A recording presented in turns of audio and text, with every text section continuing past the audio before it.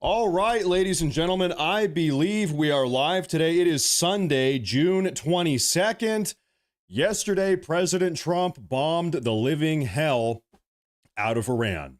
And so now we are doing total comprehensive recap, breaking news updates, as well as watching for the incoming, imminently inbound Iranian retaliatory attack, which everybody is talking about right now. Iran most certainly is talking about executing a retaliatory attack. Oh, you know what? I just realized that my green screen isn't even on. You can see my room behind me. That's okay. Anyway, folks, thank you very much for tuning in. We have a lot to talk about today. Today is going to be a comprehensive recap of everything that has happened over the last couple of days, primarily yesterday, as well as breaking news coverage of everything that is going on today and everything that is currently happening. There is a lot to talk about today, folks. Now, we earlier this morning got a colossal amount of information about this bombing raid that was carried out by the U.S. Air Force under President Trump's directive yesterday evening that we all saw happen live. Now, today, we have a ton of new information about it. We know how everything went on behind the scenes. The operation is being called, I want to make sure I'm not echoing or anything like that. The operation is being called Operation Midnight Hammer. So today we are going to totally unpackage all of this information. We have massive statements from Secretary of Defense Pete Hegseth, Secretary of State Marco Rubio, as well as Vice President J.D. Vance. And to really give some more context here, Pete Hegseth, as well as some Pentagon officials, came up. They have a 30-minute speech they gave. We're going to watch that. Marco Rubio has a 20-minute discussion with some media outlet. We're going to watch it 20 minutes long. We're going to watch that. J.D. Vance has a 20-minute long interview from earlier this morning. We're going to watch that. So, folks, we're going to see what every important figure from the Trump administration has had to say about this. Of course, we always have our Jerusalem, Tel Aviv live feed cameras. We have live feed cameras coming from Iran right now. It's going to be a big day, folks. I think today everybody's kind of sitting on the edge of their seat because any minute, any moment, we could have this retaliatory attack, God forbid. The U.S. Department of Homeland Security has issued a massive and serious, a very dire warning for all of us Americans, not in the Middle East, here in America. Right now, everybody's worried about the Department of Homeland Security, the State Department. They are worried about attacks, domestic terror attacks here in the country. They released a very long written statement just about an hour ago. We are going to read through all of that together.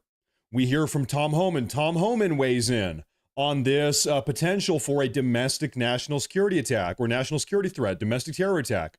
We're going to talk about that soon. I'm not sure exactly what time this is happening. Allegedly, Israeli Prime Minister Benjamin Netanyahu is going to be issuing an emergency statement soon-ish. I'm not sure exactly when. Now, that might be in Hebrew. I'm not sure. It might not even be in English. So we're going to get to the bottom of that. And so today, also, here's another thing I want to do. I want to touch base with the entire MAGA America First movement. I want to see what everybody is saying. I want to see what Alex Jones has to say. I want to see what Steve Bannon has to say. I want to see what Charlie Kirk has. I want to see whatever. I want to see what you guys have to say. We're going to try to find polling information. How do people feel about this entire situation? There's a lot of controversy. Everybody has a strong opinion about this. So I want to know how is the country. We're going to touch base with the Democrats. We're going to see how the Democrats feel. We're going to watch a video featuring Adam Shifty Schiff today. The Democrats are mad about this. So I want to see what everybody has to say about this ongoing situation to really get a better grip of what's the situation. So we also have a report coming out. I guess we're just going to get into the news here. That's the little preface. Ladies and gentlemen, let's get into it. We have a report. Well, first off, let me get my green screen up.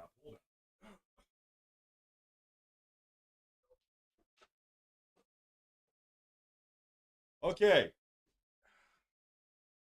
There. Now I'm back in my lakefront little house. Okay, anyway. So folks, we have a breaking news report. We're just going to jump right into this here. allegedly the U.S. Doomsday plane, as it is called, the Night Watch, is flying. They call it the Flying Pentagon, is airborne over the Midwest. We're able to track this plane, at least for now. I did hear one report say that the plane has since gone dark, meaning it has disappeared.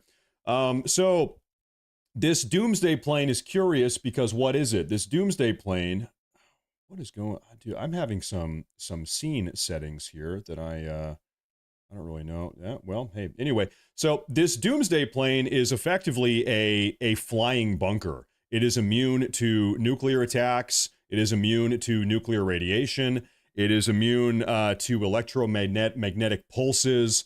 So if pretty much if the president thinks that something terrible, a nuclear bomb, some type of drastic, dire, imminent emergency is going to take place, we're getting in the Doomsday plane. Well, he is getting in the Doomsday plane. Now, we're going to keep tabs on this as the day unfolds. This could be routine. This could be normal. This could be abnormal. This could be strange. I don't know. Okay, but anyway, it is in flight. Right now, it's over Cincinnati. Now, like I said, I want to kind of kick the day off with a comprehensive recap with an overview of what has gone on. So I'm going to go back 16 hours. This is a great comprehensive recap Twitter page I found. I want to bullet point read off all of these little developments here. Take a look. Okay, so we're gonna start about right here. Okay, Trump in case anybody missed the news yesterday, President Trump yesterday has said that Fordow is now gone. Fordow is the nuclear enrichment facility in Iran. We're going to talk about that. We actually have satellite imagery now coming out over the last couple hours, detailing exactly what has gone on in Fordow.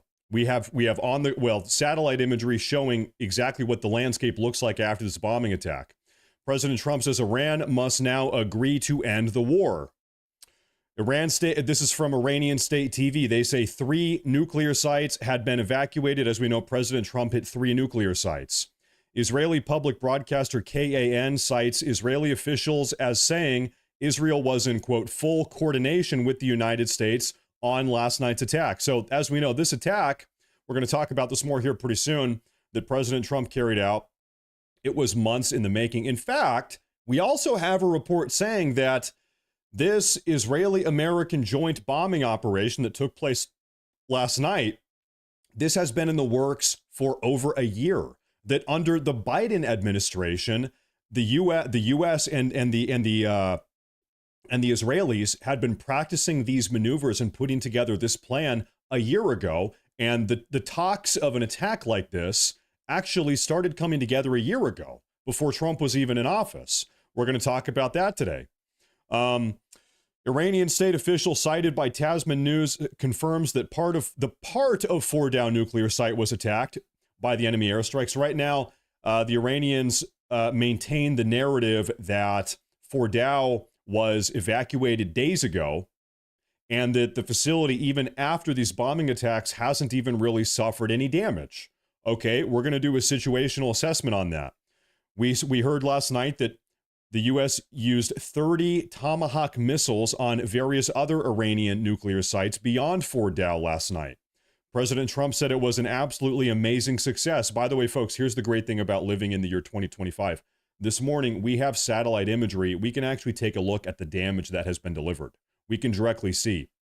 Trump says Iran should stop immediately, otherwise they will get hit again. Well, guess what, folks? It seems like Iran is not going to stop.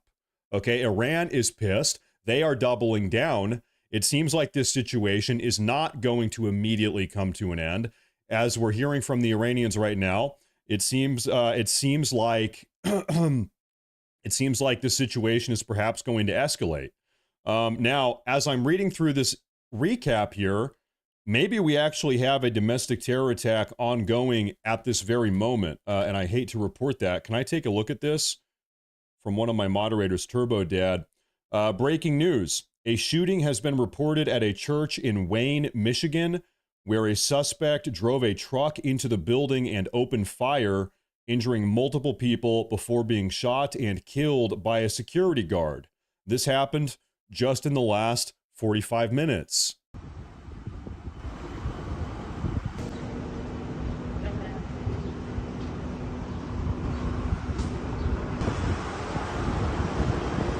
I don't know how many people have been injured here. How many people have lost their lives, I don't know. Looks like some people were able to safely evacuate here. The police are on the scene. There's a state trooper. I don't know. I'm going to try to find more information here. So, but hey, I mean, you don't have to be a rocket scientist. This is an attack on a Christian church here in America one day after President Trump bombs Iran. Okay? You don't have to be a genius to connect two and two. What's going on here? We're going to talk a lot about domestic terror threats today. In fact, like I said, the State Department issued, actually, this is the Department of Homeland Security, issued a massive statement. We're going to get to that here in a minute. By the way, I saw somebody in the chat, they say that I am fear-mongering. Folks, I am relaying to you information as it comes out live from the State Department, from the Department of Homeland Security, from the Trump administration. I am reporting the news, okay? We live in crazy times. It's undeniably true. I want everybody to stay safe and be careful, okay? That is why we're talking about a lot of this stuff. Now, real quick, if you can hold that thought here for a moment, I know what my problem is. I know. I fixed my tech problem. Okay, folks, just bear with me. I want to try to find more about this Michigan attack because I know that people are concerned about this. So just give me one moment here. I'm going to let you look at those live feeds. I want to know how people are doing. Is everything fine? Is everybody safe? Or was this a really terrible situation? Breaking news. A man just rammed a truck into a Christian church in Wayne, Michigan before opening fire on the crowd. Disgusting. Many children were present and numerous casualties are reported. Christianity is under attack. Anyone saying otherwise is lying. The assailant was killed by an armed security guard.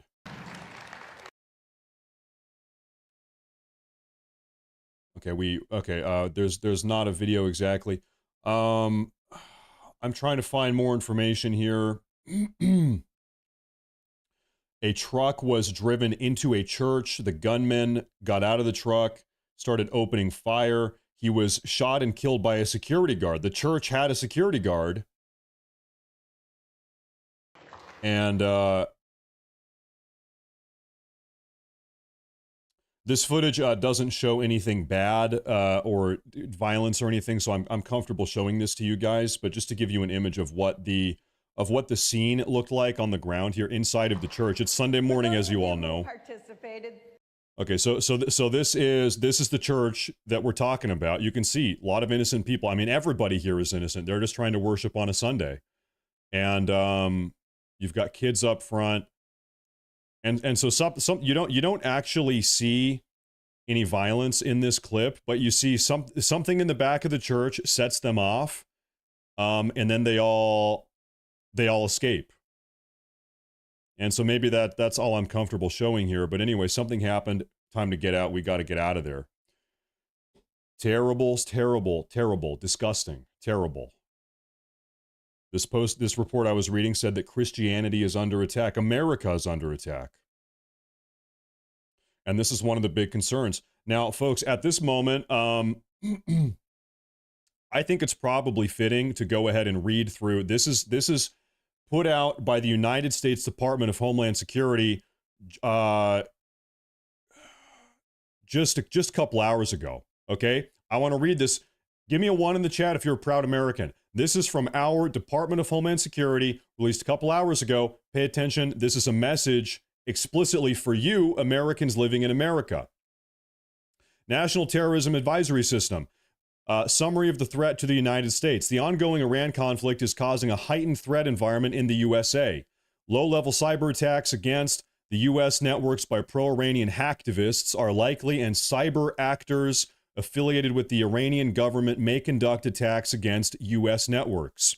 Iran also has a long-standing commitment to target U.S. government officials it views as responsible for the death of Iranian military command killed in January of 2020. We're talking about Soleimani. The likelihood of violent extremists in the homeland independently mobilizing to carry out acts of violence in response to the conflict would likely increase if Iranian leadership issued a religious ruling calling for retaliatory violence against targets in the American homeland. Multiple recent homeland terrorist attacks have been motivated by anti-Semitic or anti-Israel sentiment, and the ongoing Israel-Iran conflict could contribute to U.S.-based individuals plotting additional attacks. Let's read the additional information here. The Iranian government has publicly condemned direct U.S. involvement in the conflict. Both hacktivists and Iranian government-affiliated actors routinely target poorly secured U.S. networks and internet-connected devices for disruptive cyber attacks. U.S. law enforcement has disrupted multiple potentially lethal Iranian-backed plots in the United States since 2020. During this time frame, the Iranian government has also unsuccessfully targeted critics of its regime who are based in the homeland for lethal attack. Homeland is here in America. The Iranian leadership, if the Iranian leadership were to issue a religious ruling calling for retaliatory violence against specific targets in the homeland, it could increase the likelihood that a supporter of the Iranian regime is inspired to commit an act of violence in the homeland. Since the start of the conflict, we have seen media releases by foreign terrorist organizations called FTOs, including Hamas, Lebanese Hezbollah, the Houthis, and the Popular Front for the Liberation of Palestine, among others, some of which have called for violence against U.S. assets and personnel in the Middle East because of Israel's attack. The conflict could also motivate violent extremists and hate crime perpetrators seeking to attack targets perceived to be Jewish, pro-Israel, or linked to the U.S. government or military in the homeland. Now, folks, as we just mentioned a moment ago, there in the last hour was some type of attack against a church in Michigan. I don't know how many people were injured, but somebody, as we just reported, drove a truck into a church during a Sunday morning congregation and then got out of the truck and opened fire, started shooting at members of the congregation. This happened in the last hour, okay? So this is one of the big concerns. The DHS, the Department of Homeland Security, is concerned about it. Pentagon is concerned about it. Anybody with half a brain, the Trump administration is talking about it here. This is not good. This is not good. This is today. This Sunday is the first day after President Trump carried out these strikes in Iran. The Iranians are pissed. We're gonna touch base with the Iranians here pretty soon.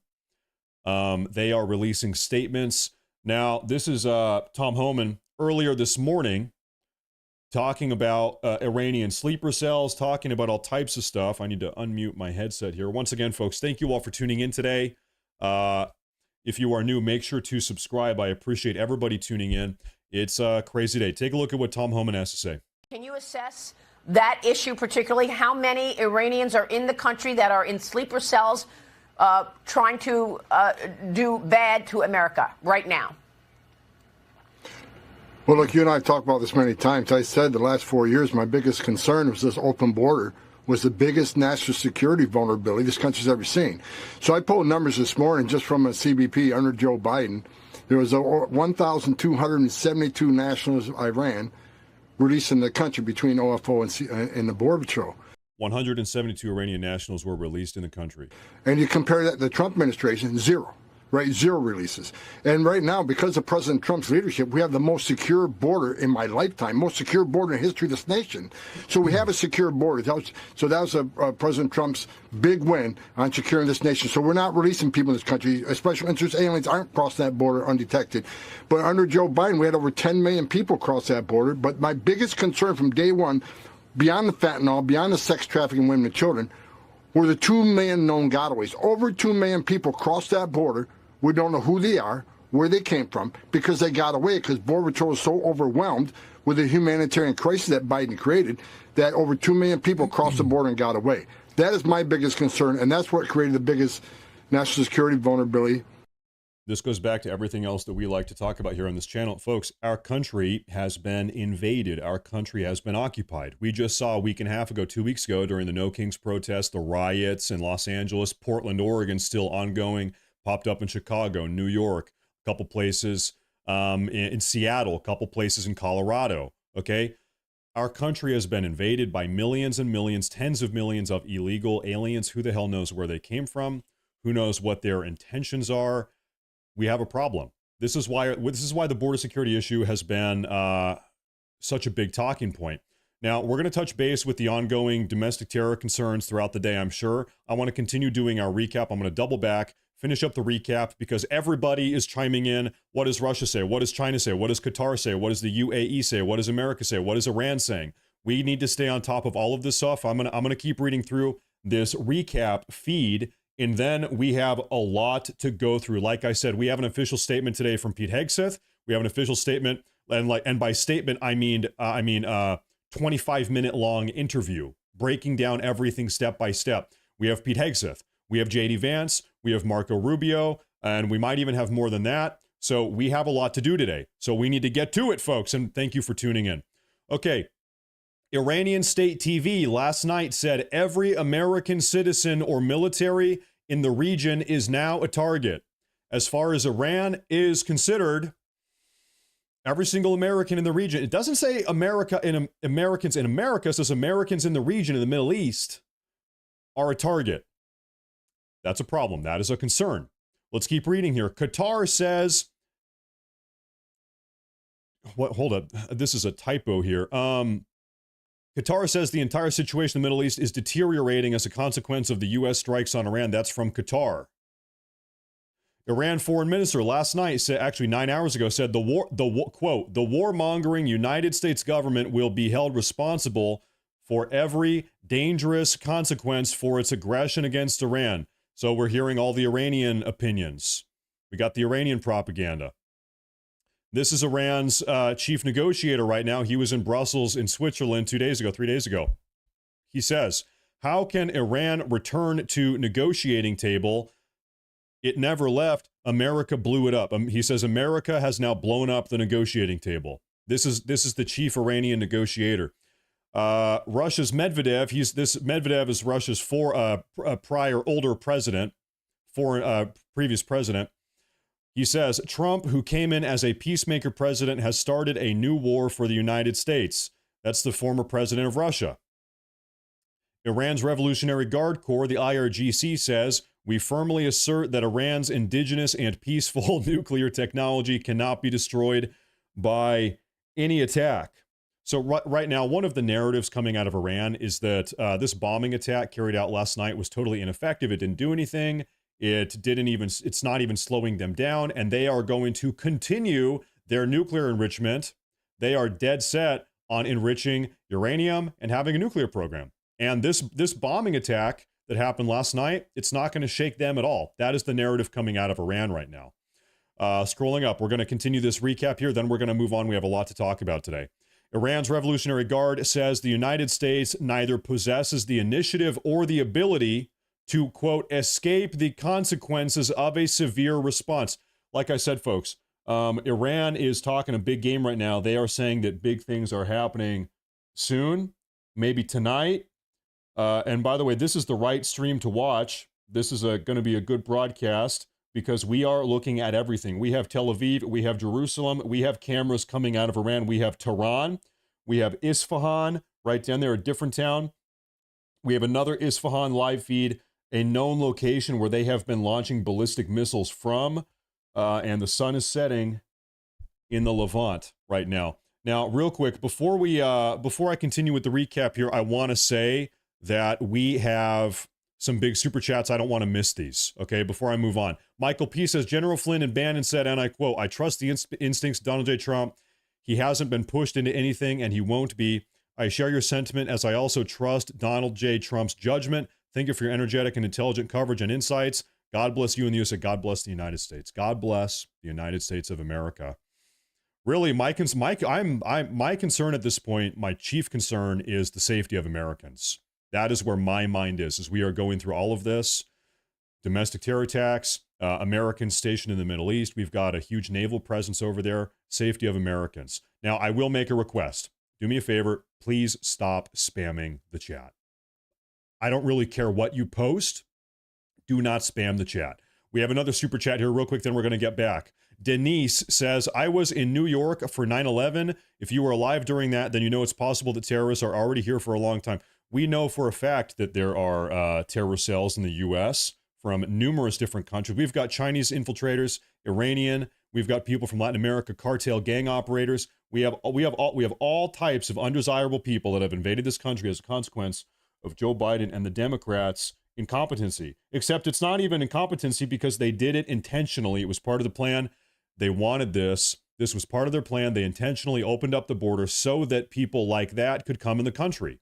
They wanted, if there's any chaos, they wanted it. Let's continue with the recap here. Okay, and then like I said, we have a lot to get through today. So let me see. Iran's Revolutionary Guard 8 hours ago said they won't be intimidated by noise made by Trump or criminal gang rule or the criminal gang ruling the White House and Tel Aviv. So according to the Iranians, to the IRGC, the Trump admin and the Netanyahu government, criminal thugs, criminal gang. Okay, moving on. Iran's Revolutionary Guard says its operation will continue with precision, intent, and force against the infrastructure and strategic centers and interests of the, quote, Zionist regime. They're doubling down. They're tripling down. They are quadrupling down. Senior Iranian official says any move to target the Supreme Leader Khamenei would shut down the door for any deal or negotiation and would prompt a, quote, unlimited response. What does that mean? If Khamenei dies, unlimited response. What do you think that means? Iran's Araghchi, this is the chief Iranian negotiator, says Tehran will continue to defend its sovereignty and its people. Araghchi, again, chief negotiator, says the door for diplomacy should always be open, but now is not the time for diplomacy. The Russian foreign minister 6 hours ago said risk of conflict in the Middle East has increased significantly. Folks, right now, everybody is losing their damn mind. Okay? Everybody is going crazy. I guess, okay, hey, that's probably smart. We flipped on slow mode for the moment. That's probably smart to do. Chat was getting a little bit crazy. In eastern Tehran, air defenses were activated 6 hours ago. Maybe there are more Israeli airstrikes over eastern Iran. In eastern Iran, a large explosion was heard this couple hours ago. So it seems like the Israeli airstrikes have been ongoing throughout the day. Now it is night. Hegseth says earlier this morning, the strikes on Iran were an incredible and overwhelming success. Hegseth says these strikes devastated the Iranian nuclear program. Hegseth says, on President Trump's command, the United States executed 3 precision strikes. Okay, now this is everything Pete Hegseth said. Folks, we're going to move on. Earlier today, this happened very early in the morning, so I think probably nobody has seen this. It was 8 a.m. on the East Coast, 5 a.m. on the West Coast. I was still getting my beauty sleep, as you can see. Hegseth got up here with some fellow Pentagon officials giving a comprehensive breakdown of how this attack unfolded last night. We're going to watch this entire thing. Folks, we also have an 18-minute interview recap from J.D. Vance this morning and a 20-minute interview recap from Marco Rubio, Secretary of State.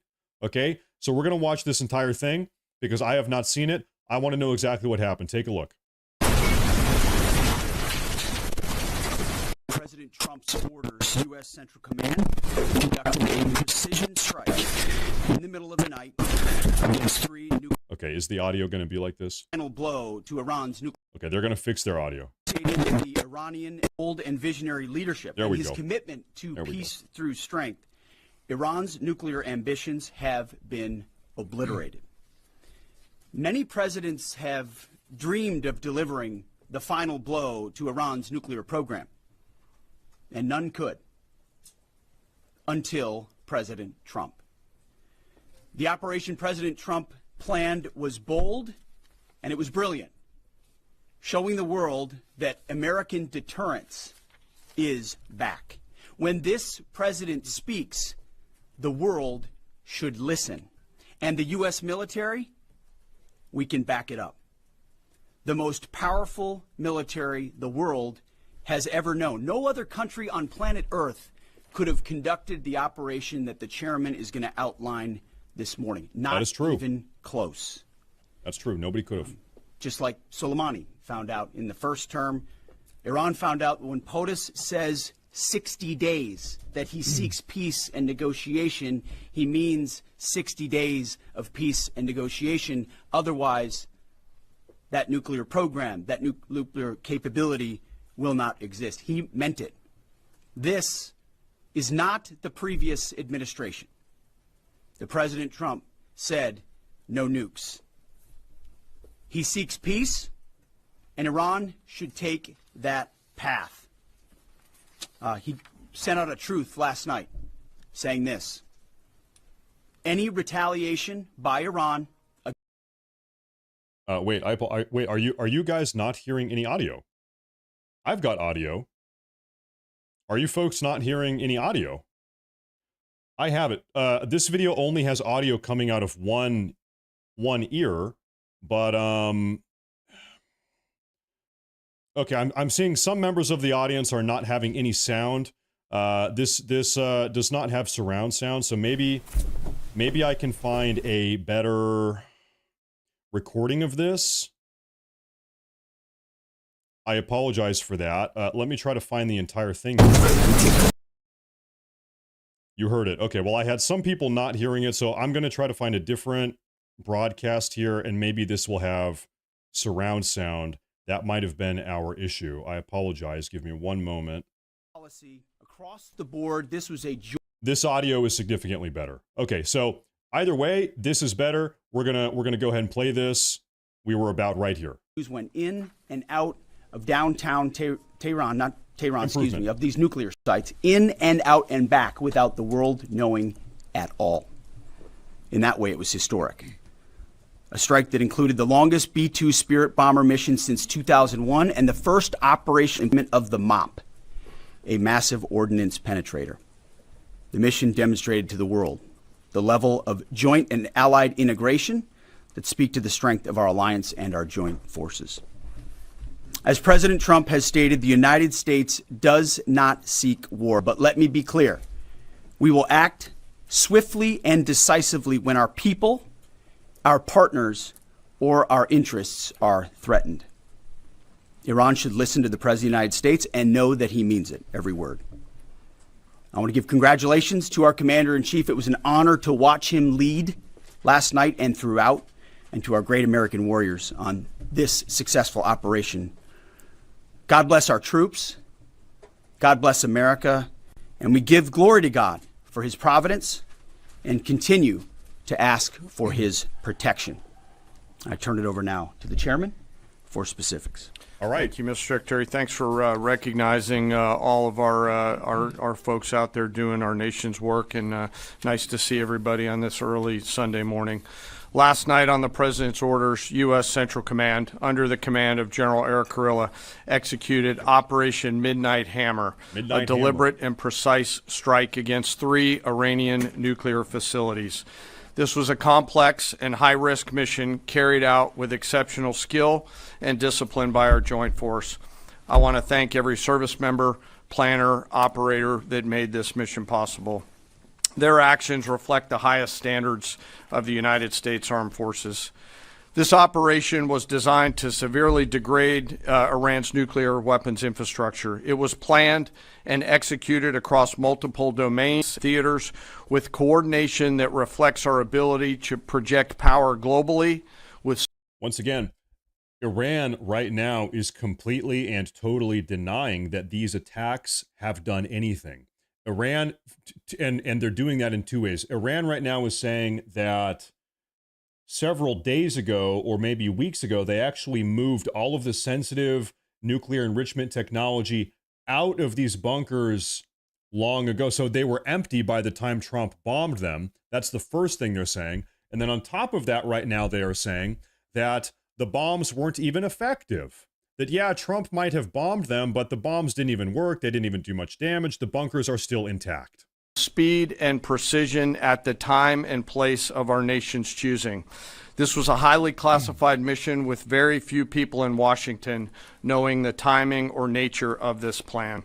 I'll refer you to the graphic on the side as I walk you through some of the operational details. At midnight Friday into Saturday morning, a large B-2 strike package comprised of bombers launched from the continental United States.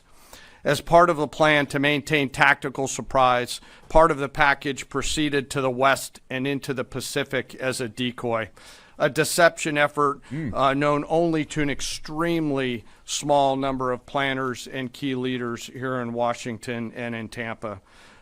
Right now, the Democrats are melting down that the Trump administration did not tell them the secret classified information regarding this bombing run. You've got Democrat Senator Adam Schiff, for instance, who we're gonna watch this video here soon. They are pissed.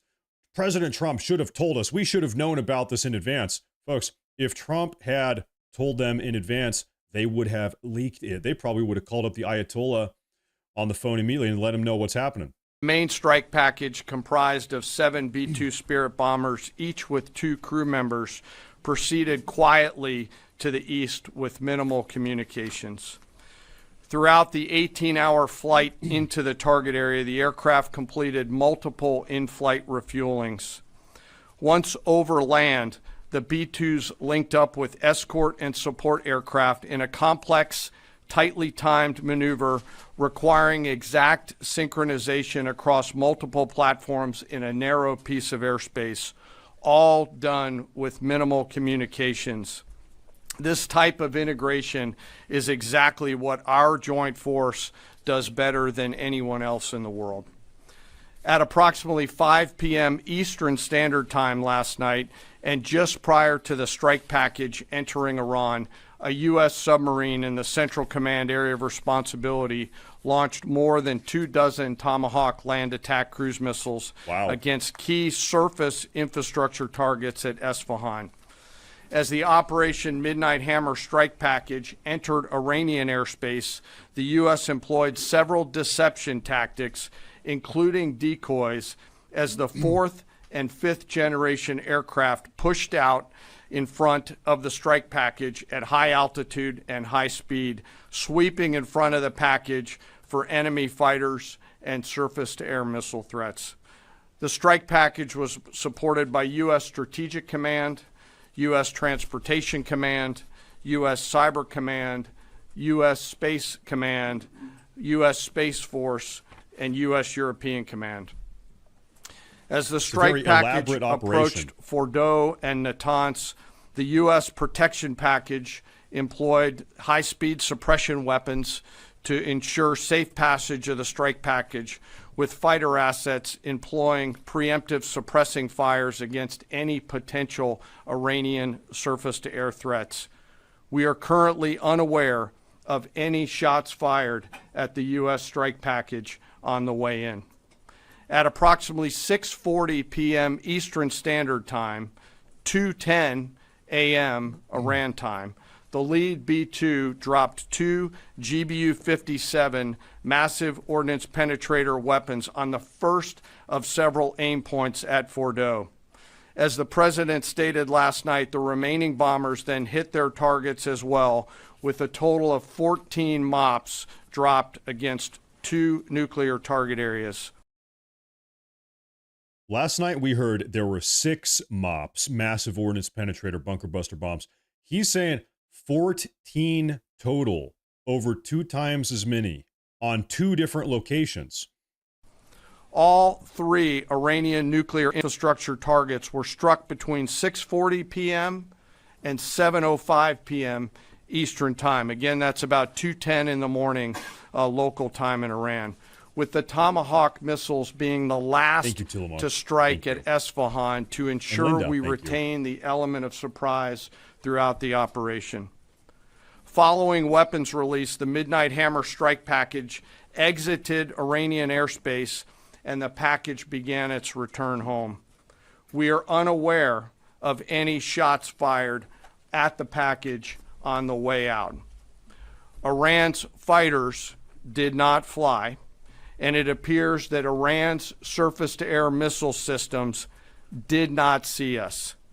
Throughout the mission, we retained the element of surprise. In total, U.S. forces employed approximately 75 precision-guided weapons during this operation. This included, as the president stated last night, 14 30,000-pound GBU-57 massive ordnance penetrators, marking the first ever operational use of this weapon. I know that battle damage is of great interest. That is $280 million worth of bunker buster bombs alone. I'm not even counting the Tomahawk cruise missiles. Every one of these GBU bunker buster bombs is $20 million. Okay, do the math. That's $280 million worth of bunker busters. Final battle damage will take some time, but initial battle damage assessments indicate that all three sites sustained extremely severe damage and destruction. More than 125 U.S. aircraft participated in this mission, including B-2 stealth bombers, multiple flights of fourth and fifth generation fighters, dozens and dozens of air refueling tankers, a guided missile submarine, and a full array of intelligence, surveillance, and reconnaissance aircraft, as well as hundreds of maintenance and operational professionals. As the Secretary said, this was the largest B-2 operational strike in U.S. history and the second longest B-2 mission ever flown, exceeded only by those in the days following 9/11. Well prior to the strike, General Kurilla elevated force protection measures across the region, especially in Iraq, Syria, and the Gulf.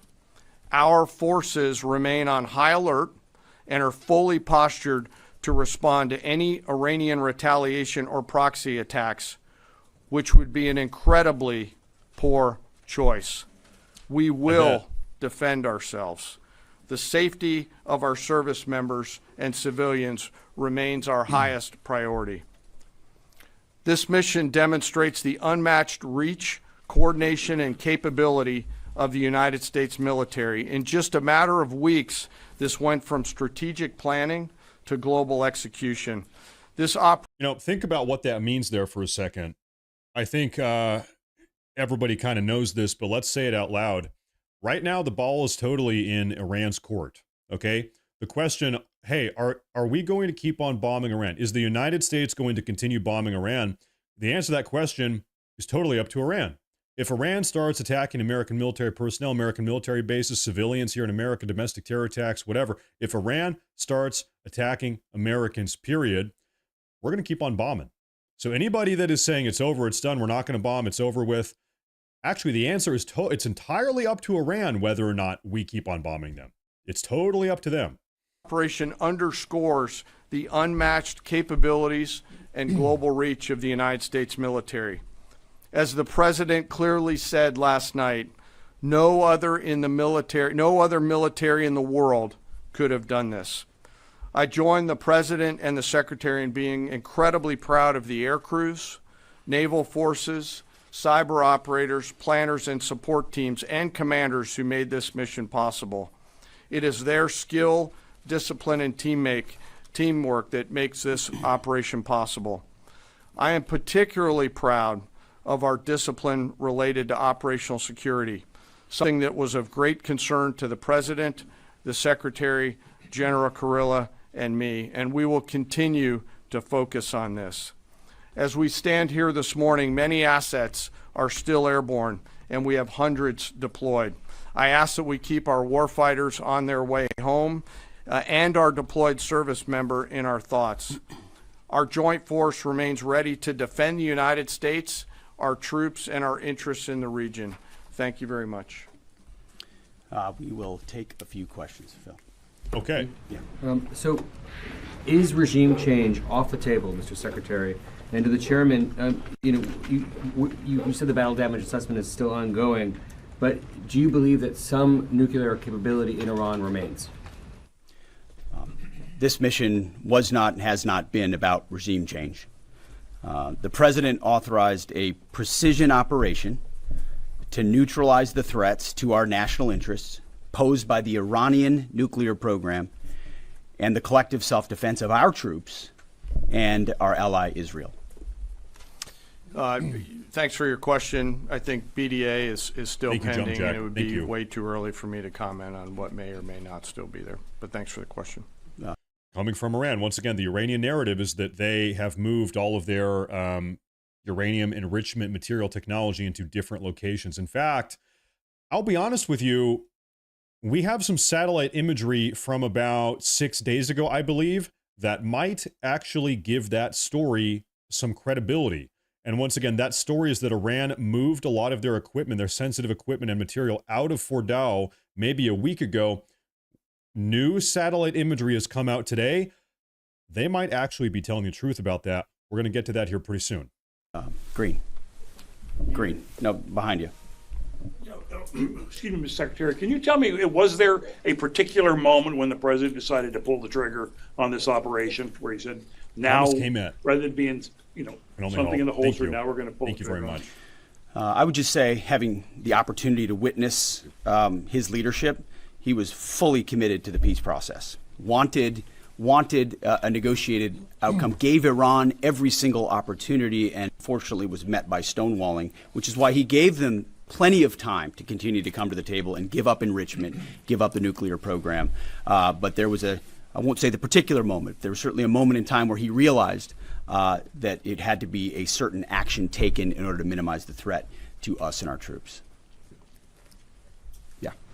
General, you say that General Kurilla increased force protection in Iraq, Syria, and Gulf, and those areas. Were they given any advance warning the attacks were coming? And also, Mr. Secretary, when were congressional leaders notified? How long before the attacks took place? Sir, to your first question, the risk has clearly been rising over the last few weeks in the region. Based on that, and not a particular awareness of this operation, we've made smart decisions to minimize the risk to U.S. forces in the region. So they were given no advance warning? No, sir. And congressional? They were notified after the planes were safely out. Well, we complied. I'll say it again. We've been saying this for over a week now. The most incompetent thing the Iranian regime could do right now is start attacking American military personnel or American military installments in the Middle East. Okay? They are already in a bad position. Things are already not looking good for them. The last thing they need on their hands is 20 or 30 or 40 dead American service members. Can you imagine that? God forbid. Because then you think things are bad for the Iranians right now, things get very bad. If they start firing off ballistic missiles and it hits a U.S. Like a barracks, you have a bunch of sleeping service members somewhere at some base in the Middle East, and you kill 30 of them, God forbid, they are done. The Iranians are done if they do that. It's over. With the notification requirements of the War Powers Act. Attacks, they were notified. They were immediately thereafter. Yes. Thank you, Secretary. Two quick questions. Do you believe you completely destroyed Iranian nuclear program? And how about Iranian ballistic missiles? Your ally Israel always saying that is biggest threat. And second question is very important. What will be your next step if Iran or militias under Iranian influence in the region attack U.S. interests or allies in the region? And you can chime in on this too, Mr. Chairman. The battle damage assessment is ongoing, but our initial assessment, as the chairman said, is that all of our precision munitions struck where we wanted them to strike and had the desired effect. Which means especially in Fordow, which was the primary target here, we believe we achieved destruction of capabilities there. Ultimately, wherever it may be, whether it's in Iraq or Syria or bases in the Gulf, as the president said, as the chairman said, it would be a very bad idea for Iran or its proxies to attempt to attack American forces. Yes, it would. Yes, it would. Yes. Thank you, Mr. Secretary. Regarding retaliations, Iran and North Korea are cooperating on nuclear and missile development. Do you think there is a possibility that Iran, North Korea, and the other forces, such as China, will join forces to retaliate against the United States? Well, unfortunately, because of the policies under the previous administration, we drove those countries together. And ultimately, that creates a challenging environment. For this particular operation, the focus is on Iran and Iranian nuclear capabilities. That's our focus here, is to not just say that they can't have, but President Trump has said from over 20 years, frankly, Iran cannot have a nuclear weapon. And ultimately, he decided this is the moment, given their stonewalling, when direct military action had to be taken to prevent. Okay, I want to add some real quick context here because the question is regarding North Korea. We have a report coming from Alex Jones 1 hour ago where he says North Korea is willing to provide nuclear weapons to Iran in order to secure lasting peace in the Middle East. It's a video we're going to watch here pretty soon. North Korea made the announcement hours after Russian leader Medvedev said, quote, many countries are ready to supply nuclear warheads to Iran. Folks, North Korea might be getting ready to give a nuclear weapon to Iran. We're going to talk about that here later today also. Prevent that from happening. Yes. Thank you very much. General Kane, I understand OPSEC, I respect OPSEC. Can you say at all what security procedures are being taken to protect U.S. troops in Iraq and elsewhere in the Middle East? And Secretary Hegseth, as a global war on terrorism veteran, what do you say to veterans who may be concerned the U.S. is getting into another open-ended war in the Middle East over weapons of mass destruction? Thanks, sir, for the question. I won't comment on what force protection measures are being taken in the region. What I will say is we're being proactive and not reactive, and being very thoughtful about ensuring that we do all that we can to protect our forces out there. And I would just say, as the president has directed and made clear, this is most certainly not open-ended.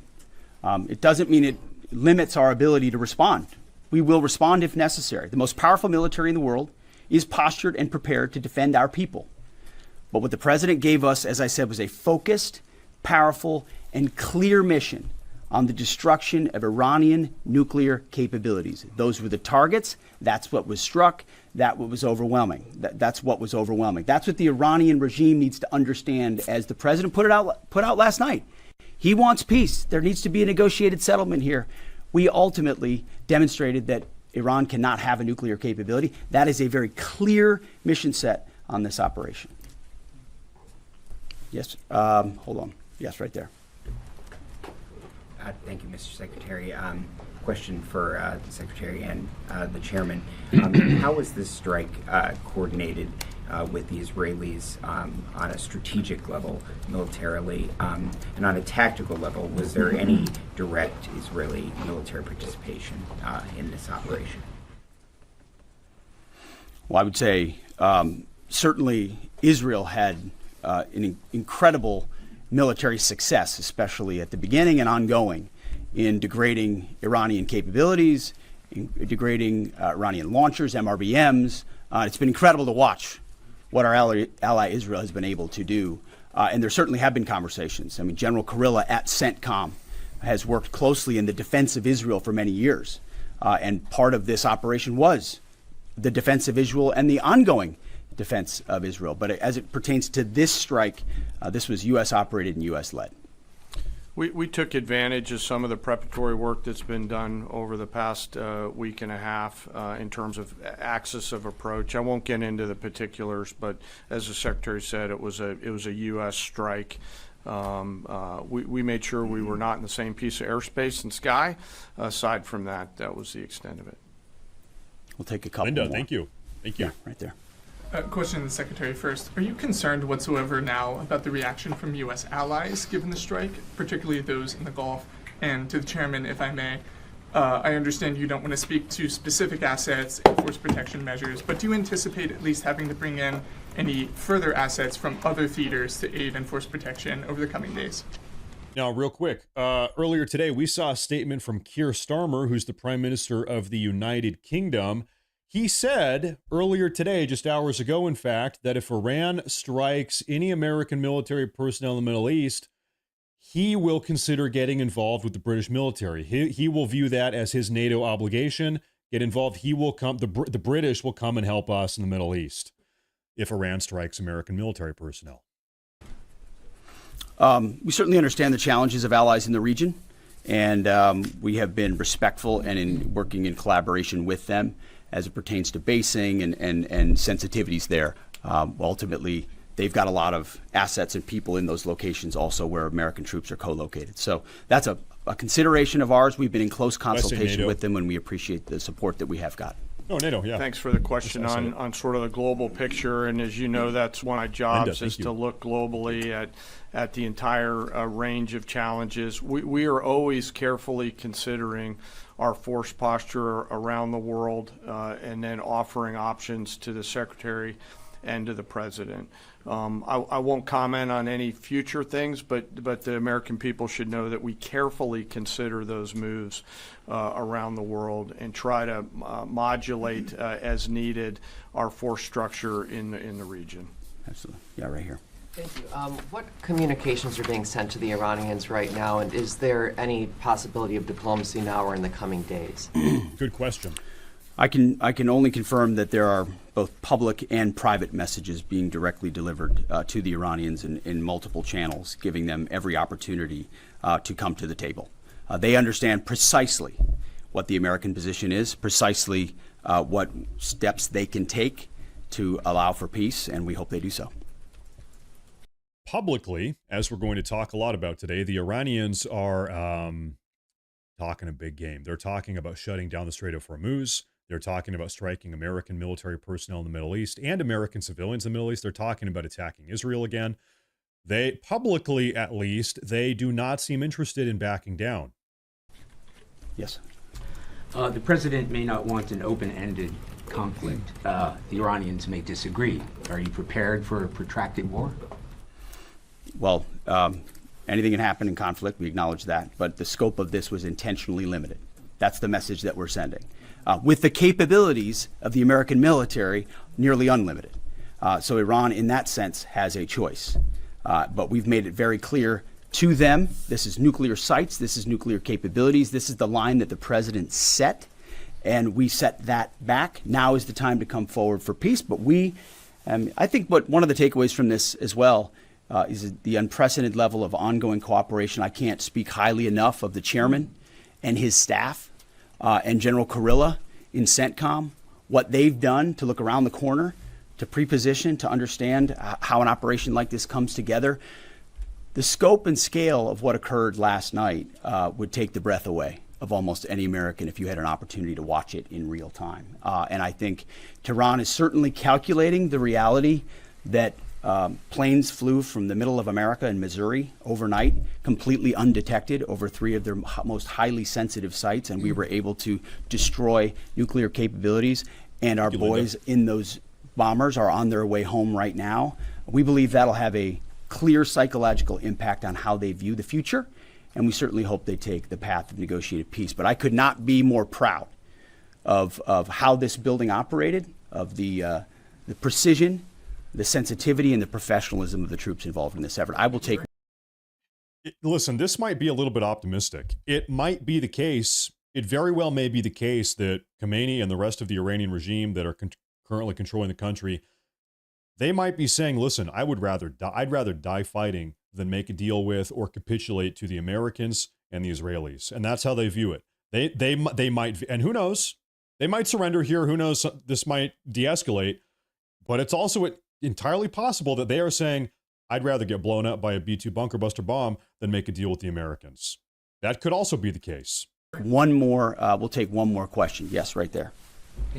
Thank you, Mr. Secretary. Concerning the justification for these strikes, in March, the Office of the Director of National Intelligence released their threat assessment, concluding, quote, Iran is not building a nuclear weapon, and Khomeini has not authorized the nuclear programs he suspended in 2003. Thank you very much. Unquote. So what new intelligence does the U.S. have since then that the Iranians have changed their position on nuclear weapons? And does this new intelligence come from U.S. sources and methods, or are we getting this information from other countries? Well, I would just simply say that the president's made it very clear. He's looked at all of this, all of the intelligence, all of the information, and come to the conclusion that the Iranian nuclear program is a threat, and was willing to take this precision operation to neutralize that threat in order to advance American national interests, reduce the Iranian nuclear program, and obviously collective self-defense of ourselves and our allies. So he looked at all of it, understood the nature of the threat, and took bold action I think the American people would expect in a commander-in-chief. That's all we've got. Thank you very much. Appreciate it, Mr. Chairman. Okay, folks, listen, do not go anywhere. I'm not kidding you when I say this. We have a lot to talk about today. In fact, we have a bombshell, I don't even know what to call this, conspiracy, maybe, that I want to talk about with you guys immediately. This is a big deal. First, I do want to say, very soon we are also going to watch a total debrief from Marco Rubio. He met up with everybody's favorite Face of the Nation host, Margaret Brennan. Rubio, our Secretary of State, gave a big breakdown of this entire situation. Also earlier today, we heard from J.D. Vance 4 hours ago about this entire situation. We have a lot to do today. And of course, we're monitoring breaking news updates. In fact, real quick, I have some breaking news updates for you about that domestic terror attack at the church a couple hours ago in Michigan. Update. A deacon at the church ran down the assailant with his car, and a security guard came out for the kill shot, neutralizing the threat. If you missed the news, about an hour ago, there was a terrorist that drove his truck into a church, a Sunday morning congregation, drove it into the church building, stepped out of the truck and started shooting people.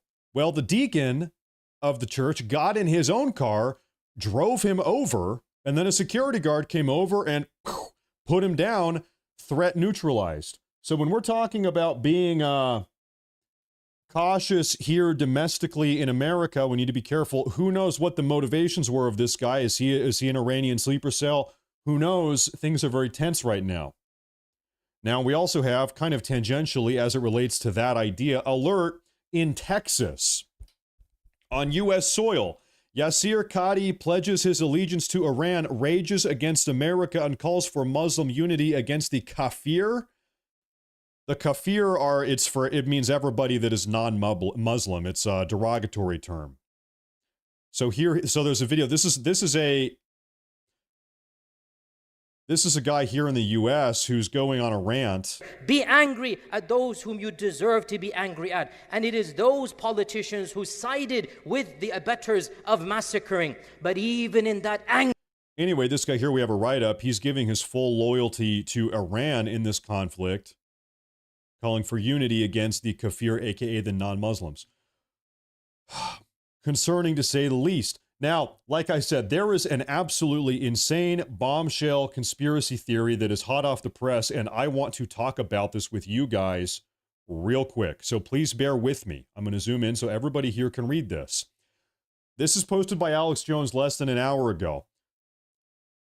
Video. President Trump told Fox News that he worked, this is in 2020, he worked with Iran to stage an attack in 2020 designed to de-escalate the war. Let's play that video, then we're going to read through the write-up. Before you go too far, would have never happened with me. I had Iran in check. Do you know, we hit them very hard for something that they did, and they had to hit back. They feel they have to do that, and I understand that. Do you know they called me to tell me we're going to hit a certain location, but we're not going to hit it. It's going to be outside of the perimeters. Who called you? Iran called me, called for me. And they let us know, and we had 16 missiles went off. I believe it was 16. 6 or 7 failed in the air. When was this? This was prior to the attack on a fort that we had where they hit back. Do you remember when they sent 18 missiles or 16 missiles? This was in 2020. 5 failed. They let us know, don't move. We're going to have to hit you back. Psychologically, we have to do that because we hit them on something. You remember. They sent 16 or 18 missiles, and we knew they weren't going to hit inside the fort. And the media was going, and now I reveal it, the media was going wild because they say it's strange. They're very accurate missiles. How come they all missed? Nobody was killed, if you remember. Yes, with all of those missiles, nobody was killed. Now, they had to do it because they have people and they have to show strength. So they aimed the missiles, but they said, please don't attack us. We're not going to hit you. That was respect. We had respect.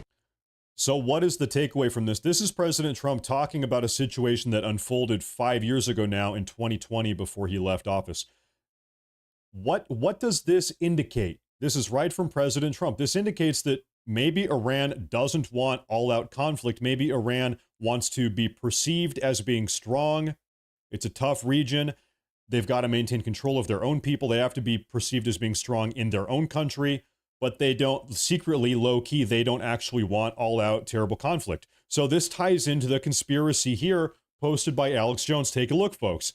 Big show or backdoor deal? Iran's nuclear facilities were evacuated and equipment moved out days in advance. U.S. publicly announced and made the upcoming strikes visible. We all saw the bombers moving in place and the news coverage predicting the strikes. I have to say a real quick side note, I'm totally vindicated. Yesterday, I went live early in the morning, and I spent the first 6 hours of my broadcast having people come in the chat and say that, oh, you're fake news, you're lying, fake news, Matt Moore's fake news, because I was talking about these B-2 bombers being mid-air. Well, guess what? The B-2 bombers were mid-air. We knew it here on the Matt Morris broadcast, and later that evening, they were dropping bombs in Iran. I spent 6 hours yesterday having people berate me for being fake news. Okay, side note, I'm vindicated. Anyway, move on. 3, the U.S. hence struck an empty Iranian nuclear facility since the Iranians knew and evacuated it beforehand.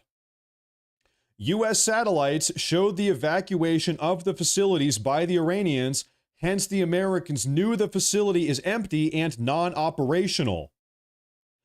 U.S. and Iran held secret talks in Oman days before. No one knows what was agreed upon.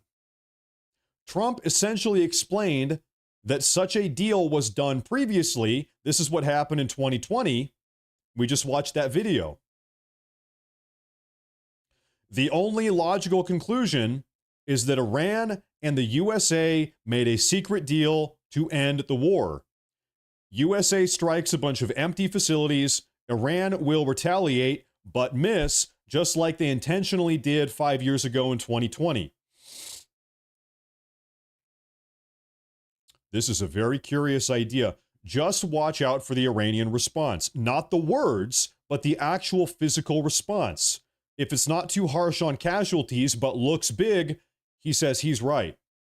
P.S. It's a geopolitical observation I made. I could be wrong. This is coming from Alex Jones. Alex Jones could be wrong. Who knows? Who knows what type of deal is going on behind the scenes? But we know this similar situation happened in 2020. I want to show you some of the satellite imagery we have talking about Fordow. Parts of this we do know. He says, don't get upset. Just note it as a possible scenario. I'm not here to repeat the mainstream media talking points coming out of any country. Here you get the nuanced middle position I feel is right. Okay, folks, there's something I want to show you that ties into this. Let me find this, folks. Okay. This is new satellite imagery that we have coming out this morning that was taken numerous days ago. A truck convoy was spotted at Iranian nuclear site Fordow days before the U.S. strike. Satellite images show 16 cargo trucks and bulldozers swarming Iran's Fordow nuclear site on June 19th and June 20th. This three days ago. One truck is parked right at the tunnel entrance. Most others vanished a kilometer away before the U.S. strike hit. It's unclear what they did, but there were trucks going in and out of this facility 3 days ago. You have a bunch of cargo trucks. This is Fordow. Stuff is going in and out. Maybe some of these have been identified as bulldozers. I'm not exactly sure. The Post said bulldozers. Okay. This might lend to this idea that Alex Jones is talking about. Maybe these attacks were designed by Trump and the Iranians to serve as a pretense to de-escalate. Maybe these bombing attacks are part of a de-escalation effort. The U.S. feels like they have to do something, so we do this. Iran is going to have to retaliate, but their retaliation is going to be more of a retaliation, meaning it's going to be inconsequential. We saw a similar thing in 2020. I don't know. Okay? All options are on the table, and we don't know. Do you think we would drop 14 if we knew it was empty? Well, this is the other thing. Who knows if it was 14? Who knows? Was it actually 14? We heard Pete Hegseth say that it was. But listen, have you heard of the term the fog of war? I want to show you something. One of the weird components of this, everybody is saying, did we even bomb Fordow? Now we have satellite imagery coming out of this. Okay, folks, this is Fordow before. This is Fordow before. This is 4 days afterwards. I think we did bomb it. By the way, some people are saying, oh, we didn't even bomb it. I think we did. The extent to which, I don't know. But take a look at this. Okay, these are the after photos. Before photos, after photos. So a lot of people on the internet right now are saying, hold up, if these are 30,000 pound bunker buster bombs, wouldn't this entire hillside be completely blown to high hell? We dropped 6 of them. 6 of them on this site, 6 of them on some other site, one of the other 2 sites. So if we dropped 6 bunker buster bombs here, wouldn't this hill be blown to high hell? I don't think so. I don't think that's the most compelling argument personally. You know, I'm not an expert, you know, a munitions expert here, but as far as I understand it, these bunker buster bombs are designed to penetrate deep, very deep in the ground, and then concentrate that explosive payload underground inside of a bunker. So the fact that we didn't have the entire hillside blow up or huge plumes of explosive debris coming out the top, you know, as far as I understand it, once again, that's not how these bunker buster bombs are even supposed to work. All of the damage is supposed to be contained underground. Now, I also read that why these, you can see 1, 2, 3 spots on the map. Why these specific spots? I have seen that the Pentagon identified these as air shafts. You can see here is where they hit, and here is where they hit. They determined that these were air shafts leading down deep into the bunker, and they determined that this would be the most susceptible spot, the weakest spot in the entire fortress. So they targeted the air shafts going deep down in the bunker, and that's why if you're like, hold up, why here and why not there? That's why they did that, air shafts, because it already had kind of a little breach in the defense. Anyway, that's kind of monitoring some of the online discussion. Double back here. What did Alex Jones explicitly say about this? Take a look at this. Alex Jones. On January 3rd, 2020, Trump ordered the killing of Iran's main general Soleimani, if you remember. And then at the time, Trump came out on television and then again later and said, listen, the Iranians had to save face. And so when we killed him for actions that he'd done to our people over the years, they called Trump and said, we're going to fire these missiles at your base, but we're going to make a miss, which they did, and it was face-saving. So a lot of people are saying, oh, there's a backroom deal right now with the Iranians, and this is all face-saving, and Trump bombed these nuke bases, but it didn't destroy them, and they already moved their uranium out, and so this is all a bunch of kabuki theater. Kabuki. It was back then, okay, but now I'm not sure, but I hope that's the case. I see kind of the Q people out there saying this is 50D chess and all the rest of it, and everything's fine and everything's great. Meanwhile, you have North Korea saying they're going to give nukes to Iran so that people stop attacking them. We've got Medvedev, the big Russian. Once again, we do have reports coming out today that now North Korea is talking about giving fully functional, fully operational nuclear warheads to Iran. That's coming out of North Korea today. Leaders saying a bunch of countries are talking about it. The world sees this and understands if you got nukes like North Korea, you get left alone. If the West thinks you don't, then they'll take you out. From my information, they've had the fissile material for a long time to make the bombs. Now they can hit Israel. I see Israel's concern. The point is, if they do close the Strait of Hormuz, as they've announced they're planning to do, I hope they back off of that. If this isn't just kabuki theater between these governments, posturing, still a lot of people getting killed, then this just races into escalation of nuclear war, according to all the top think tanks, actuaries, and war game groups that go on. But I'm going to post, right after this clip, what Trump said, back at the time about what really happened, and then it's up to you to decide for yourself. I mean, I hope the move. So that is what we saw. Maybe you think this conspiracy, this idea, this assessment of the ongoing situation is crazy, it's unhinged, it's unlikely.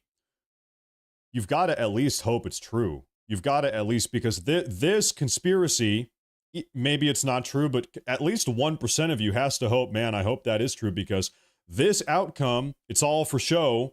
Everybody's, it's like you're an animal in the jungle. You got to puff up and act strong. Nobody wants to die, but you got to puff up a little bit, if somebody's threatening you, you got to appear strong on the global scale. this scenario where these attacks are premeditated, this is part of a de-escalation deal between Iran and the U.S. They agreed on this three days ago. They cleared out the bunkers. They removed their material. They're gonna de-escalate now. This is a almost best case scenario, because now if this is true, this means that we are de-escalating. Is it true? Maybe not. maybe I could say probably not. But anyway, folks, we heard from Pete Hegseth about how this unfolded last night. We have a comprehensive overview of how this from NBC. Take a look at this. And I want to start with our NBC News Pentagon correspondent, Courtney Kuby, who has posted up on her beat early today, Courtney, and a lot of information coming in from the officials that you're talking to there today. Yeah, that's right. So you've mentioned some of the outlines of these strikes, but let's get into a little bit more detail. So the MOPS, as you mentioned, the massive ordnance penetrators, yes, they were used over Fordo, 14 of them. This is the largest, the first time that they have been used in an operational way like this, but it's also one of the largest strikes like this that we have seen in over 2 decades, Hallie. Now, Operation Midnight Hammer, it was not just these B-2 bombers that you were just showing video there and these giant 30,000-pound bombs. I want to say something else real quick. It kind of relates to what they're talking about right now. Right now, one of the ongoing topics amongst right-wing Twitter sphere, you see a lot of people talking about this, is that, okay, now that we have dropped these bombs, we are at war. The only path forward with Iran is all out, boots on the ground, American war. It's War on Terror 2.0. Get ready for it. It's 2003 all over again. Now, to be clear, I've been very vocal about this. I hope it doesn't go that way. I don't think it will go that way. I really don't think it will go that way. It could go, maybe there's a 1% or 5% or 10% chance it does go that way. I don't think it will, though. Now, historical precedent. As you might remember, in 1999, America carried out numerous bombing raids and bombing runs against the Serbians in 1999 under Bill Clinton. Okay? We bombed them. There was a crisis. We shut them down. There was no American all-out war against Serbia. Okay, so there is a precedent, recent precedent of targeted bombing strikes, go in, go out, blow up what we need to, and then it's over and it's done. This has happened in the past. So a lot of people are making this incorrect logical jump. I'll call it this illogical jump, that if we bomb, therefore it is all-out war on terror, boots on the ground 2.0.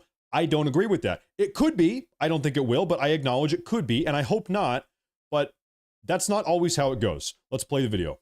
There were 125 plus U.S. military aircraft. A couple of things that we learned this morning is that some of those fighter jets flew in with the bombers into dangerous Iranian airspace, and then they went ahead of them to lay what's known as suppressive fire on the ground. That means they went ahead to take out any potential threats so that those bombers could come in and drop those bombs that on Fordo, and as we learned today, also on Natanz, a second nuclear site. But that wasn't it. The U.S. also, as you mentioned, had submarines off the coast. One of those subs launched about 30 Tomahawks. Those are missiles launched at least one of those sites, Esfahan. We are told, according to officials, including the chairman of the Joint Chiefs, that there was extensive damage done to all 3 sites. But, Hallie, the big question now is, it is well into the day there in Iran. Frankly, it's late in the day, Sunday. The big question is, what will the final battle damage assessment? We have been hearing from Trump administration officials about this. But what I would key in on is the chairman of the Joint Chiefs saying that final battle damage assessment could take some time. Initial assessment is that all 3 sites suffered significant damage. So what happened? Key takeaway from that Pentagon briefing with Pete Hegseth we watched earlier. Also, both of them, the Pentagon official and Pete Hegseth himself, they both refused to say. They were directly asked, are we confident after this bombing run that the Iranian uranium, say that 10 times fast, the Iranian uranium enrichment program is done, kaput, as a consequence of this bombing raid? Neither of them would confirm that. Neither of them would say yes or no. It is entirely possible that the Iranians still have the capacity to enrich uranium at other locations. Okay, keep that in mind. If the goal is to shut down their uranium enrichment program, that goal might not have been accomplished last night. Happens next? We are all watching for any kind of a response from Iran, big Iran, but also from some of the Iranian proxies. The United States has about 40,000 different people throughout the region. That's at smaller bases, at bigger installations, at ships at sea, or on ships at sea. The big concern here at the Pentagon is that there will be some sort of a response going after Americans now that the U.S. has been directly involved in this ongoing campaign between Israel and Iran. The second question that we're trying to get an answer to, and we simply don't have one yet, is was there any kind of release of any radioactive material at any of these sites when the U.S. dropped these bombs and launched these missiles? Hallie, at this point, we don't have any indication that there was, but that's another question that we're trying to answer here today. Two other things that really stood out to me that we've learned. Number one was the deceptive aspect to this. So the chairman of the Joint Chiefs was pretty open about it today, saying that when they launched those B-2s out of Missouri, they had some that went towards the Pacific.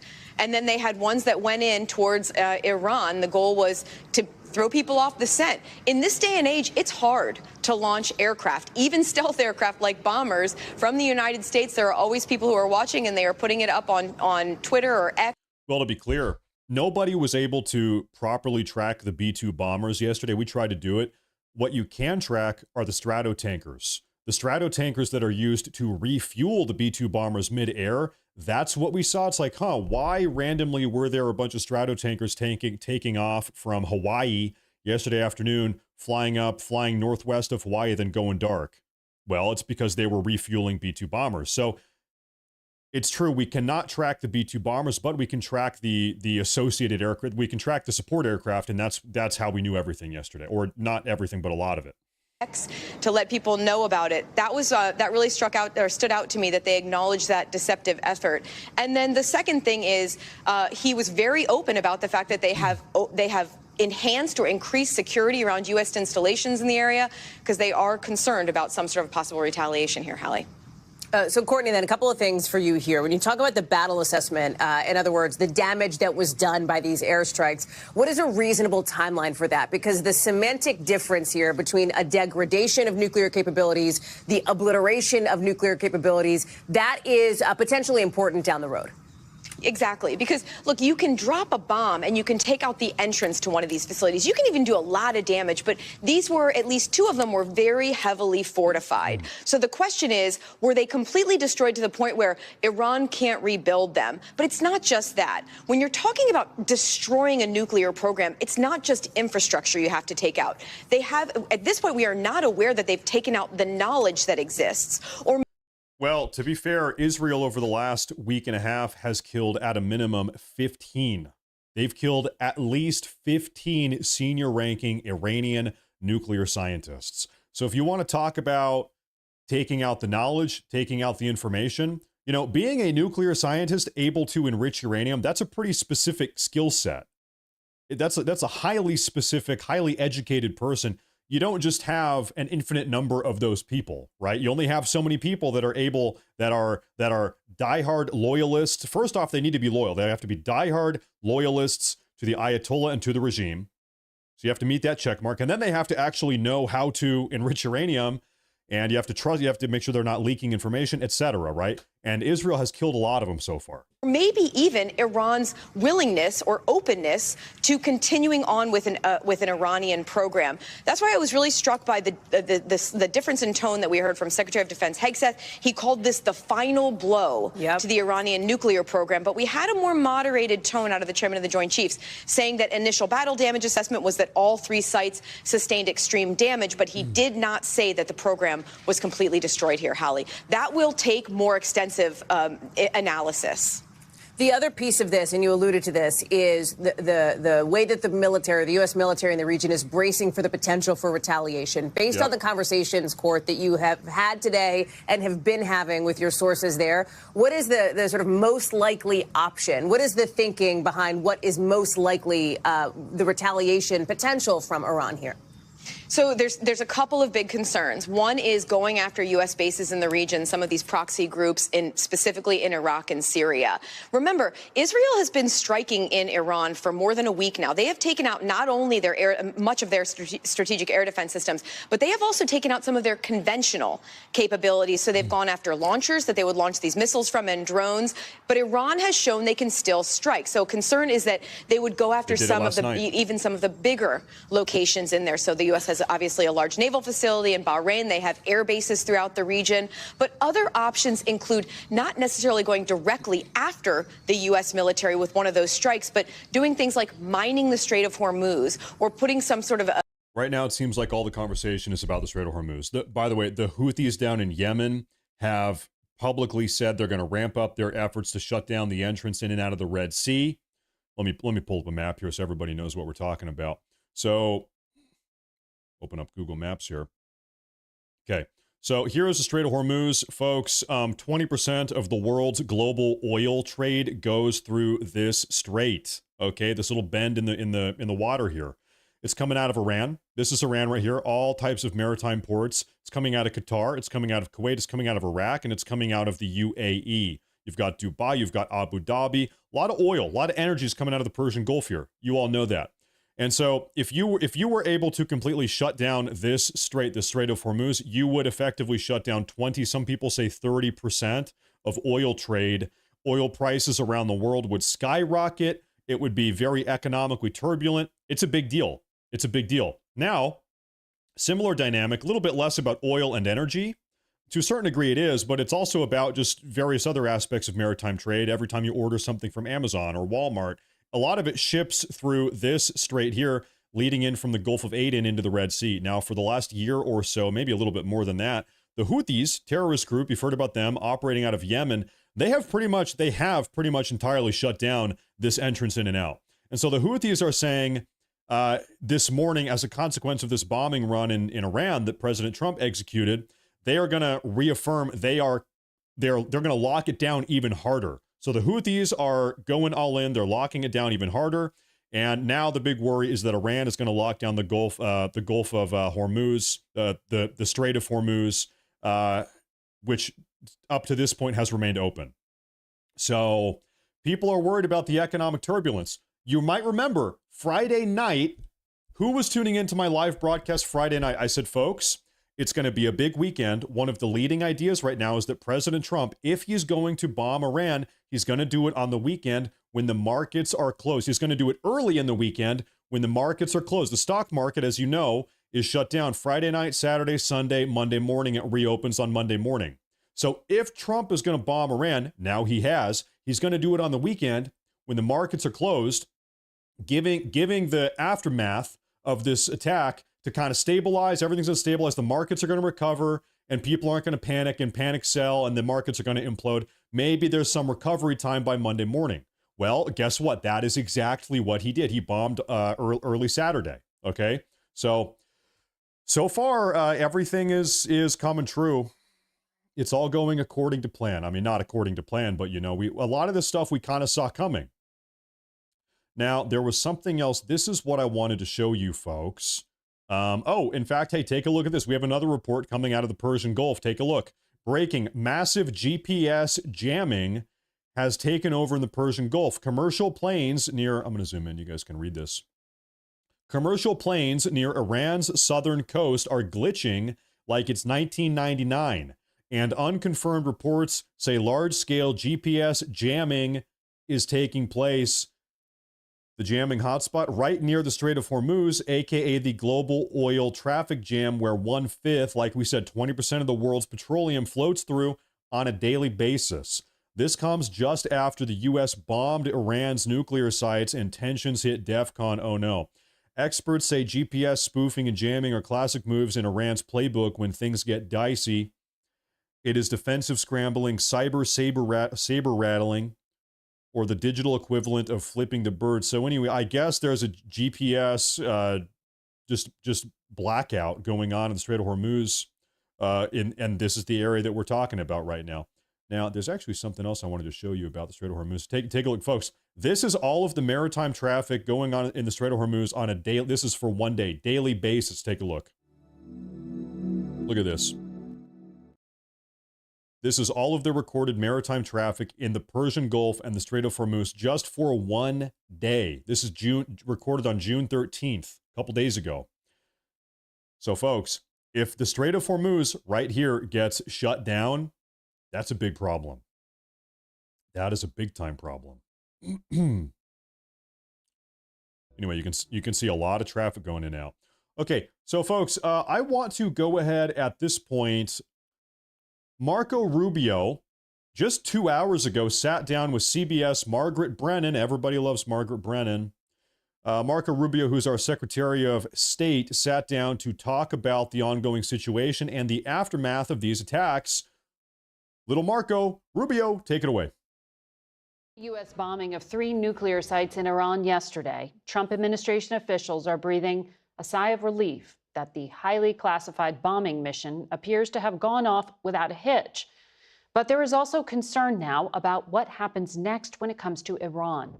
Operation Midnight Hammer involved top secret planning and a head fake.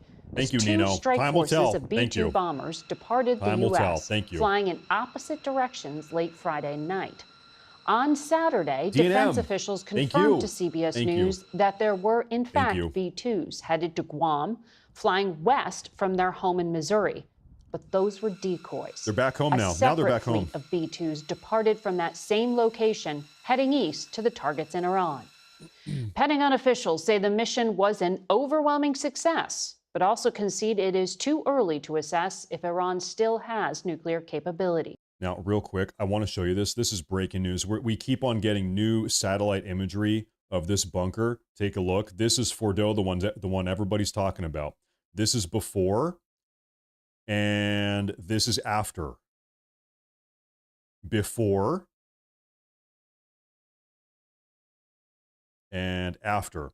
So I'm not an expert. I have to imagine all of this gray or white, it looks like powder on the ground. I imagine this is blown up concrete. You know, this is a bunch of concrete that has blown up out of the holes, the puncture holes created by these bunker buster bombs. It blew back out onto the surface and has painted the hillside here. So, most certainly, they did something here. That's undeniable. Okay. 14 30,000-pound massive ordnance penetrator weapons, or MOPs, dropped on an underground nuclear facility in Fordow and a key uranium enrichment site in Natanz. Additional American Tomahawk struck a third site at Isfahan. I think Tehran is certainly calculating the reality that planes flew from the middle Rubio's of America and Missouri Missouri overnight, completely undetected over 3 of their most highly sensitive sites, and we were able to destroy nuclear capabilities. We believe that'll have a clear psychological impact on how they view the future. At the White House late last night, President Trump issued his own stern warning to Iran. There will be either peace or there will be tragedy for Iran far greater than we have witnessed over the Am I looking too much into this? J.D. Vance seems deeply troubled. More so than anybody else here. J.D. Vance does not seem I don't know, maybe I'm being weird. Something seems different. There's something different about him than the 3 other guys on scene here. for the last 8 days. Different vibe. Remember, there are many targets left. Tonight's was the most difficult of them all, by far, and perhaps the most lethal. But if peace does not come quickly, we will go after those other targets with precision, speed, and skill. And those words, go after other targets, have led to confusion and some concern about what is next for the U.S. role in this very volatile crisis. Secretary of State and acting White House National Security Advisor Marco Rubio now joins us. Mr. Secretary, I know it has been an intense few hours, but so far it does not appear that Iran has yet retaliated against the United States. What intelligence do you have at this point about their capabilities to respond, the intent of their proxies? Is there any kind of command and control structure left to activate them? Yeah, well, we'll see what Iran decides to do. I think they should choose the route of peace. We've done everything. We have bent over backwards, okay, to create a deal with these people. Steve Witkoff has traveled the world extensively, met with them. Well, not even met with them, met through the Omanis with them and discussed back and forth. We even put an offer to them that they wanted elements of it in writing, and we offered it to them. Very generous offer, by the way. We've done it, and we're prepared right now. If they call right now and say, we want to meet, let's talk about this, we're prepared to do that. The president's made that clear from the very beginning. His preference is to deal with this issue diplomatically. But he also told them we had 60 days to make progress or something else was going to happen. And I think they thought they were dealing with a different kind of leader, like the kinds of leaders they've been playing games with for the last 30 or 40 years, and they found out that's not the case. So this mission was a very precise mission. It had 3 objectives, 3 nuclear sites. It was not attack on Iran. It was not an attack on the Iranian people. This wasn't a regime change move. This was designed to degrade and or destroy 3 nuclear sites related to their nuclear weaponization ambitions, and that was delivered on yesterday. What happens? This is one of these talking points right now coming out of the Trump admin is that we're going to hear this from Rubio. We heard this from J.D. Vance. I don't think Trump has said this himself, but anyway, this is the overall sentiment, whether explicitly or not being expressed. The sentiment is we are not at war with Iran. We are at war with the Iranian nuclear weapons program. We are not at war with Iran. We just cannot allow them to have a nuclear weapons program. That is the narrative that we're going to keep hearing that over and over again. That is kind of what we're being told at the moment. Next will now depend on what Iran chooses to do next. If they choose the path of diplomacy, we're ready. We can do a deal that's good for them, the Iranian people, and good for the world. Yeah. If they choose another route, then there'll be consequences for that. Let me follow up on a phrase you just word, weaponization ambitions. Are you saying there that the United States did not see intelligence that the Supreme Leader had ordered weaponization? That's irrelevant. I see that question being asked in the media. That's an irrelevant question. No, they have that is everything the they need key to build point a weapon. in U.S. intelligence assessments. You know that. No, it's not. Yes, it was. No, it's that not. The political decision had not been made. I know that better than you know that, and I know that that's not the case. But I'm asking you whether the order was given. And the people who say that, it doesn't matter if the order was given. They have everything they need to build nuclear weapons. Why would you bury things in a mountain, 300 feet under the ground? Right. Why would you bury why do they have 60% enriched uranium? You don't need 60% enriched uranium. The only countries in the world that have uranium at 60% are countries that have nuclear weapons. Because it can quickly make it 90. They have all the elements. They have. Why do they have a space program? Is Iran going to go to the moon? No, they're trying to build an ICBM. No, but so that's a question. That's a question. That's a question of intent. And you know, in the intelligence assessment, that it was that Iran wanted to be a threshold state and use this leverage. I'm talking about the public March assessment, and that's why I was asking you if you know something more from March. But that's also an inaccurate representation of it. That's an accurate representation of it. That's not how intelligence is read. That's not how intelligence is used. Here's what the whole world knows. Forget about intelligence. What the IAEA knows. They are enriching uranium well beyond anything you need for a civil nuclear program. So why would you enrich uranium at 60%? Right. If you don't intend to one day use it to take it to 90 and build a weapon. Right. Why are you developing ICBMs? Why do you have 8,000 short-range missiles and 2,000 to 3,000 long mid-range missiles that you continue to develop? Why do you do all these things? They have everything they need for a nuclear weapon. They have the delivery mechanisms, they have the enrichment capability, they have the highly enriched uranium that is stored. Yes. That's all we need to see. Right. Well, and especially in the hands of a regime that's already involved in terrorism and proxies and all kinds of things around. They are the source of all instability in the Middle East. No one's disputing that. I'm not doing that here. And they were censured at the IAEA for that enrichment and for violating their non-proliferation agreements. I was simply asking if we had intelligence that there was an order to weaponize, because you said weaponization ambitions. Well, we have intelligence that they have everything they need to build a nuclear weapon, and that's more than enough. Okay. I want to ask you on the policy front. There are personnel throughout the Middle East from the United States, in Bahrain, in Kuwait, and other bases. If those countries are attacked by Iran because of their association with the United States, will the United States defend them? Well, that's exactly why they're there. That's a great point, actually. Do you know why we have bases in Bahrain and Qatar and UAE and all these places? All of those bases are there because those countries are afraid that Iran will attack them.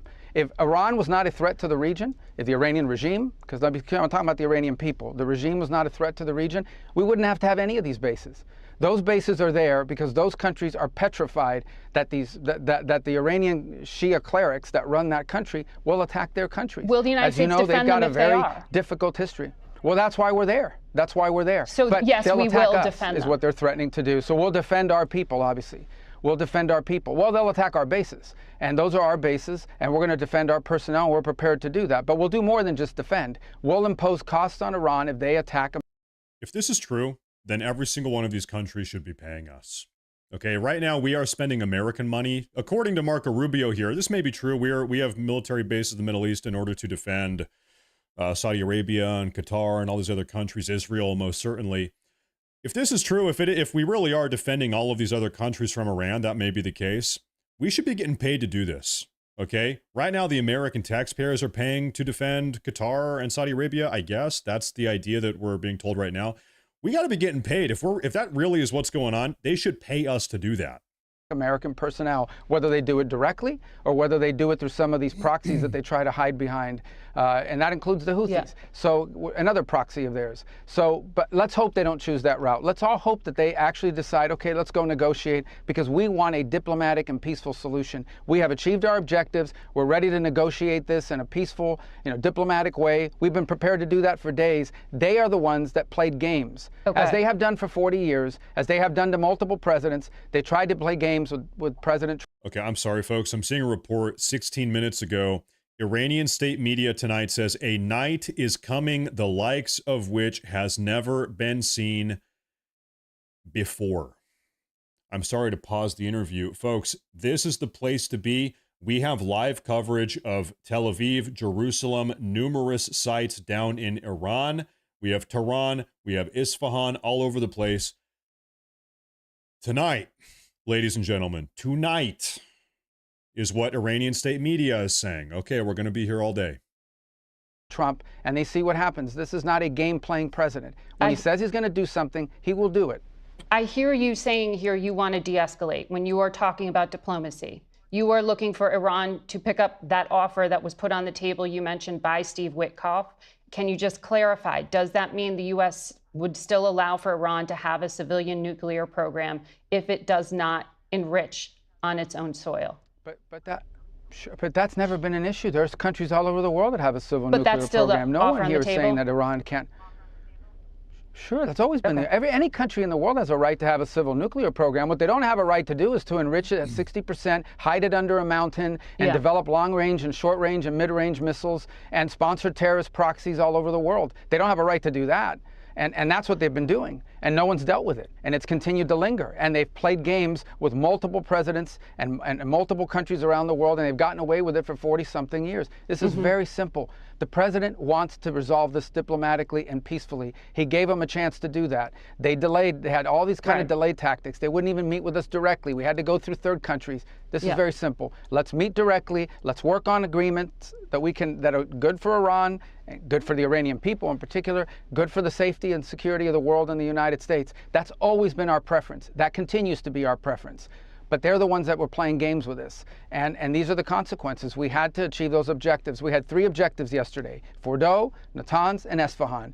We conducted a brilliant military operation under the command of President Trump, and obviously great credit to Secretary Hegseth and General Kurilla and General Kane and all the airmen and the phenomenal people in the U.S. military. No other military in the world could have done this.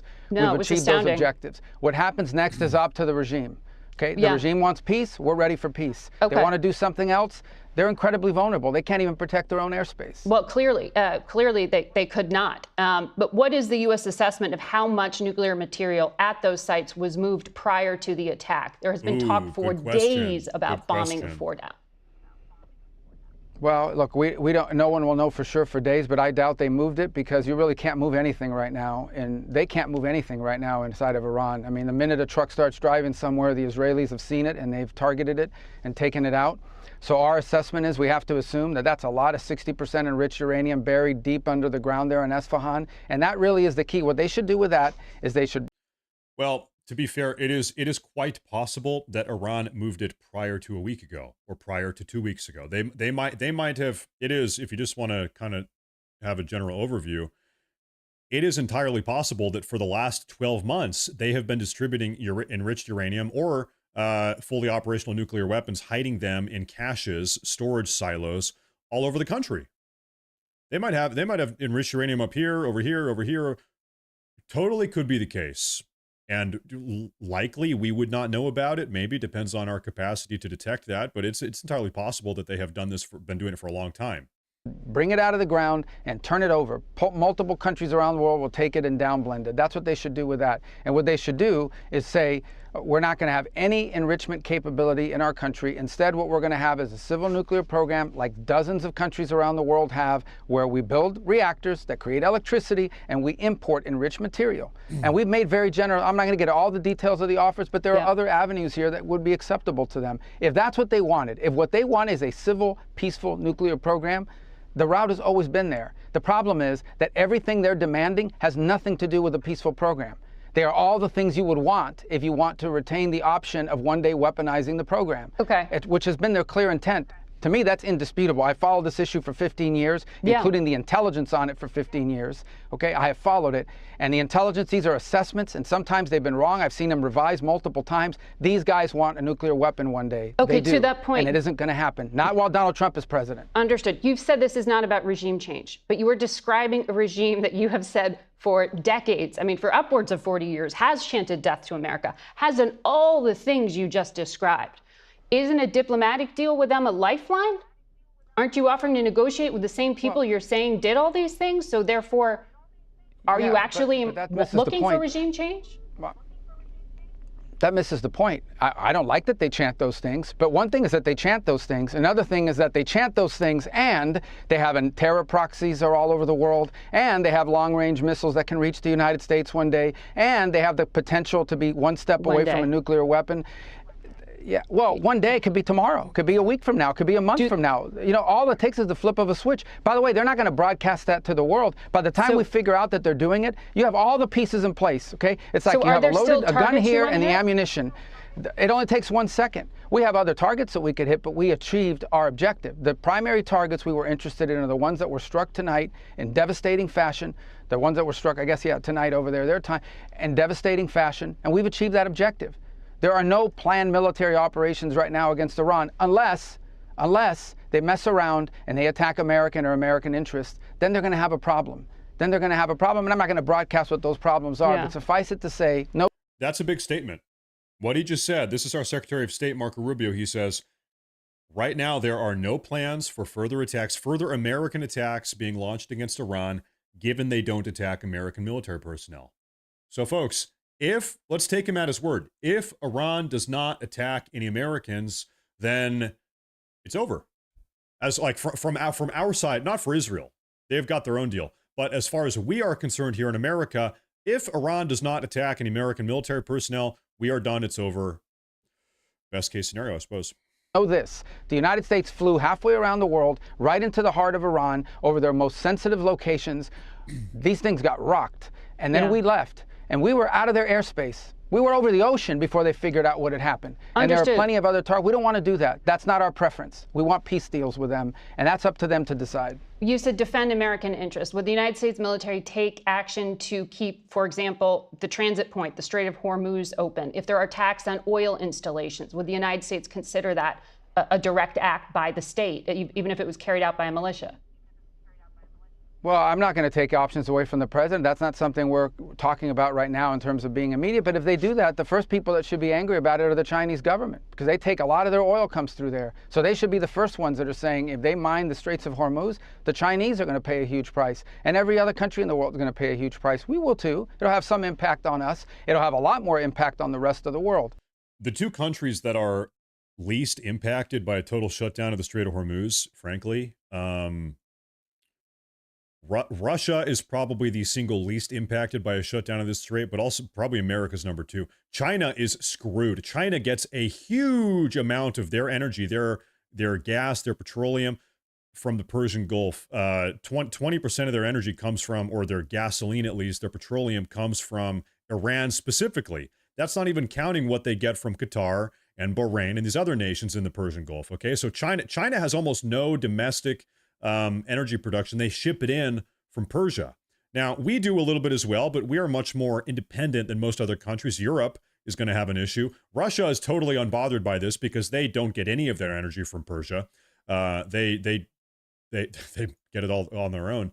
But if this entire situation goes ass up, China is not looking good. This is very bad for China. China right now, they're sitting here biting their nails, hoping that this doesn't blow up. A lot more impact on the rest of the world. It would be a suicidal move on their part, because I think the whole world would come against them if they did that. Will the Chinese and Russians stop trading with Iran?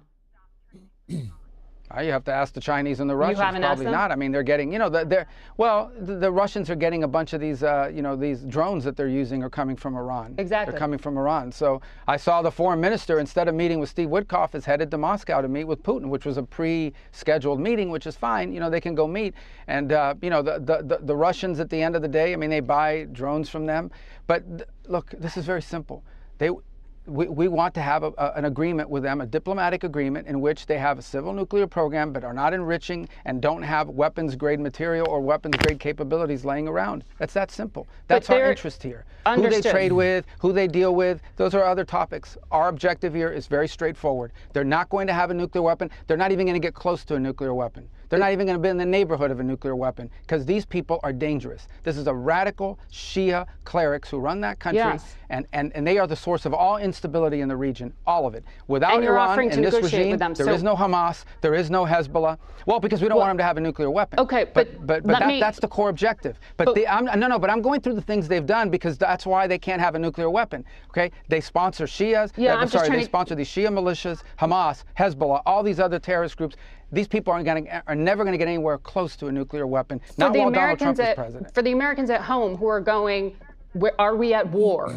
I'm trying to suss out some of the facts here. So why would Iran agree to any peace deal if the United States has already pulled out of one that they had, as President Trump did in 2018, and now has launched 2 surprise attacks? Both Israel and the United States have done so. There is such a massive trust deficit there. How could you possibly come but the trust deficit started with Iran. Here's a really good question. What is it going to take for Israel to stop bombing Iran? Because so far, we just heard from Marco Rubio that America is done bombing Iran as long as they stop trying to enrich uranium, as long as they agree to stop enriching uranium, and also as long as they don't start blowing up American military personnel in the Middle East. Those are the American conditions for a stop to the bombing, okay? What are the Israeli conditions? What is it going to take for Israel? Because right now, Israel, right this very moment, as far as I'm aware, I think it's still ongoing right this moment. Israel just 5 seconds ago bombed an airport in Western Iran, just like 5 seconds ago. So what is it going to take for Israel to de-escalate this? Because we might have a possible scenario where Iran and America come to terms, okay, we're shutting down the enrichment. But what about Israel? Israel is a part of this as well. I know. Well, the trust deficit, the ones that shouldn't be trusted are the Iranians, because they're the ones that sponsor terrorism. Did they forewarn us before they blew up the embassy in Lebanon and killed over 200 American servicemen? Did they forewarn us before they built IEDs and blew the legs and arms off of American servicemen in Iraq? I mean, these are the people that are doing this forever. They're the ones that no one should trust. They're the ones that have lied about their nuclear program. But they're the ones that have hidden things from the international organisms. But that sounds like we're headed towards regime change, or the desire to get these people out of power. No. Are you? No, a serious foreign policy is one that's focused on identifying what our national interest is. You don't have to like the regime. There are a lot of regimes around the world that we don't like, okay? But in this particular case, what we are focused on is not the changing of the regime. Okay, that's up to the Iranian people if they want to do that, but that's not what we're focused on. Our national interest is about one thing, and that is Iran not getting anywhere near the capability to weaponize and have nuclear weapons. They're not going to get anywhere near that capability. The president has made that clear from day one. Our preference for solving that problem, that very specific problem, is through diplomacy. We've said that. We've given it every opportunity. They played games. They tried delay tactics. They're trying delay tactics now on the Europeans because of the snapback provisions. When did and you the talk about the president JCPOA, make that was a crazy deal. When did the president make this decision? Because he said he was giving 2 more weeks of diplomacy on Friday, and on Friday, these jets took off. No, he did not say he was giving 2 more weeks to diplomacy. He said he would have his decision on whether or not he would bomb them within 2 weeks. Okay, it took him 3 days. Is 3 days within 2 weeks? It is. He didn't lie about that. Well, the president retains the opportunity to pull out of this at any moment, including 10 minutes before. But the president ordered options. The decision, in my view, was made when he wrote a letter to the supreme leader, and he said, over the next 60 days, we want to do a deal with you and solve this problem of nuclear weaponization. Yeah. We want to do it peacefully. Okay. If after 60 days we don't see progress or it isn't solved, we have other alternatives. Right. He made that very clear. I think what some people are struggling with here is that we today have a president who does what he says he's going to do, and that's what happened here. And hopefully the Iranian regime got that message. We're going to hit a commercial break, so I have to wrap you there. Thank you very much. There's our commercial break. So that was Secretary of State Marco Rubio, folks, saying regime change is not the objective. They just cannot have a nuclear enrichment program. Well, guess what? Breaking news. As of 28 minutes ago, we have a statement from Iranian state media. They say, this is actually Iran's Atomic Energy Agency just said their nuclear sites are quickly being rebuilt. Activity is to continue with greater power. Coming out of the Iranian state media. So it seems like they are, listen, every single thing we have heard from Iran so far, the Iranian regime, the media, the atomic agency over there, they are doubling down. They're doubling down. They're tripling down.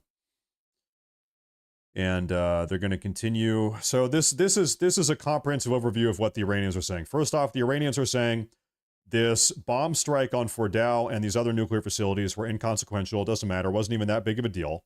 So America, you wasted your time and your money. That's what Iran is saying. Iran is saying, yes, you dropped a couple bombs, and yes, those bombs weren't a big deal. And also on top of that, we had already moved all of our enrichment technology, everything away from those sites in the previous days or weeks or months. So the sites were empty. Even though you did bomb them. Nothing was even there. We already moved everything. That's another thing they're saying. They are also saying that now, as a consequence of these strikes, every single American service member in the Middle East, as well as American civilians in the Middle East, are now viable military targets, and Iran might be carrying out strikes against them. We heard that last night, about 16 hours ago from the Iranians. So now every American in the Middle East is a target. We have also heard that they are not only not surrendering, they are not only not agreeing to any type of negotiations or de-escalations, but also we are hearing that they are now going to continue their uranium enrichment program. They're going to rebuild, they're going to regather and recoup, and continue enriching uranium. You have to think here for a minute, what is the end game, right? At this point, I actually personally do believe that if Iran does not have a nuclear weapon, they are close to one. They think they can have one soon. And the reason why I think that is because that is the only logical end game that they could have from their point of view. If they aren't anywhere near having a nuclear weapon, then they have no future. Then it's like, okay, it's time to surrender. They're not going to defeat Israel.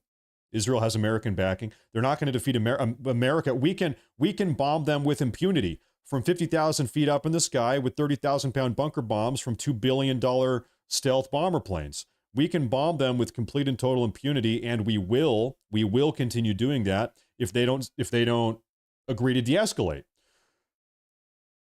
What is there? I'm telecommunicating with the Ayatollah Khamenei. Khamenei, what is the plan? What is the plan, Khamenei? What is the plan? The question is, what is inside of his head? What is the objective? Where are they going? What is the plan right now? Maybe they think they need another week. Okay, Khamenei's here. In 1 week, if we can hold out for one more week, we will have a nuclear bomb and then we can eradicate Israel or whatever. Maybe that's the plan. We need 1 more week. We can put it together and then it's go time. Maybe that is the plan. I don't know. What is the plan? What are they holding out for? They don't have any long-term prospects. Now we have some super chats here. I want to take a look at these. Chris Condren said, "Good day to all of you beautiful people. Thank you, Matt, for the live streams. God bless Matt and his family, and God bless the people in the chat." That's true. God bless everybody tuning in and the United States of America. Thank you. Sapper Havoc says, "First they say no damage. Now they're saying quickly rebuild. Propagandists like they claim they're defeating the Zionist warmongers. Any day now, 2 more weeks, and it's going to be over. Thank you." Stay vigilant and be ready, everyone. Whatever cells or vigilantes that want to make a name for themselves, don't let them make you the collateral damage for their extremist views. We went over this about an hour and a half ago. The U.S. Department of Homeland Security has issued a sweeping, comprehensive statement saying, we do have concerns. We are worried. Okay, right now here in America, we are worried about sleeper cells. We are worried about foreign intruders that have come across our border during the Biden admin. We have no idea who came across, how many people came across, where they're from, what are their motives, what are their intentions. Could they be Iranian sleeper cells or something else? That is true. The Department of Homeland Security is talking about that a lot. There's a lot of buzz about that right now. And thank you. I appreciate the super chats. Thank you. Now, folks, right now, the Democrats are mad that President Trump did not clue them into their surprise attack on Iran.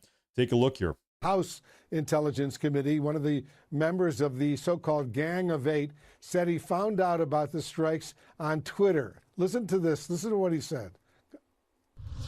I learned about this strike last night on Twitter, which, as you point out, is an uncomfortable thing for the ranking member of the Intelligence Committee, particularly given the fact that the whole premise here is that something changed, right? That, Prime Minister Netanyahu made reference to new intelligence. There was some mention of it this morning. So bad enough that we weren't informed, but, unconstitutional that we didn't have the opportunity to debate and speak as the representatives of the people on what is one of the more consequential foreign policy things that this country has done in a long time.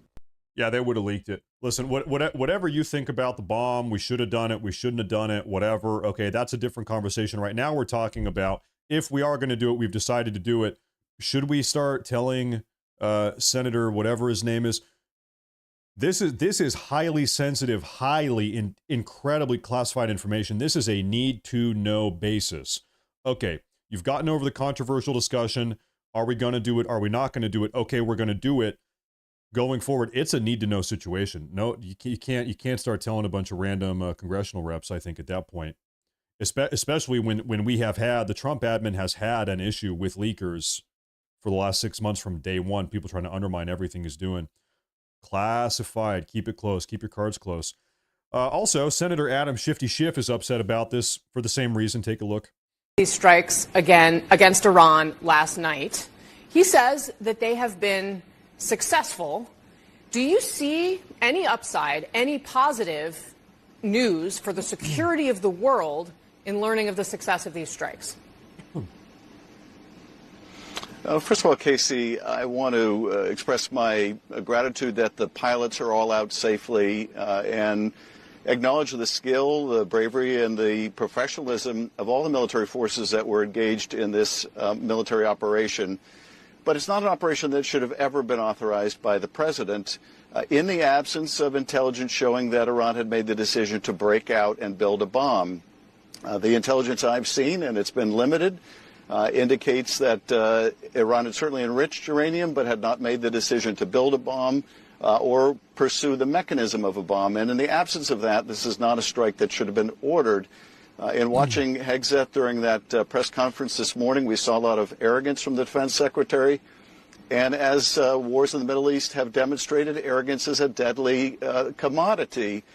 We simply don't know what is going to occur now, whether Iran will retaliate, whether Iran was able to evacuate some of the enriched material from Fordo. There were commercial satellite images of trucks lined up at Fordo and leaving Fordo in the days preceding the strike.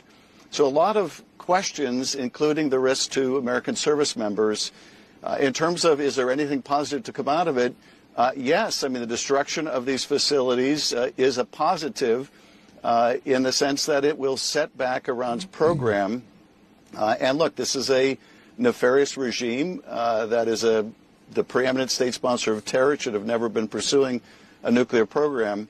But it is very possible, and I think we have to anticipate, Iran now kicks out any inspectors. It leaves the non-proliferation treaty. And if it wasn't in a sprint for a bomb, it is now going to engage in a sprint for the bomb. So a lot of uncertainty. Finally, this was not constitutional, was not lawful in the absence of a declaration by Congress. And so the administration should have come to Congress. We will have a vote on a war powers resolution.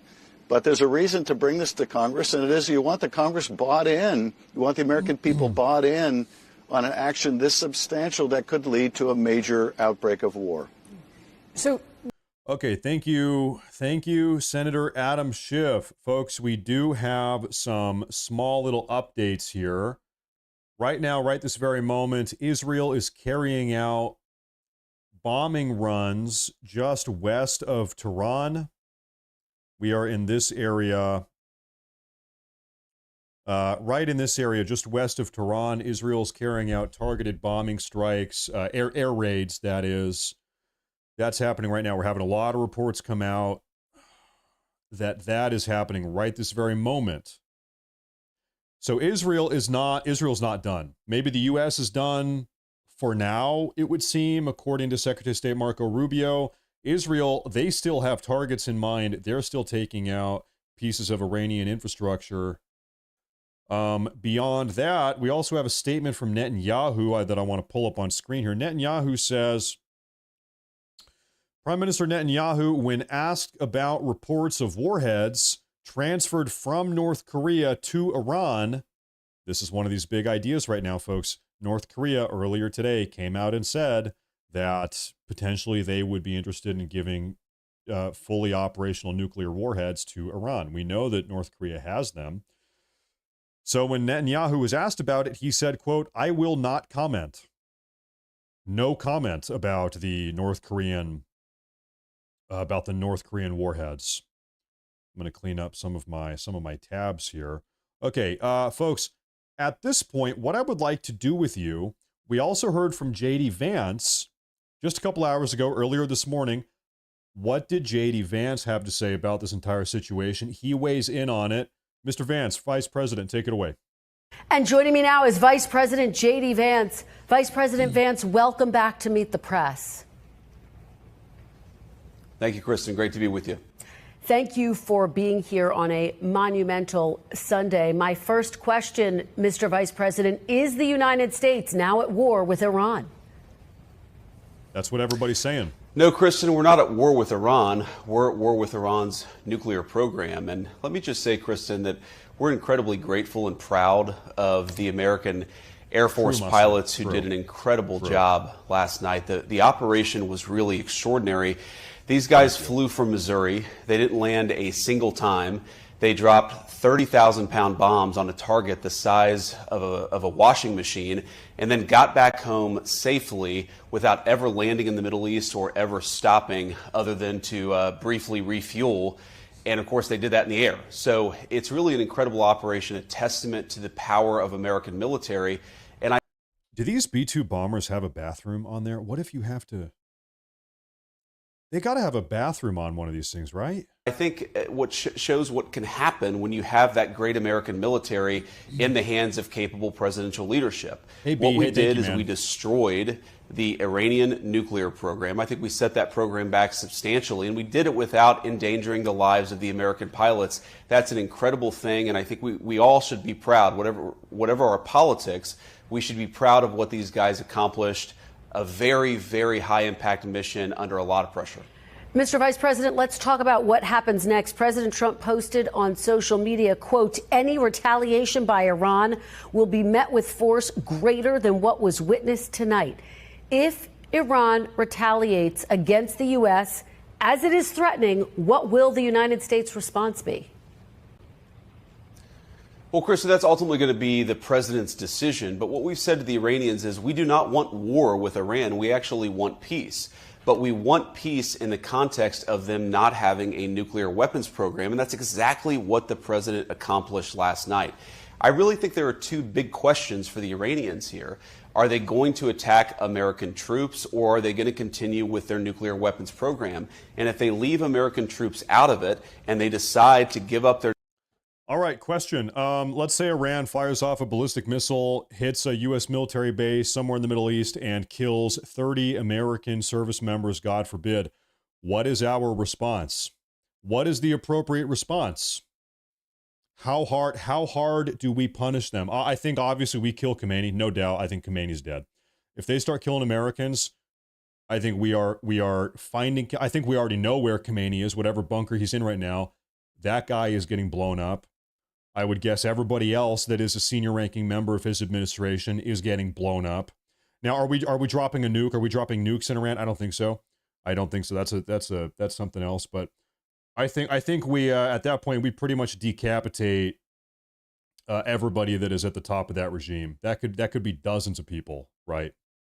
Their nuclear weapons program once and for all, then I think the president has been very clear. We can have a good relationship with the Iranians. We can have a peaceful situation in that region of the world. We have to step back a little bit, Kristen, and remind ourselves that we negotiated aggressively with the Iranians to try to find a peaceful settlement to this conflict. It was only when the president decided that the Iranians were not negotiating in good faith that he took this action. Yeah. He didn't take it lightly, but I actually think it provides an opportunity to reset this relationship, reset these negotiations, and get us in a place where Iran can decide not to be a threat to its neighbors, not to be a threat to the United States. And if they're willing to do that, the United States is all ears. Well, let's talk about the possibility of negotiations. I mean, the Iranian foreign minister responded to the strikes this morning saying Israel and the U.S. have, quote, blown up diplomacy. Mr. Vice President, is there any real hope for diplomacy, or is diplomacy dead at this point? Well, I think the foreign minister is exactly wrong. We didn't blow up diplomacy. We only took this action, Kristen, when it was clear, as the president said, that the Iranians were tapping us along. I think it's important for the American people to appreciate here that if you go back to March of this year, we had the entire administration engaged in this diplomatic effort. And frankly, in March of this year, we had some optimism. How do we get from there to now? And the answer is we felt very strongly that the Iranians were stonewalling us. They weren't taking this seriously. They were trying to draw this process out as long as possible so that they could rebuild their nuclear weapons program without the threat of American action. We had a limited window in which we could take out this Fordo nuclear facility in particular. The president decided to take it, but we didn't blow up the diplomacy.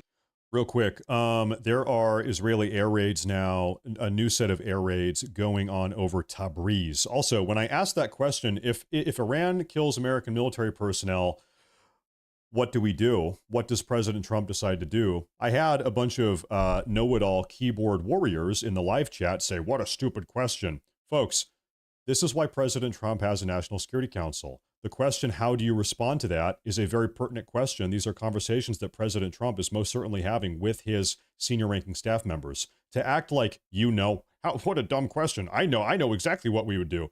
No, you don't, and neither does President Trump. That's why he has a National Security Council. That's why he has been spending the last 3 days every day for the last 8 days with his NSC, meeting with senior-ranking members of his staff to figure out all of these variables. If this, then what? If that, then this. Figuring out. Is it boots on the ground? If the boots on the ground, then where are the boots on the ground? What type of bombs? Where are we bombing? Anybody that is like, hey, listen, just ridiculous. You're probably not as smart as you think you are. Just to make that very clear. Unbelievable. Anyway, back to J.D. Vance here. The diplomacy never was given a real chance by the Iranians. And our hope, Kristen, as the president said repeatedly, is that this maybe can reset here. The Iranians have a choice. They can go down the path of peace, or they can go down the path of this ridiculous brinksmanship, of funding terrorism, of trying to build a nuclear weapon, and that's just not something the United States can accept. I want to say something, Kristen, just to the Iranian leadership. Look, they have tried to build a nuclear weapons program. That program is now destroyed. They tried to build a conventional missile program to attack neighbors in the region.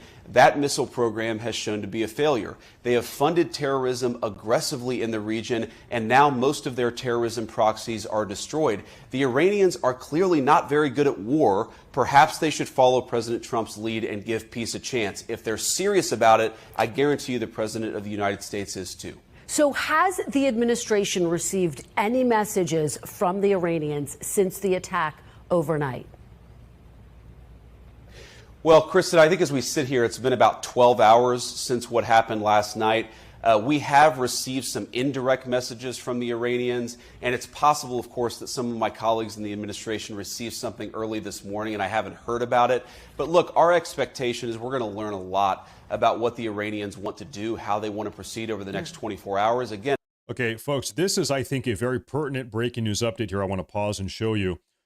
Just moments ago, the Iranian foreign minister has arrived in Moscow for consultations and a private meeting with who?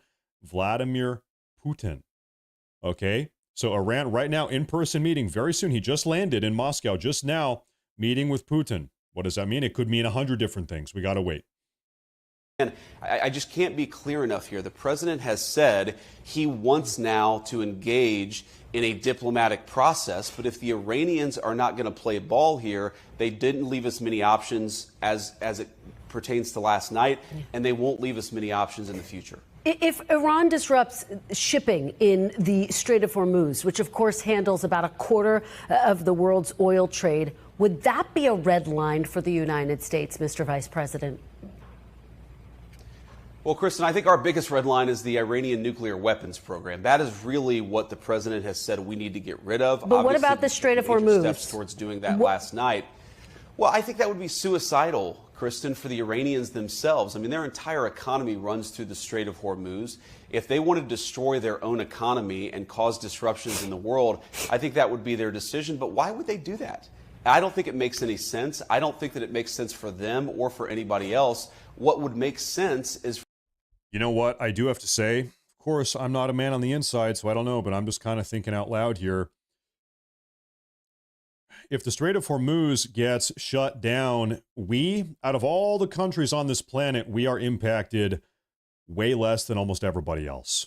The American economy, the American energy infrastructure, our nation is much less dependent on things going in and out of this Strait of Hormuz than almost every other country on the planet. Namely China. You know who is impacted big time, severely, drastically by that strait getting shut down? China. Who do we know the Trump administration is focusing their attention to going forward? Who is our existential enemy in the 21st century? China. So you know what? It might be kind of the policy of the Trump admin right now might be, hey, you know what? If they shut down the Strait of Hormuz, whatever. Yeah, we'll be slightly impacted negatively by that, but China, they are screwed by that. Okay? And we are in, I think it's fair to say we're in a Cold War with China at this point. Maybe they just kind of don't care about the Strait of Hormuz. Whatever happens, it is what it is. You know, are we going to go clean up a mess in the Strait of Hormuz? Maybe not. If China has China can go clean it up. For them to come to the negotiating table to actually give up their nuclear weapons program over the long term. And again, if they're willing to do that, they're going to find a willing partner in the United States of America. Mr. Vice President, when did President Trump exactly make this decision, and did he coordinate with Israel? The president, honestly, Kristen, I don't know that any of us knew exactly when the president made the decision, except for the president himself. But if you back up a little bit, we engaged in this diplomatic process. I think that he decided probably by mid-May that this process was not going anywhere, and so he decided to issue some private ultimatums to the Iranians, and then eventually, of course, we decided to destroy the Fordo nuclear facility and some of these other facilities ourselves.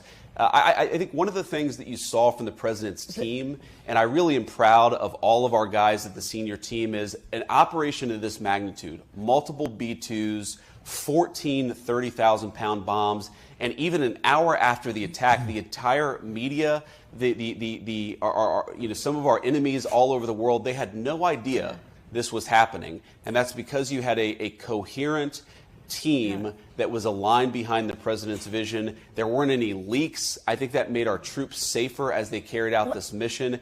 And so it's really a testament to the entire team that we were able to do something like this at this scale without anybody noticing it. But, Mr. Vice President, if I could just try again, can you give me a specific date when President Trump said go? Was it Thursday? Was it yesterday before the B-2s left? When exactly did President Trump give that green light, that go? Well, the final decision, Kristen, of course, is made right before, and I'm talking about minutes before the bombs were dropped. And of course, well, that was last night. And the president made very clear that the purpose here is to eliminate the Iranian nuclear program. So I think that he himself, over time, decided this was necessary. But of course, he had the ability to call off this attack until the very last minute. I want to show you folks something here. I found this on Twitter. I was browsing around late last night, and The question is, how long has President Trump been saying publicly that Iran cannot have a nuclear weapon? Here is a tweet from President Trump from November 4th of 2011. This is 14 years ago, 13 and a half years ago. Iran's quest for nuclear weapons is a major threat to our nation's national security interests. We can't allow Iran to go nuclear. Trump has been publicly broadcasting his stance about the Iranian nuclear weapons program or nuclear enrichment program since 2011. Maybe before that. Maybe it goes back even further than that, but this is what I was able to find at least. He's been saying this for a long time, for a very long time. This has been a very publicly broadcast stance of his for a very long time. Obviously decided to proceed, and I think that we did great things for the American people because of it. You know, the president says the nuclear enrichment sites were, quote, completely and totally obliterated. There is some question about that, though, this morning. Do you have 100% confidence that Iran's nuclear sites were totally destroyed? Well, Kristen, I'm not going to get into sensitive intelligence about what we've seen on the ground there in Iran, but we've seen a lot, and I feel very confident that we have substantially delayed their development of a nuclear weapon, and that was the goal of this attack. That's why it was a success. And, of course, what happens next, again, Kristen, is up to the Iranians. Substantially delayed by years? What does substantial Well, again, Kristen, I'm not going to get into sensitive intelligence here, but I think that we have really pushed their program back by a very long time. I think that it's going to be many, many years before the Iranians are able to develop a nuclear weapon. But again, our goal is that they're never able to develop a nuclear weapons program, and that is a conversation that we're going to have with the Iranians and also with our allies in the region. So Iran, again, has said that it would retaliate if the U.S. got involved. There are some 40,000 American troops in the Middle East. The Pentagon is on high alert. Is the U.S. bracing for Iran to target American troops in the region? We're, of course, Kristen, doing everything that we can to keep our people safe. I think that we're prepared in the event that the Iranians do retaliate. But my message to the Iranians is it would be the stupidest thing in the world if they did. If you look at what happened last night, we had an incredibly targeted, precise, surgical strike on the nuclear facilities that are the target of the American operation. Our national interest is for Iran to not get a nuclear weapon. Our strikes last night facilitated that national objective. If the Iranians want to enlarge this by attacking American troops, I think that would be a catastrophic mistake. And as the president said last night, the Iranians would be met with then overwhelming force beyond that. So this is a very delicate moment, Kristen. I don't want to pretend that it's not. But I think the Iranians, if they're smart, they're going to have to look in the mirror and say, hey, maybe we're not so good at this war thing. Let's give peace a chance. Let's drop our nuclear weapons program and start to make some smarter decisions. We're, of course, hoping that's exactly what the Iranians do. And I have a number more questions, so I want to keep moving. How concerned is the administration that... Alternatively, not that this is my opinion, I'm just thinking out loud here. Alternatively, it could be possible that Iran is actually not being as aggressive or using their most cutting-edge, state-of-the-art technology yet. Alternatively, it could be such that Iran says, okay, you know what, America, if you are really, if you're getting involved now, we are going to start firing off our most, our fastest, most hyper gigasonic ballistic missiles. We're going to put the most deadly, destructive payloads on top of them. We're going all out. We're activating sleeper cells in America. We are taking the gloves off, so to speak. I guess, so all of this is resting on the question, is it possible that Iran could go harder and do more damage if they wanted to? I would guess yes. In fact, the answer we know is yes, because we know Iran has uranium that is enriched up to 60%. Even though you can't make a fully functioning nuclear weapon, you can make a dirty bomb. Okay, if Iran wanted, they could start strapping dirty bombs on top of ballistic missiles and send them over to wherever they want. They could do that if they wanted. They have not yet. Okay, so if the question is, could they go harder if they wanted? The answer is yes. Talking about the Strait of Hormuz, we know that earlier today, the Iranian parliament, yes, they have a parliament, maybe not the same type we have or that we're used to, but, you know, they actually voted effectively today to shut down the Strait of Hormuz. Very soon, maybe later today, soon-ish, the Strait of Hormuz will be shut down, or they're going to try. They voted on it earlier today. So this thing's getting shut down. So the question is, could Iran do more? Could they cause more problems if they wanted? Yes. The answer is yes. Absolutely yes. We got to see what happens. Iran or Iranian proxies could carry out a terrorist attack inside the United States.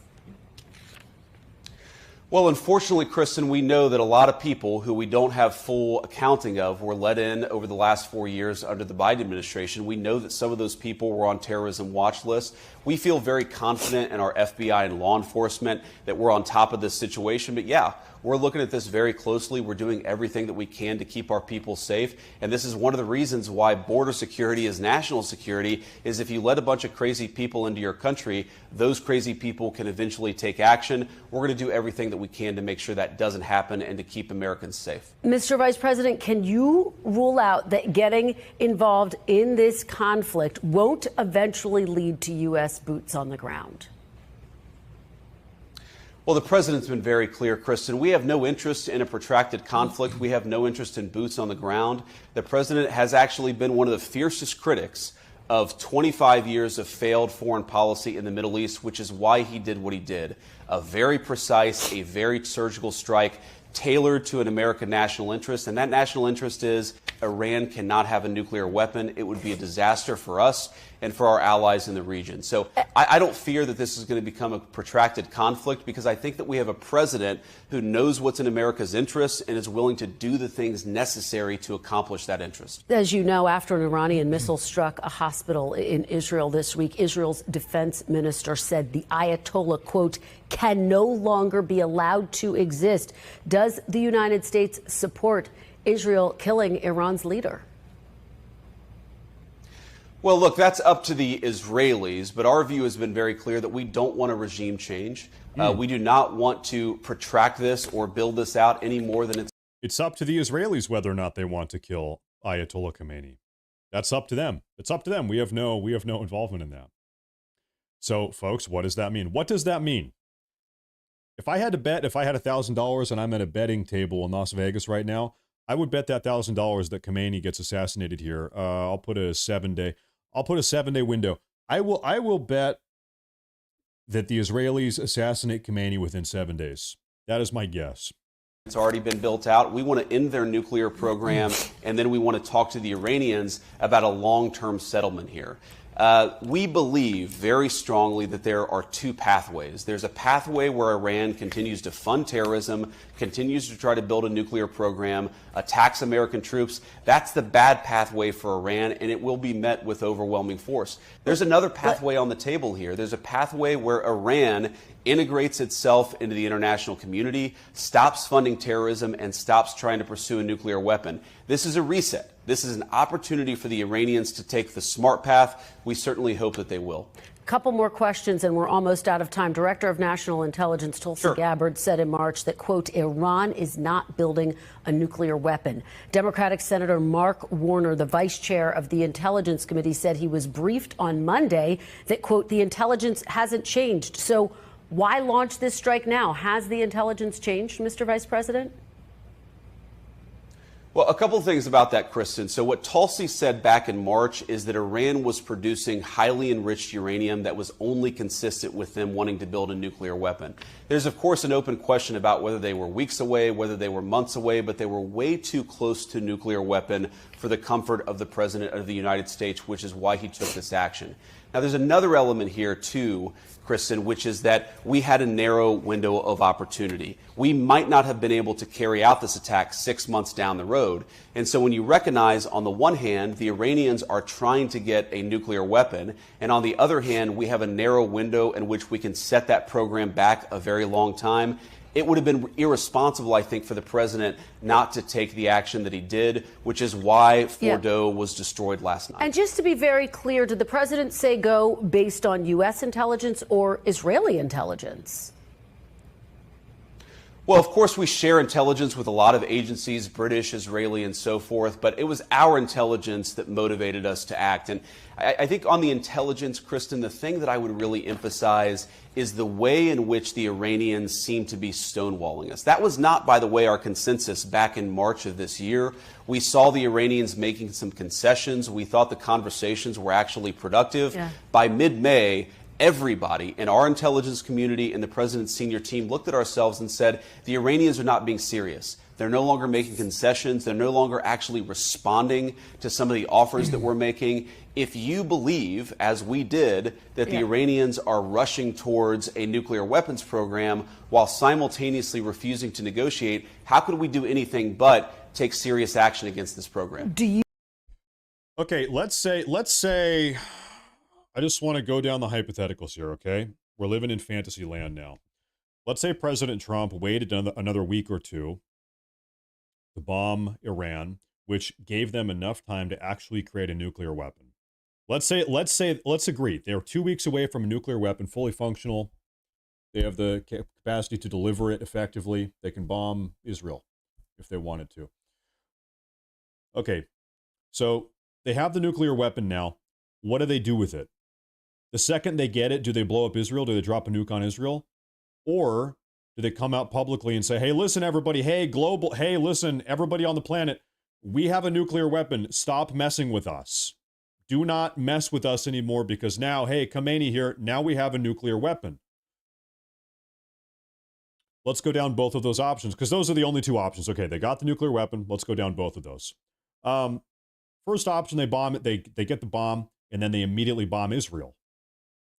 They have to know that's a suicide mission. The second that nuke goes off in Israel, the entire global community, not just America, everybody comes crashing down on them. Iran gets glassed, as they say. We turn Iran into an irradiated wasteland. Khamenei's dead. Everybody's dead. A lot of civilian death. It's catastrophic. Iran is getting punished for that. It's terrible. Doomsday scenario. They have to know if they actually were to pull off a nuke in Israel, Iran is gone. It's over. And so then you have to go the other route. I don't know. I guess you have to ask the question, is that the mission, to blow up Israel and then also get blown up and then they just don't care? Their sole purpose on this life is to blow up Israel and then they don't even care if they die anymore? Maybe that is how they think. I kind of doubt that. The other option, they want a nuke as a deterrent.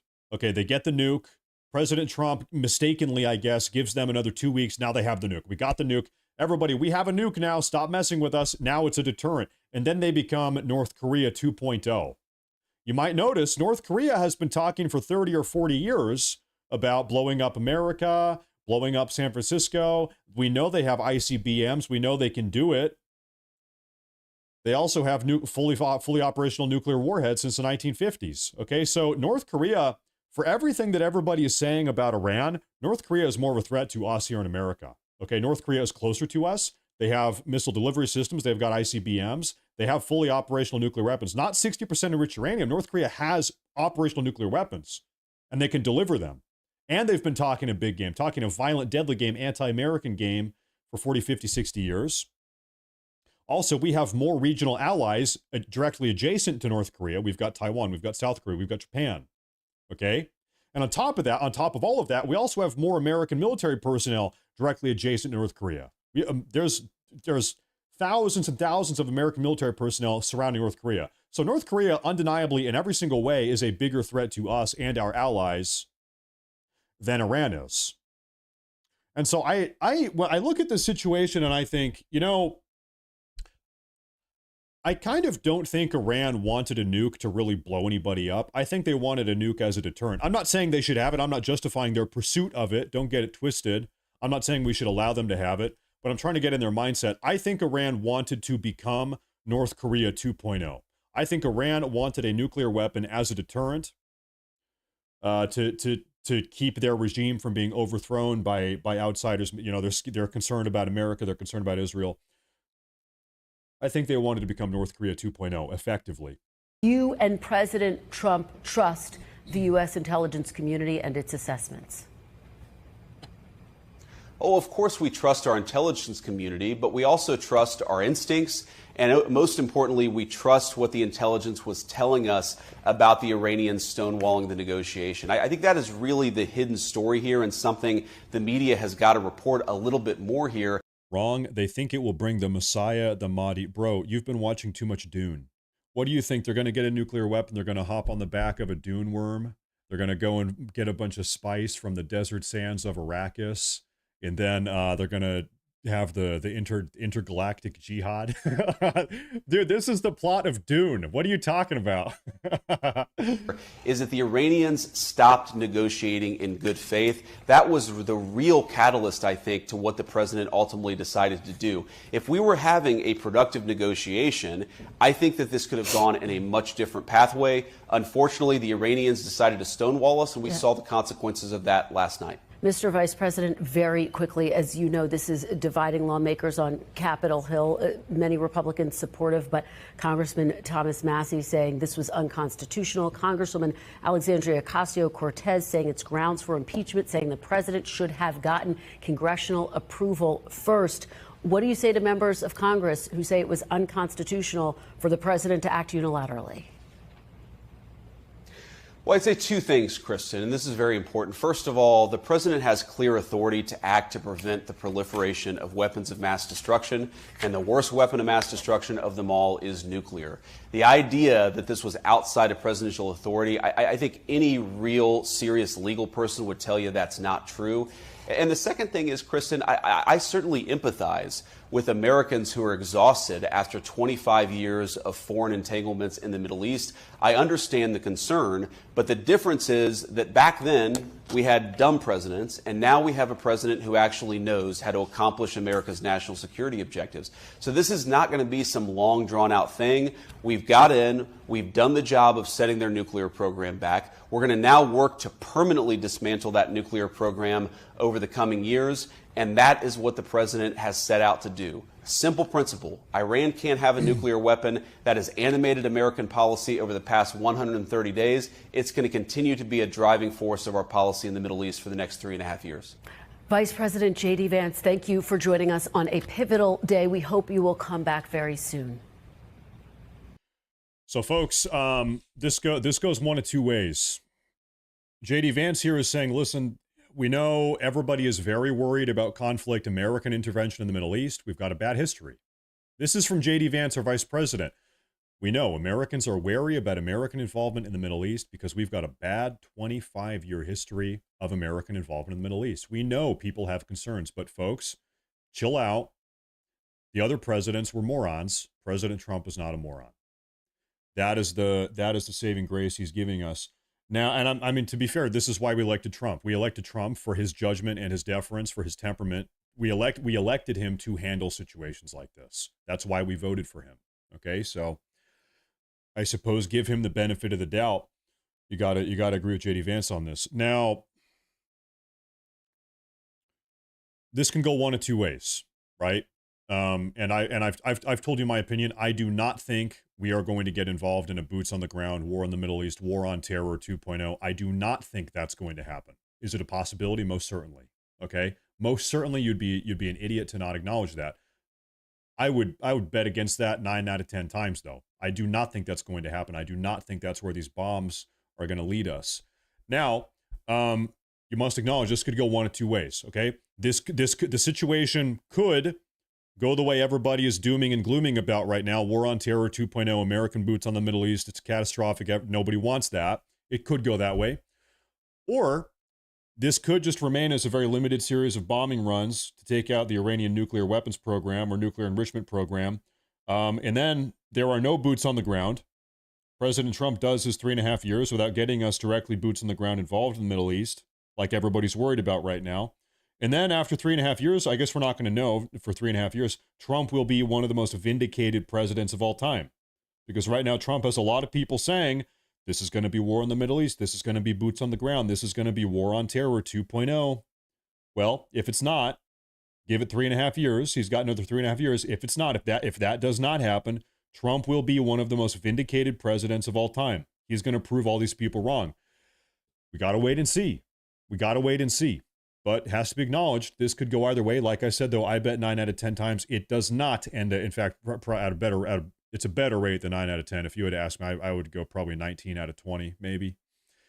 I'd say personally 19 out of 20, this does not go boots on the ground war in the Middle East. That's my personal bet.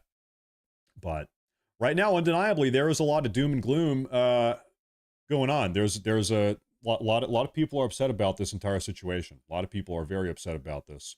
You know, how can I put this? I trust that President Trump is making the best decision he can based off the information he has. I acknowledge President Trump has more information regarding this entire situation than I do. President Trump is the one in the National Security Council meetings, not me. President Trump is the one talking to the intelligence community, not me. President Trump is the one that is talking to every key player involved in this entire situation, not me. So I can sit here, all of us, we can sit here and speculate, should have done this, should have done that, should have done this. We elected President Trump for his temperament, his deference, his leadership skills. That's, we got to roll with it. I suppose we have to trust that President Trump is making the best decision he can with the best information that anybody has. That's all we can do, I think, at the moment. Now, we are going to be scanning for breaking news updates all day. In fact, gosh, give me a minute here, folks. I need to clean up some of these tabs. I'll let you guys take a look at what's going on in the Middle East. Give me one moment here. I need to get rid of some of this stuff. Clean up the mess I made here. Gets to a point, after I'm doing a live broadcast like this, I end up with like 50 or 60 internet tabs open. Clean up a little bit. Right now on the screen, we have a Tel Aviv, a Jerusalem, and a bunch of Iranian live cams. You can see what's going on in the Middle East, all over the Middle East, right this very moment. So if anything happens, we are going to know. Now, Iran has not launched any ballistic missiles. It must have been about 14 hours now. They launched some for us late last night, North America last night. So was it 14 hours ago, something like that. But it's been a little while. They might do it again today. We have been hearing all day from the Iranians that they're going to do something tonight. That tonight they're going to do something big. That tonight they're going to make everybody pay. They're going to deliver damage nobody has ever seen before. That's what they're saying. So there's a reason why we're doing this all-day live coverage, because allegedly something crazy is going to happen tonight. So we're going to be following the news all day, covering live updates, breaking news, what the hell's going on, getting to the bottom of this entire situation.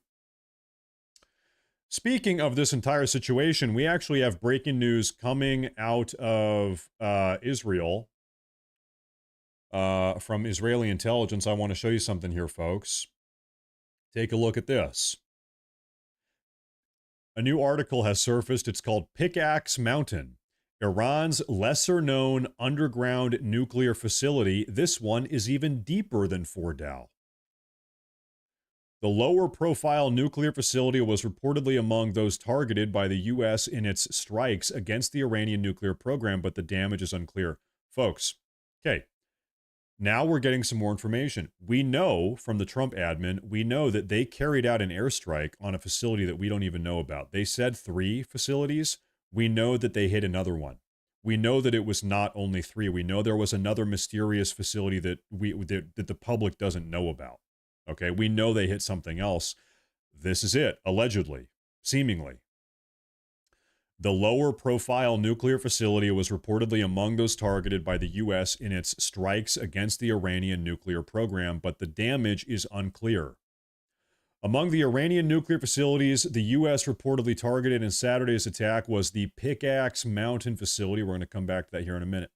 Iran has not acknowledged the site's development or construction, and it has retained a lower public profile, with the Institute for Science and International Security first discovering its existence in 2023. So Iran doesn't even publicly acknowledge this, the existence of this. Now, I wonder, before we move on, it's called the Pickaxe. We're going to read the entire article, but I want to see if I can find this on Google Maps here so we actually know where the hell is this. Give me one moment here, folks. It's called the Pickaxe Mountain Facility. coordinates. You know what? I don't see a damn thing about this. I don't see this at all. Oh, wait, actually, never mind. I lied. I might have the coordinates here, folks. The Matt Morris Intel agency is getting to the bottom of this. All right, so allegedly this is this super secret, hyper classified, off the books. Nobody knows about it other than the United States. The U.S. knows about it because we struck it last night, but nobody's talking about it. This actually is a breaking news update for you guys. So here it is. I'll zoom out a little bit again. This is just due south of Tehran. Okay, Fordow, the site that everybody's talking about, is right here. Okay, that is Fordow. And this is another allegedly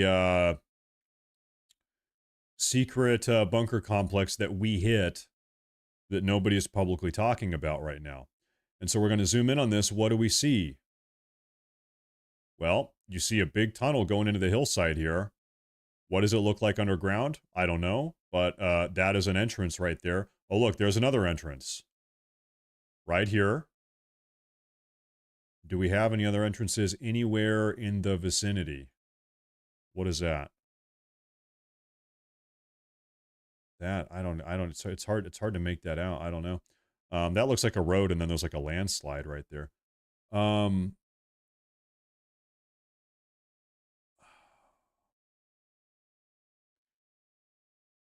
Well, so anyway, this is allegedly an even deeper, more secret Iranian nuclear facility. Right there. Let's continue reading the article. Okay. Among the Iranian nuclear facilities the United States reportedly targeted in Saturday's attack was the Pickaxe Mountain facility. Iran has not acknowledged the site's development or construction and has retained a much lower public profile, with the Institute for Science and International Security first discovering the existence in 2023.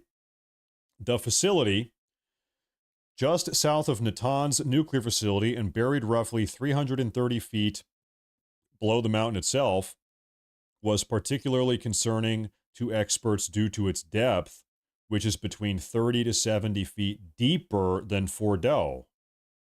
This is said to exceed the striking depth of the most powerful bunker buster bombs in the U.S. arsenal. Although there are reports that it was targeted in Saturday's strikes, it is unclear how much, if any, damage was sustained. Is this article here talking about this one? We're going to skim that one here in a minute. Okay. Recent Iranian announcements stating the government planned to open a new facility heightened fears that Iran could take the site online in the near future. According to Andrea Stricker, the deputy director of the Non-Proliferation and Biodefense Program at the Foundation for Defense of Democracies, she said, quote, "There is concern that Iran was creating the floor space for another secret enrichment facility," Stricker told Jewish Insider. And so when the International Atomic Energy Agency Board of Governors passed a resolution finding Iran in non-compliance with the Nuclear Non-Proliferation Treaty a couple of weeks ago, the Iranians threatened to build another or to open another enrichment facility, and people immediately feared that this would be the site of it. So we don't actually know what's inside of this thing, but I guess we've been keeping tabs on this, and it seems like you can kind of monitor how much debris and rubble are they taking out, right? How much are they digging? How much land are they moving here, right? If you're keeping up to date satellite imagery. And so I guess they determined, wow, these guys are digging deep and they're removing a lot of rubble. They must be clearing out a lot of space down there based on the amount of dirt and debris and rock that they're removing. Something must be going on down there, but what's inside, we don't know. This meant that Iran might begin operations at the plant without notifying the international community, which may have been a factor in Israel's decision to launch its current operation against Iranian nuclear and military facilities. So, another component of this entire thing. What is the name of this base? It's called Pickaxe Mountain. Okay, we have another article here adding a little bit more information. Iran is also burrowing into the Kuikolang Gazla, or Pickaxe Mountain, which is just beyond Natanz southern fencing. Natanz has been targeted by the Stuxnet virus, believed to be an Israeli and American creation, which destroyed Iranian centrifuges. 2 separate attacks attributed to Israel also struck the facility. So another facility in Natanz, which was blown. Oh, there's Natanz. Okay, folks. So Natanz, I didn't even realize it was that close. Guys, Natanz is a facility that President Trump struck last night. We know that. They hit this one with a bunch of Tomahawk missiles.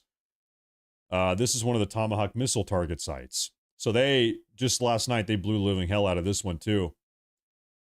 And then just to the southwest, guess what? You've got Pickaxe Mountain down here. Pickaxe Mountain. And who knows what the hell is going on inside of Pickaxe Mountain. And you have 2 big entrances right there. Boom, boom, entrance. And who the hell knows?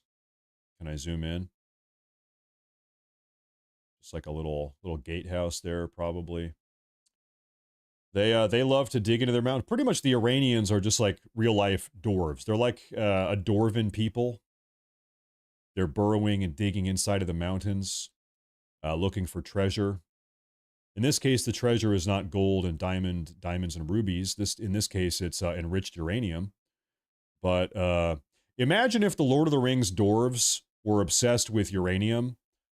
That's pretty much the Iranians, I guess. In a way, you could say. Anyway, that's cool. That's cool though. You know, whatever. Okay. So that's what they like to do. It is what it is. Okay, folks, hold up. We are at DEF CON 4. Where are you seeing DEF CON 4? Okay, folks, give me a minute. I'm looking for breaking news updates. I got caught up in my Lord of the Rings. You guys know I love my Lord of the Rings analogies, and I love my Star Wars analogies. I'm a nerd. You guys are just lucky I'm not making World of Warcraft analogies. Then you guys would really be lost. Okay. What do we have? We have news coming out of the Iranian propaganda outlet here. Something is going on. Take a look. I want to show you. I'm going to translate English. Translate. Okay. Iranian air defense systems are destroying hostile targets over the city of Yazd. We've been talking about for the last couple hours, the Israelis have been carrying out ongoing airstrikes over namely northwestern Iran.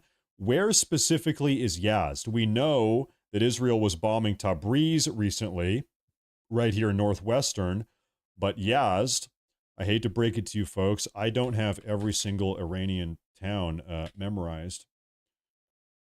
Right there, we were looking right at it.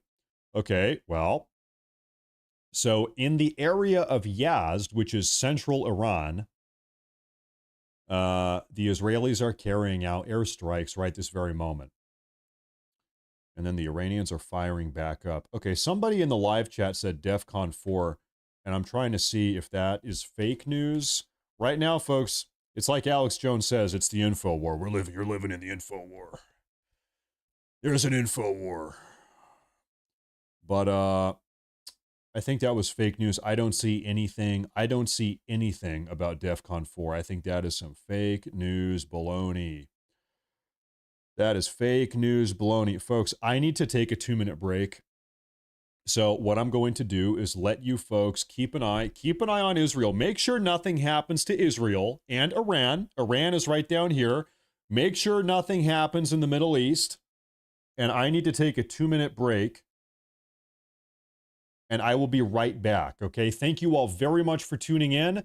I'm going to be here all day. We are doing live breaking news coverage of every single thing that's going on for the rest of the day. If you're new, please make sure to subscribe to the channel. And also, before I just leave you momentarily, just for a minute, please make sure to subscribe to the Twitter page. It's right there. I'll be right back, folks. Thank you very much.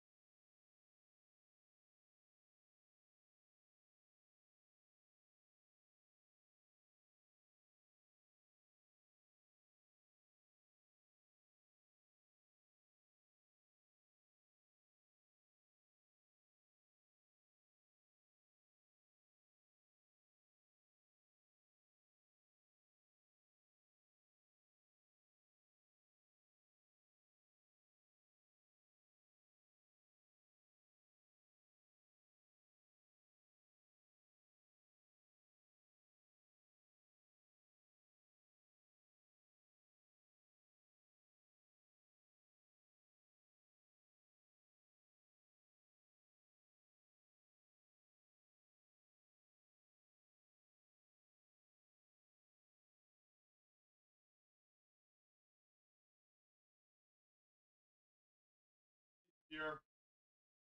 I take a glass of milk. That sounds good. Thank you.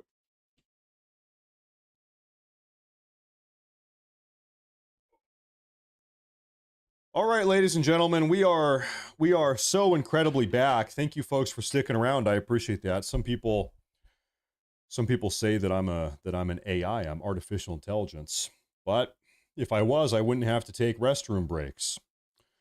Also, I would probably be a little bit more intelligent. Frankly, I have human intelligence, which is incredibly flawed a lot of the time. My logic is flawed, or my intelligence is flawed almost all of the time. Now, folks, I want to show you something very cool. I have found a diagnostic image of it's called an F-2 Spirit stealth bomber. And I want to show you what this looks like. So earlier today, I asked the question, hey, is there a restroom inside of one of these things? And everybody said, yeah, I think they must. So you can see the bomb bay here. You can put your bombs in here. This thing is big. You're storing fuel in the wings. Actually, that's how most of these airplanes work. Your landing gear. And then also, here's your cockpit. So, you know, somewhere in here, maybe you have a bed, like a cot, because they've got 2 pilots, I believe. Maybe they even fly with 3, but probably 2. And then a cot and a bathroom in there. You got everything you need. Maybe you have a PlayStation. You think they have a PlayStation 4 or a PlayStation 5? Because that would be, it's probably boring up there. I got to have some type of video game or something. Okay, folks, I'm looking for some breaking news here for you. Oh, thank you, dear. Thank you, sweetheart. My beautiful wife has brought in a cup of milk. A nice glass of milk. Whole milk. We don't do the skim milk or the 2% milk. We drink whole milk in this house. Okay, folks, we actually do have a piece of breaking news that I want to share with you, folks.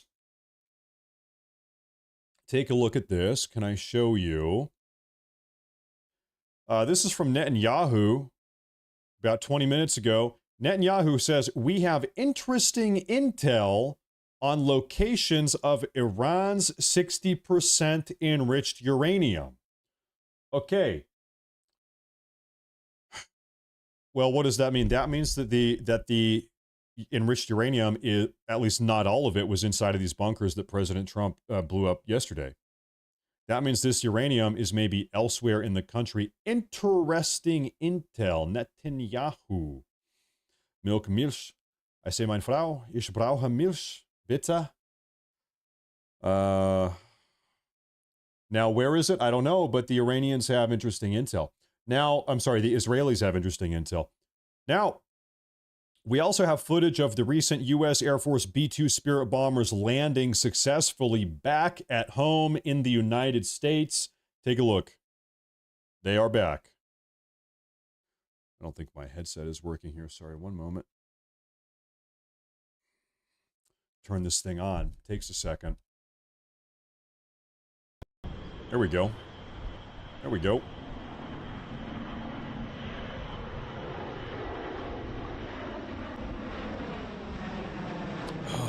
They're back. There's a B-2 bomber coming back home. You can't deny, these planes are very cool. These are really cool planes. You just gotta say, wow, cool. Cool. Very cool.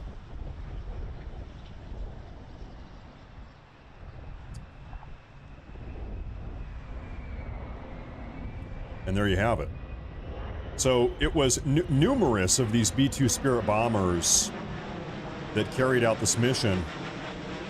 In fact, as they say, we had a kind of a bait squad of B-2 bombers flying this way and another group flying this way. So we had a lot of B-2 bombers. Only some of them were actually involved in this. Some of them were bait or a distraction. What I have read is that the United States Air Force only has 20 of them. They used to have 21, but there was an accident. One of them got broken or something. What? Let me remind myself on what exactly happened with that. Give me a minute here. How many B-2 bombers, I think currently it is 20 though, does the U.S. have? Take a look here, one moment.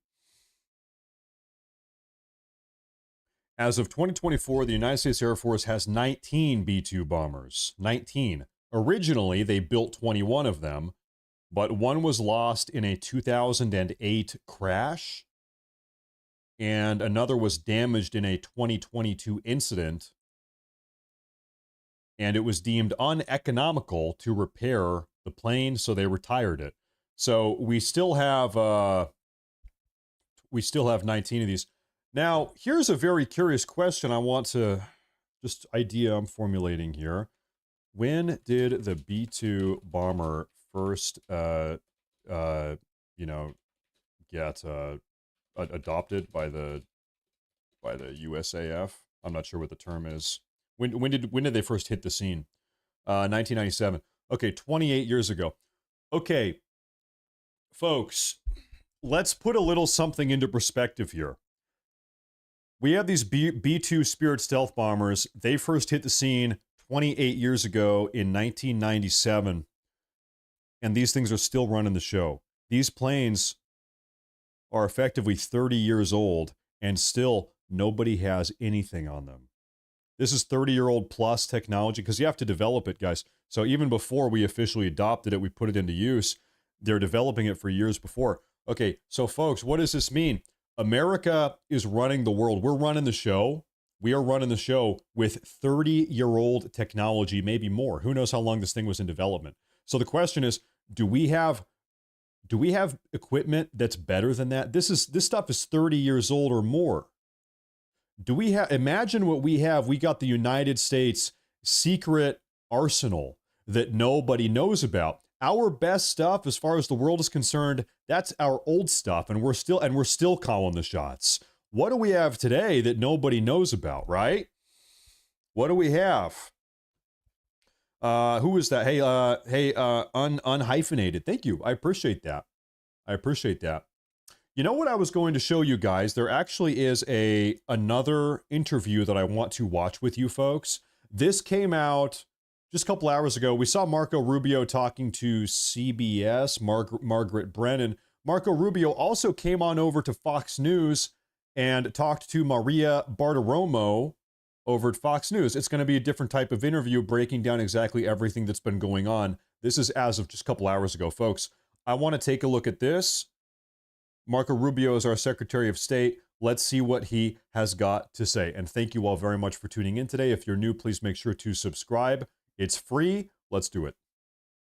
Today, breaking news, an historic day for the United States, Israel, and the world. The U.S. bombs Iran. The commander-in-chief, President Raiders. Donald Trump, authorizing the U.S. military to strike 3 of Iran's most lethal nuclear sites last night. We know of no human casualties, but Iran's nuclear infrastructure appears to be badly damaged in the biggest B-2 stealth bomber action we have ever seen, including obliterating Iran's most significant uranium-enriched Fordo site built underground in the mountains in Iran. Here's President Trump last night. Tonight, I can report to the world that the strikes were a spectacular military success. Iran's key nuclear enrichment facilities have been completely and totally obliterated. For 40 years, Iran has been saying death to America, death to Israel. But if peace does not come quickly, we will go after those other targets with precision, speed, and skill.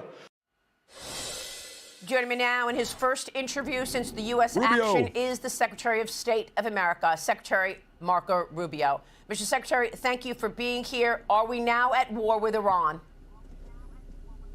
No, we're not. This is not a war against Iran. This is very simple.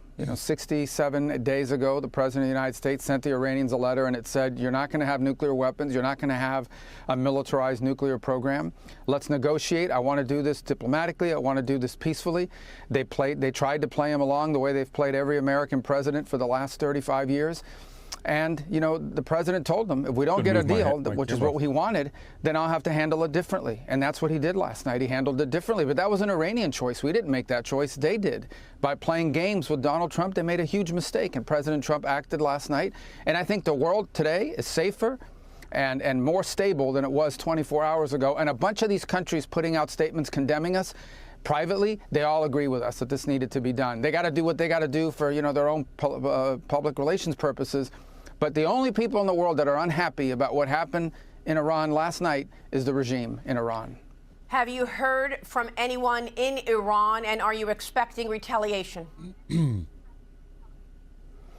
Well, if they retaliate, it'll be the worst mistake they've ever made. Look, we can fly in and out of Iran at will. We went in last night. The president sent our military forces from halfway across the world, went in, conducted this operation, left. Not a shot was fired against us. They didn't even know what had happened. By the time we left, the planes were out of their airspace before they finally started realizing they'd been hit. So it would be a terrible mistake if Iran retaliates. But that's not our goal. We are not declaring war on Iran. We're not looking for war on Iran. But if they attack us, then I think we have capabilities they haven't even seen yet. It would be a terrible mistake on their part. And frankly, it's not what we hope for or wish. What we want now is to ensure that Iran never has nuclear weapons. If what they want is a civil nuclear program where they have power plants like a lot of other countries in the world have, they can do that. That's the deal that's been offered to them. They rejected it. They played us. They tried to play us, I should say. They wouldn't respond to our offer. The terms of that deal is that they can have a civilian nuclear energy program to generate energy for the country, but they can't enrich uranium on their own, not even up to 3%. 3% is what you need, enriched uranium at a 3% rate to operate one of these civilian power plants. That even that is off the table. So now the deal is, hey, you can have a nuclear energy program for civilian energy purposes, but you need to get your enriched uranium from other countries. You need to get it from us or Russia or the U.S. or somewhere in Europe, but you can't make it yourself. Offers. They disappeared for 10 days, and now the president had to take action as a response. And the response included strategic ambiguity. Can you walk us through the plan in terms of how it was deceptive, not allowing the Iranians to understand what was really taking place? Well, ultimately, when we do these things, it's because we care about the safety and security of our troops, of our airmen, and all those who are supporting these missions. So, obviously, the element of surprise is important in military tactics. In this particular, now, I don't think the Iranians or anyone should have been under any mystery. The president said very clearly, we have 60 days to make progress on a deal, and if we don't, I'm going to deal with it differently. But in terms of what people call deception and surprise and things of this nature, the core of that is not the success. The mission was going to be successful no matter what. The core of that was protecting our servicemen and women who are in harm's way and conducting that mission. That's the most important part. And they went in, they did what they needed to do with precision and skill that no other military in the world can do. And they left. And they were well outside of Iranian airspace before the regime even realized what had happened. And that was the goal here, and that was achieved. These planes came from halfway across the world, and no one saw them coming. And that's a huge credit to Pete Hegseth and General Kane and General Kurilla and obviously our commander-in-chief for pulling that off. Well, Folks, correction, real quick. There is one person that saw these planes coming. It was us. It was us. It was us. We saw the planes coming earlier yesterday morning. We knew it was happening. We called it, and then it happened. Here on this stream, on this live broadcast, we knew it was going down. That was yesterday's thumbnail right there. The president said in a post recently that he knows where the supreme leader is hiding, but that he was not ready to take him out yet. What can you tell us about your expectations with regard to regime change in Iran? Well, that's certainly not the goal of what we're working on here. The goal is stated very clearly in a letter the president sent the Supreme Leader about 65, 67 days ago. And in a letter he said, you're not going to have a nuclear weapon. Let's negotiate peacefully a solution. We can make a really good deal that's good for Iran, good for America, good for the world. If you don't, however, then I'm going to have to deal with this differently. The Iranians didn't like the letter. They didn't respond to it. They ultimately entered into fake negotiations and tried to play him along. In essence, they thought they could do with President Trump what they've done with presidents in the past and get away with it. And they found out last night that they can't. And the world found out last night that you can't. And that's important, not just on this issue, but for so many other issues happening around the world. I think that what we are seeing is that this is a president that tells you what he's going to do, and then he does it. And I think that to a lot of people, including the Iranian Folks, a little bit of controversial breaking news here. I regret if I offend anybody's sensibilities. There is a page on Twitter. It is called the Retard Finder. It's called I Find Retards. And it has officially says, I found one. Supreme Leader Ali Khamenei has officially been designated as a, quote, retard. Terrible news. Regime is shocking. What are your expectations in terms of Iran's nuclear capabilities today?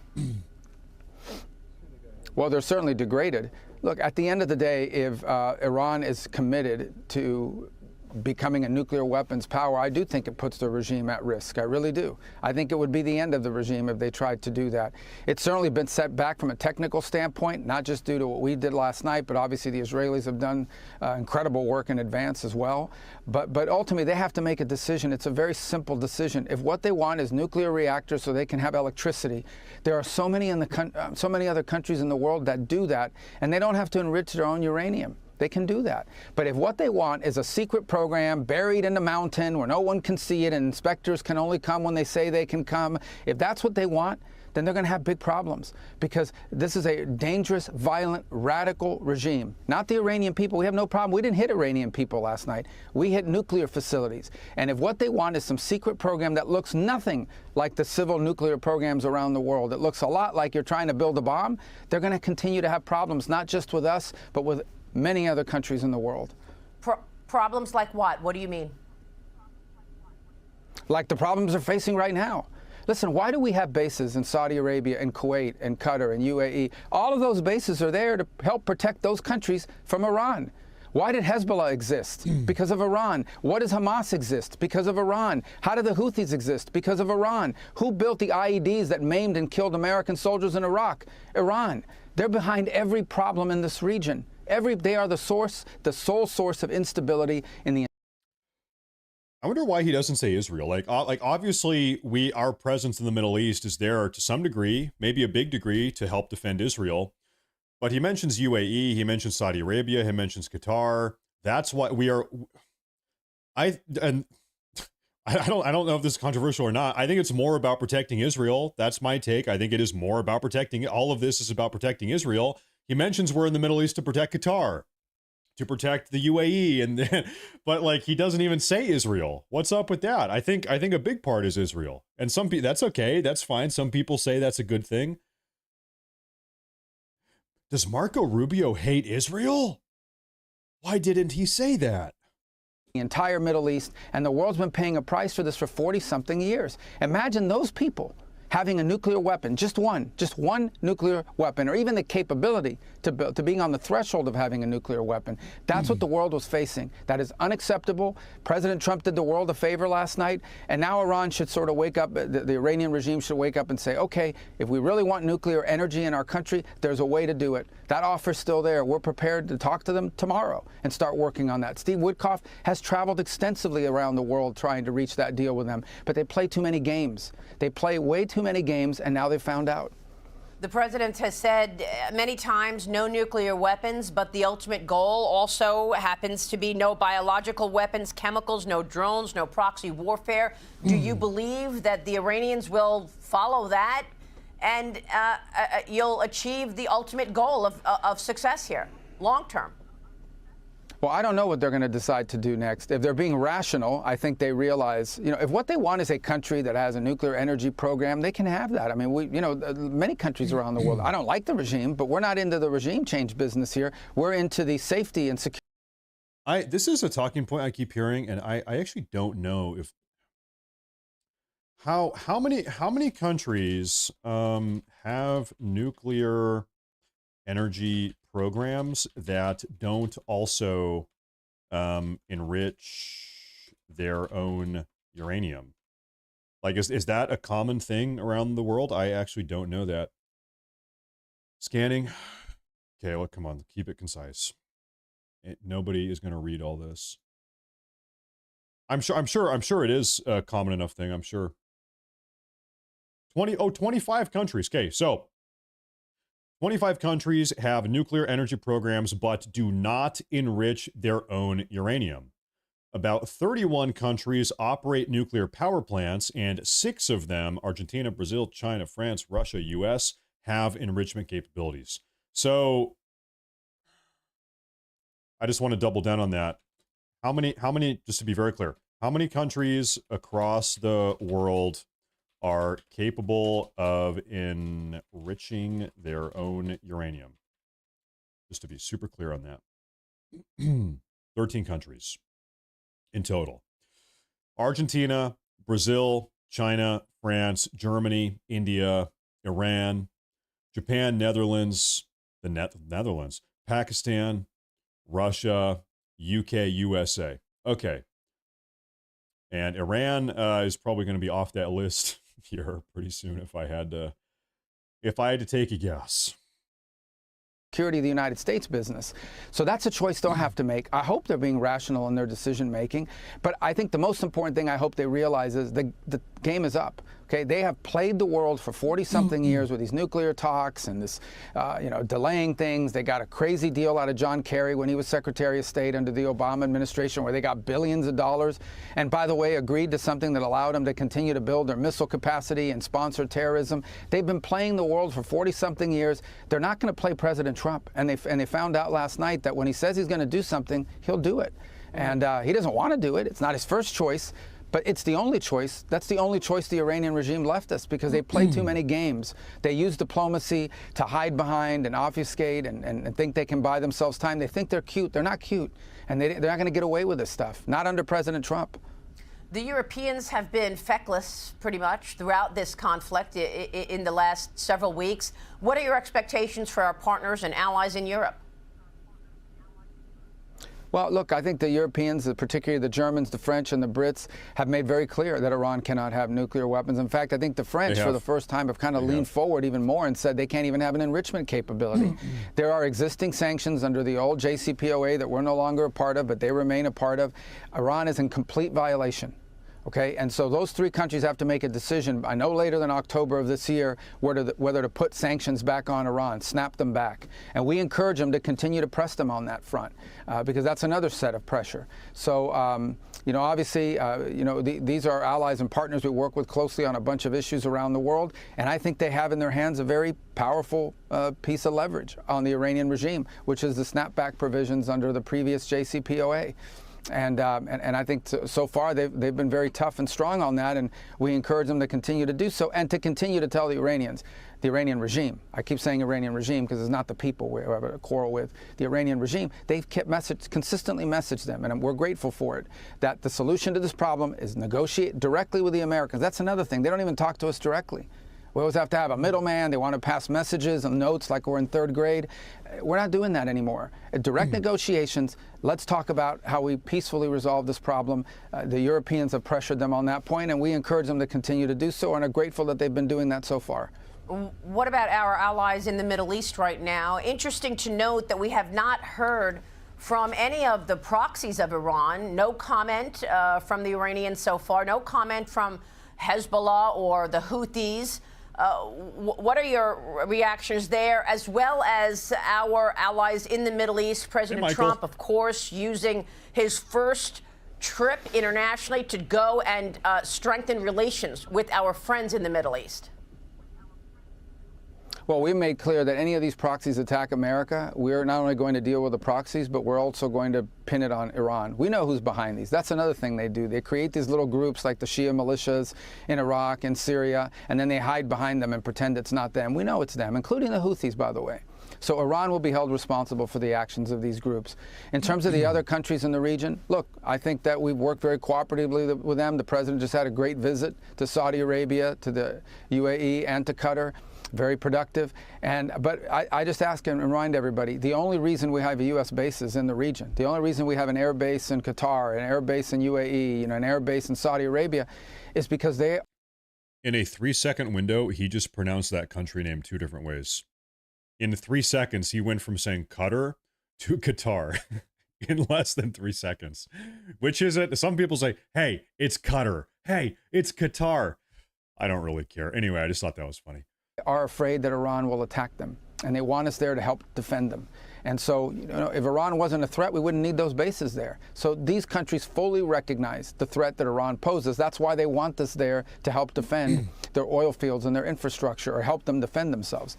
And if the Iranian regime was no longer a threat, we wouldn't need to have any of these bases in the region. We wouldn't need to have any American service people in the region. But that's the state of affairs right now. So these countries understand what Iran is and what the regime is, and they get it. They understand it. How long have these plans been in place to take out the nuclear facilities?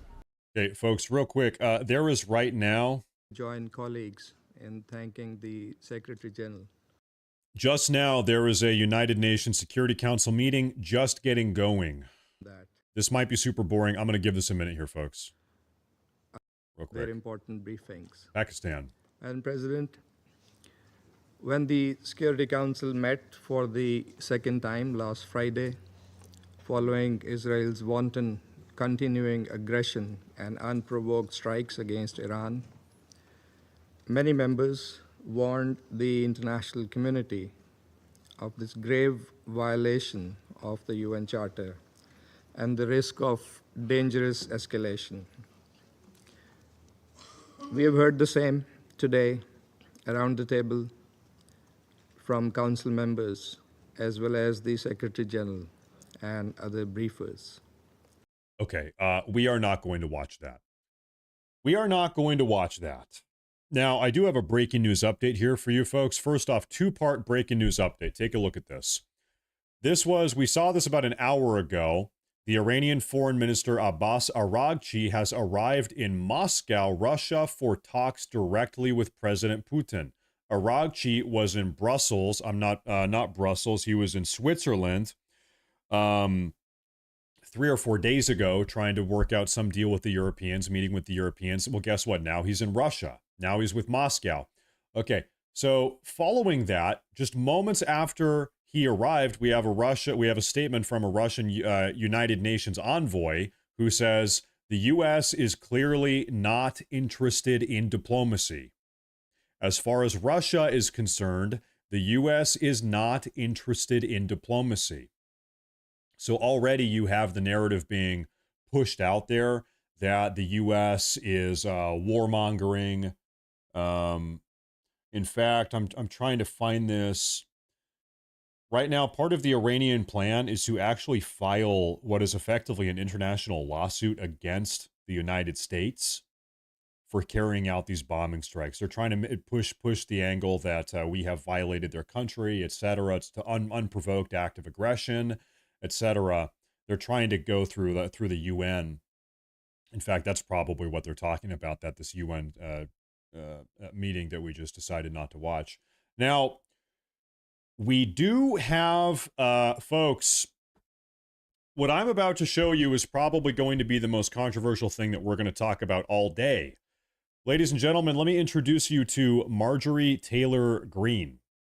Marjorie Taylor Greene has been letting her opinion be known about this entire situation. She is pissed. She is not happy.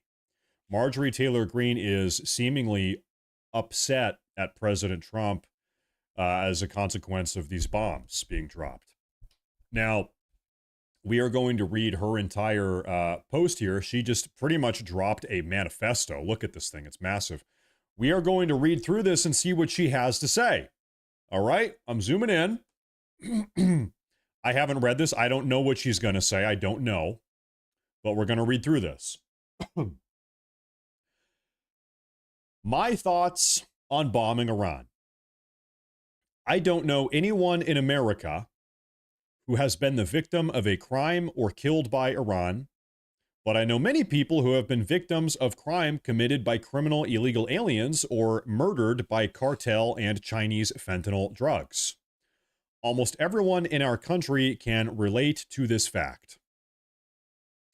However, America has not dropped bunker buster bombs on the cartel's sophisticated drug tunnels. We have not launched Tomahawk missiles on massive cartel poisonous drug operations or gone to war against the cartel's international terrorist networks.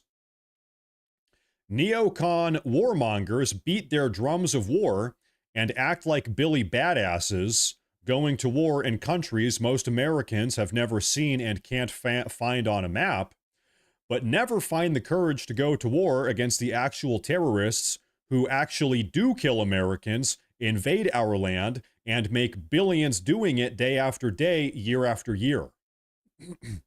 I'm 51 years old. I'm Gen X, says Marjorie Taylor Greene. I've watched our country go to war in foreign lands for foreign causes on behalf of foreign interests for as long as I can remember. I was in 10th grade when Desert Storm started, and my father before me was sent to Vietnam, another senseless foreign war. America is $37 trillion in debt, and all of these foreign wars have cost Americans trillions and trillions of dollars that have never benefited any American. American troops have been killed and forever torn apart physically and mentally for regime change, foreign wars, and for the military-industrial base profits. I'm sick of it. I can easily say I support nuclear-armed Israel's right to defend themselves and also say at the same time I don't want to fight or fund nuclear-armed Israel's wars. Nor any other country for that matter. I'm sick of funding foreign aid and foreign countries and foreign everything. I want to fund American interests and American issues. I want great trade deals so American businesses and people can afford goods and be successful. I want low inflation and low interest rates. I want American construction, housing, and manufacturing to boom. I want Americans to be rich and have security in their future. I want my children's generation to have a great future. My kids are 22, 25, and 27. It pisses me off beyond comprehension that my children's generation can't afford to buy a house, can't afford insurance, and have little hope for their future. Americans are exhausted by all of this, and rightfully so. I can also support President Trump and his great administration on many of the great things they're doing, while disagreeing on bombing Iran and getting involved in a hot war that Israel started. That's not disloyalty. Critical thinking and having my own opinions is the most American thing ever. Because contrary to what brainwashed Democrat boomers say, Trump is not a king, MAGA is not a cult, and President Trump has surrounded himself with people who once disagreed with him and even ran against him for president.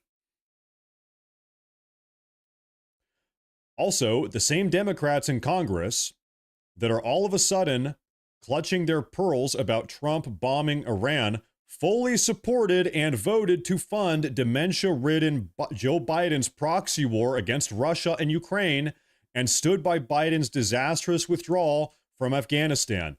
This is the truth. This is the freaking truth. Hypocrites is all they are, and they are just desperately trying to find solid ground to oppose Trump on, because so far they've failed at grasping anything successfully yet. Now, what has been done is done, and Americans now fear Iranian terrorist attacks on our own soil and being dragged into another war by Netanyahu, when we weren't even thinking about any of this a week ago. We don't know what the future holds, and I pray for the safety of all people and an end to the constant demand for America to go to war. Enough is enough.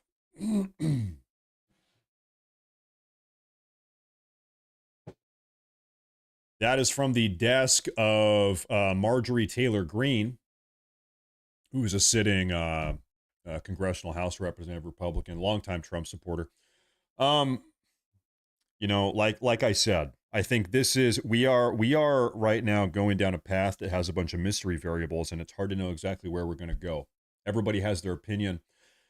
I've been saying this for weeks. The scary part, as far as I'm concerned, about bombing Iran or taking out these nuclear enrichment facilities, it's not really, the scary part is not the bombs themselves or the operation needed to carry out the bomb strikes. The scary part is what potentially comes next, right? If it leads to another war in the Middle East, boots on the ground, war on terror 2.0 type of dynamic, that is not good for America. That is not going to be a good thing for this country. And that's the sentiment that she is expressing. I think pretty much everybody agrees with that. At this point, I don't think anybody is really in favor of a war on terror 2.0 with a boots on the ground American invasion of Iran. I don't think anybody really wants that outside of like Lindsey Graham and maybe a couple other people, super rhino, neocon type of people. But most certainly the American, the MAGA base doesn't want that. America First Americans don't want that. President Trump doesn't want that. He said, J.D. Vance today said, Marco Rubio today said, Trump has said in the last 24 hours, this is not about regime change. It's a series of targeted strikes. Iran cannot have nuclear weapons, but we're not looking to have another war in the Middle East. And we are not, in fact, they don't even consider this to be a war. They're saying, no, listen, we are not at war with Iran. They've all said that, folks. We are not at war with Iran. This is about shutting down the nuclear weapons program, and that is it. And rest easy about that. That is what Trump has said. That's what Marco Rubio has said. That is what J.D. Vance has said. I guess all we can do is take them at their word. Got to take them at their word. Most certainly, you are seeing a lot of people on a lot of MAGA, America First, diehard Trump supporters, Trump voters expressing their concerns over another war in the Middle East. In fact, you know what? Let's do a little bit of a historical recap here. Between 2001 and 2008, we had Iraq and Afghanistan. Barack Obama came in and won in a dominant victory. I'm not an Obama supporter. I'm not a Democrat. I don't like Obama. Barack Obama won dominantly in 2008. Why did Obama win dominantly? And he did in 2008. Obama's election, his victory was a referendum on the war in the Middle East. Americans, by the year 2008, were sick of the Middle Eastern war. They're sick of it. They didn't want it anymore. There was already regret about the Middle Eastern situation. The reason why Obama won was because of fatigue of the Middle Eastern situation. That's why Obama won. Also, you remember, he campaigned on getting us out. That ended up kind of not being the case. But that was part of his campaign in 2008, was getting us out of the war. He was going to put an end to the war that Bush got us in. Okay. Flash forward. He does his 8 years. He ended up kind of failing on that objective. But now we're at 2016. Now we're looking at 2016. Okay. Well, the Republican primary was in 2015. Okay. It's the Republican primary in 2015. Why did Donald Trump end up skyrocketing in the polls and end up winning that Republican primary in 2015? The reason why is because he was the one Republican up on the Republican primary debate stage that had the balls to say, we should not have gotten involved in that war. We shouldn't have done it. And by the way, he said it directly, eye to Jeb Bush, who was the brother of the guy that got us involved in the wars. Okay? And at this point, it was Ted Cruz, it was Jeb Bush, it was Lindsey Graham, it was Marco Rubio. All of these guys were up on stage, and Trump was the one guy out of a 10 guy lineup. There's 10 people up on stage. Trump is the one guy that said, we shouldn't have been in that war. That was a mistake. Your brother got us in a war, Jeb Bush. We shouldn't have been there. Shouldn't have done it. That is what he campaigned on. Of course, all the immigration stuff as well, build the wall. Okay, that was what set him apart, though. Was this? He was the first Republican like ever that was publicly saying we shouldn't have been involved in that war. And so we have had anti-war in the Middle East referendums now multiple times. This was what the 2008 election was all about with Obama. This is what the 2016 election was all about with Trump. President Trump campaigned in 2024. Let's talk 2024, just 8 months ago. President Trump was on the campaign trail saying, no new wars. Also, this is a quote, I'll never forget it. And I respect President Trump so much for saying this. He said on the 2024 campaign trail just 8 months ago, he said, ladies and gentlemen, if you elect me, what will define my second term is not the wars I get us into. What will define my second term is the wars I keep us out of. He hammered this home. No new wars. And the most poetic, beautiful quote, folks, the defining factor of my second term will be not the wars I get us into. It will be the wars I keep us out of. Okay? Trump has been the anti-Middle Eastern war candidate or politician for 10 years or more. And this is why we love him. Now, I trust his judgment. I trust his judgment with dropping these bombs. He's got more information than anybody else. He knows more than I do. He knows more than anybody else here. He's got the intel. So I trust his judgment. Beyond these bombs, nobody wants a war in the Middle East. Nobody wants to have another war in the Middle East. Okay, I'm going to look at this breaking news here real quick. Let me take a look at this. This is the International Atomic Energy Agency, IAEA, has now confirmed that Fordow, Natanz, and Isfahan nuclear facilities in Iran were targeted during last night's raid by the U.S. Air Force, with extensive damage being reported at all three sites.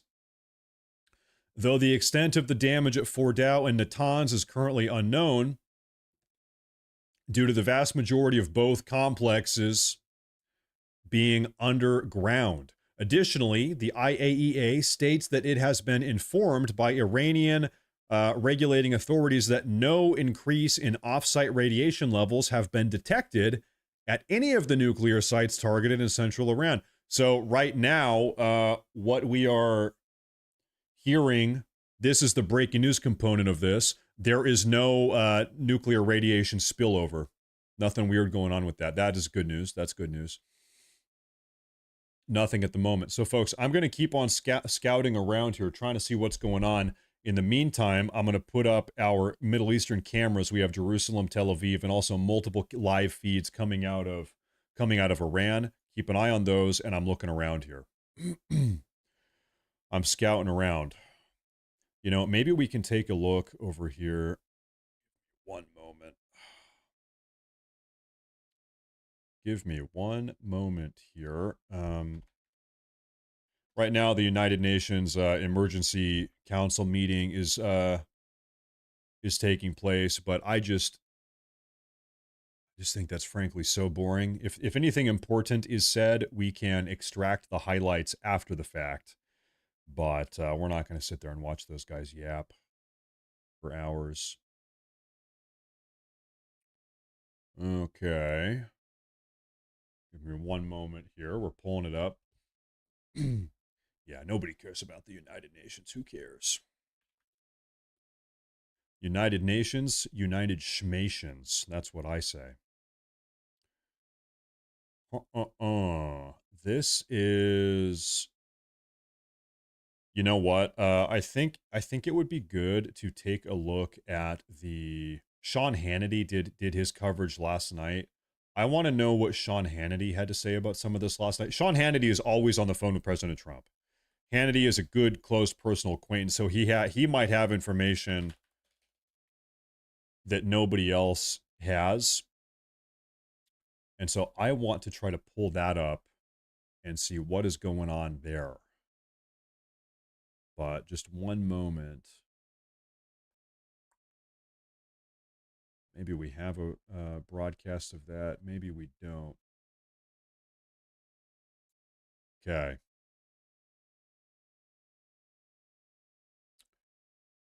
You know, maybe we actually don't. Maybe we actually do not. Let me look somewhere else here. No nuclear was, yeah, listen, nobody wants a nuclear war. Nobody wants nuclear war. That would be very bad. True. You know who we haven't even touched base with today is Steve Bannon. Now that I say that, do we have anything coming out of Steve Bannon today? I think he's taking the day off. Steve Bannon is taking the day off. We have nothing coming out of that. Nothing. Now, I will say, if I had to place a bet, this is my personal opinion. I really do not think this entire situation with Iran is going to escalate. I do not think we will have an American invasion. I do not think this is War on Terror 2.0. I do not think this is a 2003 war on Iraq repeat. I do not think that. I would bet money on that. So I'm not one of those people freaking out. Now, I do acknowledge it's a possibility. It is a possibility. I'd put it at, 1, 2, 3, 4, 5%. Some people are acting like that's 100%. Some people are saying it's 100%. It's 100%. Trump dropped these bombs. It's going to happen. It's guaranteed. It's boots on the ground. It's War on Terror 2.0. That's not me. I acknowledge it is a possibility, sure. But I think it's not going to happen if I had to bet here. Now, here is, oh, wow. Okay, this is like almost weird or unethical. Take a look at this. Folks, this is a betting site. It's called Polymarket. And people are actually making bets with real money, with actual money, on what will happen with this entire situation. So I typed in the keyword Khamenei. Take a look at this. People are betting right now on whether or not Khamenei will be outed as the supreme leader by the end of June. So right now, if you're placing a bet, I'm curious, where is the money? What are the betting odds here? People are throwing money down on this entire situation. Take a look. So right now, 9.6% of people are betting money that Khamenei will be gone by the end of the month. So what does that mean? That means 90%, 9 out of 10 people think he's going to stay. He's staying. He's not going anywhere. 9 out of 10 people think he's there to stay. That's shocking. It's shockingly low odds. Now, this shot up 5 days ago. 5 days ago, 32% of people, 1 out of every 3 people thought he was going to be gone by the end of the month. But now it's actually coming crashing down. Curious. You would think it'd be the opposite effect given this bombing But I mean, hey, President Trump has said, listen, we don't want regime change. We're not looking for regime change. We're not trying to kill the guy. We just don't want him to have nuclear weapons. Here's another one here. What does this say? Oh, this is by the end of the year. Khamenei out as supreme leader by the end of 2025. That is 50-50, dead split right down the middle. 50-50. That's crazy. And folks, by the way, how much money are we talking about? People around the world have bet $2.6 million on this. People are making big bets on this. In total, the total trade volume is $2.6 million. What about the other one by the end of the month? Trade volume, $4.8 million. You've got people betting on this. $4.8 million is a total trade volume. Is Khamenei going to be gone by the end of the month? That's nuts. You have another one here. Who will be the first world leader out of power by 2025? Khamenei. Nobody. Netanyahu. Japanese Prime Minister Ishiba. Zelensky. So right now, this is a whole different world. I never even this is crazy. Right now, who's going to be the first one out of power? 33% of bettors say Khamenei. This is crazy. This is wild. Okay, you know what? This is something that just occurred to me, folks. There was an Alex Jones video that I wanted to watch with you guys, and I think I lost it. Give me a minute. There was an Alex Jones piece I wanted to see because this is pertinent. One moment here. It slipped my mind, but we got to see this real quick. Where is this? God, Alex Jones is one of these guys that just posts on Twitter a million times a day. Okay, where was this? Gavin Newsom. You know, as I'm trying to find this thing right here, it doesn't matter what video I upload on YouTube. We could be talking about immigration. We could be talking about war in Iran. There's always at least one person on my YouTube videos that says they make a post about how much they hate Gavin Newsom. The video might not even be related to Gavin Newsom, but there's always at least one person on every single video talking about how much they hate Gavin Newsom. Doesn't matter what the video is. Okay, folks. This is the video I wanted to play from Alex Jones. What I'm going to do is put this up right over here. That's perfect. That's exactly how we want to do this. Last night, I got word that Trump had struck 3 of Iran's nuclear sites while I was having dinner with my youngest daughter. And we immediately left, and I went back to my home office and began researching all the different details. I decided to not comment on it until I had slept on it, until I'd had about 3 or 4 hours once I got up this morning to research every angle of it and to see what began to unfold and exactly what I predicted. Okay. What unfold is now unfolding. So I'll tell you my opinion on what Trump did and whether it was right or whether it was wrong in a little while. But first, let's just talk about the facts. I predicted, and it wasn't hard to predict, they said they would, that Iran's parliament would vote to block the Strait of Hormuz, which they 100% can do. It's very shallow, very narrow, and they border it and have a whole bunch of their shipping and ports there. That's what they're doing. And so they voted today to do that. Their supreme leader can override that. I don't know if he will. I also said that if Trump struck those sites with the big bunker busters, that it would not completely take them out. It would take a tactical nuclear weapon to do that, and now they're saying they weren't completely taken out.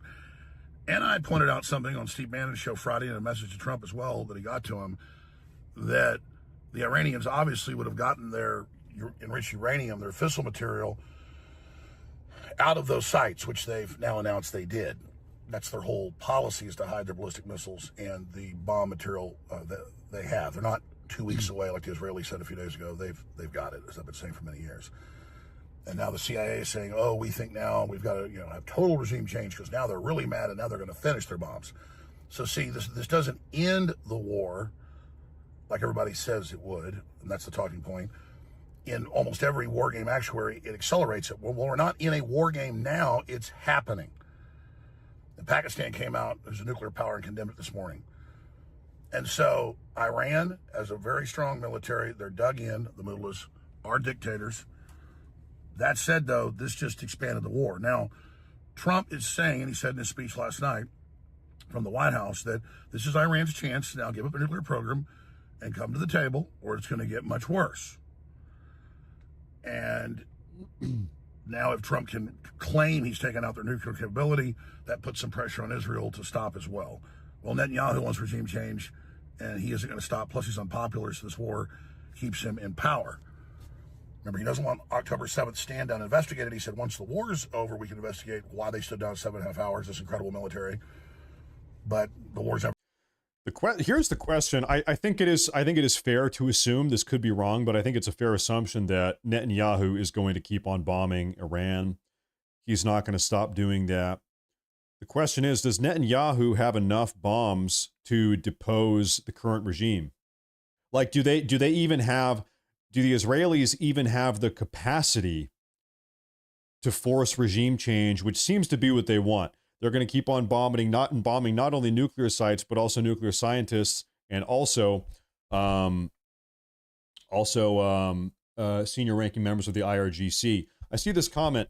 When you play this clown, it takes away from your credibility. Listen, I said at the beginning of today's broadcast, today we're going to be touching base with every single member of not just the right, but also the left. This is a crazy situation in this country. I want to know what everybody has to say. If you don't want to hear what somebody has to say, guess what? I do. Different of opinion. We talked about what the Democrats are saying. We touched base with everybody in the Trump admin. I want to know what Steve Bannon says. I want to know what Marjorie Taylor Greene says. I want to know what Adam Schiff says. I want to know what Alex Jones says. Whether or not you like it, a lot of people watch Alex Jones. A lot of people listen to what he has to say. It would be ignorant to not know what he's saying, given the circumstances. I want to know what everybody has to say because I want to have as much information as I can before I come to my own conclusion. Is that fair? That's kind of how I feel. Anyway. Never going to end, basically. This is part of a long-term 25-year plan to have regime change the entire Middle East. This is the last country they want. Iran, Syria just fell 7 months ago, and the West put al-Qaeda in charge there. So this is escalating very, very quickly. It was easy to know it would, and I've been right about that. It wasn't hard to be right about it. And so I know Trump's been briefed on all these angles. I know Bannon warned him on Thursday. And Trump said, okay, 2 weeks to give them a chance to come to the table. And I said, I hope this isn't a ruse so that they don't know they're about to get struck. And it looks like it was. Trump doesn't normally act like that. That's, by way of deception, you will conquer, as Israelis say. And world leaders like to work with Trump because he almost always does what he says he's going to do. He says what he means to do. So that's a little disconcerting there as well. Trump's not stupid. And so now this has about a 95% chance of just escalating. It's basically already happening. And I don't know if the Iranian supreme leader will veto the parliament, but they could close the Strait of Hormuz as early as today. They just sink a bunch of their barges and ships out there, and it's closed for months and months. And then they can attack anybody that tries to come move the ships, which is a huge job because they have a huge militarized coastline right there. Even if we launch an Operation Praying Mantis again and destroy their navy, you can look up Operation Praying Mantis if you want. It's a big problem. 20% of the world's oil goes through there every day, up to 30% sometimes, but on average about. Okay. Quick question here. I just want to have the numbers on this. Okay. What percent of America's energy comes through the Strait of Hormuz?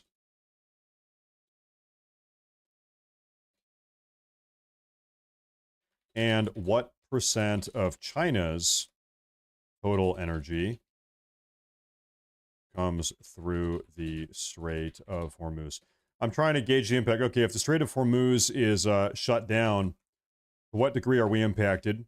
To what degree are other countries impacted? Take a look here. I'm pulling this information up. Stand by here just a moment. Okay. Okay. The Strait of Hormuz accounts for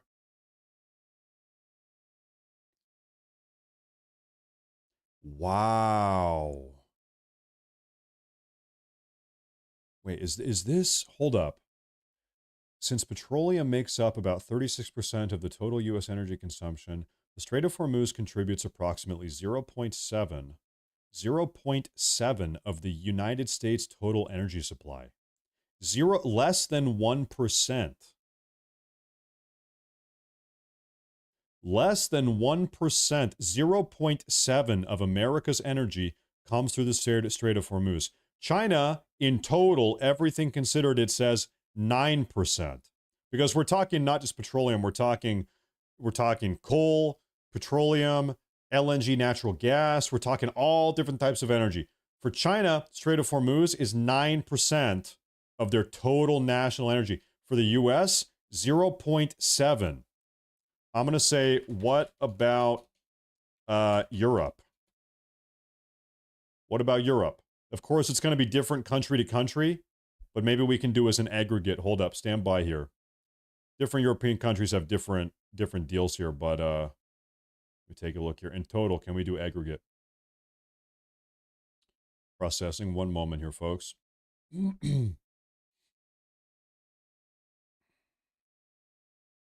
About 11% in total of Europe's total energy. Once again, you're factoring coal, petroleum, crude oil, LNG, all of it, okay? For Europe, it's 11%.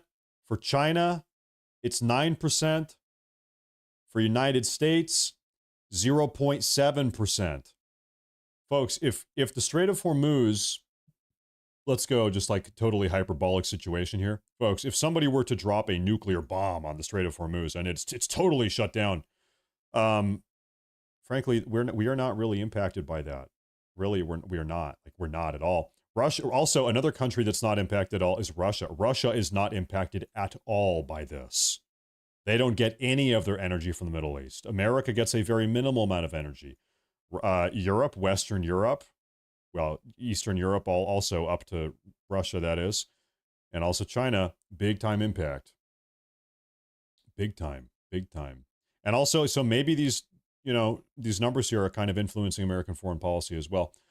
Now it is true, global rates go up and down depending on this. That's a part of it also. It's a complex situation. Anyway, curious, 0.7, 9, 11. Remember those numbers. Okay. Alex Jones. 20.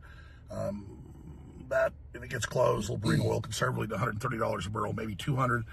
That will, 130 will more than double inflation. That will then trigger interest rates to increase. And if you look at the numbers, will kill Trump's recovery plan. That's a very good plan. It's working.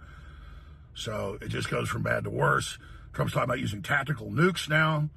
That'll be the third time in history countries use nukes. That'd be us, Hiroshima, Nagasaki. This will be a third. That just escalates things into Armageddon territory. This was a conversation everybody was having yesterday morning before Trump dropped these bunker buster bombs. The discussion was, are the bunker buster bombs strong enough to bust up these bunkers, or is Trump going to have to drop some tactical nukes to bust up the bunkers? Well, he decided not to use the tactical nukes. He decided to use the MOP bunker buster bombs. Now, going forward, do we have to worry about any tactical nukes? I think that conversation is pretty much off the table.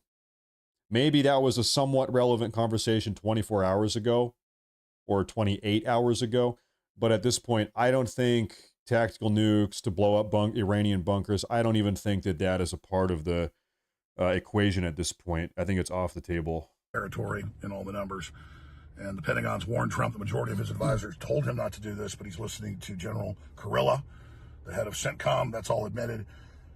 And so I want Trump's agenda of securing the border and deporting the illegals and taking back the sanctuary cities and bringing the dollar back and our jobs back and peace through strength, all of it. Dismantling DEI. I mean, I'm so happy about it all. So it's very bittersweet. I'm not going to throw the baby out with the bathwater. I don't wish the Democrats were in. I mean, they're openly at war against this country, and I believe Trump believes he's doing the right thing. It's just that General Flynn a few days ago, I'll post the video, on top of this, and so posted, said we need to wait and see. And he's a really smart guy. He's certainly not a friend of the mullahs. So a lot of you calling me a traitor, I'm a MAGA imposter, and all that ridiculous stuff. One of the first endorsers of Trump. We built the Tea Party Liberty movement that he wrote in on. I want him to succeed. I love President Trump. Will the Iranians trigger their sleeper cells? Will the deep state do it and blame them to keep the war going? All the special interests want this. You know, just like, let's talk about this in theory here for a minute. This is my approach. Maybe I'm autistic. Maybe I'm the weird guy out. I am a weird guy. But let me give you my opinion here. I think if you really love someone, if you really cherish someone, if you really respect someone, a part of that relationship is giving them the respect of your honesty, is being honest with them and not blowing smoke up their ass and not lying to them, not like, I think part of being a loving, good friend or a family member or whatever, you need to be honest with them. You need, if you really cherish and respect someone, part of that is giving somebody your honest opinion. You know, I don't know, the thought that comes in my mind is if your wife comes up and said, "Sweetie, do you think am I getting a little bit fat?" What do you say? Let's say she is getting fat. Do you say, "No, you're fine. No, you're not gaining weight"? I don't know. For me, maybe I'm the weird one out. I'd say, you know, "Hey, sweetie, you know, I love you, but you know, maybe you have gained a little bit of weight, and maybe we can go to the gym together. Maybe hey, you know what? Let's go on a diet together. Maybe we can help each other out." But you know, you don't want to lie to someone that you respect or that you love or cherish. You know, I don't know. That's not how I maintain my relationships, at least. You know, any friend you have that you don't feel comfortable telling the truth to or expressing your opinion with, maybe you're not as friendly as you thought. President Trump has just said 2 seconds ago, if the current Iranian regime is unable to make Iran great again, why wouldn't there be? Hold on. Can I make sure I'm understanding this? What did he say? Pull this up on the big screen here. He said, if the current Iranian regime is unable to make Iran great again, why wouldn't there be a regime change, MIGA? This is so funny because one of the things a lot of people are saying in condemnation of President Trump is MIGA, M-I-G-A, but they mean make Israel great again. They're saying that some of President Trump's detractors are saying MIGA, MIGA, MIGA, because they're saying that President Trump is working on behalf of Israel, not on behalf of America. And so what's so funny about this is that President Trump is now owning the slogan MIGA, but he's saying it for Iran. He's saying make Iran great again. He's kind of flipping it back on them a little bit. MIGA, yeah, hey, listen, we're making Iran great again. That's what he is saying. Okay, I keep pausing this Alex Jones situation. I apologize. I need to stop pausing. Finish it. This war to continue in the West, and it goes into the whole war with Russia and Ukraine, and it goes into just this larger World War III situation that we're in that Trump has really been trying to stop legitimately and doing an overall great job. So I know Trump felt boxed in on all of this and all the images of missiles hitting Israel, so it looks like we want to support Israel, but this isn't really supporting Israel in the end. And then the whole world's basically turning against Israel and the United States right now. So I believe this was a mistake. The majority of Trump's advisors told him that, both military and intelligence, but he decided to go against that. And so I just hope that the Ayatollah takes this as a chance, face-saving on all sides, and just de-escalates. But I don't think Israel will even allow that to happen. I don't think the mullah will. I think we're going into full war with Iran and all the problems that come with that. So everybody that loves war and thinks it's so cool, this isn't like Iraq or other places. This is going to trigger economic depression for sure if we don't reverse it. So I think this is a big, big mistake, and I'm very, very sad, very, very upset. And I'll be covering it all today at 4 p.m. Central with all the details, all the graphs, all the documents at Infowars.com/show. Okay, that is the Alex Jones opinion here. There is I wonder if President Trump is speaking somewhere or giving an interview right now, because I'm seeing across multiple outlets a bunch of new Trump quotes in the last 5 minutes. We just looked at one of them. This one says, if current Iranian regime is unable to make Iran great again, why wouldn't there be a regime change? 1 minute ago, Trump said, it's not politically correct to use the term regime change, but if the current Iranian regime is unable to make Iran great again, why wouldn't there be a regime change? Why wouldn't there be a regime change? So where is, because I'm seeing multiple accounts post out this update, but what is the source of this? He's posting on Truth Social. Okay, let me take a look at Truth Social. Maybe that's where this is coming from. Yeah, no, that is what it is. That is what it is. So we have President Trump 18 minutes ago. He said, the damage to the nuclear sites in Iran is said to be monumental. The hits were hard and accurate. Great skill was shown by our military. Thank you. Okay. And then 8 minutes ago, he said, I'll read it again. It's not politically correct to use the term regime change, but if the current Iranian regime is unable to make Iran great again, why wouldn't there be a regime change? Miga, he says. You could interpret this a bunch of different ways. You could interpret this as, well, actually, okay, maybe maybe the U.S. is going to be directly involved with regime change in Iran. You could interpret it that way. They have said numerous times they don't want to do that. I don't know. Maybe that's where we're at. I don't know. Or you could interpret it as, you know, there might be maybe he's talking about a civilian uprising and amongst Iranians in Iran uprising. Let me take a look here. Just in, Iran's UN envoy says the timing, nature, and scale of Iran's response will be determined by its armed forces. Well, is it gonna be tonight? Is it gonna be tonight? Or is it going to be not tonight? We have something else here I want to show you folks.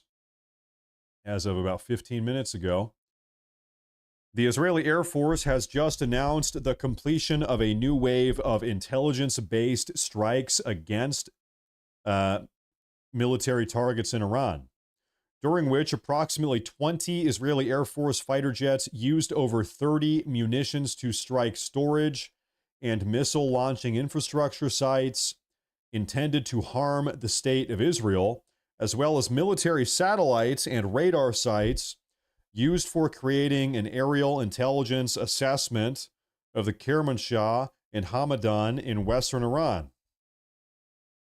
And finally, a surface-to-air missile launcher located near Tehran. So we heard this over the last hour or so, that Israel was carrying out airstrikes to the northwest of Tehran. Up in here, there was outside of Tabriz.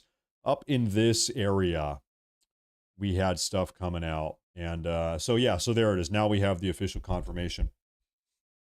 That is what happened. We have New Phase with the super chat. Let me take a look at that here. New Phase says, Trump must have played a lot of Risk in that military academy. Thanks for keeping us updated, Matt. Thank you for tuning in. Risk was one of my favorite games as a kid. Risk was awesome. And then from Risk, I got into playing computer games like they're called real-time simulator games. This is like StarCraft and Warcraft, where you're controlling an army and you're fighting another army. It's kind of like Risk, but little bit more advanced. And then from playing Warcraft, then I started playing World of Warcraft, and then it was all downhill. Then my life spiraled out of control. I became obese and bald and homeless. I was living in a McDonald's with a stolen laptop, playing World of Warcraft. It was bad. Those were dark days. I was 400 pounds addicted. I was addicted. No, I'm kidding. I'm kidding about all of that. Anyway, I swear I did not steal a laptop and live inside of a McDonald's. I'm kidding. Okay. I am looking for some. Yeah, I was eating Hot Pockets. It was bad. It was real bad. Okay, I was never homeless living in a McDonald's. I'm sorry. That was a joke. I'm sorry. Okay, I'm looking for updates out here, though. I do see something coming out of the Iranian propaganda outlet. Let me take a look here. Translate to English. Uh-oh. Oh, we have a couple things coming out here. Let me get a grip of this here. Okay, folks, we have a couple updates in the last 10 minutes coming out of Iranian media, and I want to share this with you. This is Iranian media, so grain of salt, grain of salt. Okay, first off, the Trump administration has called on China to prevent Iran from closing the Strait of Hormuz and disrupting global oil flows. Now,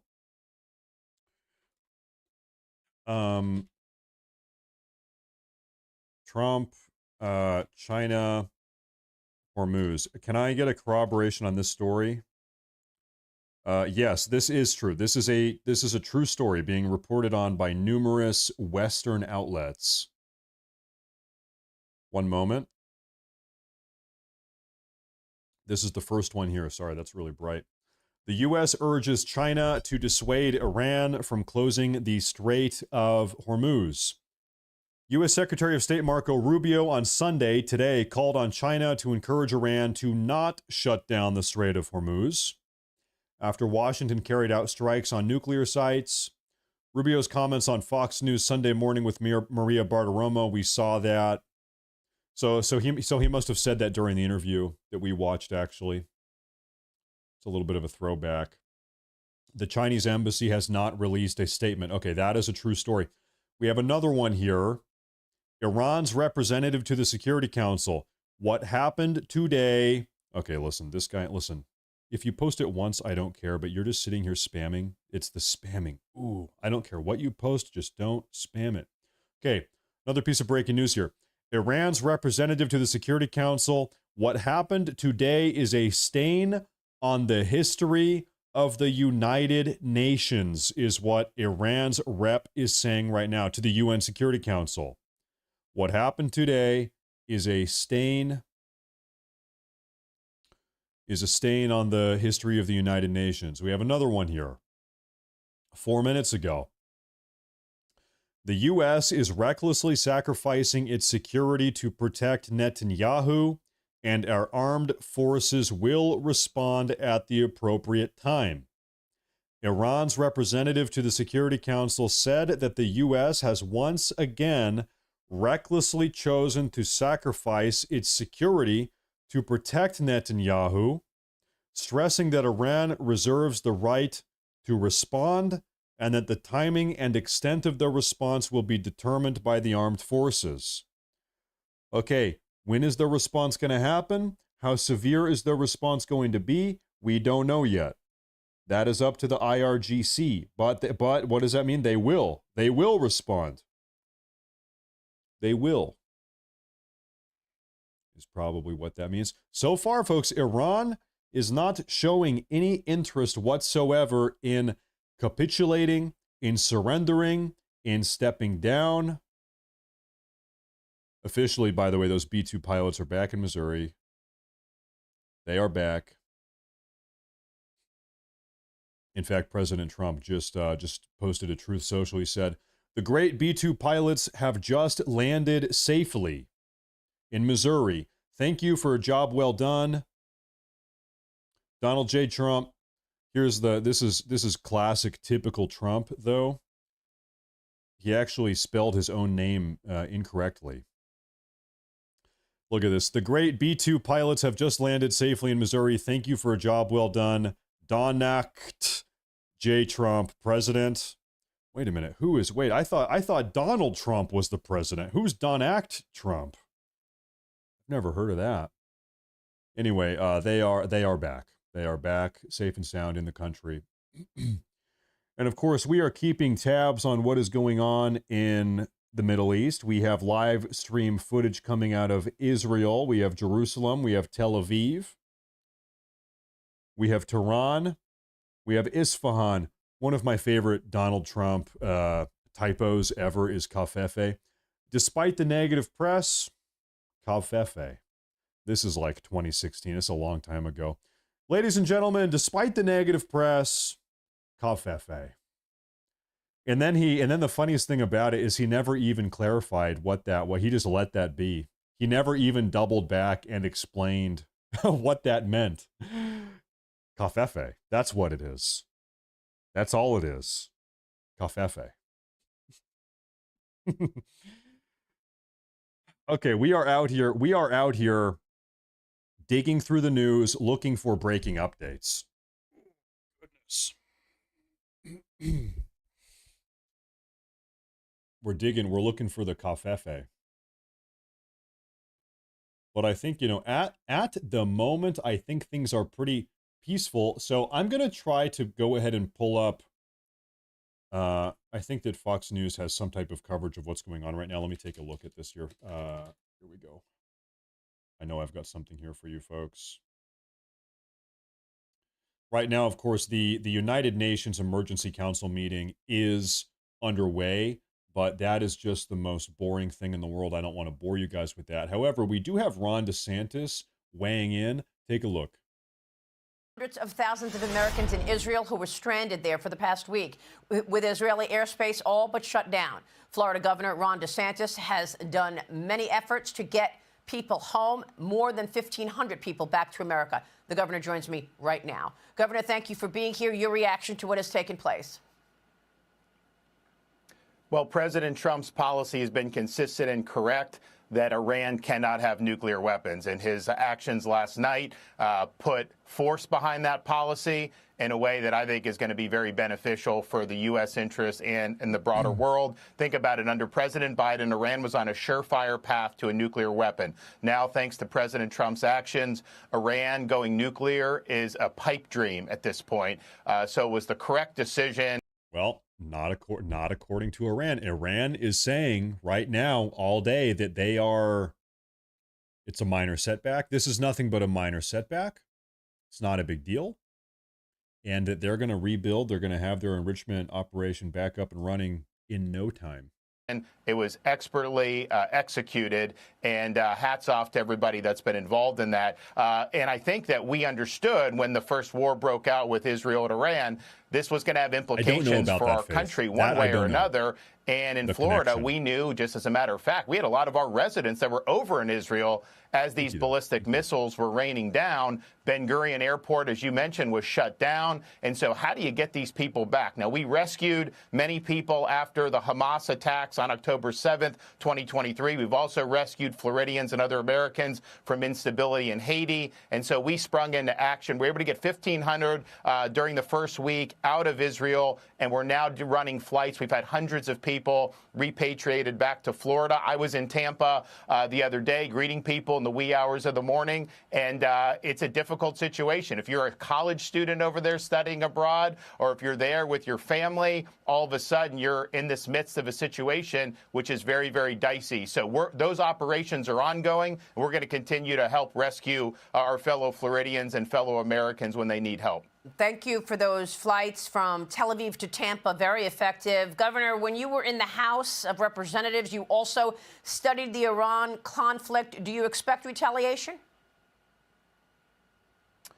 Well, Iran has always been an asymmetric threat, Maria, in the sense that that was one of the reasons the nuclear problem was such a big issue, because they're militant Islamists. And so using nuclear weapons, even if there was a devastating response against them, that may be an inducement for them to use it, given their radical ideology. I would imagine a conventional response is not going to be very effective against the United States. They are not a match for us there. But I do think that they will try to work through their proxies to deliver more terrorism in the region. And as you mentioned earlier in your show, President Biden let in massive numbers of people during his administration. Are we to believe that Iran, who they view us as the great Satan, that they just didn't want to take advantage of that? I think it's probably the case that they did. So I think it'll be more of an asymmetric response. I don't think that they can match the United States conventionally. Governor, thank you very much. We'll be watching your work in Florida. Well, folks, we read through this earlier today. The Department of Homeland Security put out a very big comprehensive statement officially saying that, listen, we are concerned about what is going on here in the U.S. We are concerned about Iranian sleeper cells and also Iranian cyber warfare here in America. You know, is it possible that the Iranians could hack into our power grid or what other critical systems we have and start shutting things down? That's something they're worried about. It's more than just an Iranian sleeper cell blowing up, you know, killing people. They could attack America in numerous ways, cyber, whatever, numerous things. And so anyway, the DHS this morning put out a big statement saying, yeah, we are keeping an eye on that. Americans, they said, if you see anything weird, they have a number you can call. But that is a serious deal. That's the real deal. We also have here, is that? Yeah, this is that United Nations thing. It's over. That is over. The UN situation is over. The reality is, you know, okay, it's a noble thing. The Europeans want to be involved and help diplomacy. Really, the fact of the matter is, nobody's opinion really matters outside of Iran, Israel, America. That's it. If we can't get America, Iran, and Israel on the same page, then nothing is going to happen. The delegates from Netherlands, they can say all they want. The delegate from the Democratic Republic of the Congo, he can give his opinion. It doesn't matter. Israel, America, Iran, those are the key players here. Nobody else really matters in this. For better or for worse, that is the truth. That is the truth. That is the truth. And we want to bring in now our Fox News senior strategic analyst, retired four-star General Jack Keane, joining us now here in the studio.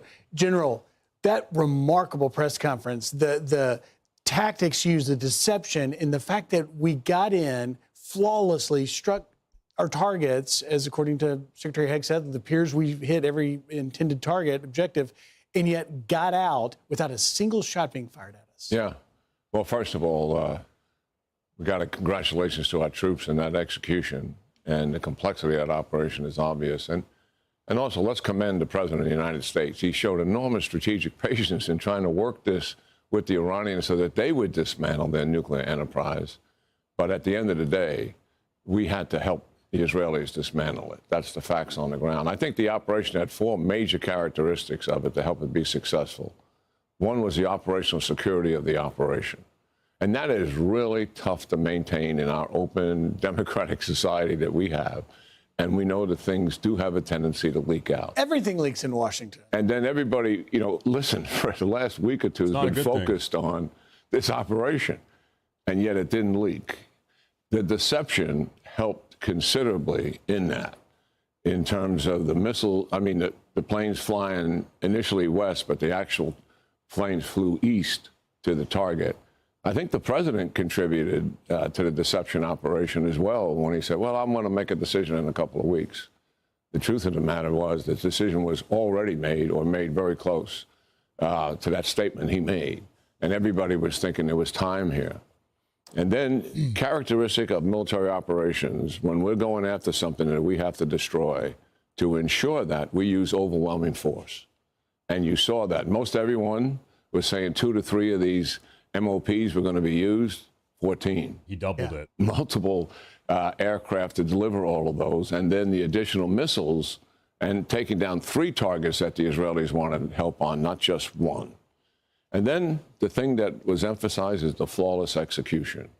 And I think the audience had a complexity, got a feel for the complexity of military operations. And I really applaud the chairman for providing those details. And I want to tell you, what you folks have been doing here on Fox and Friends Weekend since this got started about 3 or 4 hours ago is really outstanding. Well done. Well, thank you, General. And having you here is so beneficial because you understand these. And I think the real question, General, is, okay, so what now are the strategic implications of this strike? We obviously didn't get much BDA, battle damage assessment, from the Pentagon briefing. It's going to take some time. We'll learn that. But just initially, what do you see as the strategic implications? That's a great question.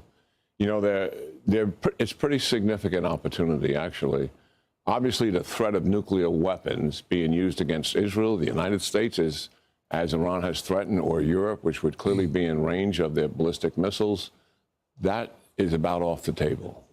The second thing is, and this is serious, no nuclear arms race in the Middle East as a result of Iran acquiring a nuclear weapon, which would have happened. The Arabs are not going to say this publicly, but they are relieved about what has just happened here. And the other thing is, we are on the cusp of actually ending Iran's malign and aggressive behavior in the region, Griff, that has existed for 45 years. And you have outlined the killing of Americans from 19... Okay, folks, I'm sorry to interrupt that broadcast there. We have just frankly very weird, curious news coming out that I want to show you folks. I want to show you a couple things here. The first component of this is everybody's talking about this on Twitter right now. It's coming from one source. I would say it's probably bogus, but keep this in mind, okay? There is a TikTok account, Johnny B. He's got 41,000 followers, and he just uploaded this video is going viral on TikTok. Hashtag deployment, hashtag war, hashtag Iran. And so what he's saying, this video is going all over the place on TikTok, is that they're getting deployed. I tend to kind of think this is, I don't know. Really don't know. This could be a total normal, transition of troops or something. I don't know. This plane is massive. Look at how big this plane is. Wow. I obviously have never been in a plane like this. Whoa, this thing is huge. Anyway, this is probably bullshit. That's my guess, is that this is bullshit. Anyway, hey, you have this one guy on TikTok posting that. Another thing here is, folks, now we have an official report coming out regarding something that we have talked about numerous times today. I want to show you this here. This is from OAN. Russian leader claims multiple nations are, quote, ready to directly supply Iran with nuclear weapons following the U.S. attack.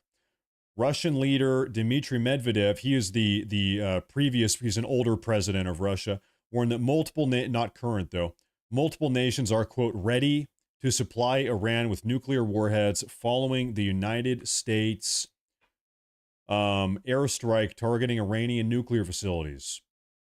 Medvedev, a former Russian president and current deputy chairman of the Russian Security Council, issued a series of X posts following the United States attack against Iran. Medvedev states Iran's enrichment nuclear material, and now we can say outright the future of production nuclear weapons, it will continue. Here are his posts directly. So, he said this. There's no doubt about that. Medvedev also claimed that a, quote, number of countries, look at this, a number of countries are ready to directly supply Iran with their own nuclear warheads. Who would he be talking about? Who are the countries that would be willing to, by the way, he is speaking on behalf of Russia. Is it Russia? This is a big claim, even beyond the scope of Russia. It's hard to believe that. I don't think Russia would do it. Earlier today, we were talking about North Korea potentially doing that. North Korea has, people say, about 50 functional nuclear warheads, 50 of them. Does China want to do that? I don't think so. I doubt it. Don't think so. Now, by the way, a lot of the countries right now that do have functioning nuclear weapons, they did not make them on their own. They were given them, or they stole them. They got them somehow from some other source. So this would not be unprecedented that a country would be given or got a hold of some functioning nuclear warhead that they didn't make on their own. This has happened before. A number of countries are already in support of giving nuclear weapons to Iran. We enjoy a strategic partnership, and we will always consult with each other and coordinate our positions. Now, by the way, the Iranian foreign minister earlier today, a couple hours ago, landed in Moscow and is meeting directly with Putin probably at this very moment. What are they talking about? I don't know. Don't know. But they are talking. At least we know that much. Now, the Iranian propaganda, it happened before when? Pakistan comes to mind. In fact, I don't even think that North Korea made their own nukes. I could be wrong. In the 1950s, I think they got them from China. Maybe they made their own. I'm less sure about that. But anyway, Pakistan definitely. Also, Israel did not make their own nuclear weapons. Israel, a controversial topic, effectively stole them from the United States. That is just a true historical fact. But Pakistan, most certainly. North Korea, now I'm going to look that up. Let me see here. WTF are you talking about? When did anybody give anybody else nukes? Well, Pakistan. Well, let me see. How did Pakistan and North Korea, what about India also, get nuclear weapons? You can see here. Let me take a look. Da-da-da. Da-da-da-da-da.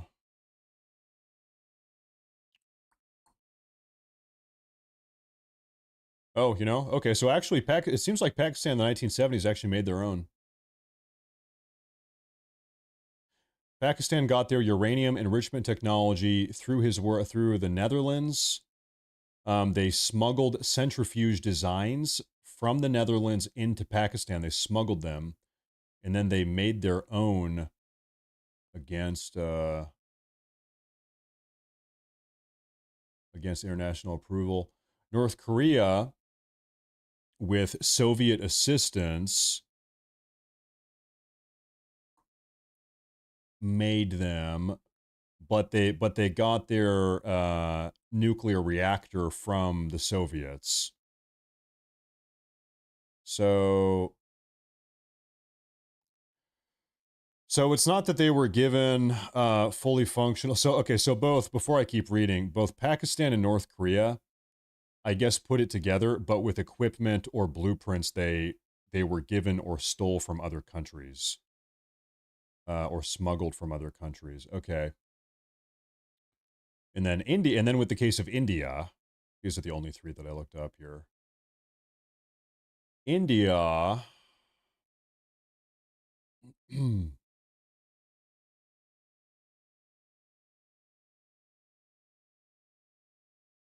I think they might have actually. I think India has done their program entirely on their own. Seems to be the case. There you have it. So there's that. Now, folks, I have a curious report I want to show you that is not related to anything between Israel and Iran. We're going to totally go off topic here for a minute, but I think you guys are going to want to see this. Take a look at this. We have new information from the U.S. Labor Department. I think you're going to like this. Take a look. Economists across the political spectrum expect the United States this year will experience the lowest immigration levels in decades, and some agree there's a real possibility that migrant outflows will eclipse inflows, meaning more people are leaving the country than are entering the country. Migration levels last reached a long-time low during the 2008 financial crisis, which sparked a mass departure of Mexican immigrants. The economy got bad. They left. Quote, "It's not about deportations so much," Voiger said. "It's really just that inflows are down so much." This is an anti-Trump take. So he's saying, listen, this is not happening because Trump is deporting people. It's just because people are not coming in. Well, guess what? Why are people not coming in? It's because President Trump shut down the border. That's why. It's both. Not just at the southern border, but also through legal means. Okay. All right. Okay. But then this is the very curious thing I want to show you. Folks, pay attention right now. Already, the foreign-born workforce has shrunk by more than 1 million people since March, according to Labor Department data. The figures are not adjusted for seasonal trends. Ladies and gentlemen, foreign-born labor in America is down by 1 million since March. Between March, that means, to be very clear, in just the last 3 months, between March and now, 3 months, foreign-born labor is down by 1 million. And so this is a result of many things. The Trump admin has cut off entitlements for illegal aliens. It's harder to get free stuff in America as an illegal alien. Medicaid, Social Security payments, they cut them off. That was part of the DOJ package. Okay, so they've been shut out. Another component is the ongoing deportations, the ICE raids, or at a minimum, the fear or the threat of ICE raids. You know, you don't want to live in a country where every day you're waking up wondering if you're going to be apprehended violently or aggressively apprehended and get kicked out. A lot of people don't want to live in fear like that. So self-deportations are through the roof. Now, we have stats. We have a number here. This, by the way, this is from the Labor Department. Now, what we saw, in the last 100 years, we've had 2, now this is the 3rd, but before President Trump, we've had 2 mass deportation or re-immigration movements. In the 1920s and early 1930s, during the Great Depression, there was called the Mexican Repatriation Program, where they tried to kick out all the Mexicans. The reason why is because there was a huge amount of anti-Mexican immigrant sentiment in America in the 20s and 30s because of the Depression. People viewed immigrants as taking jobs that should be going to Americans. Jobs were scarce. It's the Depression. Times are tough. Everybody's broke. And people got mad at the Mexican immigrants because they were taking everybody's jobs. And so there was an endeavor, an operation to kick them out of the country. It's the Mexican Repatriation Program of the 1920s and 1930s. Now, we have data from that program, okay? Deportations were a part of it, but self-deportations were actually the linchpin of the entire thing. And I'll tell you what the data says from the 1920s, 1930s. We know for a fact, for every one Mexican immigrant illegal alien that they deported by force, 10 of them self-deported. The ratio was 1 to 10. For every one person that was kicked out, 10 removed themselves. They self-deported. And the reason why is because the environment in America became toxic or hostile for illegal aliens. If the entire country doesn't want you, if nobody's hiring you, if you can't get free entitlement benefits, then it's not really beneficial to be if it's no longer beneficial to be an illegal alien in the country, then they leave. Then they leave because they can't get free shit anymore. They don't have that economic opportunity. And so a lot of people will look at President Trump's deportation efforts and say, oh, we're not deporting enough people. Oh, there's only this many deportations in the country going on right now. It's not enough. We need 10 times more.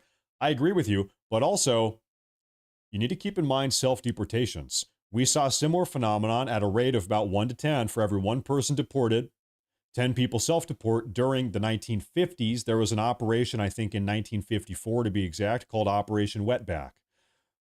That is the official name, by the way. That is the official name. Google it if you want. Now, anyway, during Operation Wetback, this was the largest deportation effort in American history, where they're rounding them up, they're putting them on trains, they're putting them in buses and shipping them down to Mexico. It was mass deportations. Well, what did we also see during Operation Wetback? We saw self-deportations took place at a rate of 1 to 10. For every one person that they forcibly deported, 10 people self-deported. Okay? So we have 2 instances in the last 100 years. For every person deported, 10 people self-deport. That seems to be what's happening now, because what we see right now from the U.S. Department of U.S. Labor Department is that just in the last 3 months, the foreign-born workforce has shrunk by more than 1 million people. 1 million people. Poof. In just the last 3 months. That is astounding. That is crazy. 1 million foreign workers disappeared. No longer are they working in the country in just 3 months. President Trump has been in the office for 6 months. Okay, this is only the last 3 gone. Where'd they go? They left the country. They self-deported because it's hard to get a job. It's hostile environment. There's ICE raids across the country, and nobody wants to get forcibly deported. And on top of that, you can't get free government entitlements anymore. These people are leaving. And so if you do some math here, let's project this number out. 1 million self-deportations. 1 million self-deportations every 3 months. Okay, 3 goes into 12. 12 months in a year. 3 goes into 12 4 times. Okay, so a million people, a million foreign immigrant laborers dropping out of the workforce every 3 months times 4. It's 4 million a year. Okay, multiply that by 4. That's 16 million people if the trend continues. If that rate stays the same, that's 16 million people over the course of Trump's presidency. And that's I suppose also, this is only counting immigrant or foreign-born laborers that were in the workforce, in the like above the table workforce. You've got a bunch of people that are here in the country illegally that are not in the workforce. Not in the workforce, meaning they're just collecting benefits. They're not working at all. They're homeless. They are drug dealers or cartel gang members. They're not in the workforce, right? And those people are being deported also. So is it fair to say that maybe you're having more than 1 million people leave every 3 months? I'm telling you, okay, I really genuinely believe that President Trump's deportation numbers do not come anywhere close to properly reflecting how many people are leaving the country. Okay, I think it's way more. You look at the deportation numbers and it's like, 1,200 people got deported today. And then people are saying, 1,200 people a day, you got to multiply that by 30, and then it's not enough. We need way more. That doesn't even touch self-deportations. Most of the people leaving the country are self-deportations. That is the truth. And we know that because of the 1920s, 1930s, as well as 1950s. And also now we have Labor Department data. Okay, I'm gonna double back here. That's enough of my anti-immigrant monologue. I am my anti-illegal alien monologue. I'm now looking for Iran-Israel updates, folks. That's what I'm looking for. We can only hope so. No empty apartments. Well, what are we also seeing right now? Who here is following the housing market or the rental market across the country? Prices are dropping. Housing prices are dropping right now. In fact, a lot of people are upset about it. But, okay, well, why might housing prices be dropping right now? Because every couple months there are millions fewer people in the country. The fewer people you have that want houses, the less demand there is for the houses, the lower the price the houses are. Does that make sense? It's like basic economics. Let me take a look here. Taking a look around. Can I translate this to English? Okay. This is from the recent UN Security Council meeting that ended a while ago. We have a statement from the Pakistani representative. He said, Israel, this is from Pakistan, Israel acted foolishly and invaded Iranian territory without any provocation from Iran. That is Pakistan's opinion. As far as Pakistan is concerned, Israel started this. This is Israel's fault. That is the official Pakistani take. And I'm looking for more updates here. Folks, I think we kind of have the... folks, we actually have breaking news. I'm having a report come in here. American military and intelligence officials have detected signs that Iran-backed militias are preparing to attack U.S. bases in Iraq and possibly Syria in retaliation for the U.S. strikes in Iran. But so far the groups have held off, and Iraqi officials are working hard to dissuade militia action, a U.S. official said on Sunday. So Iraqi officials are trying to dissuade these Iraqi militias from attacking U.S. military bases. That is a part of this component also here. I also have breaking news. I wonder if my wife is making lunch today. Folks, we are getting a report indicating that I am getting hungry. We're getting another report indicating that I am inquisitive as to whether or not my wife is making lunch. And maybe we will have a confirmation on that report here pretty soon. We'll get feedback on that report here any moment. Now, there's something else I want to show you. We have the, oh, look at this. Folks, I have more Iranian propaganda that I would like to show you. This is coming out of the Iranian propaganda page. Can I translate this real quick? Security Council is what this says. So this shows Uncle Sam with the Star of David on his hat, arms tightly gripped around the United Nations Security Council. So what does this say? This says, this is what this Iranian propaganda is saying. It is saying that Israel owns the U.S. and the U.S. owns the United Nations Security Council. Israel owns America. America owns the UN Security Council. That is coming out of the Iranian propaganda media right now. And I'm looking for more. We are going to get to the bottom of today's news. And I'm looking around.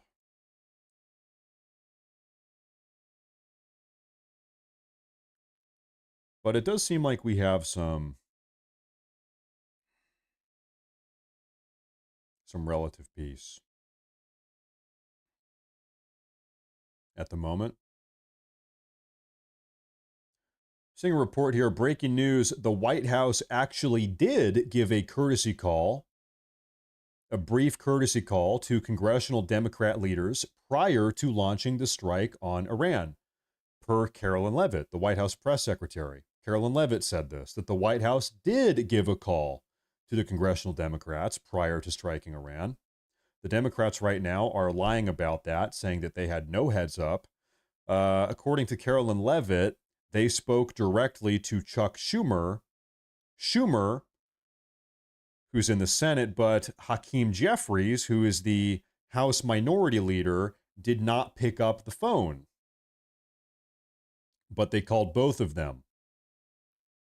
It's probably a good thing he didn't, or the whole operation would have been leaked. So there you have it. So Hakeem Jeffries didn't even pick up the phone. Not at all. And I'm back out here scanning around.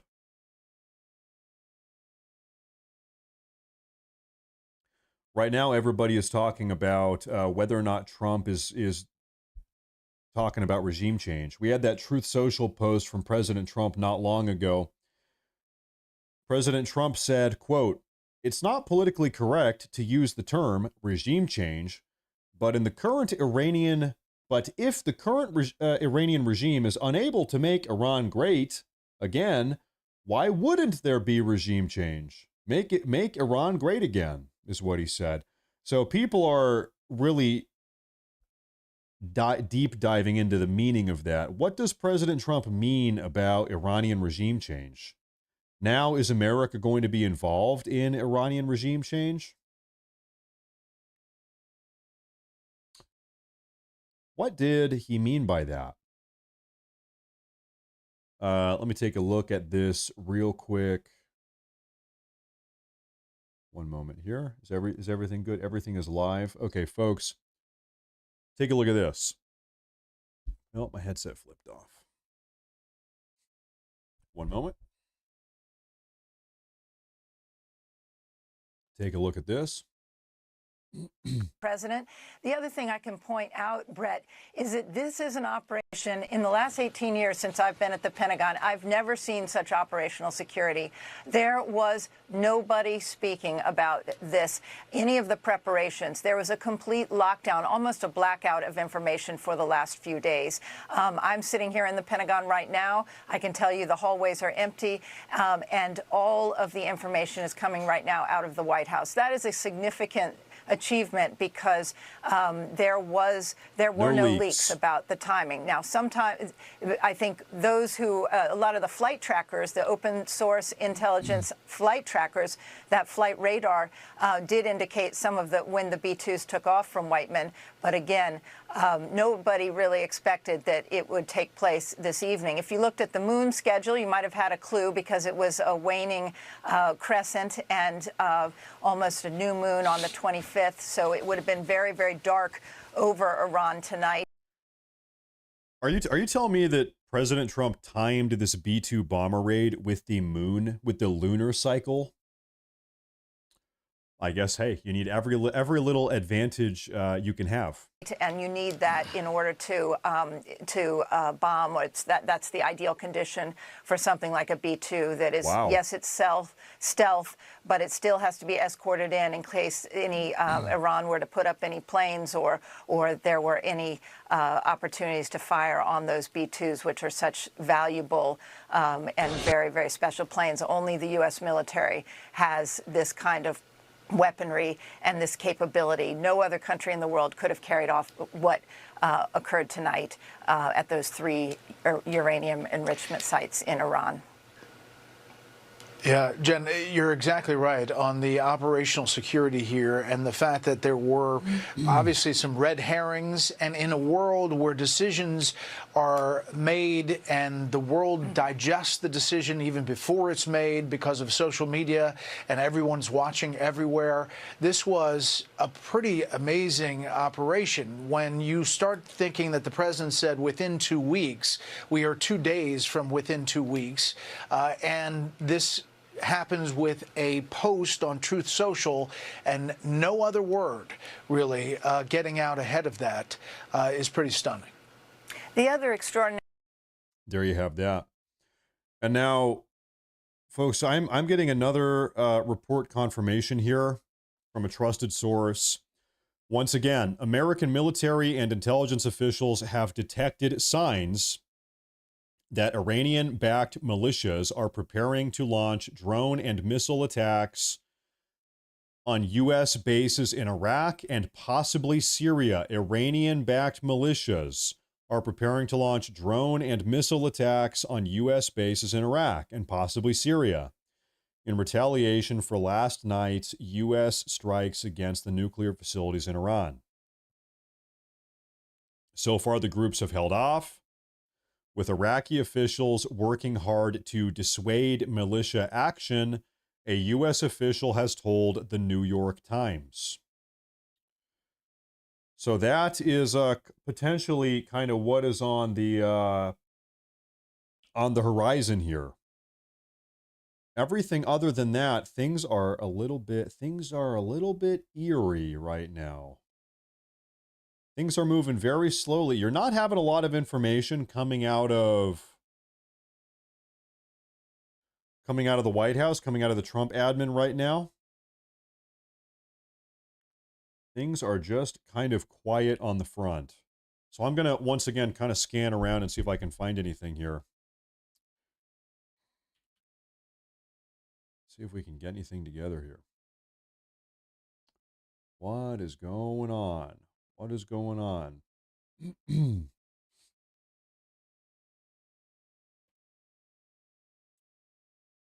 The Democrats right now, it's curious because the Democrats are not even mad that President Trump carried out this bomb strike.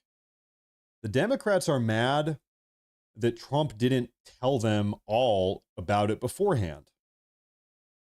You need to be aware. Where are they directing their anger? They're not mad that Trump bombed Iran. That's not what they're mad about. They're not condemning the bomb attack.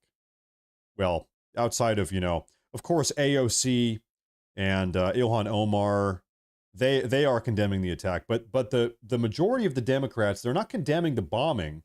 They're just mad that they're mad that they didn't know about it. They're mad that President Trump didn't ask them for their opinions about it.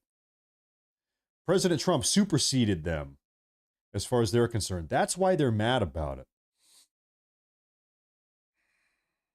That's why they're mad about it.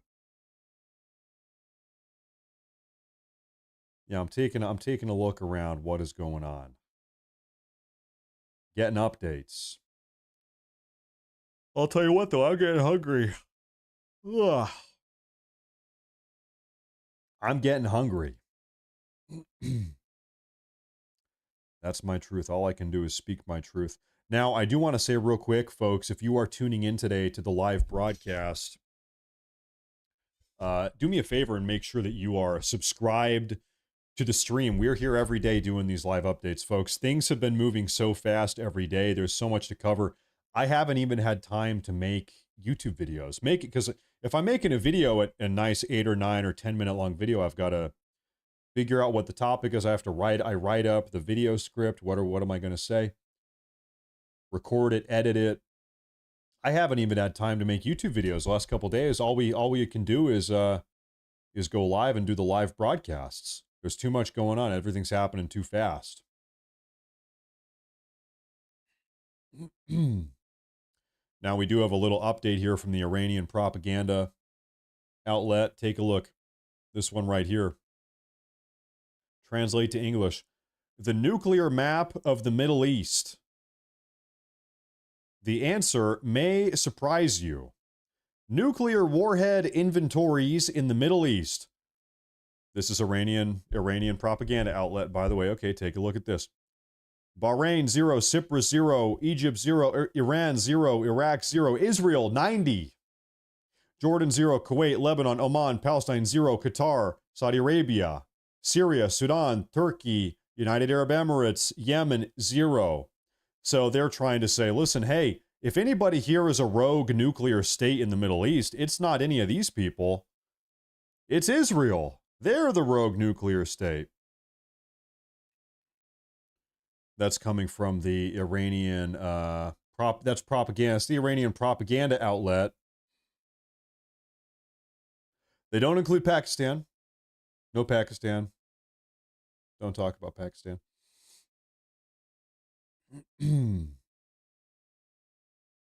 Okay, folks, we're getting another report coming out of the New York Times.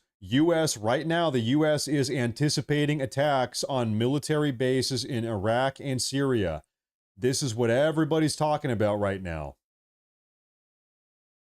The United States is currently anticipating attacks on U.S. military bases in Iraq and Syria.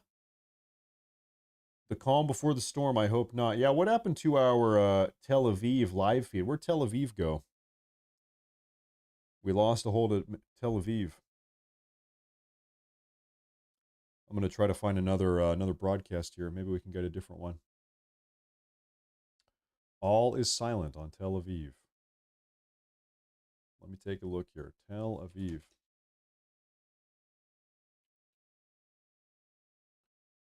One moment, please. Un momento, por favor. Ein moment. Bitte. We do have a Sky News Tel Aviv feed. Yeah, we've got Sky News. I'll put that over here. That is something unrelated. We do have that, though.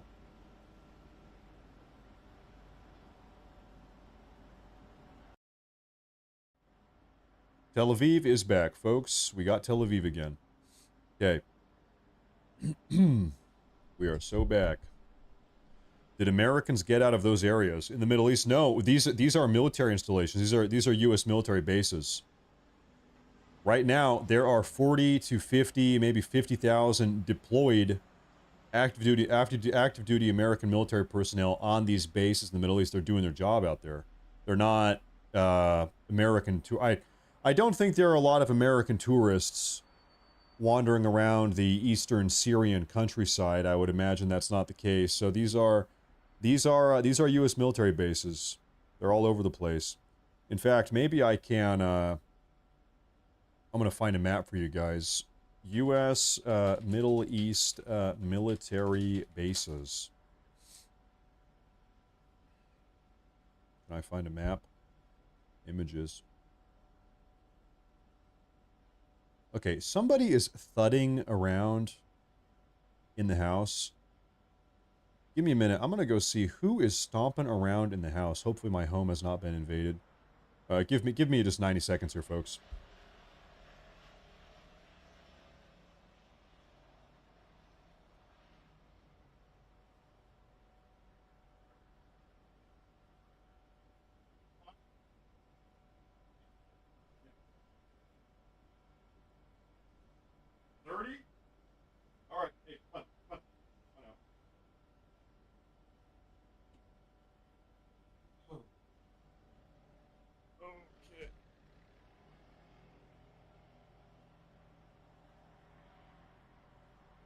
All right. We are back. Everything is fine.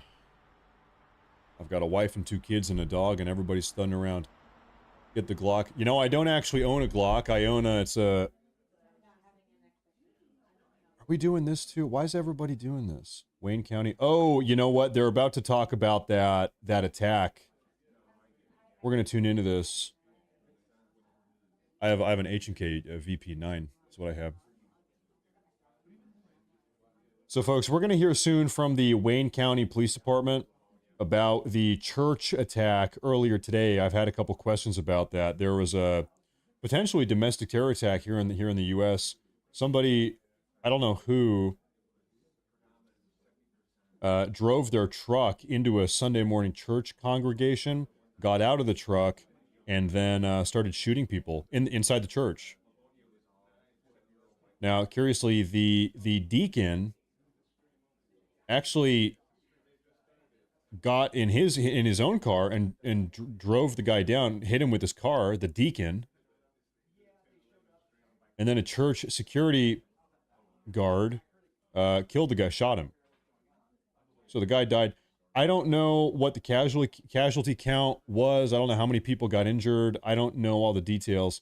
You know, I should take a quick 60-second. They're coming. Okay, I guess it's not ready yet. Okay, I'm going to hit the bathroom before that happens. So I will take a quick 60-second break. But we're going to have updates on that here really soon, folks. One moment.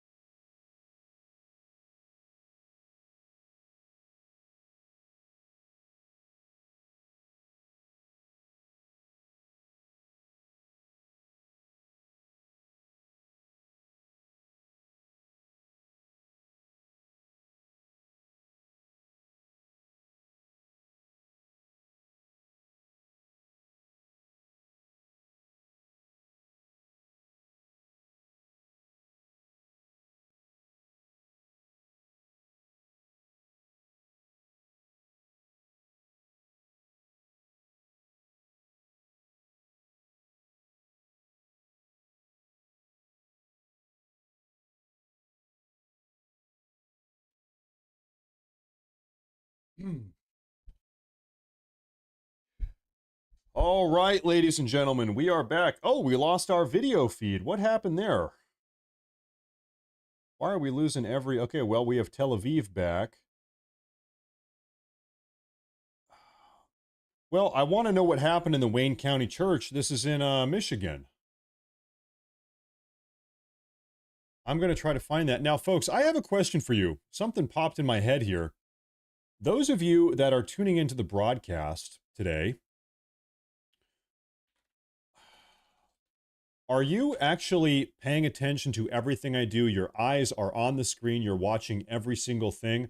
Or am I just kind of on in the background? you're doing something else, and I'm on the TV or the computer, and you're doing laundry or cooking dinner or something. Are you guys really glued to the screen, or am I just kind of a background for you guys? Both. Okay. I'm curious how do you guys tune into the show? Both. Background. Yeah. Okay. So half of you guys, if I start making crazy faces, you're not even going to see them. You wouldn't even see it. Sometimes, maybe you would. Well, folks, I don't think that I have a live feed for this Wayne County thing. I guess they shut that down. Well, I think we'll find that if they go live, we'll find that. We'll know about it. I guess it's just not happening now yet. Okay. Michigan has been occupied by Islamic people. Well, let me take a look at this. I'm seeing this is a video from today. What is this? Not going to play that music. This is from today? When is this from? Footage of occupied Michigan. Oh, whoa. I don't need to hear that. Dearborn Ice Skating Center in Dearborn, Michigan. Well, I mean, even if it's not from today, that's a lot of, man, look at all those ninjas. Looks like a bunch of ninjas are running around down there. Wow. Uh-huh.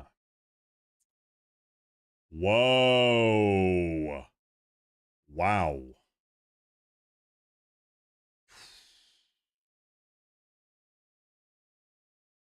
Yep.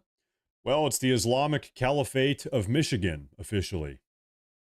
The Islamic Caliphate of Michigan. That's pretty wild. That is pretty wild. Dearbornistan. Welcome to Dearbornistan. Inshallah. So when is this from? Maybe this is from today. Maybe it's not. I'm not sure. But anyway, hey, the fact that it happened at any point today or yesterday or whatever, that's pretty nuts. That is pretty wild. Once again, folks, right now we are on alert because the United States is right now anticipating several American military bases in Iraq and Syria to be attacked soon by Iranian-backed militias. That is kind of tentatively happening. I hope that doesn't happen. I hope that report is wrong, but I keep seeing that report pop up all over the place. And so if you guys want to know where a lot of these military bases are, I can show you right here. Can I zoom in? Yeah. Okay. That's probably a good spot for the time being. Okay. So the red dots are U.S.-controlled base in operation for at least 15 years. We have a lot of bases in Kuwait. We've got 2 in Turkey. Other site with U.S. military presence. 2 in Jordan, 2 in Iraq, 1 in Cyprus, 1 in far northeast Syria, 1 in Saudi Arabia, 1 in southern Egypt. So we are, and then of course you get down over here, Qatar, Bahrain, UAE, Oman. We're all over the place. We are all over the place down there. So anyway, it seems like these bases up here in Iraq and Syria, this Syrian base, these 2 bases in Iraq, these are the ones that are potentially at risk right now. And once again, that is the concern, is that these bases, the ones in Iraq and Syria, are potentially being targeted soon by Iranian-backed militia groups. That is the concern. I'm going to flip us back over here to our Middle Eastern cameras. Michigan shooter was run over by a member of the church and shot by security guard. Yeah, that's right. That's right, Squeaks. That's right. Here's what I want to know. I want to know who was the shooter, what was the motive, where was he from, why did he do it? Obviously, you know, if you're shooting up a Christian church on a Sunday morning, I think it's fair to say this was an attack on Christianity. I think it's fair to say that.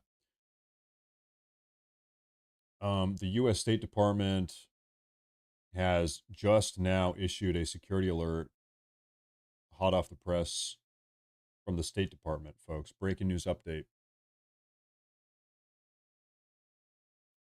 I'm gonna show you this here real quick. This is hot off the press from the U.S. State Department. I need to keep moving my freaking camera. Okay. Security alert, June 22nd, worldwide caution, location worldwide, event.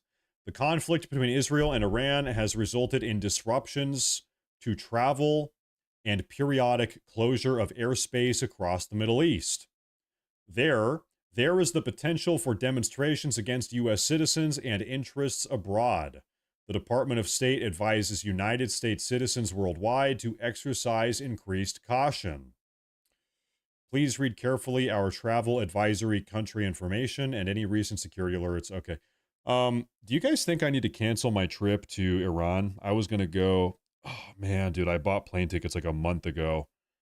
I think it's too late to return my tickets. Oh, this sucks, man. Yeah, I'm going to have to cancel the trip. Okay, so, hey, if you were planning on going to Iran, Syria, Iraq, probably Pakistan, you don't want to go Jordan, don't go Lebanon, don't go. In fact, Israel, the U.S. State Department for the last couple days has been saying, hey, if you are an American Israel, time to come home. Time to get out. You got to get out. Even Israel. It's a hot spot. Time to come home. Now I'm looking around. Be very careful. New phase. Whoa. Hey, I appreciate that super chat. Thank you. Thank you. Because you are monitoring breaking news, I can trust that I'm updated. Also, because you sample sources from multiple viewpoints, I'm not in a silo. Thank you. Please make all the silly faces you want while I do the dishes. You know, it's well, thank you again. It's one of those things. I don't know. You don't want to just exist in an echo chamber. I like to at least I don't. I like to have all the information I can. You know, in a funny way, I'll make a joke out of this. If you want to properly dislike or hate all the progressives, all the liberals, whatever, you need to at least know what they're saying. You got to know what they're saying, right? You got to be up to date on what to dislike about them. You know, just because you disliked one thing about the progressives a month ago, maybe they have a new thing to dislike. So I want to know, I need to be up to date with what the progressives or whatever, I need to know what everybody's doing so I can properly, so I can dislike them in an educated way, I guess, in a properly informed way. So I want to be up to date with all of it. Otherwise, you're living in the dark. Now, folks, once again, it is, we're in a little bit of a media blackout right now. Nobody is saying anything. I have another update from this Iranian propaganda outlet. Oh. Minutes ago, this is from the Iranian propaganda. Minutes ago, an armed Hermes 900 drone belonging to the Israeli Air Force was shot down in the airspace of Iran's Markazi province before any operation could be carried out. By fire from the IRGC domestic air defense systems, they shot it down. Did they have images of the... Oh, they're gonna release images of that here pretty soon. So it's called the Hermes 900. What does that look like? Let me see.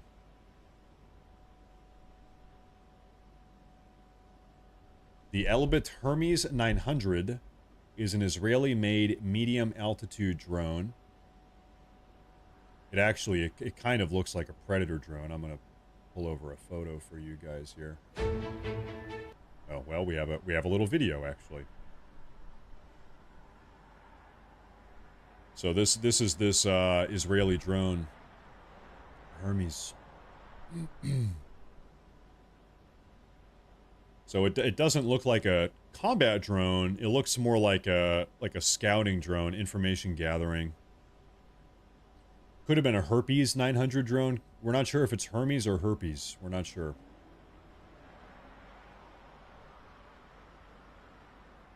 Could be.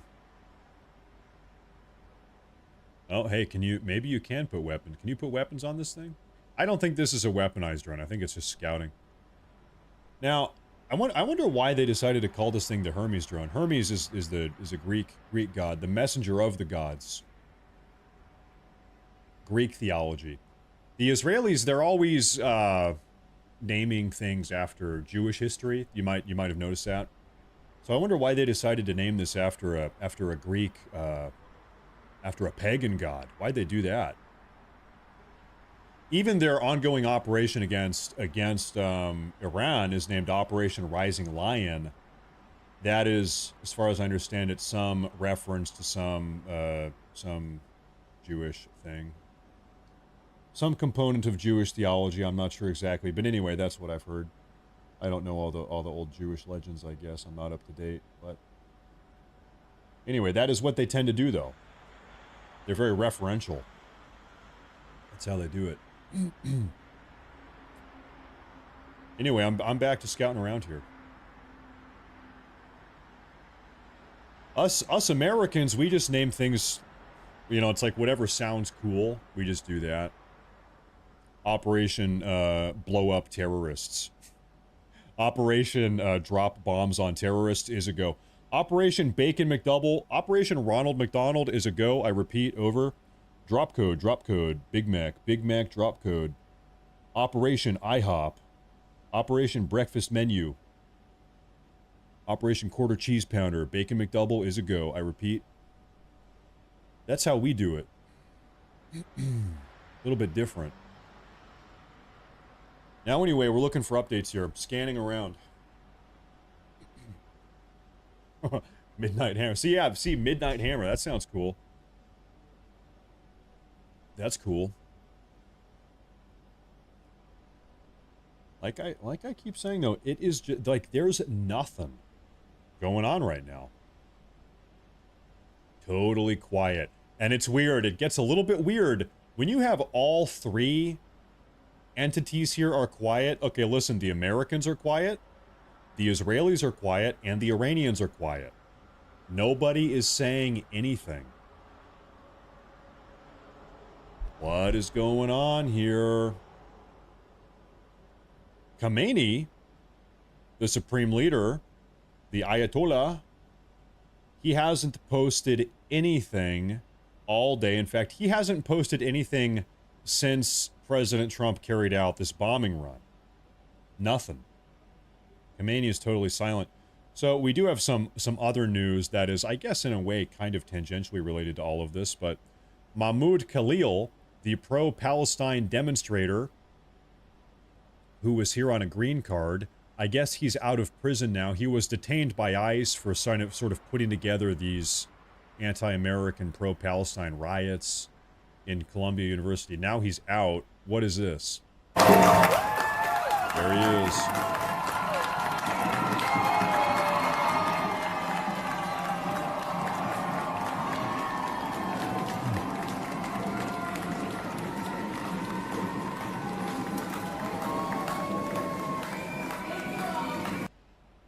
Can we just deport him? Can I just say it? Can we just deport him? Can we just get him out of here? He can just go back. Just deport him.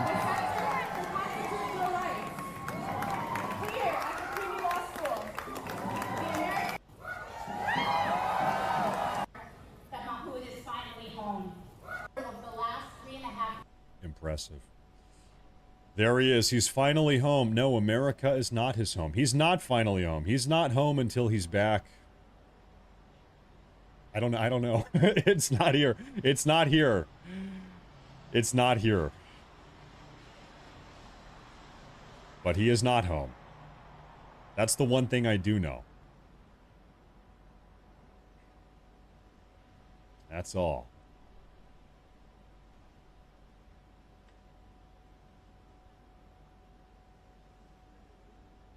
And we're scanning for updates.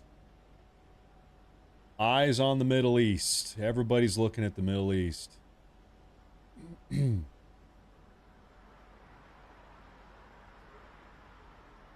Updates are very slow at the moment. We did have that emergency State Department update exercising caution. First off, stay out of the Middle East. Second off, the State Department and the Department of Homeland Security in the U.S. here are on the lookout for domestic terror threats. Tensions are very high. Domestic terror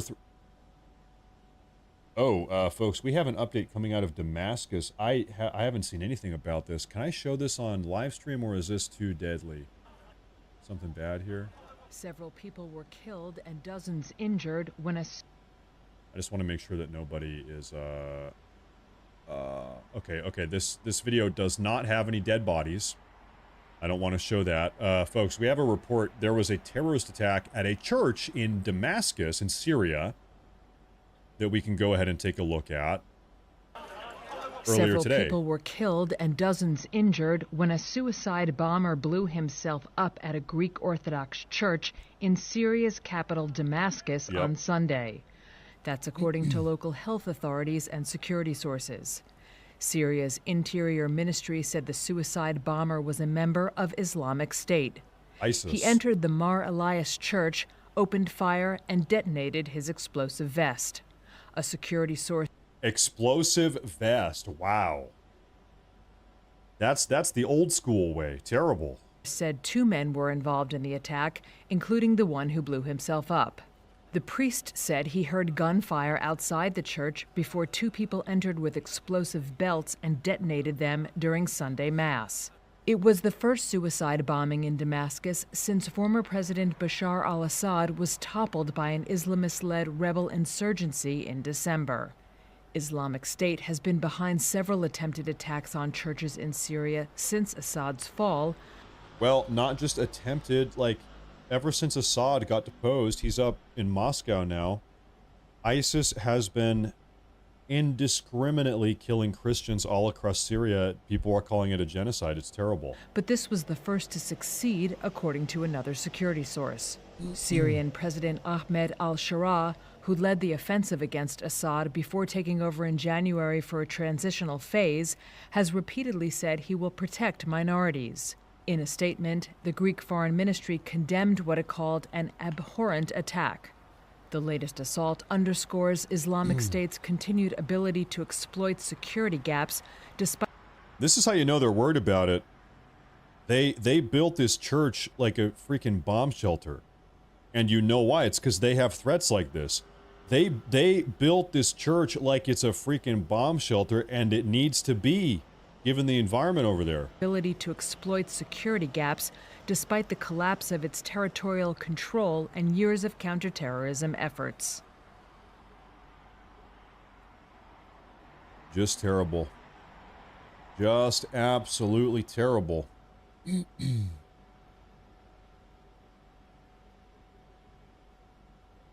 Not good at all. However, according to our live feeds at the moment, it does seem as if we have a little bit of a reprieve. I'm going to start bringing in some different updates here from around the world. Earlier today, folks, we had ICE raided. Where was this? This is in Bethlehem, Pennsylvania. ICE arrested 17 illegal aliens during a work site inspection. So they're hitting up the work sites. You are getting deported. You are getting deported, Paco. Hasta luego. Adios, muchacho. We are living in crazy times. We are living in crazy times. I do see a report coming out right now, real quick. This says Iranian security forces have arrested 3 operatives from Ukraine's foreign intelligence service who were planning an attack on a drone manufacturing facility in Isfahan. Let's make sure we understand this, folks. In Iran, Iranian security forces just arrested 3 Ukrainian intelligence agents inside of Iran who were planning on blowing up a drone manufacturing facility in Iran. You have Ukrainian intelligence in Iran. They have their own problem. Go back to Ukraine. You got your own issues up there. What the hell is going on with that? So to be clear, on the ground in Iran right now, there are Ukrainian intelligence assets in Iran on the ground trying to sabotage the Iranians.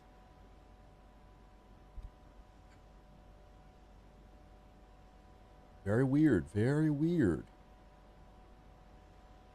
Very weird. Very strange. And I'm out here looking for updates, folks.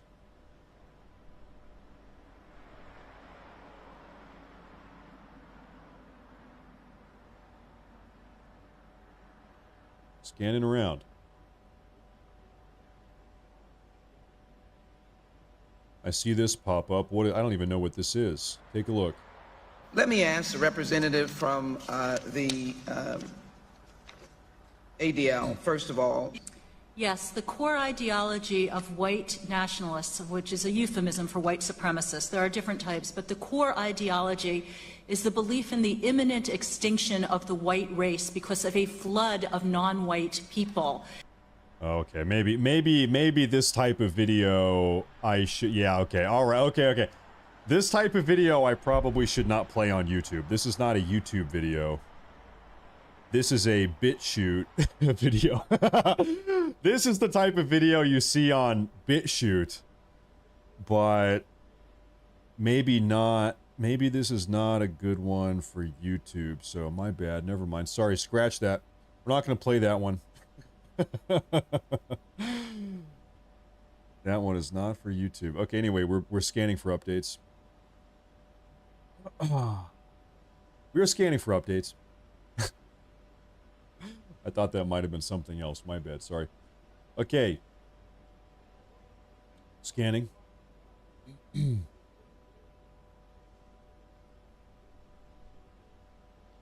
Now, I do see something here, folks. We had a lot of reports coming out saying that Tulsi Gabbard, who is our Director of National Intelligence, was not inside of the Situation Room. She wasn't invited when this bomb attack took place yesterday evening. Well, now we actually have confirmation she was there. Tulsi Gabbard was there. She was invited.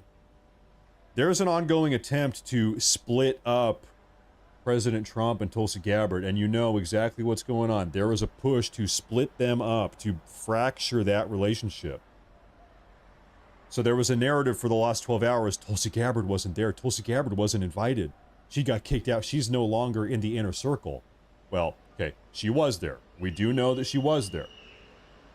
She was. We've got photos coming out now.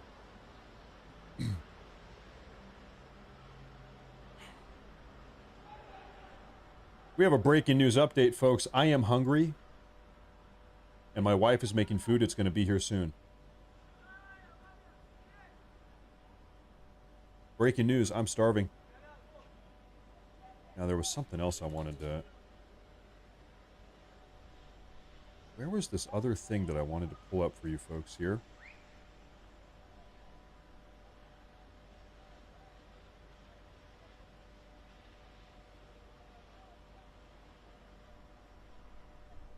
Well, where might it be? It is so curious, I do have to say.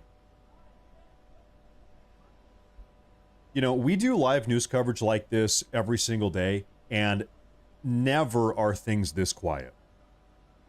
The Iranians are quiet, the Americans are quiet, The Israelis are quiet. There's no news coming out of anywhere. Nobody has anything to say.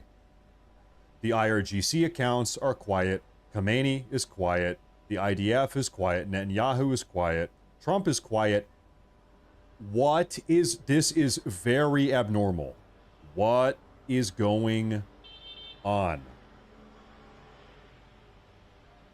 That's not exactly breaking news. Okay, well, how about this? Ladies and gentlemen, we have an ongoing development. We have a development in an ongoing story. I am hungry. I am still hungry. We have a breaking news ongoing development. I am still hungry. Anonymous sources from inside of my stomach are confirming that we are still hungry. That I am still hungry. There, how about that? Numerous anonymous sources are confirming.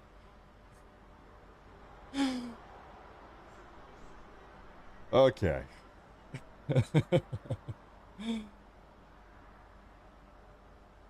Now, oh man, okay, I'm trying to find, there was a video I wanted to show you folks, but I'm trying to find it. Yeah, you know, what does the silence mean? Could it mean that there are negotiations going on right now? Israel did.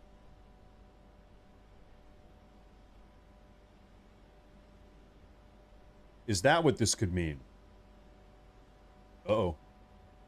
Oh, thank you, dear sweetie. A drink, please.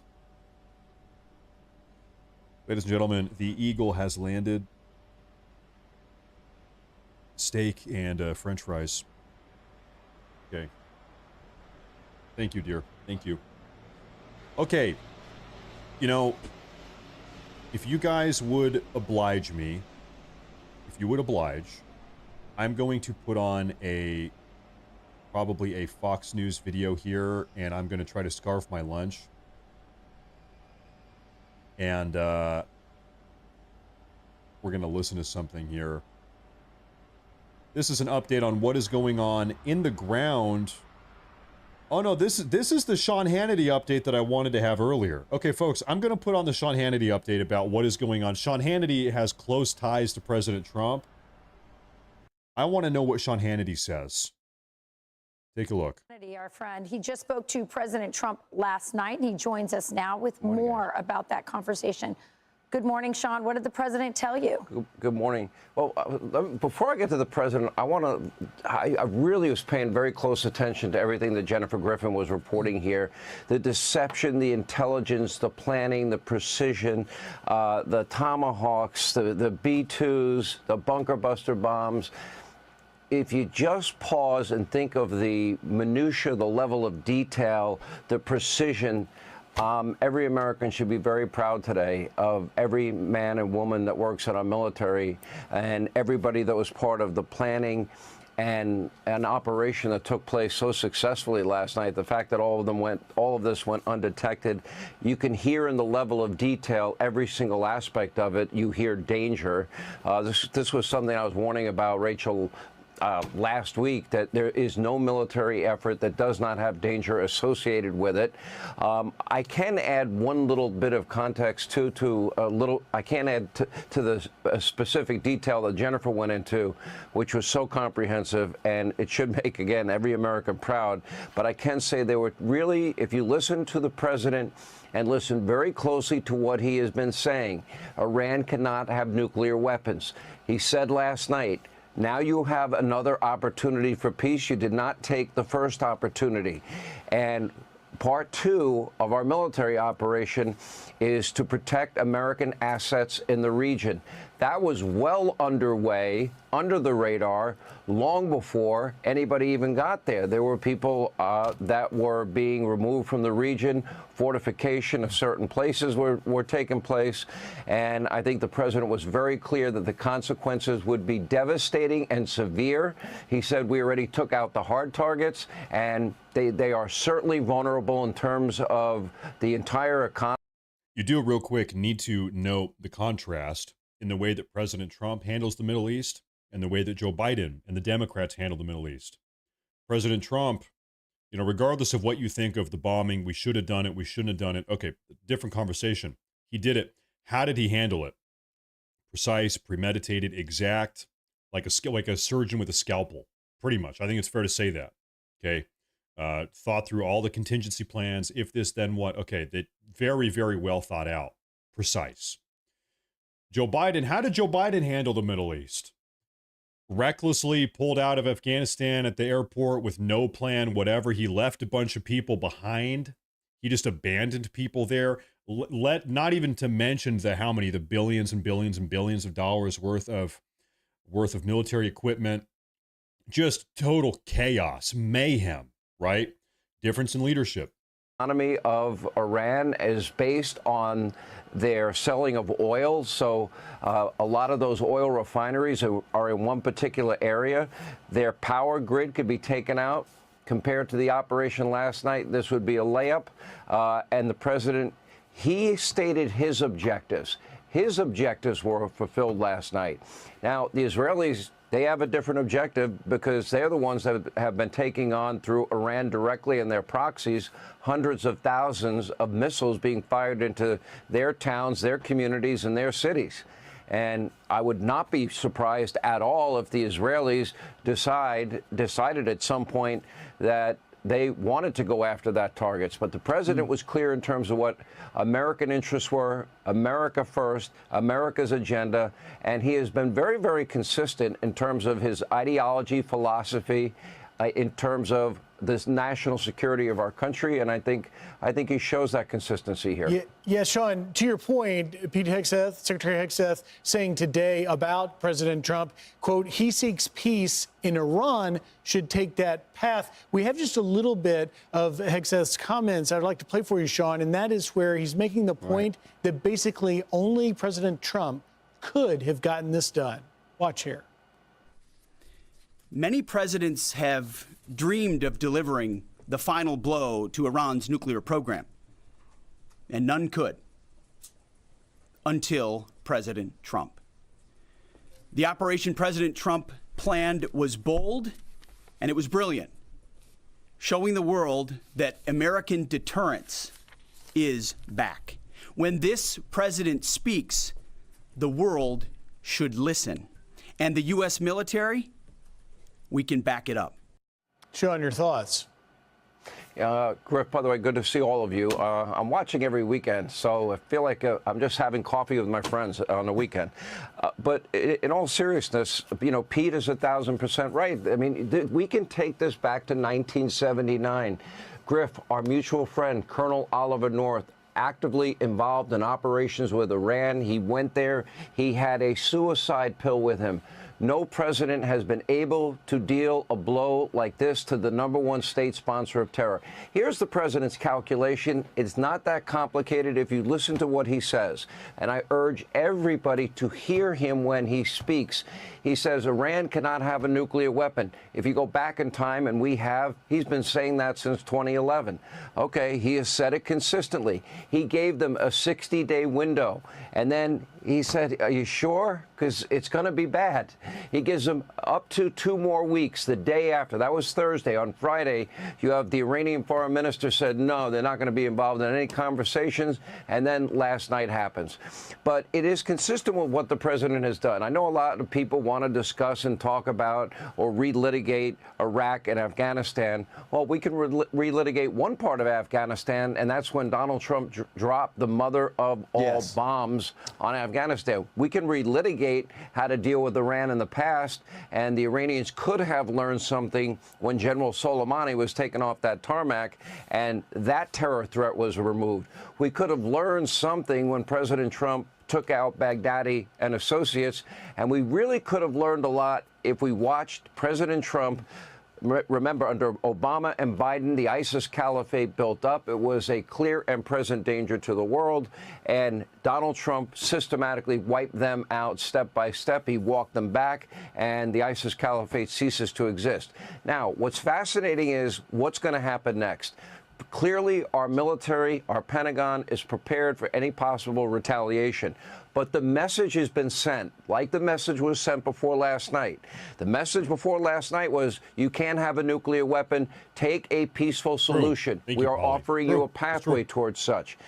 Part two of that is if you attack any assets of the United States of America in the region, we will Matt, I just found out you are Canadian. I am so sorry.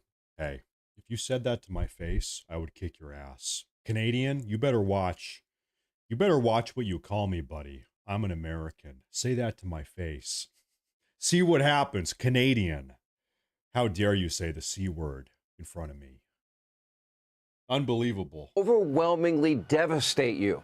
I would argue, off the top of my head, probably the first two targets would be refineries, their electric grid that is run by gas, and probably, if we know, as the president had stated last week, where the supreme leader is, the rest or the remaining leadership, because the Israelis had already wiped out most of it to begin with.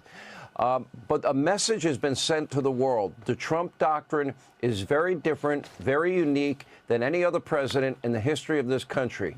And I think he has proven that you can successfully take out and neutralize threats in the world without getting involved in forever wars. I think he's proven that once again. It doesn't mean that there's still not we're in danger.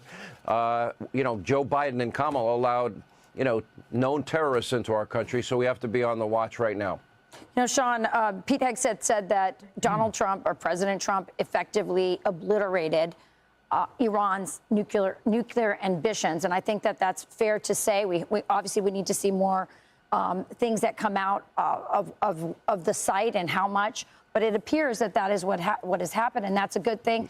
I agree with you. I believe that Donald Trump, President Trump, is a lot different than any other Republicans, and he's the master negotiator. He's extended the olive branch, if you will, to the Iranian regime and said, let's have peace.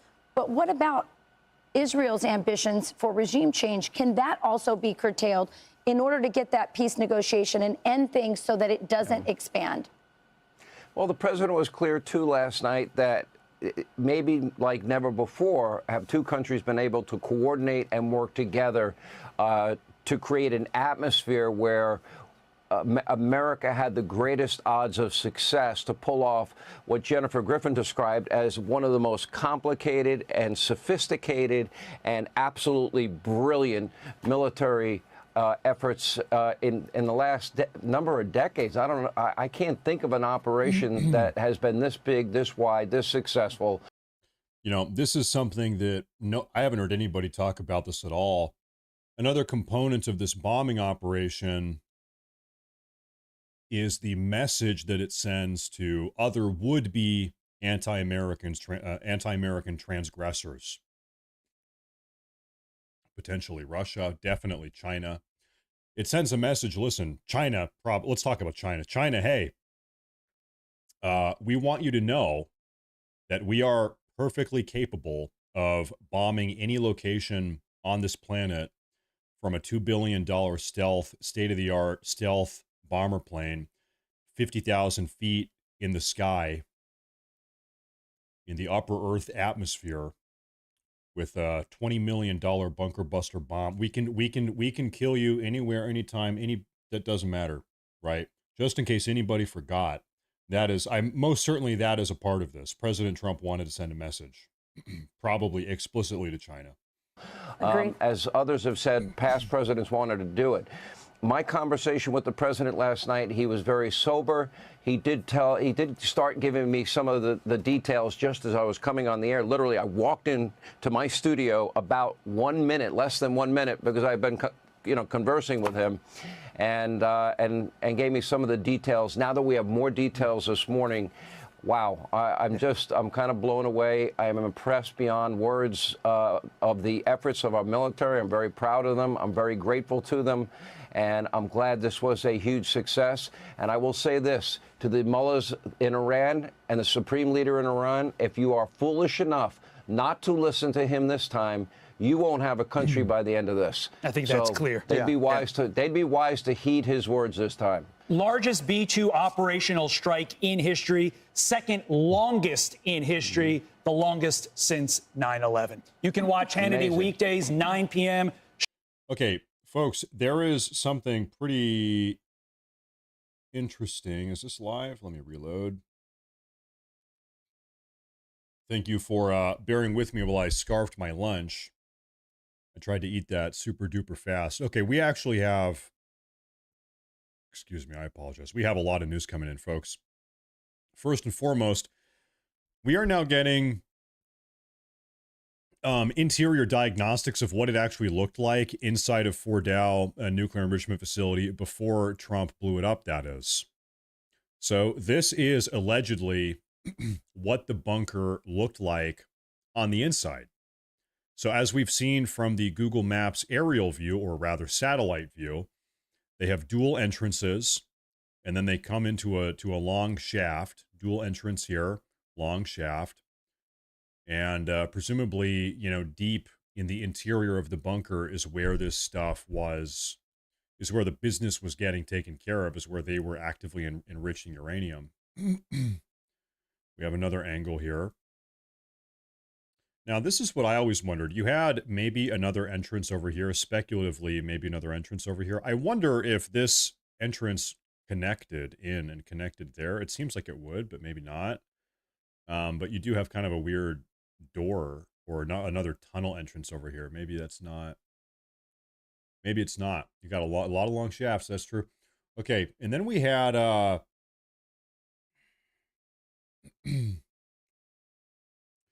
we are getting further confirmations that the Iranians actually did shoot down a Hermes 900 unmanned aerial drone.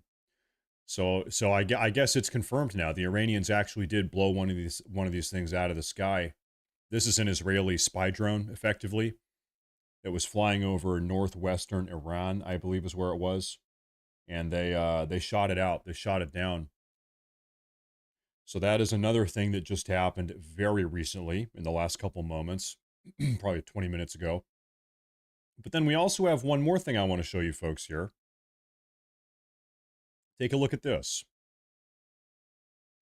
According to NBC News, Iran delivered a communication to U.S. President Trump through an intermediary at the G7 summit last week in Canada, threatening to activate sleeper cell terrorist groups inside of the United States if it or its nuclear facilities were attacked. Oh. The Trump administration, as well as the federal, state, and local law enforcement agencies in key cities across the country, are on high alert for any potential retaliation inside the USA. The U.S. Department of Homeland Security issued a statement earlier. Guys, this is massive news. I'm going to read it again also. The U.S. State Department of Homeland Security issued a statement earlier today warning that the Iran conflict is causing a heightened threat environment in the USA. Folks, this is catastrophically massive news. I'm going to reread this again. According to NBC News, just recently, Iran delivered a communication to U.S. President Trump through an intermediary at the G7 summit up in Canada last week, threatening to activate sleeper cell terrorist groups in the USA if it or its nuclear facilities were attacked. This is per NBC. And also, this OSINT Defense, this is a very trustworthy intel page. I like this page a lot.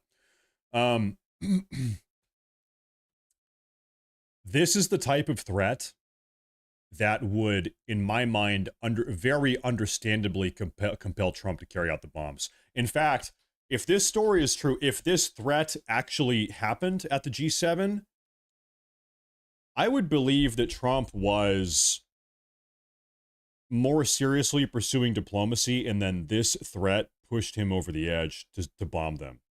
Trump is the type of guy that would say, hold up, you're threatening to activate terrorist cells in my country. If we start bombing nuclear facilities, all right, diplomacy's off. You're getting bombed now. If we were on the fence about it, now you're getting bombed, right? Trump is not the type of guy to get threatened like this, you know. Let me take a look here. Hopefully they'll be too sleepy to do anything. But yeah, I mean, so now, okay, is Iran, the question is, the very concerning question is Iran going to make good on this threat?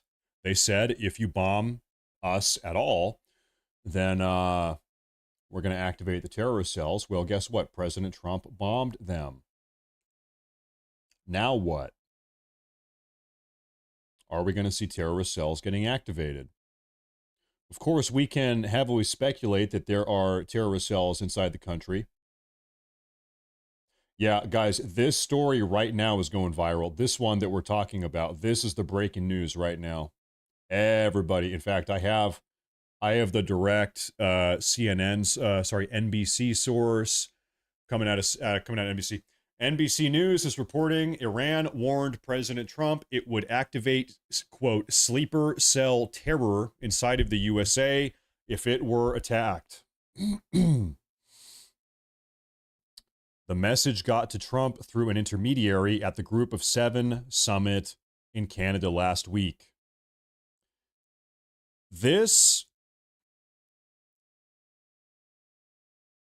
I'm gonna tell you guys know, okay, I'm not in love with the idea that we bombed Iran. My opinion has always been, you know what, I trust President Trump. He's got the intel. He did it. Okay, I support the president.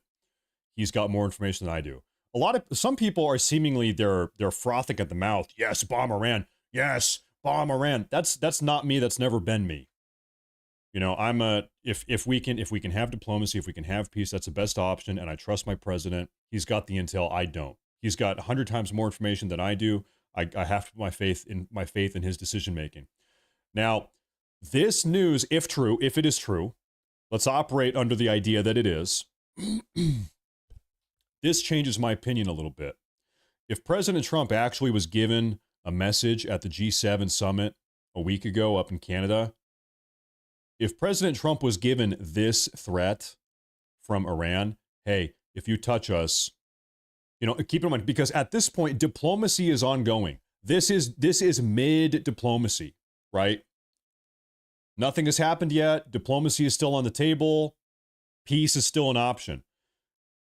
They pass off this threat to President Trump at the G7 saying, if you touch us, if you do so much as touch us, we're going to activate terrorist sleeper cell groups in America and start killing Americans. This changes my opinion. This puts me on the side of, you know what, President Trump, bomb him. This puts me on the bomb them side of the fence. It tilts me a little bit in that direction. This type of threat is unacceptable. This helps me get in the mindset of President Trump.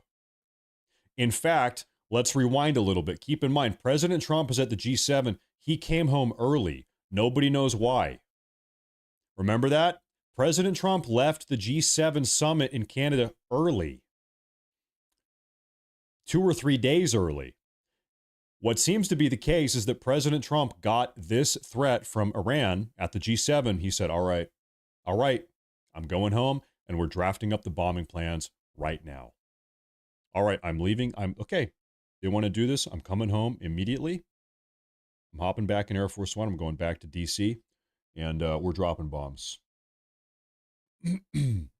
Makes a little bit more sense, right? You can piece it together a little bit.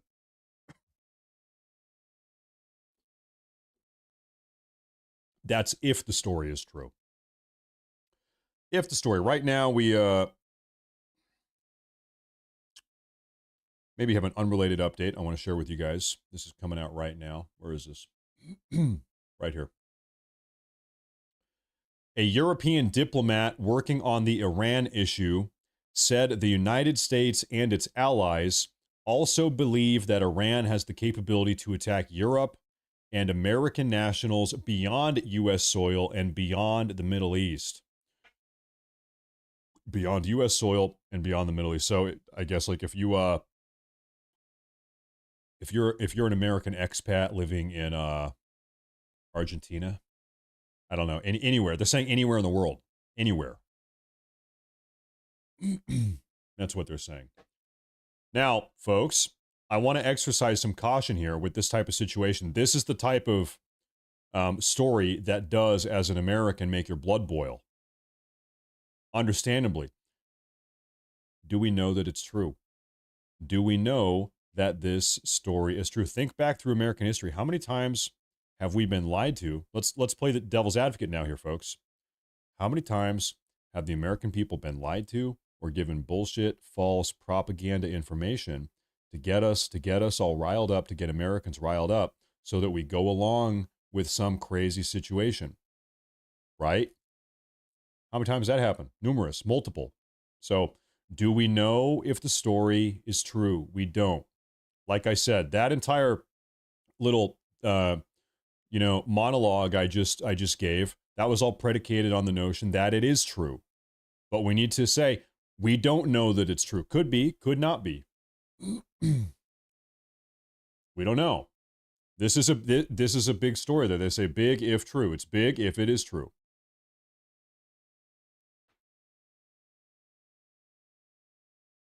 Now I'm looking around here. Right now, NBC is the only source that is reporting on this. It's coming out of NBC. We don't know if we trust them. I'm gonna try to find this this exact article here. Sorry, I'm putting in a new piece of gum. Where is this article?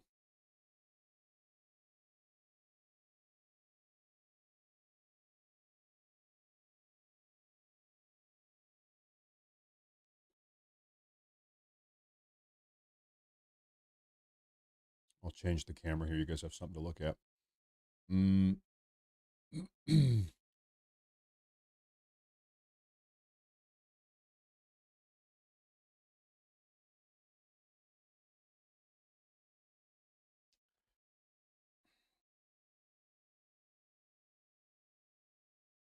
Folks, I don't even see this article anywhere. Hold up. Is this even a real article? Maybe it is, but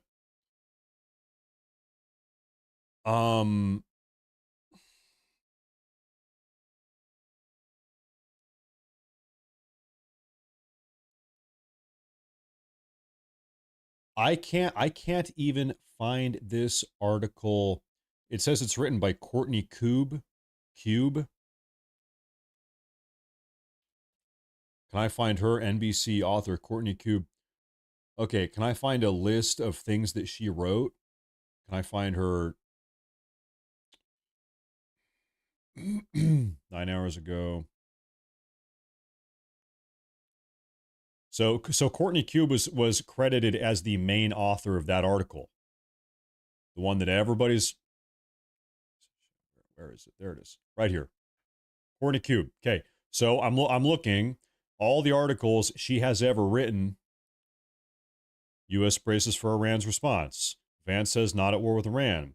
U.S. strikes Iranian nuclear sites. U.S. strikes Iranian nuclear sites.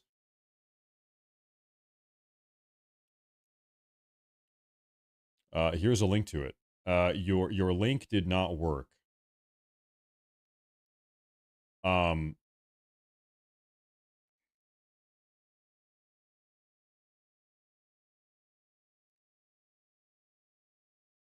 Here's what I'm going to do. I'm going to scroll down. Well, now we're 42 days ago. I don't see this anywhere in her post history on this website. Well, this is credited on NBC. She might write for other outlets, but it says this is from NBC. This is NBC. This is her history on NBC.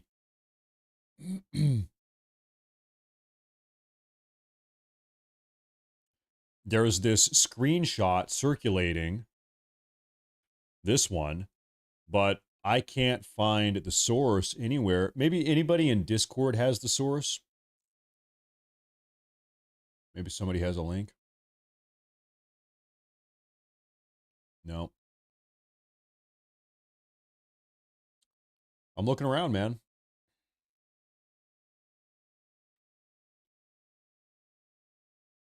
One moment.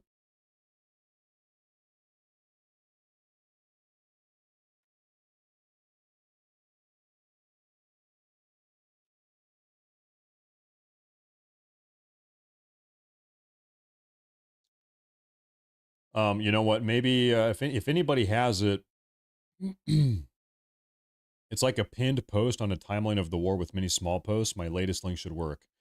I don't think you can post links in the chat. If anybody has it, can you at me on Twitter or send me a private message on Twitter? That's probably the best way to do it. Maybe. We have a Discord. We do have a Discord. Do you guys want a link to the Discord server? Here, I've never really publicly promoted this. But yeah, there is a link to the Discord server, and there is a link to it right there. Feel free to join that. There's around 8,000 people in there. Maybe someone... Oh, I got a link. Okay.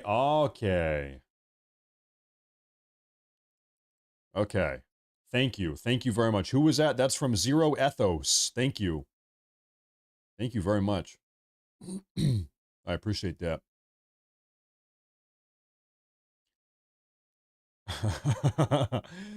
Okay, so yeah, here it is right here. It's real, and this was posted an hour and a half ago. I'm sorry, half an hour ago.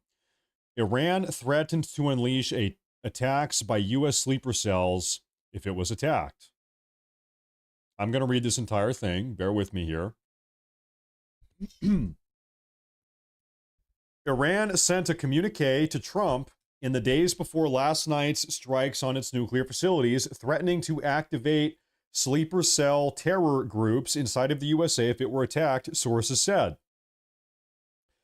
The message got through an intermediary at the Group of Seven summit in Canada last week, which Trump left early June 16th to consider his options amid the conflict between Israel and Iran. According to sources who include 2 U.S. officials and a person with knowledge of the threat.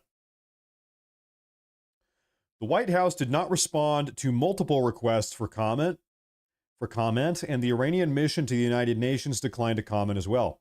Trump vowed yesterday on social media that any Iranian retaliation against the United States, quote, will be met with force far greater than what was witnessed tonight.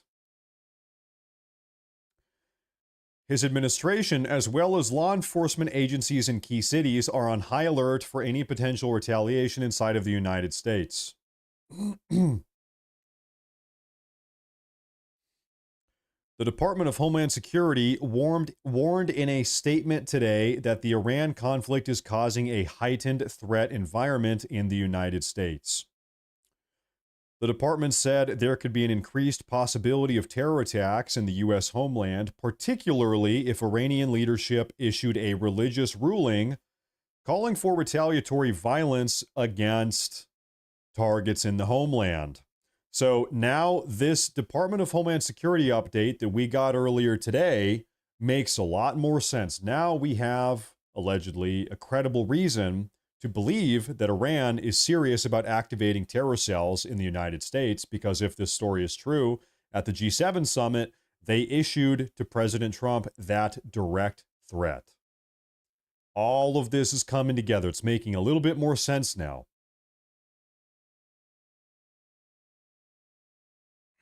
Iran has struggled to stage operations in the U.S. in the past. Vice President J.D. Vance said today on NBC News, quote, Meet the Press, that the administration is looking at the possibility of a homeland attack very closely. And he expressed confidence that law enforcement can handle the threat. One point of concern, he said, is the lack of, quote, full accounting of those who have entered the country during President Joe Biden's term without proper vetting. We know, he said, quote, we know that some of those people were on terror watch lists, he said. A European diplomat working on the Iran issue said the United States and its allies also believe Iran has the capability to attack European and American nationals beyond U.S. soil and beyond the Middle East. It's coming together. This is making a little bit more sense.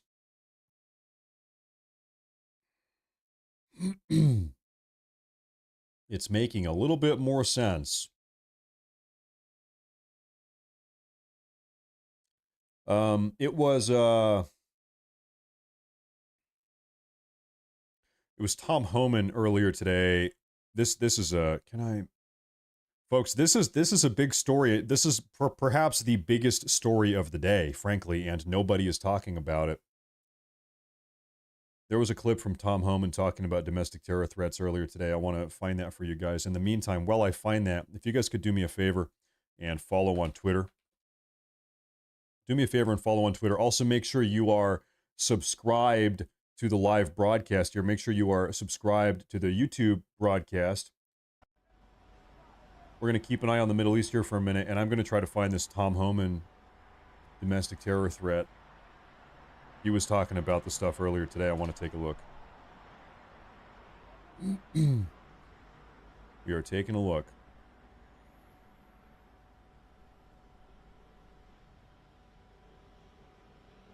Yep, here it is. I got it. Now, folks, once again, I want to say with a story like this story is very heavy-hitting. We don't know if it is true. Here's the question. How does this random author at NBC know what nobody else knows? Nobody else knows about this story. Nobody knows, but Courtney Cube at NBC does know. How? How does she know? Courtney Cube, the NBC author, journalist, but nobody else knows about this story at all. Okay? So, little bit of suspicion here. However, once again, if this story is real, this is a pretty big freaking story. Massive story. Larry Jones. Thank you, Larry. Thank you, Larry. Thank you, Larry. Big supporter. Matt, happy to see you got some sustenance. Must stay strong, keep your head on a swivel, and take your children out for another ice cream. You are a true red-blooded American. Thanks for all you do. Larry, thank you for supporting so much. Thank you very much. Thank you. You know, over here where I live, it's been dumping rain, strangely enough, for the last couple days. So the next time we have a sunny day, we'll go get some ice cream. I was lucky. Somehow, by the grace of God, I found a very nice wife from a very small village in Germany. Her little town, her little German village, had about 1,000 people living in it. And somehow we met each other on the internet. We got married. We've been married now for 5 years. She's a good cook. She's a good traditional wife. She's great. She's smart. And she loves to cook. She's a good cook and she loves to cook. So I'm very lucky. Now, thank you, Larry. I want to play this Tom Homan clip. Take a look at this. Talking about domestic terror threats in the U.S. as a consequence of the ongoing situation with Israel and Iran. Take a look. Can you assess that issue? I'm going to crank up the audio just a little bit. I apologize. There we go. Okay. Issue particularly, how many Iranians are in the country that are in sleeper cells trying to do bad to America right now? Well, look, you and I have talked about this many times. I said the last 4 years, my biggest concern was this open border was the biggest national security vulnerability this country's ever seen. So I pulled numbers this morning just from a CBP under Joe Biden. There was 1,272 nationals of Iran released in the country between OFO and the 1,272 Iranian nationals were here illegally. They were released into the country by the Biden administration. What's that number again? I've got short term. 172 nationals, and just from a CBP under Joe Biden, there was 1,272 nationals of Iran. 1,272 of them. And God knows what they're doing. We don't even know where they are. 1,272. And released in the country between OFO and the Border Patrol. And you compare that to the Trump administration, zero. Right, zero releases. And right now, because of President Trump's leadership, we have the most secure border in my lifetime, most secure border in the history of this nation. So we have a secure border. That was President Trump's big win on securing this nation. So we're not releasing people in this country. Special interest aliens aren't crossing that border undetected. But under Joe Biden, we had over 10 million people cross that border. But my biggest concern from day one, beyond the fentanyl, beyond the sex trafficking women and children, were the 2 million known gotaways. Over 2 million people crossed that border.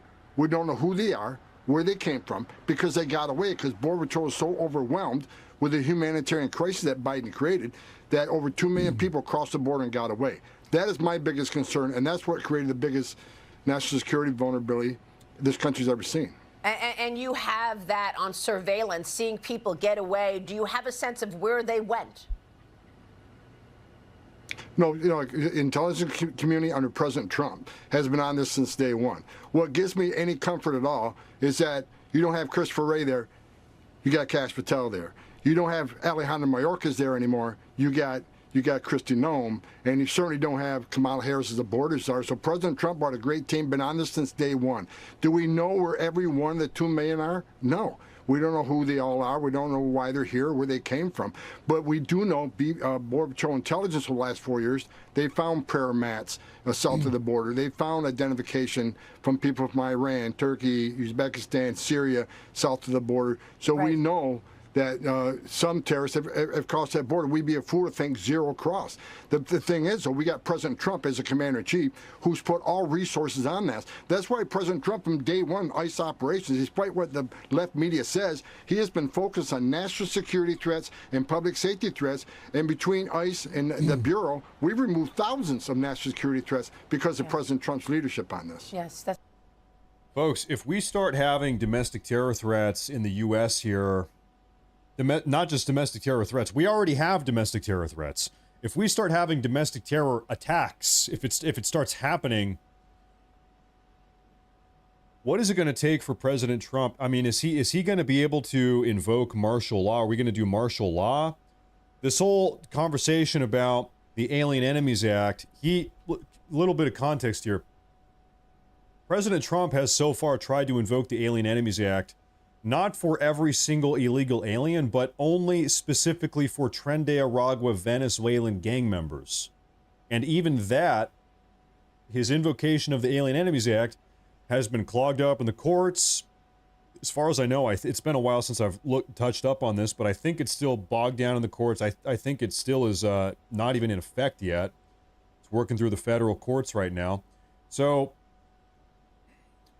I don't know. I'll tell you what, listen, if we start having actual serious Americans are dying as a consequence of all the illegal aliens from Iran or wherever here in America, is that a martial law moment? Is that President Trump saying, okay, listen, we are occupied, we are being attacked from within, illegal alien invaders have entered this country, Iran, Latin America, gang members, whatever, this is martial law, and we are using the U.S. military, marching through the streets, kicking open doors, deporting. We're not done until every single one of these guys are out of the country. Is it one of those situations? Because if we start having actual illegal alien domestic terror attacks, you can't solve that problem. You can't solve that problem if every single action you try to take is getting bogged down by the radically progressive federal judiciary. You need to work around that. Right now, I mean, over half of everything President Trump has tried to do, he can't even do it because it's bogged down in the federal judiciary. He can't even do it. And by the way, every time one of these cases, Trump, okay, here's what happens. Trump tries to do something. Some federal judge issues a universal injunction, nationally sweeping universal injunction. He says you can't do that. Okay, it gets contested, goes to the Supreme Court. The Supreme Court, 9 out of 10 times, in fact, I think he has a 93% success rate. 93% of the cases that President Trump escalates to the Supreme Court, they go his way. The Supreme Court agrees with him. They say, yeah, another case of the federal judiciary overstepping their bounds. So 93% of the time, these cases go up. Trump ends up winning. And the Democrats know that. The radical progressives know that. Their plan is not to stop him, it's to impede him, it's to slow him down. They've realized, well, overstepping our judicial boundaries to undermine and subvert the president's executive authority, that might not be legal, but we're going to try to do it anyway, over and over and over and over again. We're going to overstep our boundaries. And we know we're going to lose in the Supreme Court, but we're going to slow him down. We're going to impede him. We know he only has 4 years. In fact, he might only have 2 years because we might, Republicans might lose the House or might lose the Senate. In fact, we probably do lose the House. I think we'll probably keep the Senate, but we probably lose the House. They know they just have to undermine everything he wants to do until midterms, and then they don't have to worry about it. That's their plan. And by the way, they're already 1/4 of the way there. It's already been 6 months. Midterms are in a year and a half. We're already 1/4 of the way there. So far, their plan has been working to weaponize the federal judiciary. They know exactly what they're doing. They know what they're doing is illegal. It's unconstitutional. They know. But it doesn't matter. We had Chuck Schumer. Chuck Schumer said that during Joe Biden's presidency, they strategically and intentionally appointed 230 radically progressive judges to the federal court system, to the federal judiciary, for the sole and exclusive purpose of undermining President Trump. They were shopping around for judges that they knew they could trust. Should Trump win the election, they put them in office, they put them in the courts for the sole and exclusive purpose of undermining President Trump. This has been their plan for a long time. But beyond that, I'm looking for more news. I don't see anything at the moment. We have an update from Lindsey Graham, everybody's favorite warmonger, Lindsey Graham. He's chiming in. As usual, President Trump is spot on with his desire to make Iran great again by changing the regime either through their behavior or new leadership. As President Trump suggested, who in their right mind would want this regime to continue the status quo, attacking their neighbors, oppressing their people, and being the largest state sponsor of terrorism on the planet? If you like that, you're a sick puppy.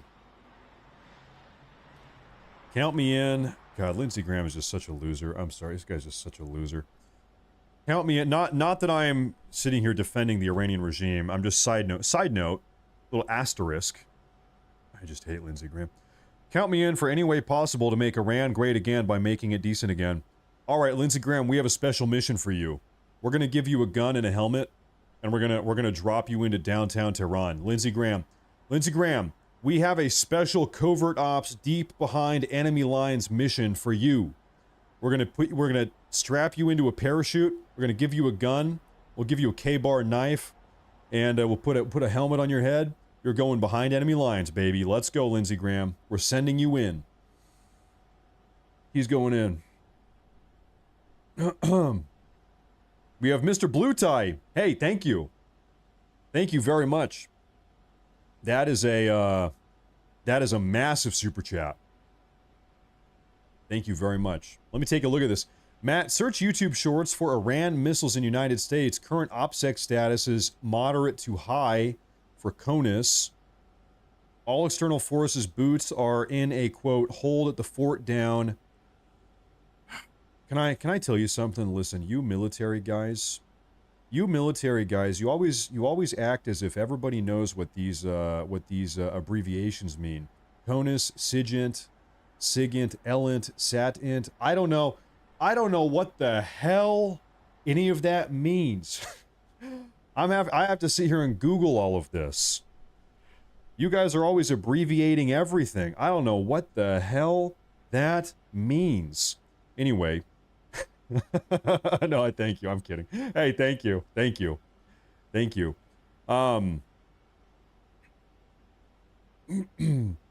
Anyway, he's saying it seems like the U.S. military is in hold the fort down mode. Keep the eye on the homeland. Everybody's focused on national security. Yeah, well, I don't know. What do you guys think about the R2-D2 C-3PO? Because I saw a new report come out of the AT-AT, and I think we might have another R2-D2 situation on our hands. But we have a new report coming out of the TIE Fighter X-Wing division, and I'm not sure what C-3PO is going to have to say about that. Anyway, no, thank you. Listen, I don't know any of these military acronyms. Okay, I don't know any of them. Terry Wayne George. Hey, thank you very much. Agreed. You think so? Okay. I appreciate that a lot. Okay. Oh goodness. I'm gonna take a look around. I think you're probably right. That seems to be the case. We've heard from the Department of Homeland Security. We know that that's what they're talking about. They are seriously concerned about domestic terror threats right now. Operation Graham Cracker is a go. Graham Crackers are good. Hey, they're good. I'm going to give you the Middle Eastern cams real quick. And I'm going to try to find something for you folks. One moment here, please. One moment, please. See if we can find anything here. To do it. Okay, we have some Newsmax coverage Has to get involved militarily. of the Middle East. We're going to take a look at this here for a moment, okay? On what you're delivering it with, right? If you're going to deliver it with an F-35, which not all bombs can be delivered with an F-35, While I take a then look yes, around. Israelis could probably do that. If you're Thank you. bringing Thank you, in guys. Thank you very much. bombers, then we have the training to do that. But there's also other countries that aren't involved in the fight that Dean actually has the Sando. same technology Thank too. you. But if Yeah, you're and talking thank about you to Israelis thank you to or everybody, us, all the Marines. There is some platforms that we are trained on that they are not. Okay. Senator, great to have you on this evening. We appreciate it. Oklahoma Senator Mark Wayne Mullen, thank you. Thank you, Rob. Appreciate that a lot. Well, they're going commercial break. It's a fact. Immediately, they go on a commercial break. I wanted to see what they were saying about that. I need a minute to try to find some new updates here. Stuff is always coming through the pipeline, but actually, I'll give you the honest take here, the honest rundown. There's nothing. Oh, folks, I have breaking news as of 42 seconds ago. Reportedly, Kamala Harris is going to run for the governor of California. You guys know California is a big mess, a lot of problems, illegal aliens, gang violence, drug abuse, homelessness, crime, all types of stuff. Kamala Harris thinks she is the one that can fix it. Kamala Harris is going to clean up the streets. That's a report coming out. Reportedly, Kamala Harris is going to run for governor of California. Just when you thought you got rid of Kamala Harris. Nope. Nope. Not even close. Not even close.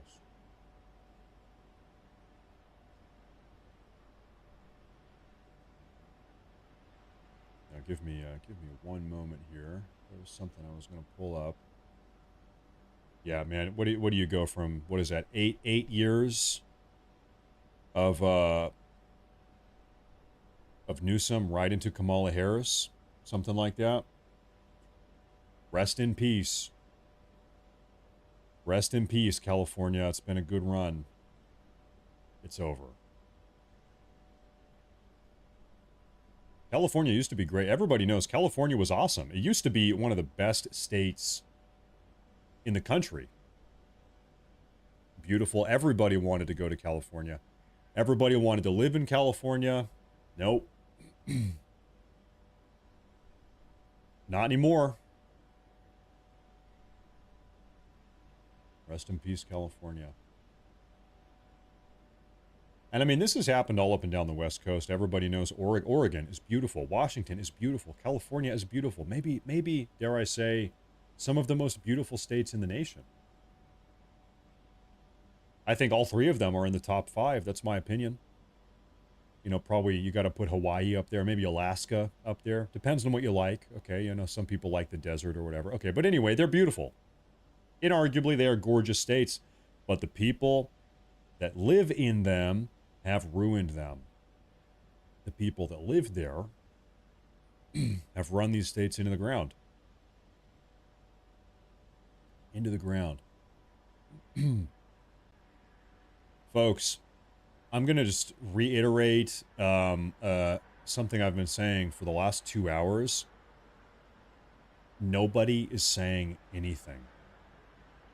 There is no news. It's total radio silence from the Israelis, from the Iranians, and from the Americans as well. Complete and total silence. I've got something here I can show you. Take a look at this. It's like a total media shutdown here. Okay. Breaking. Just days after a judge ordered he be released from ICE custody, Mahmoud Khalil is already leading disruptive Palestine protests at Columbia University. He is not a citizen. Why is he allowed to continue terrorizing America's students? Send him back. He's from Algeria. Send him back to Algeria. This is what's happening already. Mahmoud is free.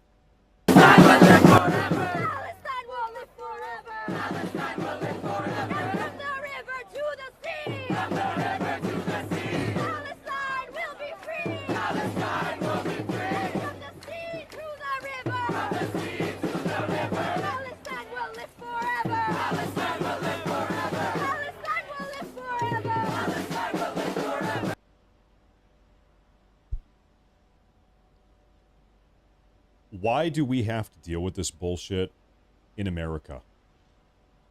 Why has this been allowed to happen in America? Palestine is a little tiny place on the other side of the planet.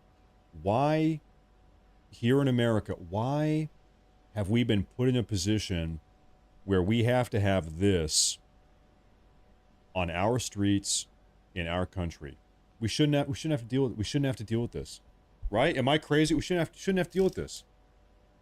Should not have to deal with this. Sick of it. Deport them all. Listen, President Trump, deport all of them. I don't care. Deport all of them.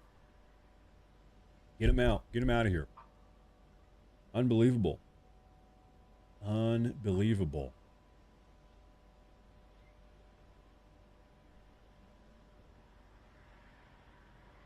I have something coming out right here. I'll take a look. Where was this? Right here. According to a preliminary damage assessment, Iran believes that the majority of centrifuges and underground cascade halls at the Fordow facility remain intact. However, a definitive evaluation cannot be made until Iranian personnel are able to physically access the site. So allegedly the Iranians think that Fordow is actually effectively still operational. Seems to be the case. Allegedly, although, you know, we don't have the full confirmation because, like they said, they can't even get down there right now. They can't even get down there. Now, what do we have? We have still quiet, peaceful skies in Iran, not just Iran, but also Israel. Jerusalem, Tel Aviv, Haifa, peaceful. Tehran, peaceful. Isfahan, South Israel, the Gaza area, peaceful. As peaceful as that area can be, I suppose. As peaceful as that area can be. Now, fun historical fact. Can I get my map to work here? Is this going to work? There we go.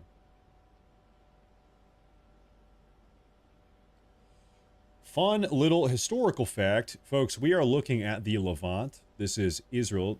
This is Israel here. This is Gaza. This is the Gaza Strip. Very dense. Okay? Now, if you rewind back to, if I had to pick a date, we're probably talking 11 or 1200 BC. Little over 3,000 years ago. Who was living right here in what is now modern-day Gaza? Does anybody know? Who was living in what is now modern-day Gaza about 3,000, maybe 3,100 years ago, maybe 3,200? Any Old Testament scholars will know this. It was a group of people. They were called the Christians weren't around yet because Christ hadn't. This is about 1,000 years before that. But they're called the Philistines. Now, the Philistines had a leader. His name was, why am I blanking on it now? Goliath. Goliath was the leader of the Philistines. This is where they say the Philistines lived. And then you had the tribes of Judah up here a little bit to the north, and they were always in conflict for hundreds of years. They were in conflict. A lot of drama between the Philistines. Now, modern historians, they say the Philistines were part of the Sea People. Have you guys ever heard about the Sea People?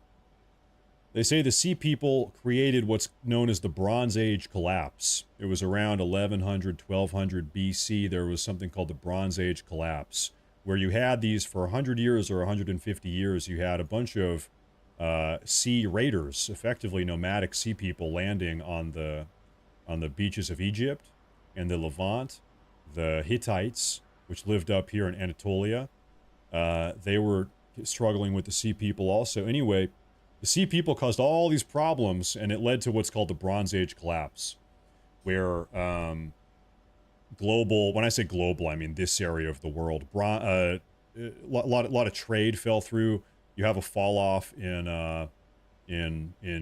written records, like in many places, writing just came to a total stop. You have kind of a gap in history, and then it's around 900 BC, 800 BC. Society all across this entire region kind of recovers a little bit. And then you start having written records come back. Society kind of recovers. All of these societies. And it's one of these big historical mysteries. Who were the Sea People? Where did they come from? Why did they just start raiding and pillaging everybody? What happened? Who knows? Anyway, the reason why I'm telling you random historical fun facts is because there is no news right now.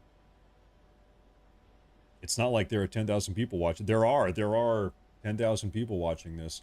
Well, folks, there is zero news right now. Nothing. It's just, like I said, very strange total media blackout. Total media blackout. The Mediterranean Vikings. They say, man, maybe, I guess. Well, you know, they weren't the Vikings, but they kind of did the same thing. Pillaging, raiding, sailing all over the place. All over the place. They say, I want to say,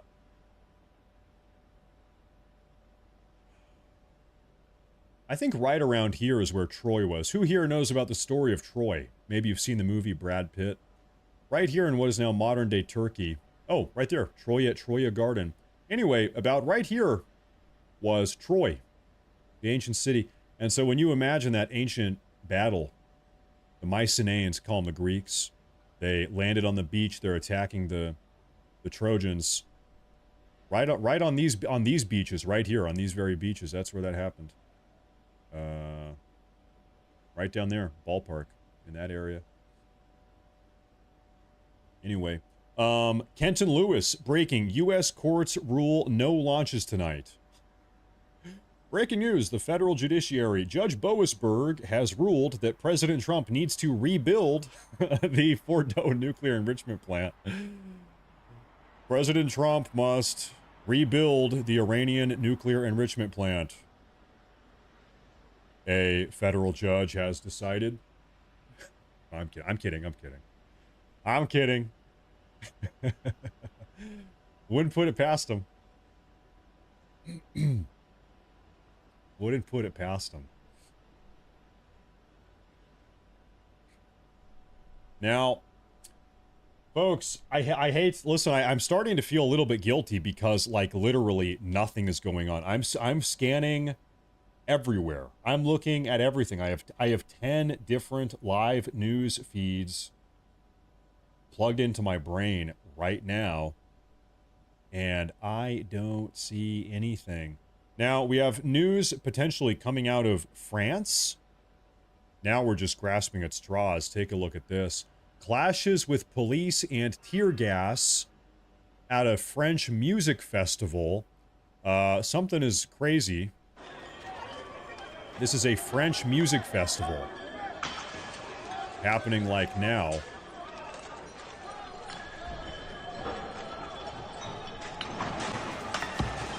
Yep. Meanwhile, in France,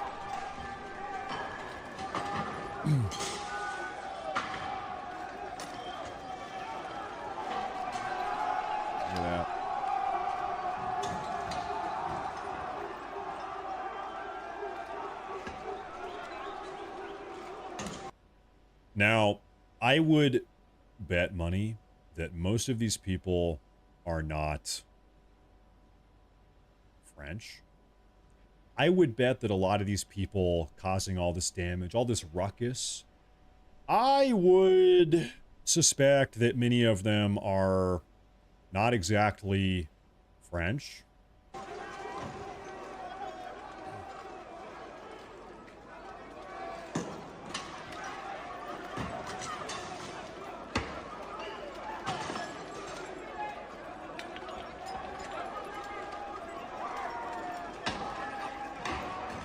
Mostly peaceful. They seem mostly peaceful, though.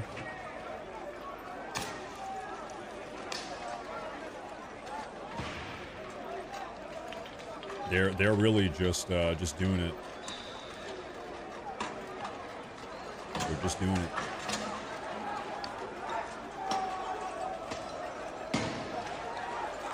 Oh, we have smoke grenades coming out. Why'd they all run there? Hold up, what happened there? Oh.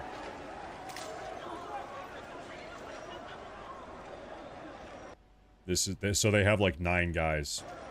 That's all they've got. Listen, folks, when I say we, I'm talking the Western world, Europe and America, and Canada also. I'll even include Canada here. If we don't solve these issues, then problems like this, events like this, occurrences like this, they're gonna stop. They're gonna, right now we only see stuff like this once every month, once every couple months. It's gonna be every weekend. It's gonna be every day. Like this, these issues will become more and more and more common. And if you want to know kind of what the future here is of these countries if we don't solve the immigration crisis, I want to show you. I'm gonna drop into a random location in New Delhi, India. Okay? This is just a random spot. You know what? This is actually not that bad, to be honest with you. This is, wow, I might have found the best spot in India. That might be the single nicest spot. Anyway, you very quickly just end up with third world slums if you tolerate that type of behavior. If you tolerate people throwing garbage around and just flipping over garbage cans and lighting everything on fire, very quickly you just end up with complete and total societal collapse. You just have, we were talking about the Bronze Age collapse of 1200 BC. Well, now we're going to have the modern day, what do we call it? Is this the internet age, the silicon age? You've heard about the Bronze Age collapse? You're going to have the silicon age collapse. If we don't do something. We're getting pretty lucky, India, this is not that bad. Some of these spots are real rough. India is a real rough place in some places. You have cows just aimlessly wandering through the streets. I kid you not. In India, they just have cows walking around, shitting everywhere. No problem. Just like this is a busy road. There's people driving around. You got a cow. Why not? There's just cows everywhere. So anyway, before you know it, you're gonna have cows everywhere. That's not what I want. The cows got to stay out of the town. Anyway. Okay, I am doubling back, and I am looking for updates here. I'm doubling back. They worship the cows. Yeah. I don't. If the people of Iran want regime change, tell them to do it themselves. That is not America's job. I think I have to agree with that one. I think I agree with that. I think so. I do have a new piece of footage I can show you guys here. Take a look at this, folks. This is a This is an Iranian ballistic missile launcher getting blown up by an Israeli Air Force bombing run. Take a look.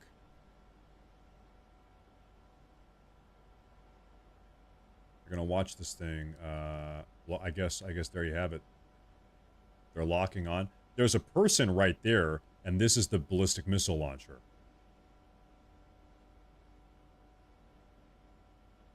So, what do we see here?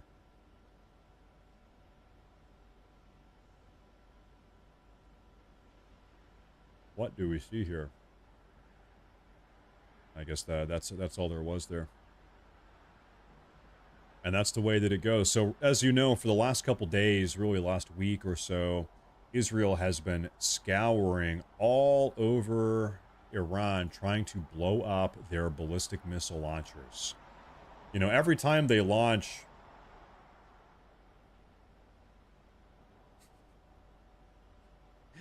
a missile, they've got to poke their head out of their bunkers. They've got to poke their head out of their hidey hole. Folks, we have a breaking news update from President Trump. Take a look. He posted 1 like and I will bomb Iran. He liked it himself. Say no more. All right. And ladies and gentlemen, this is what happened. And this is how it happened. Oops. Let the history books show.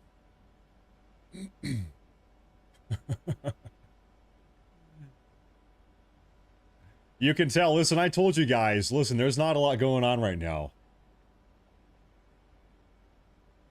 We are scanning the skies. Listen, I have my top investigative reporters digging through every single piece of media trying to figure out what is going on. My people are on it.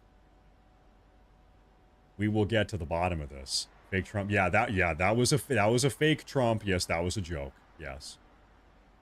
That was. You got me. You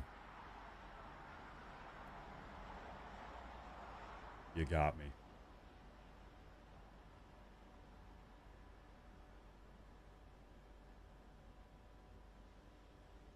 So there's a big post here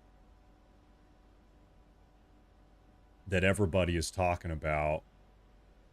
It says, hey, rocks don't grow in 90-degree angles. What is that?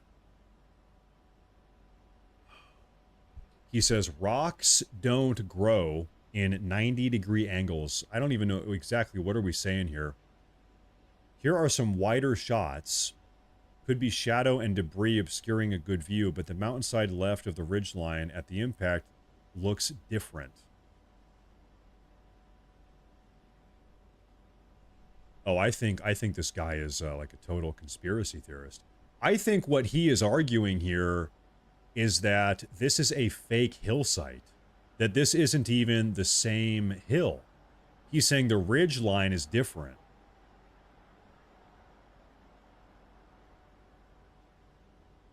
I think he's doing the whole moon landing thing. You know how some people say the moon landing actually took place on a hidden film set? The entire set was fake. It never happened. I think now the conspiracy here, I think that's what he's trying to say, is that this isn't even the right hill site.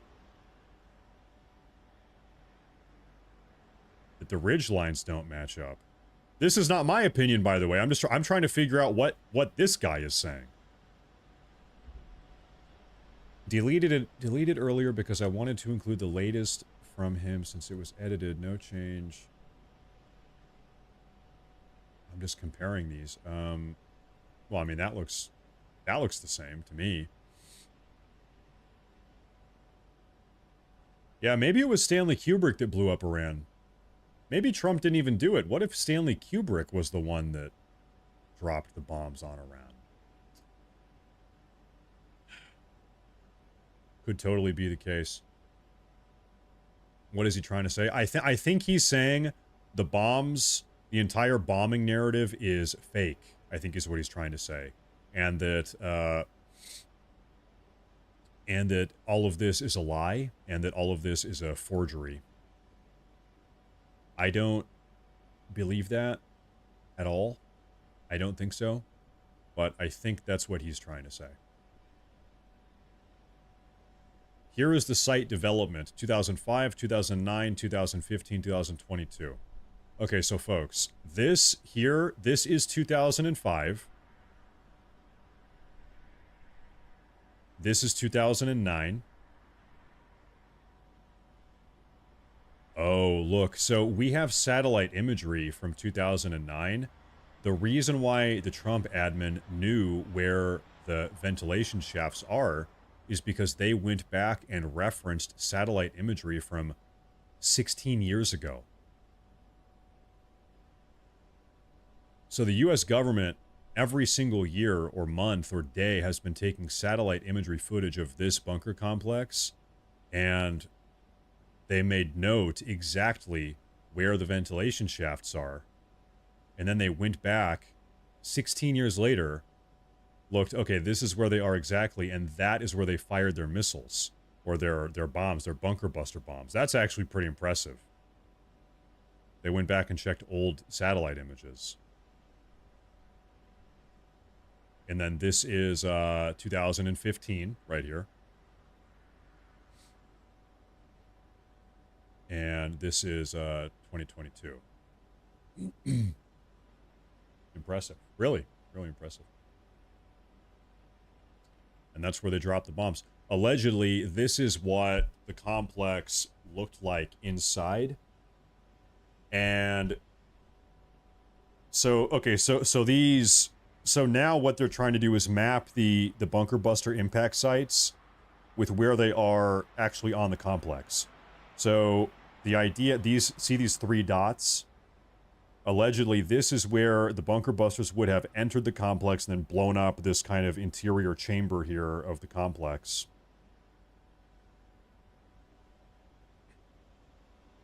Pretty impressed. Pretty cool. Pretty impressive. You have another one here. There's a zoom in. You look at that's even better. TAKL Farms. Hey, thank you.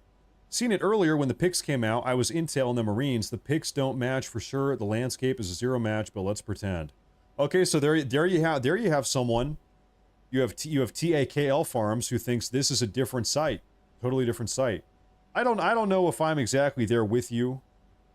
You know, I could imagine, I could see how big bombs like this could kind of upset the landscape. I can see that. So, but anyway, it's up for debate. It's up for debate.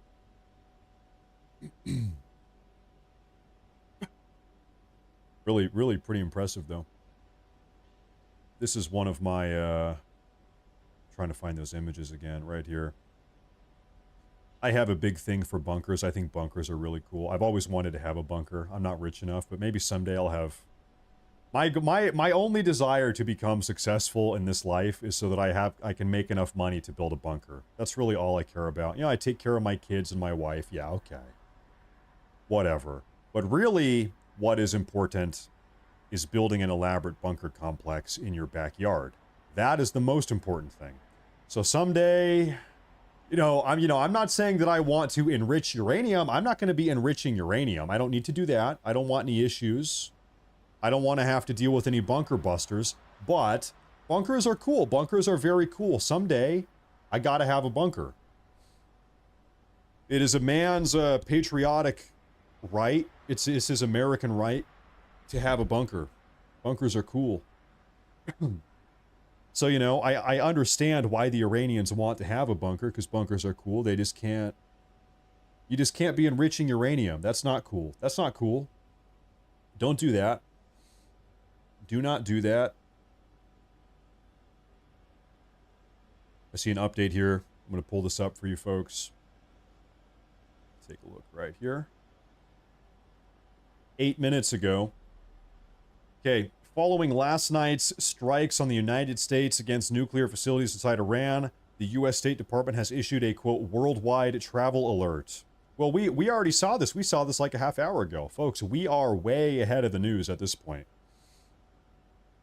Quote, the conflict between Israel and Iran has resulted in disruptions to travel and periodic closure of airspace across the Middle East. There is the potential for demonstrations against U.S. citizens and interests abroad. The Department of State advises U.S. citizens worldwide to exercise increased caution. Now, Truth, let me take a look at this. Scott Ritter on Redacted said Iran knew the attack was coming. It was all staged to grab back the narrative from deportations and trafficking scandals. I don't know if it was tied to the deportation narrative, but I have seen a similar idea on Twitter. Regardless of why, that's a different question. But anyway, I have seen the narrative floating around that these attacks, these bombs that President Trump dropped, are actually part of a deal that he made with Iran before all of this happened. Now, that's one narrative. There was also a narrative that when President Trump was at the G7 summit about a week ago, he received a message from an intermediary representing Iran. The message said, if you bomb us, if you do so much as touch us in Iran, we're going to activate our terror cells across the country and start killing Americans. Immediately after Trump got that message at the G7, this is one of these ideas. I don't know if it's true. Anyway, the idea goes, the second Trump got that message, he left the G7 early, remember, he came back to DC right into the Situation Room, and that's when he decided he's going to bomb Iran, because he got threatened about these domestic Iranian terror cells. That's another, I want to say conspiracy, that's another narrative going around right now. In fact, that story specifically is being reported on by NBC. That's an NBC story. It came out about an hour ago. Is what that is. NBC. I'm taking a look around here again. I'm looking around.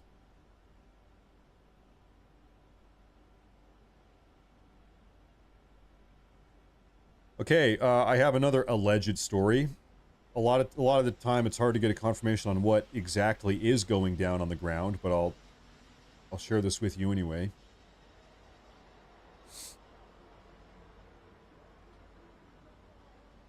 Right now in Iran, there is a full-scale security crackdown. Armed checkpoints are everywhere. The IRGC, the Basij, and plainclothes forces are stopping cars, searching phones, and intimidating people.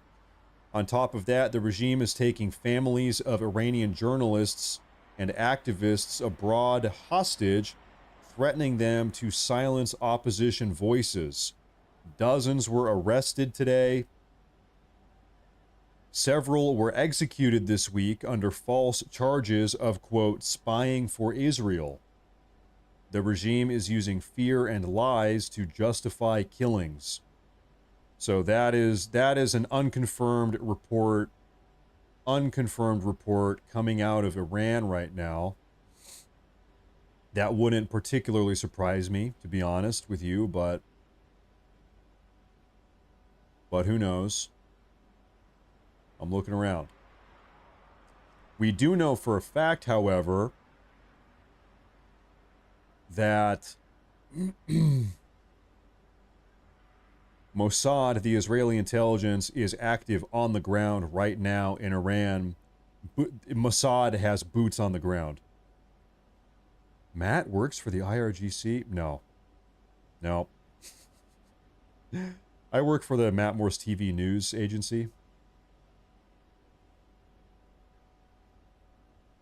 You know, somebody earlier today, it was a message in the chat I saw. They said, Matt, you should consider quitting your day job and doing this full time. You're good at reporting the news.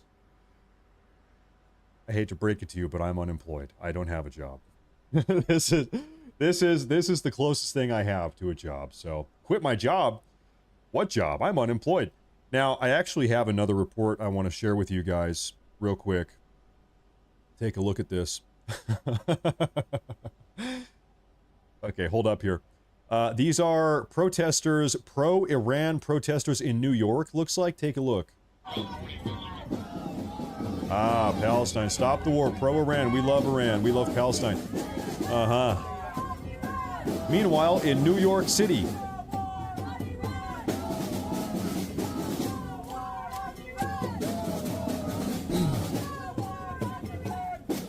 that's a lot of them out there. Look at that.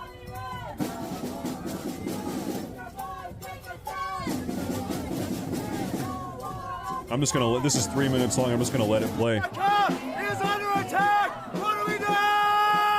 Stand up, fight back! America is under attack. It is, yes, you're right. Our country has been invaded by 50 million illegal aliens, many of whom are terrorists.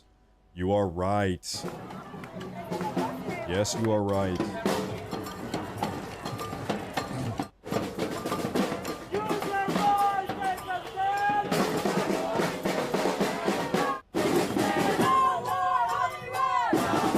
Trump is a war criminal. Uh-huh. I want to go to that website. answercoalition.org. They've got a whole website set up already. Look at this. This is a nice, flashy website. Nationwide emergency protests. Stop the war in Iran. Trump is a war criminal. Sunday, June 22nd. Oh, that's today. Oh, that's happening right now. Okay. No war in Iran. Stop it. Here's, how do they always get these websites built so fast? Guys, building a website like this, I don't know.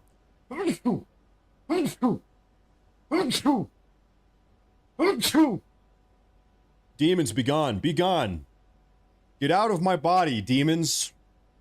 Get out of my body, you evil demons. Anyway, thank you. How do they always get these websites set up so fast? Where do these websites keep coming from? Somebody's got to make this. They got a whole thing here. Amazing.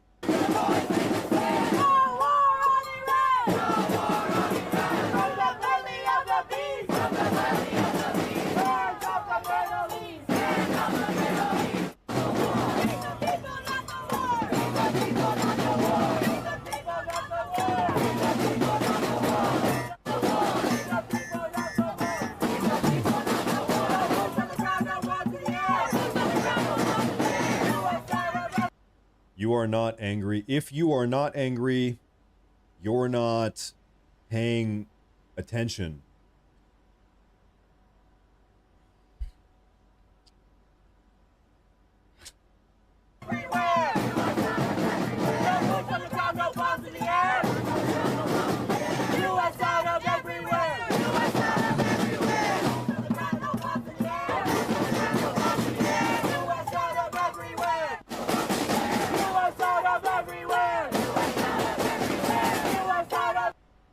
Do you think this is what the founding fathers fought for?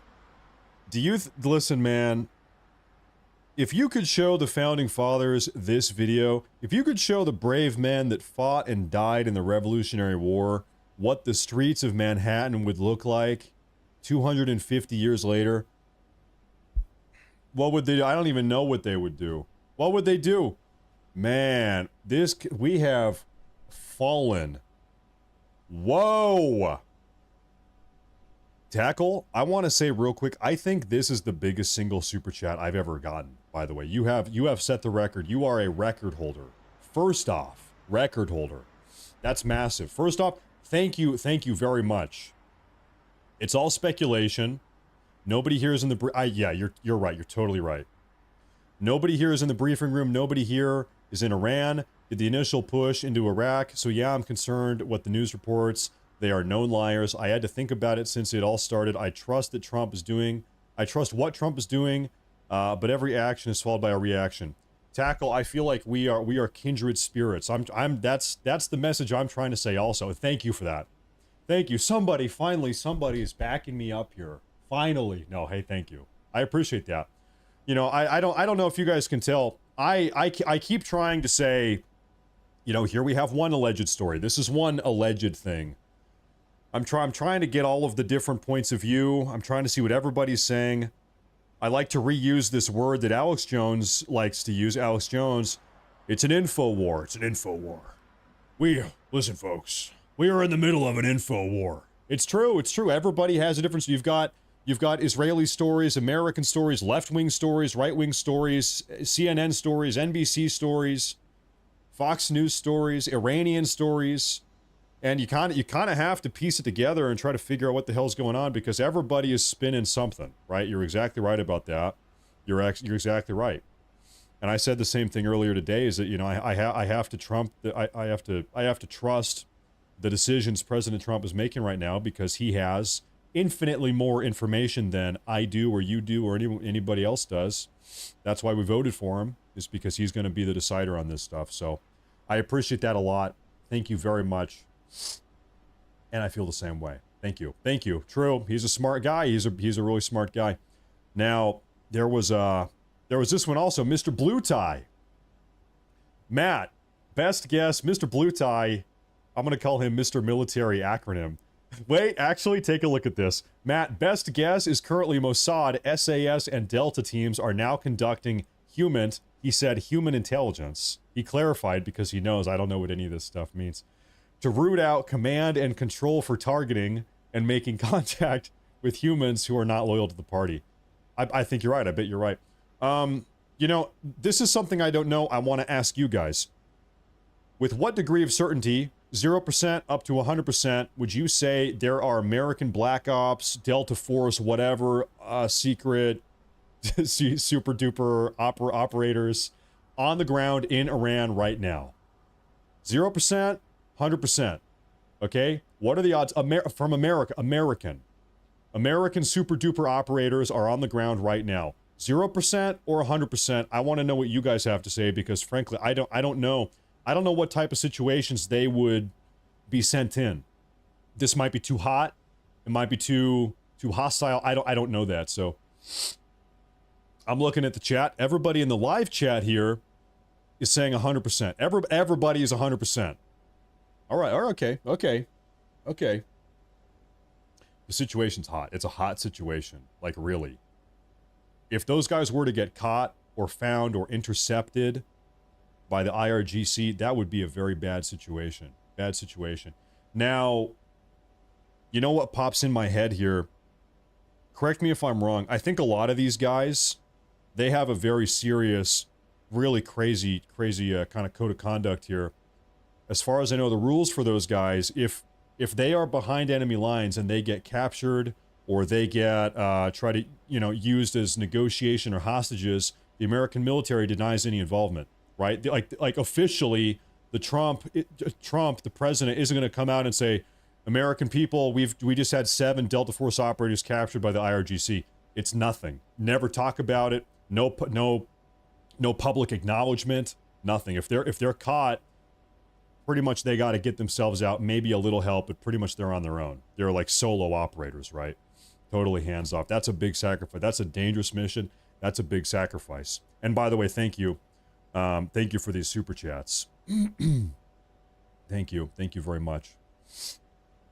Wow, they sure printed those signs quick. I know. That's what I'm saying. It's the same thing. You keep seeing this. What's up?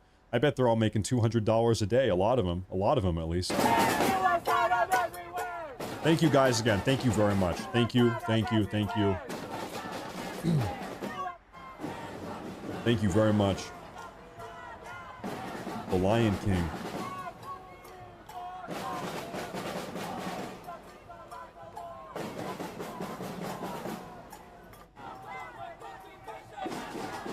Stop the war in Iran. Trump is a war criminal. Once again, guys, like, just consider the logistics of this.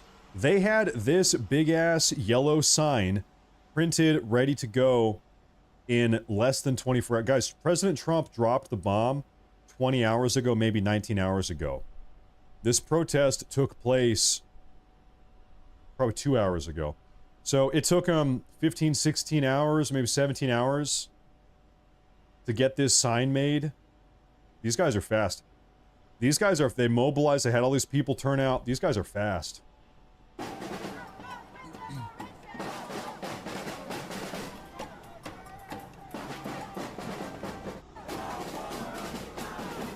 That's a lot of them, too.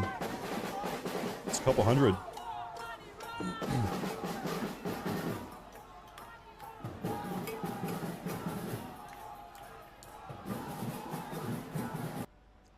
Hiroshima, Nagasaki, U.S. is only country that used nuclear weapons. That's right. That's right. Never forget it. That's right. You never forget it. U.S. imperialism, world's #1 terrorist power, revolutionary internationalist youth. Protest criminal U.S.-Israeli war on Iran. Something internationalist club. Defend Iran against criminal U.S.-Israeli war. Defeat imperialists, Zionist, genocidal war makers, revolutionary internationalist youth. We have a lot of these internationalist youth. I'm getting a little bit sick of all of these internationalist forces, all of these globalist internationalist movements. I'm getting a little bit sick of all of this internationalism, all of this globalism, all of these international youths coming in the country causing a ruckus. All of these, you call them communist, Marxist. They want to get rid of the borders. No more borders. Borders are borders are racist, whatever. Getting a little bit sick of that. Okay, red alerts where? Give me one moment. I'm gonna pull up my red alert tracking website. One moment, please. Where is this here? This is it here. Do we have red alerts? Hold that thought. What the? This is a big one. Well, hold up. When did this happen? That's 19 hours ago. No, we haven't had any alerts here in Israel. It's been 19 hours. Correct? Israel has not had a single alert in 19 hours. Nothing. Okay. Well, wait a minute. Hold up now, because now I'm seeing from the Iranian propaganda channel. Wait just a minute. Courtesy of the Iranian propaganda channel, what does this say? Translate to English. Missiles have been launched from Iran towards the Zionist entity. The evil Zionist... Well, this is the only page I see reporting on this. Refresh. Well, I just opened it. That's 19 hours ago. Okay, listen, folks, we're gonna double back over here to our Israeli cams. We're gonna do that because maybe some things are happening. I don't know, but let's take a look and just keep tabs on it, okay? Given my uncertainty, we're gonna take a look. Refresh again. Still nothing. Still nothing. Still nothing. It's okay, we're taking a look at this.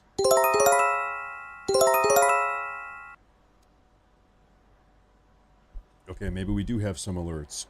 Okay, so folks, allegedly there's been a ballistic missile launch.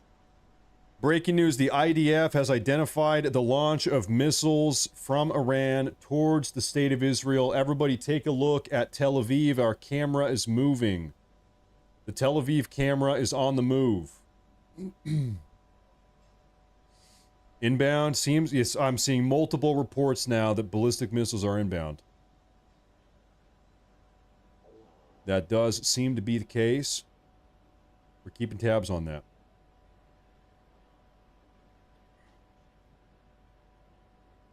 What do we see up here? Nothing yet. I'll keep you posted. From the IDF has identified the launch. The IDF has identified the launch.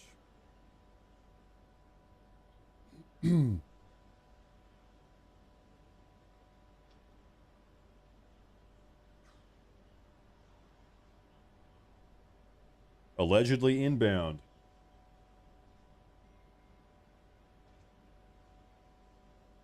Allegedly things are inbound.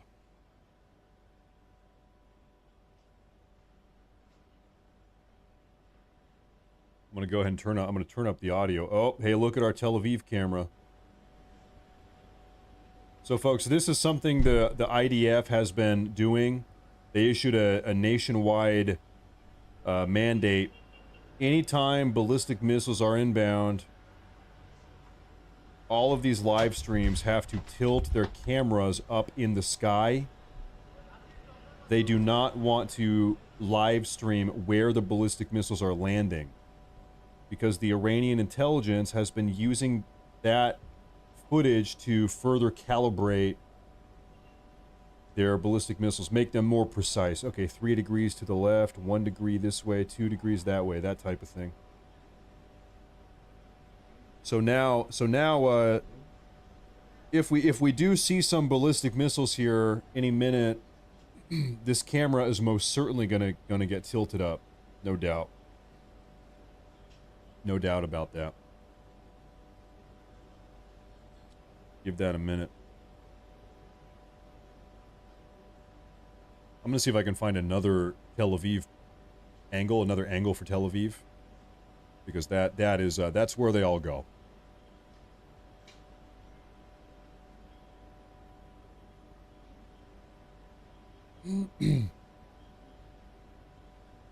That is live.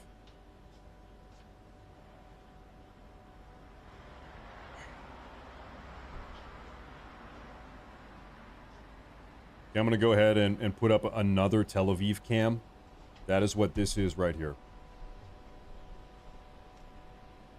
Okay, so we have 2 different point of views here for Tel Aviv. 1 Jerusalem. Now, folks, I am not in control of the camera. That is all some Jewish guy is doing that. It's not me. That's some Jewish guy. I take no credit for that. So wherever the camera goes, that is where the camera goes. Now, a super chat here. The Layman's Learning says we're getting alerts through the Homefront Command app. They do news flash a few minutes before incoming missile. Yeah, there's an app. No doubt. I'm checking the Tseva Dom website. That's what I'm doing. Matt should get a remote camera in Tel Aviv. Yeah, definitely that's what I should do. I'm trying to see definitely these are 2 different point of views. These are from different cameras. So we do have a little bit of an overlap here. That's good. Oh, my bad. That's me, not you guys. Sorry, that's my computer. Self-destruct in T-5.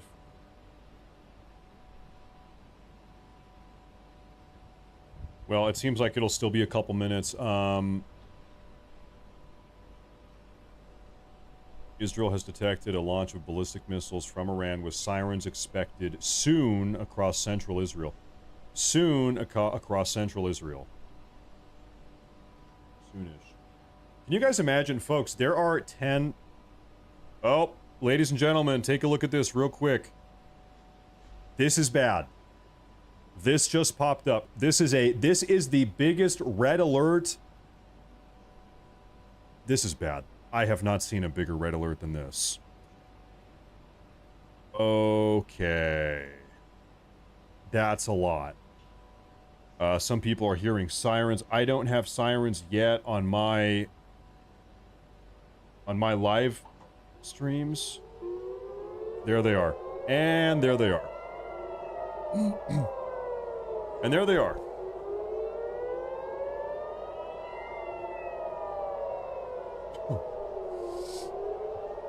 Okay, buckle up. If you are in Tel Aviv right now, good luck. Sincerely, good luck.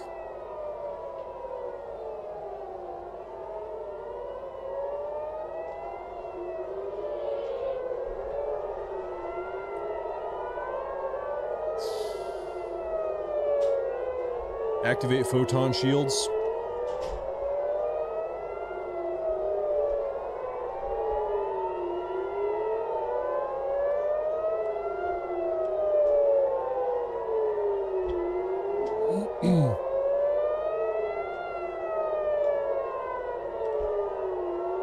I got a bad feeling about this one.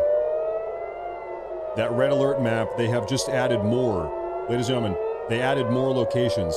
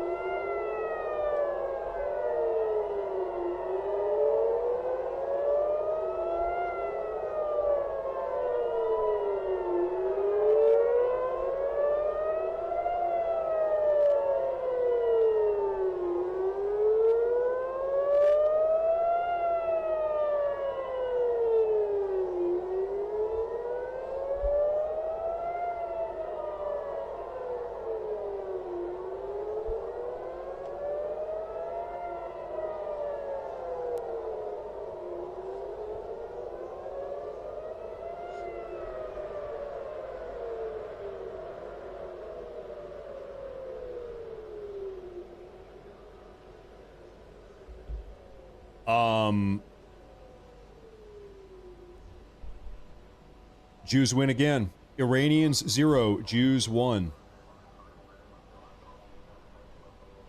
Is that it?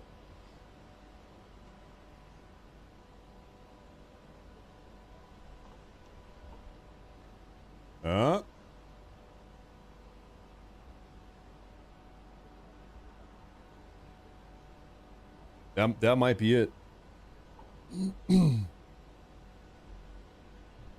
Maybe nothing happened. Yeah, that might be it. Well, a celebratory Hava Nagila. Da da da da da da da da da da da da da da. I think that is it. The red alert. What the?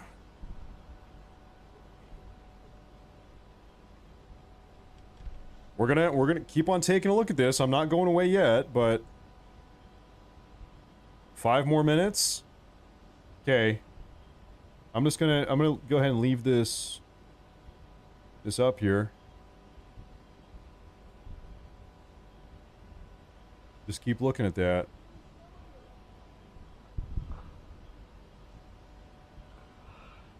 I'm gonna check my my news feeds here. Give me a minute.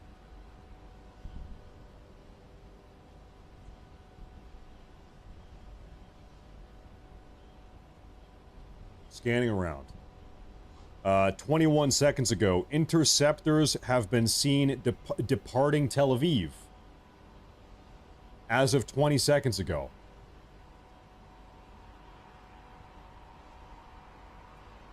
So the ballistic missiles must still be mid-air, and they're trying to intercept them right now.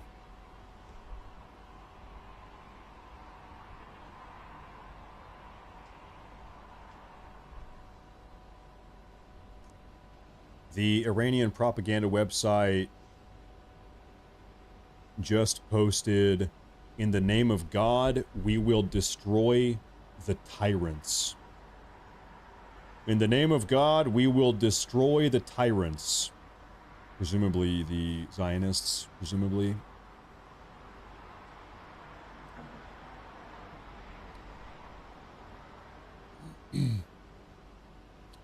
They also just posted, and I quote, "Then, when our command came, we turned it upside down and rained down upon it stones of hard clay, one after the other." They must be quoting the Quran or something. I don't know. Okay. Oh, hold up. Sirens have now stopped. The attack seems to be over. We have confirmation that a ballistic missile was intercepted above Jerusalem airspace.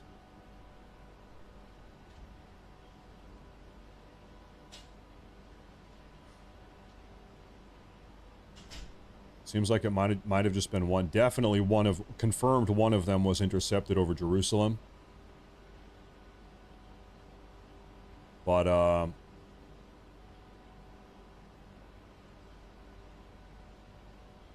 I don't know if that was the only one or if there's more than that. That might be it.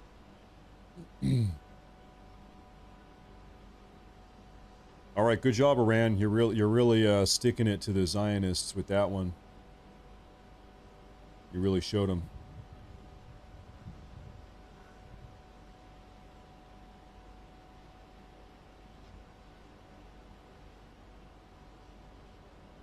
Okay, I have a little bit of footage here of this ballistic missile.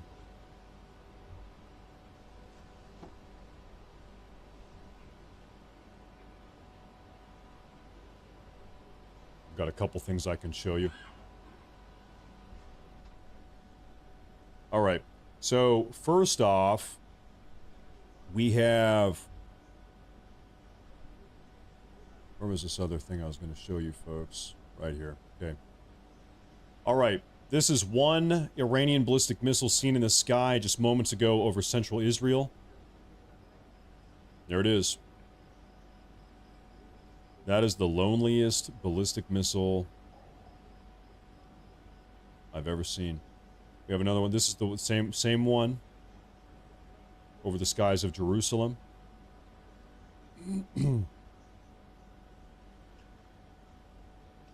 Seems like it got intercepted there.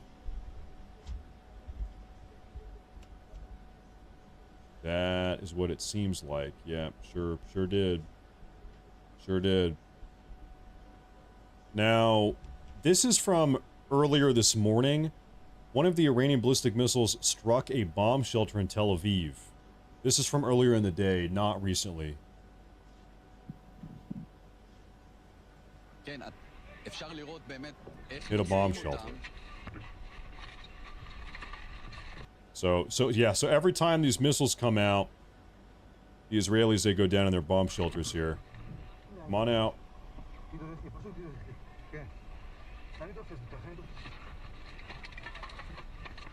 It's rubble. Look at that. Wow.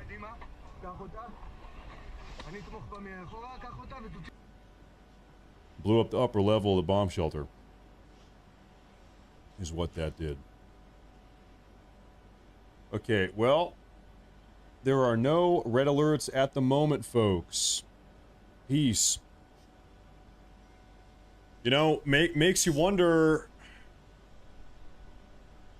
at this point, is Iran even able to continue firing off their ballistic missiles, or does Israel just command such dominance above the skies of Iran that they can't even fire these missiles off anymore? There's no way the plan was to fire one missile. As you all know, you got to send enough that you can kind of overwhelm the missile defense system and kind of punch a hole through. That's what they're trying to do. Well, if you just send one missile, it's not going to work. Maybe they're just getting beat down. They can't do it anymore. Who knows? Who the hell knows? I'm taking a look at the Iranian propaganda here. They are pretty much silent about this. They're silent about that at the moment. That probably didn't exactly go as expected.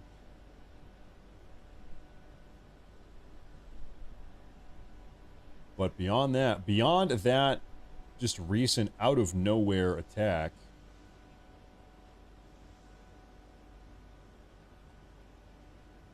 we are back to kind of just what a curious attack, right? Because it had been 2, maybe 3 hours since we had heard anything from Israel, anything from America, anything from Iran. No public statements, nothing at all. Then just randomly 10 minutes ago, you have one ballistic missile go off, and now everything is back to just pretty much nothing is where we're at. Strange. Just strange. Very weird. Outside of that, it's been a pretty slow couple hours, frankly. So I'm going to try to find some other news coverage here, see what's going on. Okay, folks, U.S. bases in the Middle East are on high alert right now. We had a report from maybe 3 hours ago saying that right now Iranian-backed militia groups in Syria and Iraq are looking to attack various military bases in Iraq and Syria. We have a Fox News report going over the details. Take a look. Back with the Fox News alert, U.S. military bases in the Middle East remain vigilant after Iran threatened to retaliate after yesterday's strikes, which hit 3 of the country's nuclear facilities. The attack was the largest B-2 operational strike in U.S. history, utilizing 7 of the stealth bombers and more than 125 other U.S. military aircraft, according to the Pentagon. In total, the U.S. employed approximately 75 precision-guided weapons, including 14 of the 30,000-pound bunker buster bombs and over 24 Tomahawk cruise missiles launched from a U.S. submarine.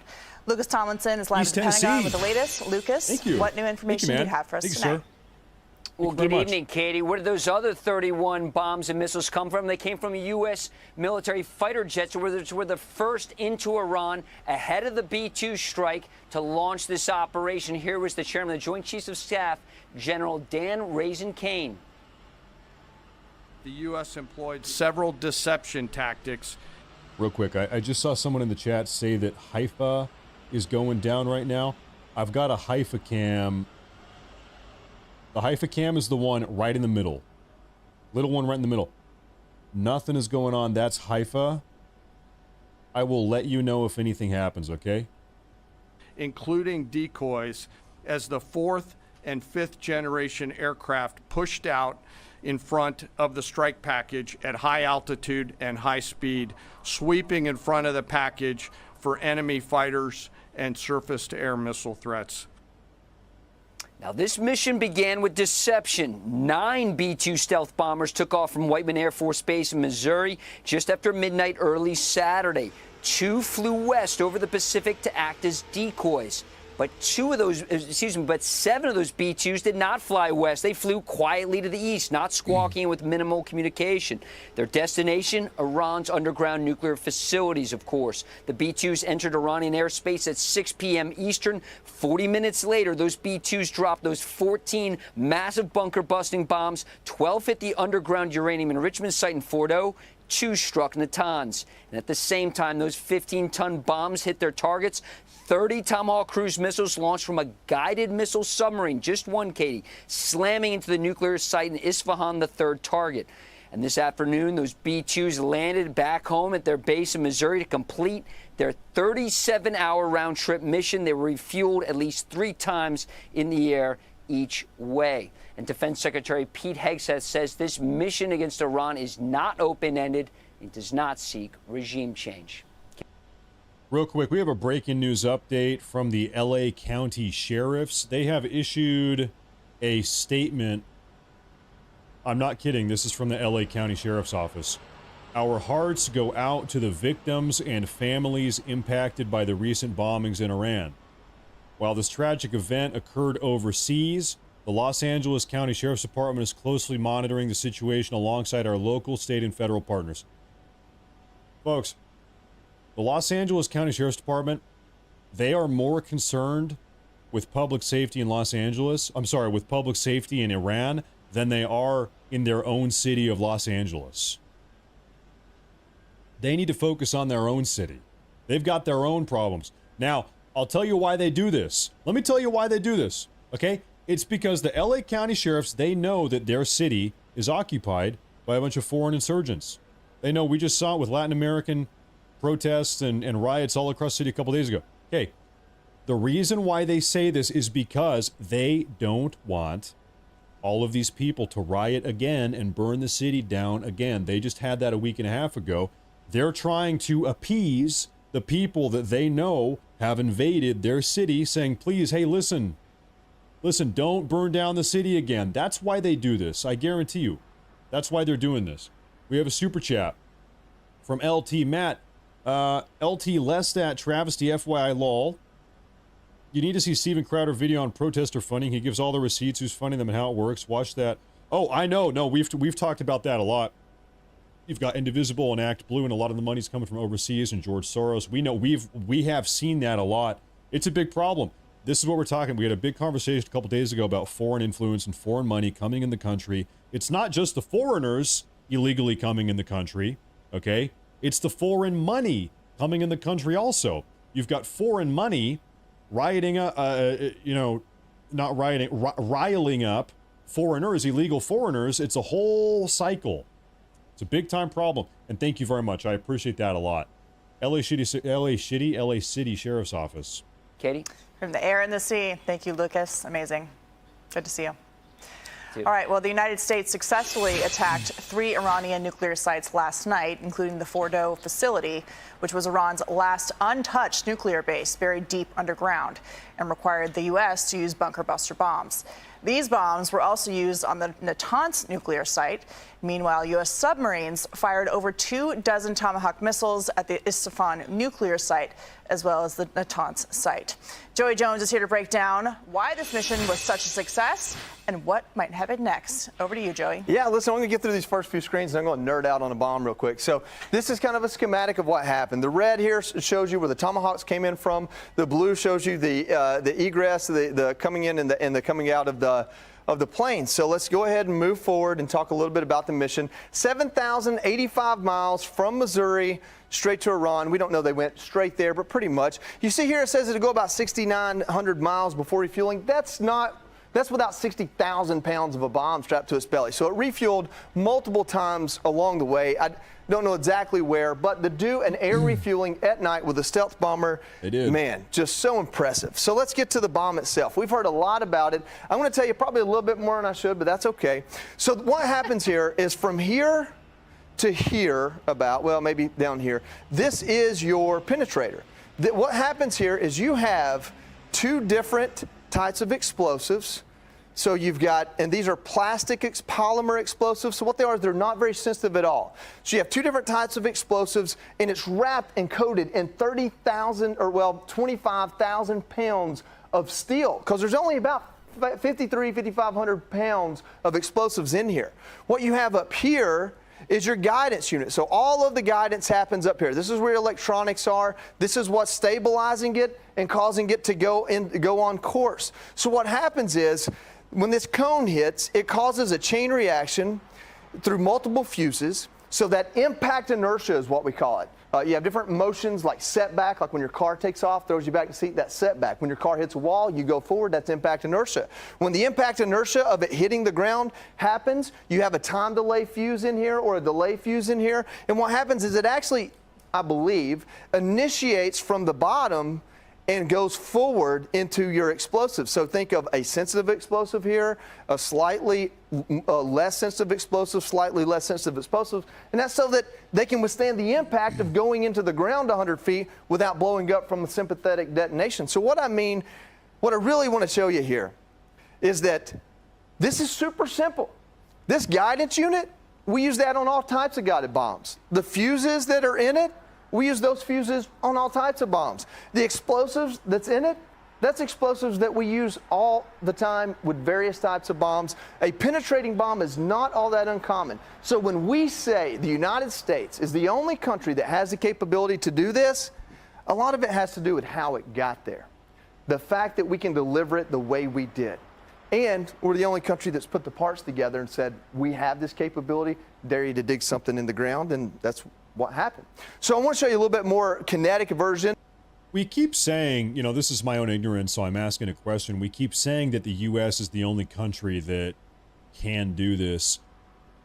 Is that true? Does Russia or China have anything that is close to this? Does China have a massive bomber plane like this that can deliver a massive ordnance penetrator bunker buster bomb similar to this? Are we really that far beyond everybody else, or is China 80% of the way there? Is Russia 90% of the way there? I have to imagine they've got something, even if it's not 100% of the way there. They've got to have something close, right? Of that map we showed you earlier. So what we're learning happened is when the naval ships set off the Tomahawk missiles, from my understanding of the timeline, is they actually fired the missiles before the stealth bombers got into the area of operation. The missiles went very far, obviously, and then the stealth bombers were able to do their thing before the Tomahawk missiles hit. So that's that coordination, that synchronizing that we talk about. These missiles, the Tomahawk missiles, what makes them so effective is they're essentially drone planes. They have the ability to change course, even change target while flying. So any type of missile, unlike that bomb I just showed you, it has propulsion behind it. So the warhead, the actual payload, is not going to be as much because so much of it is the rocket fuel used to get it there. And from my recollection, I think there's only about a 1,000-pound bomb in those Tomahawk missiles. That's probably why they fired so many of them. And then to move on here to the very last screen, these are the bases of our men and women in uniform that are vulnerable to attack now. I can't tell you an ordnance order of battle. I can't tell you which one of these is a higher target than the other. But I can tell you, I lived at the Al Asad Air Base, and that is a very important air base for us. It's big, it's fortified. I don't know what we have there, but I would imagine it's assets we need. Can I, well, I'm going to let him finish this here. Any of these that say air base, in my opinion, are a higher value target, because it's my belief that if Iran comes back with a measured response, not trying to draw blood, but to take away assets to show that they can respond, they're going to go after maybe planes and things like that. I don't know that. I haven't heard that. But that's my presumption as a ground troop that just knows how to play the game risk. So, guys, hopefully that was educational, helped you understand some of the rhetoric and some of the explanations that have come across. At the end of the day, what you need to know is that our military is badass. And when it comes to conventional war, we are the conventional superpower. Yes, indeed. There you have it.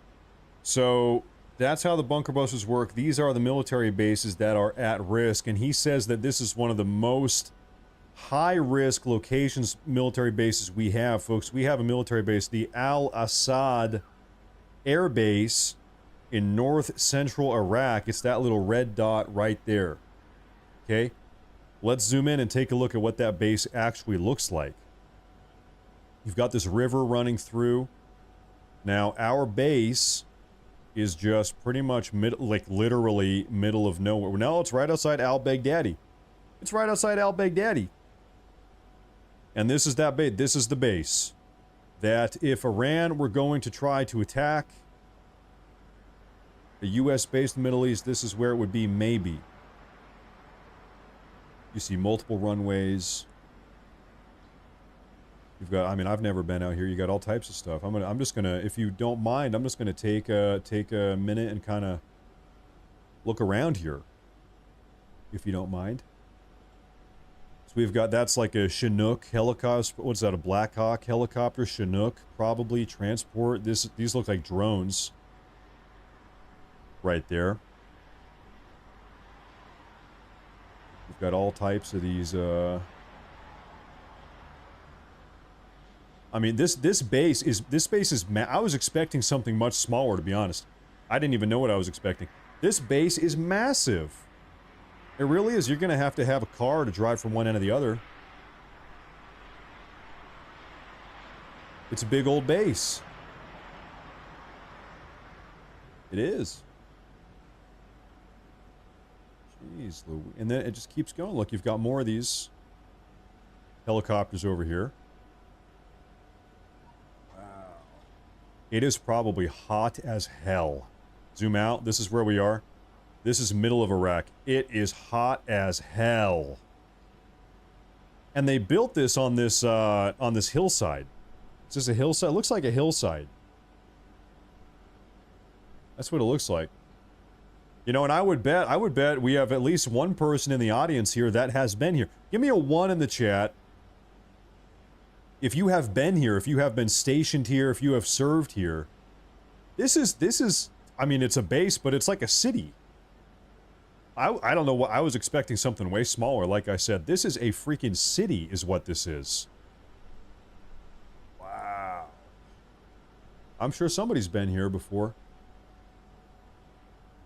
You got all types of people living here. So, folks, there you got a bunch of 1s in the chat. Look at that. Look at that. Everybody's been there. Look at all those guys and gals that have been there. Surely nobody's lying. Stolen valor? If you pressed 1, stolen valor. But anyway, you got all these people living out here.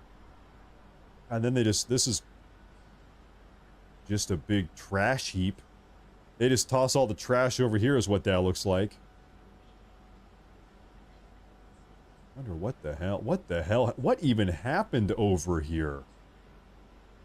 Half this base is just a freaking trash heap. Look at all that, and then, oh, this is nice. You got nice, like, you know, apartment buildings down here or something's over there. Little neighborhood, little residential neighborhood. Okay, everybody's having a good time.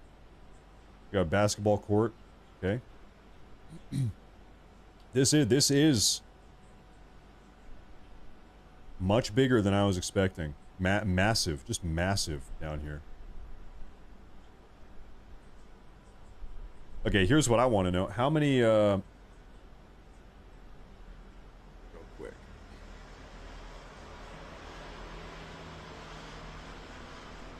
What's it called? Al-Assad?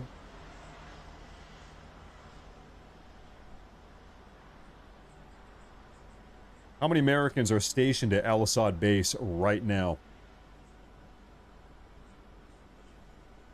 Oh.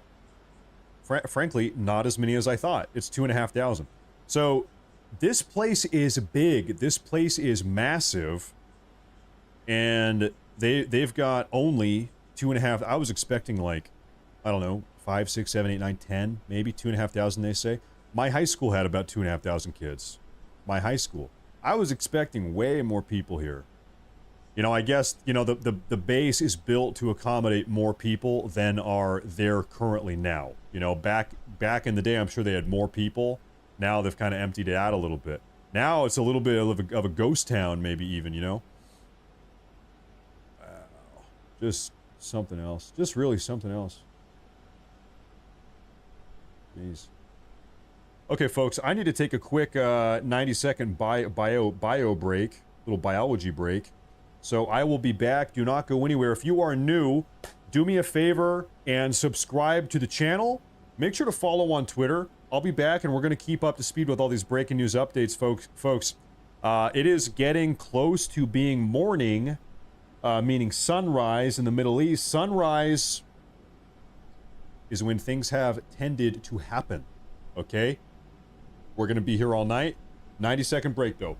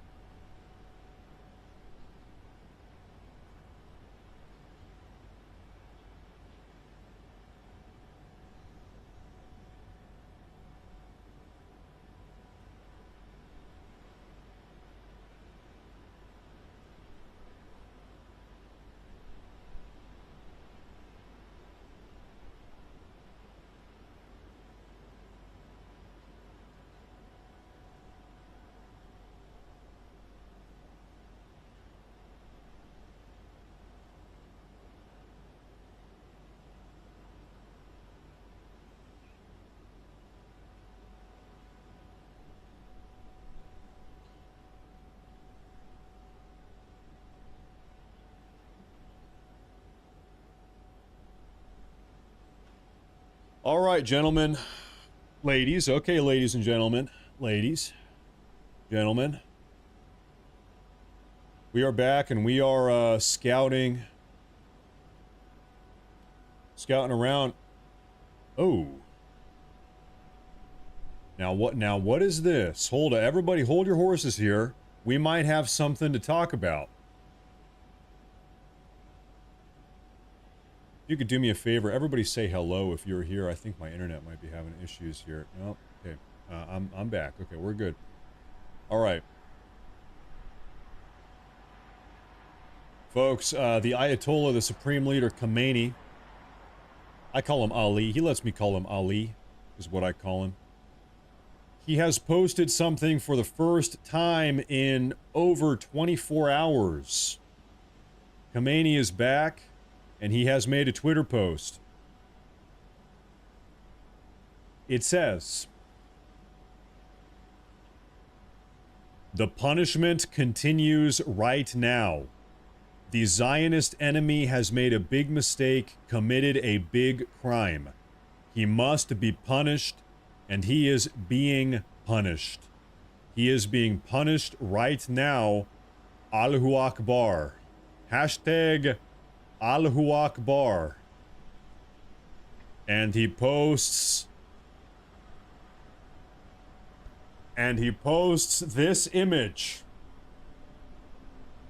Ladies and gentlemen, he's pissed. The Supreme Leader is pissed.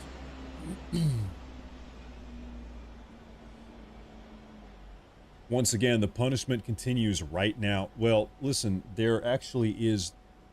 He posted this, what? He posted this 23 minutes ago. Oh, no. Guys, he posted this when they fired off those... He posted this when they fired off that one ballistic missile. Just one. Just one.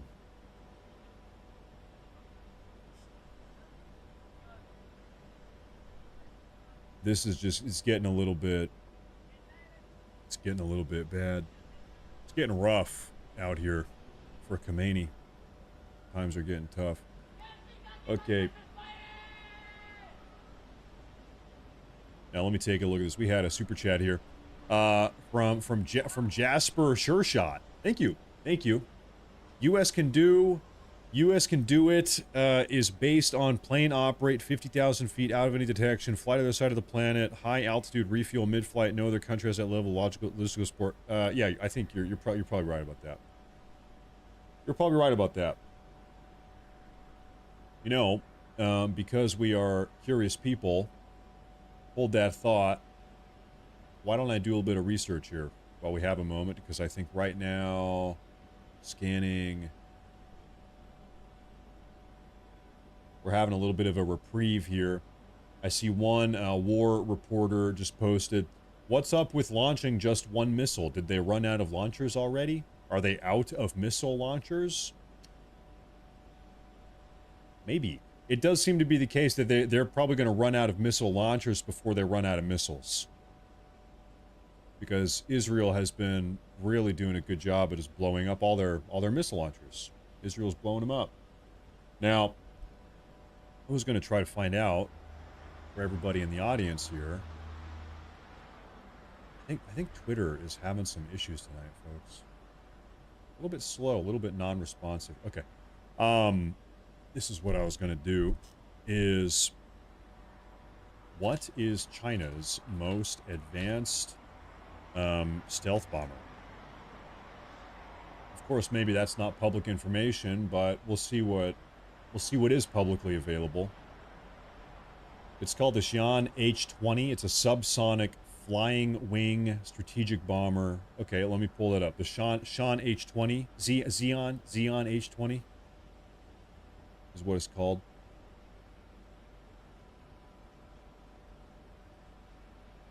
So this, folks, is China's most advanced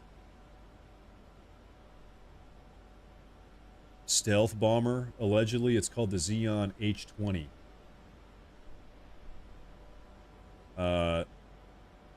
In 2018, they said they're making good progress. In 2022, no. In 2024, they said it's going to be revealed very soon. Okay, so actually, it doesn't even fly yet. They've been talking about this thing since 2016, and it doesn't even fly. In January 2025, some images on Chinese social media indicated that test flights had potentially taken place. They are doing test flights. Folks, China is doing test flights. We are dropping 30,000-pound bunker buster bombs from 50,000 feet in the air while refueling mid-air over the Atlantic. That is the difference here. Okay, wow, we're on another level. The U.S. is on another level, I guess. I thought maybe it would be a little bit closer than that. But no, it's not. They're getting blown out. Like, we don't even know what it looks like. Maybe this is what it looks like. It's a giant mystery. None of these photos are real. This is probably what it looks like. Can you guys see that? Yeah, that's probably what it looks like. So they've got nothing. They've got nothing pretty much. Okay. All right. Okay. I'm looking for updates here, folks.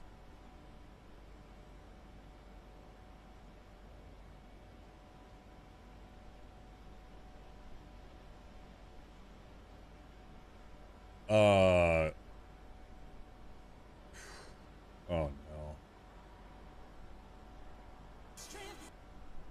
I'm not going to play the music because I don't want to get the stream hit with a copyright strike, but ladies and gentlemen, this is in the Portland, Oregon House of Representatives. Oregon is my home state. Mute that. In the Oregon State House of Representatives, the Oregon State House of Representatives, they are having drag queen shows as of 3 days ago. They're having drag shows in the House chambers in Oregon State. I don't want to play the music.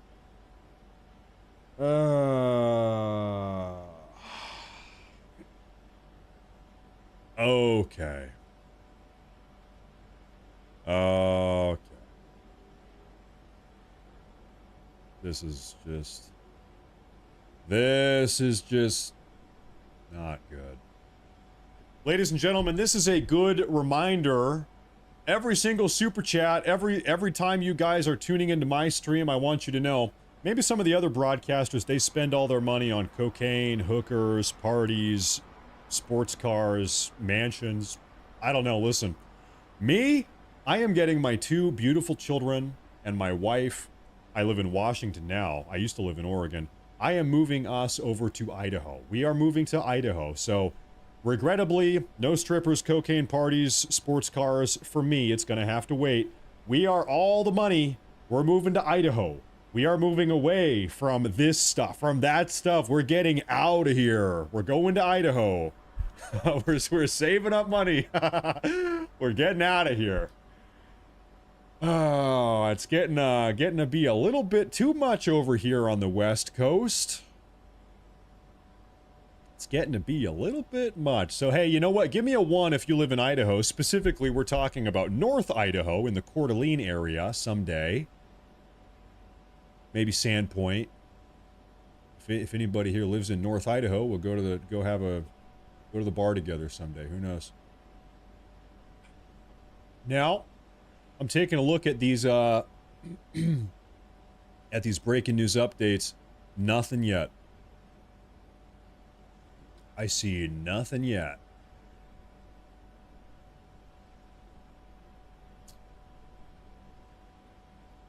Oh, okay. I have an update.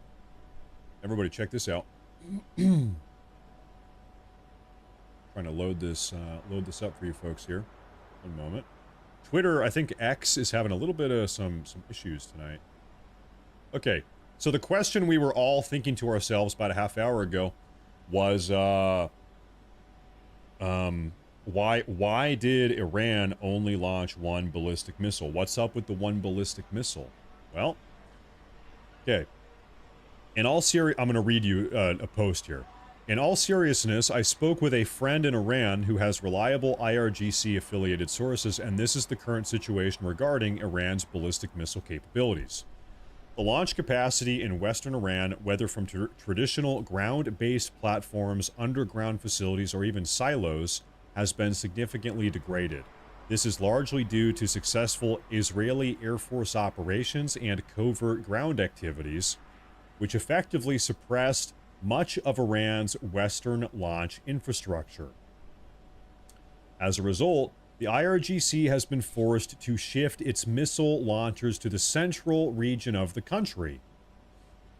Another major challenge Iran is facing is that most of its missile stockpile, including newer and more advanced systems with improved guidance, was positioned on the western flank aimed at Israel. With those stockpiles compromised, Iran has already begun relying on older missile types, which suffer from poor circular error probable CEP and are prone to missing their targets. There is still a strategic logic to using older missiles, especially when launching large waves of attacks. For instance, in a wave of 30 to 50 ballistic missiles, it's common to begin with older missiles, then follow up with fewer, more advanced systems later on in the attack, after the older missiles have kind of, you know, baited all of the missile interceptors. However, these newer missiles are relatively recent additions to the arsenal, and their numbers are limited. To be clear, I'm not suggesting that Iran is out of options or has completely run out of launchers, but for a country whose entire military doctrine is built around ballistic missiles, it's clear that their contingency planning for a full-scale war has serious shortcomings. After all, what's the point of having an extensive missile arsenal if you can't launch it effectively, or worse, if your strikes fail to neutralize critical military infrastructure like air bases? Israel's primary strike platform, while Mossad-linked operatives continue to guide airstrikes from within your country. There you have it. There you have it, folks. That kind of explains what the deal is. we have Matt, we have a racist in the chat. Be honest with you, there's probably more than one. Now, listen, my rule for the chat, I don't really care what you say, as long as it's within YouTube terms of service. Just don't spam. I don't like spamming. And if you guys have issues with each other, just block. You guys can block each other. Okay, that's kind of how I like to do it. Just don't spam. Don't spam, follow the rules, and everything's going to be fine. Anything beyond that, just block each other. Okay, now, maybe I had a... maybe I had another update here for you guys. I'm looking around. No, I just really don't like telling other people what they can and can't say, as long as you're not breaking the YouTube rules.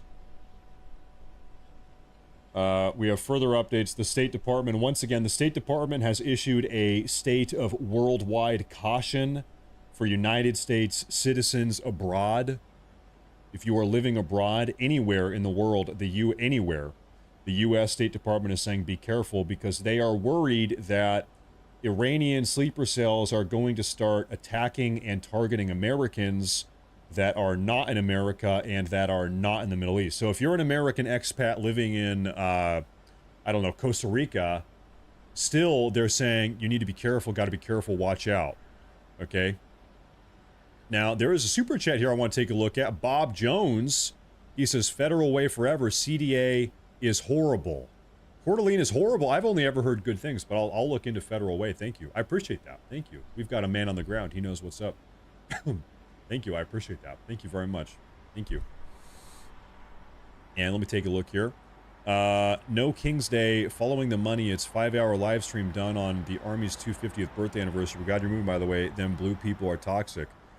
It's rough, because I really do think that the West Coast, all up and down, is the most beautiful place in the world. But it's been destroyed. It's been defiled. It has been tainted, and it has been defiled by progressives. Progressives. No, but really, it has. No, but jokes aside, it has. And it really sucks. Okay. I am scanning for updates. You guys do me a favor. Keep an eye on Israel. For a while, I noticed, about a half hour ago, we lost our camera feeds coming out of Iran. Well, we have them back. Now we have 2 different cam feeds coming out of Iran. Tehran is where they are. But they did go down for a while. Well, they're back now. Okay. And we're back to scanning around. Now, folks, once again, we are maybe about an hour or so from sunrise in Iran. What have we seen for the last 4 days in a row? 4 days in a row. Every time the sun rises, they start popping off with these missiles. However, the question remains yet, can they even launch missiles effectively? Can they even do that? Okay, we have something coming out of Vancouver, Washington. So, I'm sorry, Vancouver, Canada. They have just renamed one of their streets. What is going on here? Forced to speak English. They were forced to do away with our language. And if we're walking reconciliation, we walk together. The street formerly known as Trutch had been named after BC's first lieutenant governor, whose views and policies about First Nations people are now recognized as racist and wrong. The Musqueam have long been troubled by having to look at it, and there was unanimous support at City Council.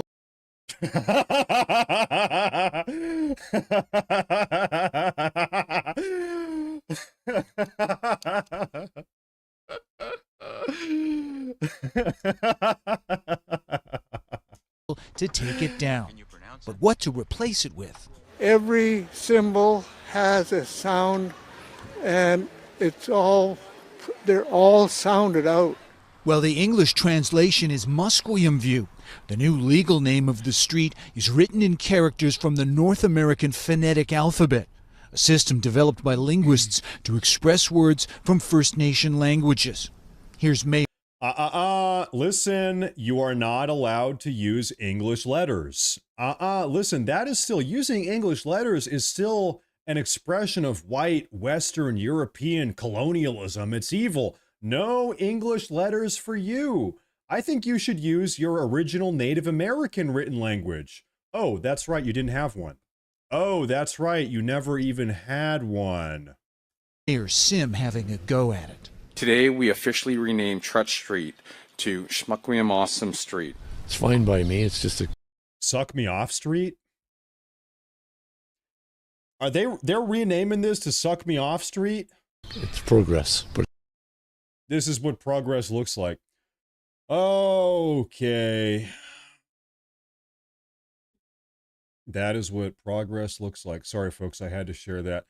Oh man, we just get stupider every year as a society. We are just getting stupider and stupider. It's all downhill. It's all downhill. It's all downhill from here. It's over. Okay, we have a message from Iranian state media. Wave 21. Oh, okay. Hold up. Wait a minute. Hold up. We have some breaking news from the Iranian propaganda outlet I would like to show with you guys. I'd like to show you guys here.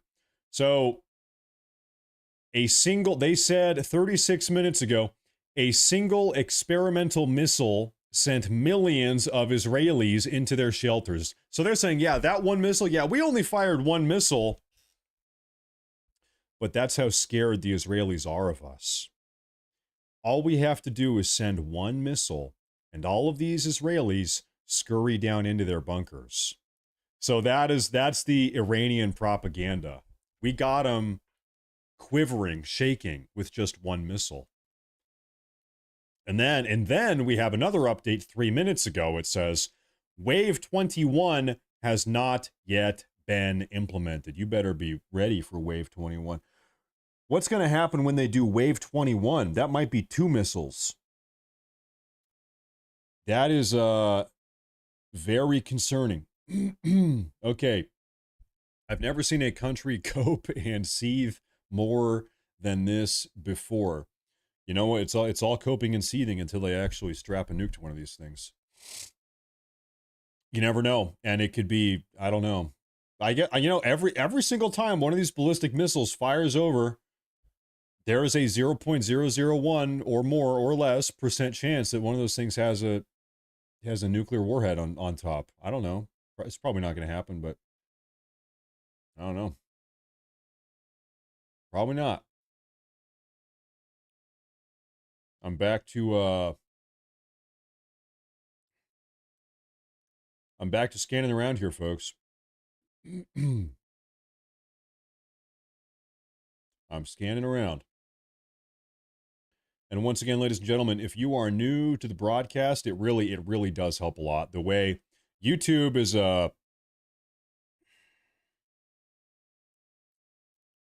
YouTube is a curious website. So the way it works is the more likes and subscribers a video or a broadcast gets, the more YouTube will continue to promote that. So every single like, every single time you guys subscribe, it really does help a lot. Really does help a lot. Now, we have a new poll out from Mark Mitchell from Rasmussen Reports. I like Rasmussen Reports a lot. They're very good pollsters. He says J.D. Vance's net favorability across America is 9 points higher than Gavin Newsom. So this is very, very early 2028 presidential polling. Things change. We're 3 years out. It's not concrete. But according to Rasmussen Reports, J.D. Vance is leading Gavin Newsom by a 9-point margin right now, which is hard to believe. You think it'd be even higher than that, right? You think it should be like a 50-point margin. I don't know. Who knows? Now,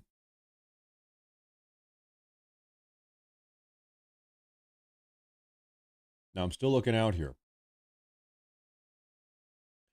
We have a breaking news coming out of Russia.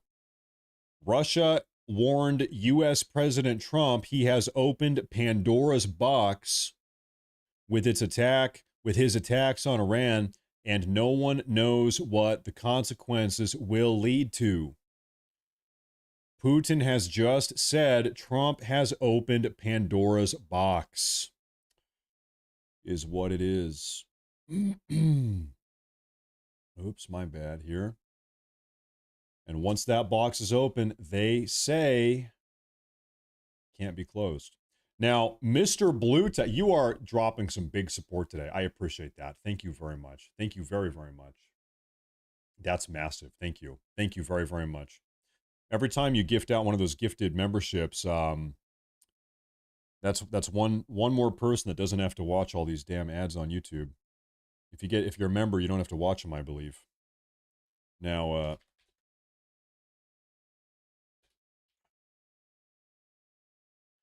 Russia is getting a little bit stern here. China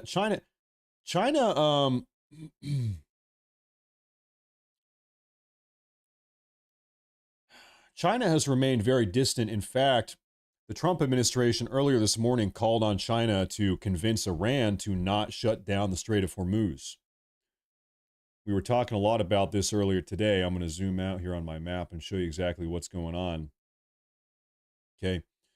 Ladies and gentlemen, around 30%, I'm sorry, 20, the number's 20. Around 20% of the global energy trade, petroleum, that is, comes in and out of the Persian Gulf through the Strait of Hormuz right here. It comes around this bend, okay? And, this is how Iran ships off a lot of their oil. But also, it's Bahrain, it's Qatar, it's UAE, it's Kuwait, it's Iraq, it's all of it is coming in and out of this shipping lane here, right through here. And if Iran wants, they could do a lot of damage here. They really could. Now, it's going to be kind of hard to explain. It's a tough visual. Even though the strait, there's this much water, only the middle of this passageway is deep enough for a shipping maritime vessel to travel through it. So if Iran wanted to lock down the strait, they don't have to lock down all of this water here. They just have to lock down a little bit right in the middle. There's actually a deceivingly narrow passage right through the middle that really would be the objective if they decided to do that. That's the way this works. So it would not be, and also right here, it's like right here. It would not be as hard to shut down as you might think. Also, all it takes is a little bit of aggression to shut down a maritime passageway like that. We've seen that with the Houthis down here in Yemen going in and out of the Red Sea. They haven't blown up any ships or sunk any ships, but just show a little bit of aggression and people say, okay, I don't want anything to do with it. People don't even want to take the risk. And so what we've seen over the last year is almost all of the trade, the maritime trade going through the Gulf of Aden and the Red Sea has been shut down. Everybody's just going around South Africa now. Seriously, everybody, they used to go right through here. Now they just go down South Africa. They go all the way around because they don't want to deal with it. It's not worth it. They'd rather take another couple days than risk getting attacked by Houthi pirates. They don't want to deal with that. And so kind of same situation here. If Iran, all they have to do is show a little bit of aggression, just a little bit, be it successful or unsuccessful, even if Iran shows the intent to be aggressive and shut down this strait, then that's going to have a big impact.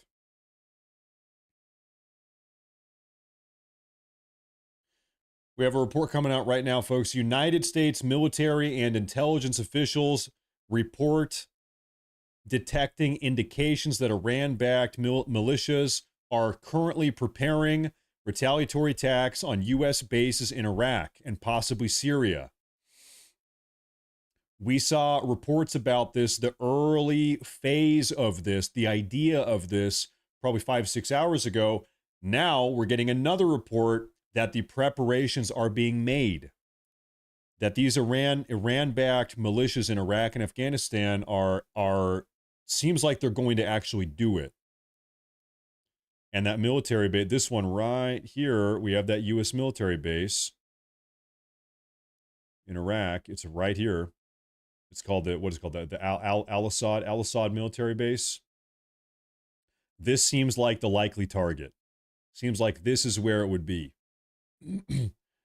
But so it seems like those final attack preparations are being made. Now we had a from D Summers, thank you for that super chat. I appreciate that. Said, I just saw this headline: Iran supreme leader reportedly killed in a U.S. raid. Regime fakes his survival with AI and deepfakes. Can you confirm? I've seen nothing. I haven't even seen that rumor yet. I've heard nothing about that.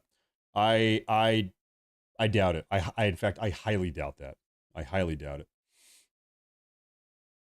I would bet money that that has not happened. But hey, you never know. But hey, you never know. But hey, you never know.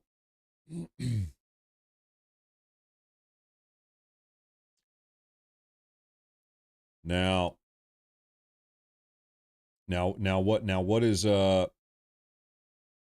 what is going on here, folks? We have a breaking news update. Jack Posobiec is issuing messages on Twitter in Farsi. Perhaps he's trying to communicate with the Ayatollah himself. I don't know what he's saying. I'm going to go ahead and translate this and see what is this guy talking about. Take a look right here. What the hell? He says, can I translate? What does this say? I got to reload. Maybe it's not going to let me do it. I don't know what he said. Scroll down here. Translate.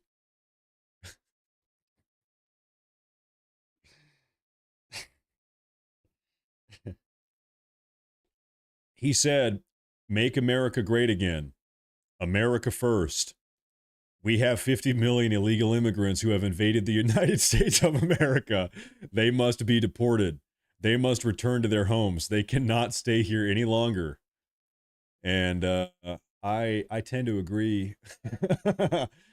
I tend to agree with that. I think he raises a good point there. I think he's onto something. Okay.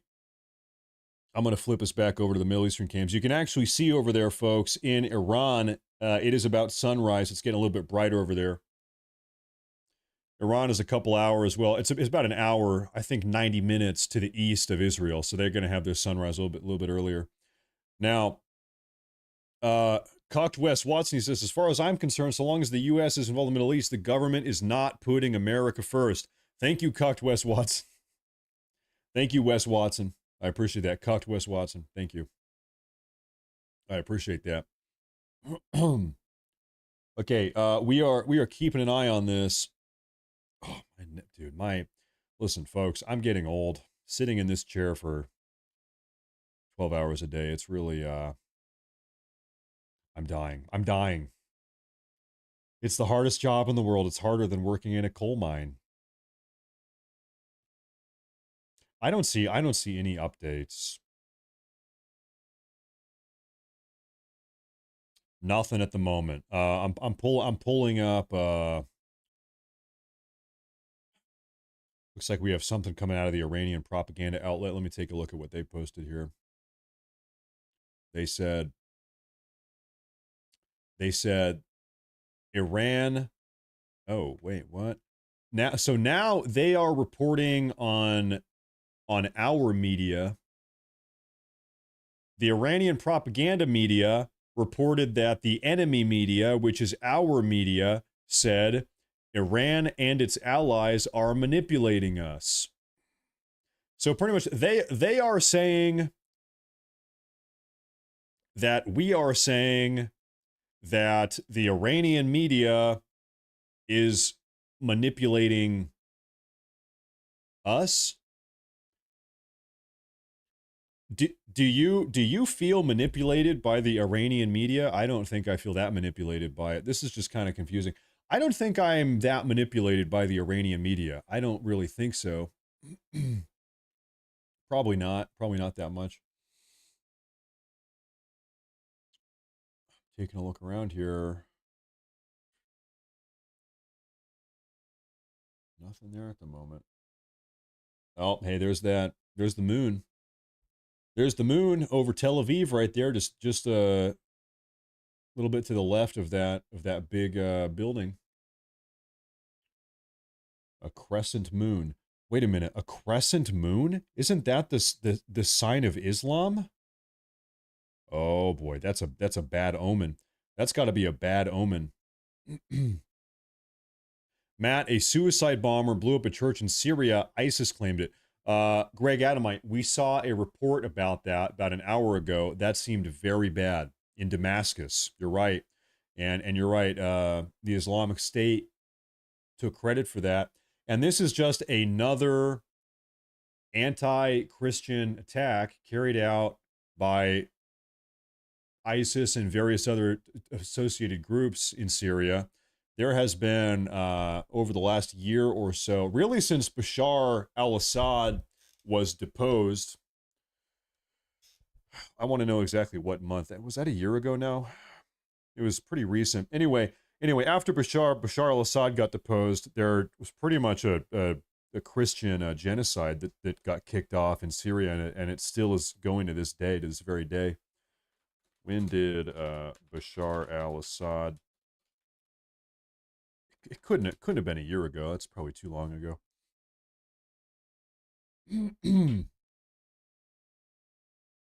It was December 2024. Okay, 6 months ago. Almost 6.5 months ago. That's right. Wasn't a year ago. 6.5 months ago. And he made it out. He's living in Moscow now. He's hanging out. Anyway, yeah, listen, Syria is not in a good spot at all. It's not. Now, folks, we have a new report coming out of New York Times. Once again, folks, I keep hearing this over and over again. The United States is seriously anticipating attacks from Iran on military bases in Iraq and Syria. On U.S. bases in Iraq and Syria. Now, I'm going to try to guess here. We know that there was one U.S. military base in central Iraq right here. This is Al-Assad Air Base is what that's called. This is a likely target if these attacks are going to take place, Al-Assad Air Base. But then also, if memory serves, there is I think it's right here on this border here. Well, maybe I just don't know what I'm talking about. Unless that's it. I don't think that's a U.S. military base. That's something. Anyway, we do have a military base, some here in southwest Syria. Yeah, where the hell is that? Anyway, the point is there's a base in Syria somewhere in here that they are also very very worried about getting hit. They're worried about that as well. It's a tough neighborhood. So they are on lockdown. They are very concerned about that. This is only the beginning. I am afraid that you are right about that. Hold up. Once again, U.S. military intelligence officials reporting report that they are detecting indications that various Iran-backed militias are preparing retaliatory attacks on U.S. bases in Iraq and Syria, possibly Syria, definitely Iraq, in response to recent airstrikes on Iran. That's what I'm seeing on the ground. That's what I'm seeing on Twitter, not on the ground. That's what I'm seeing on the internet. That's what I'm seeing. Folks, it is really hard to know how close is the Iranian regime, how close are they to crumbling and deteriorating and toppling and capitulating? How close are they? How much do they have left before it's before they're done? You know what I mean? I don't know. Well, don't show Iran where the bases are. Yeah, you know what? They might not even know where Israel is. I better not show them where Israel is either, because they might not even know where it is. So I'm never using Google Maps again, ever. I'm flipping it off. I'm just leaking intelligence, classified Google Map intelligence. Okay, Kyle Record with the $10 super chat. Thank you very much. I appreciate that. He says, I was born in Vancouver, Washington. I now live in Sequim, just running from Californians. My wife and I were looking to move to Sandpoint, Idaho. It's overrun with Californians. They tried banning guns. In Sandpoint? Where do you go? Where do we go? Where do people like us go? We love the Pacific Northwest. We love the trees, the nature, the forests. We love how it is up here. But the problem is it's totally overrun with libtards, pretty much. You want to go to North Idaho, but I guess they got them there too. What do you do about it?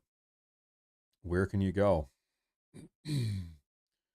It's a tough situation. They're a plague. They're spreading everywhere. They're spreading everywhere. Now, what in the hell is this? Al-Safa looks like some type of volcanic eruption here. Who knows when the hell that happened? Yeah, something. Al-Safa. Impressive. Impressive. Okay. Now, listen, folks, I'm about to sound very picky. I'm a very picky guy.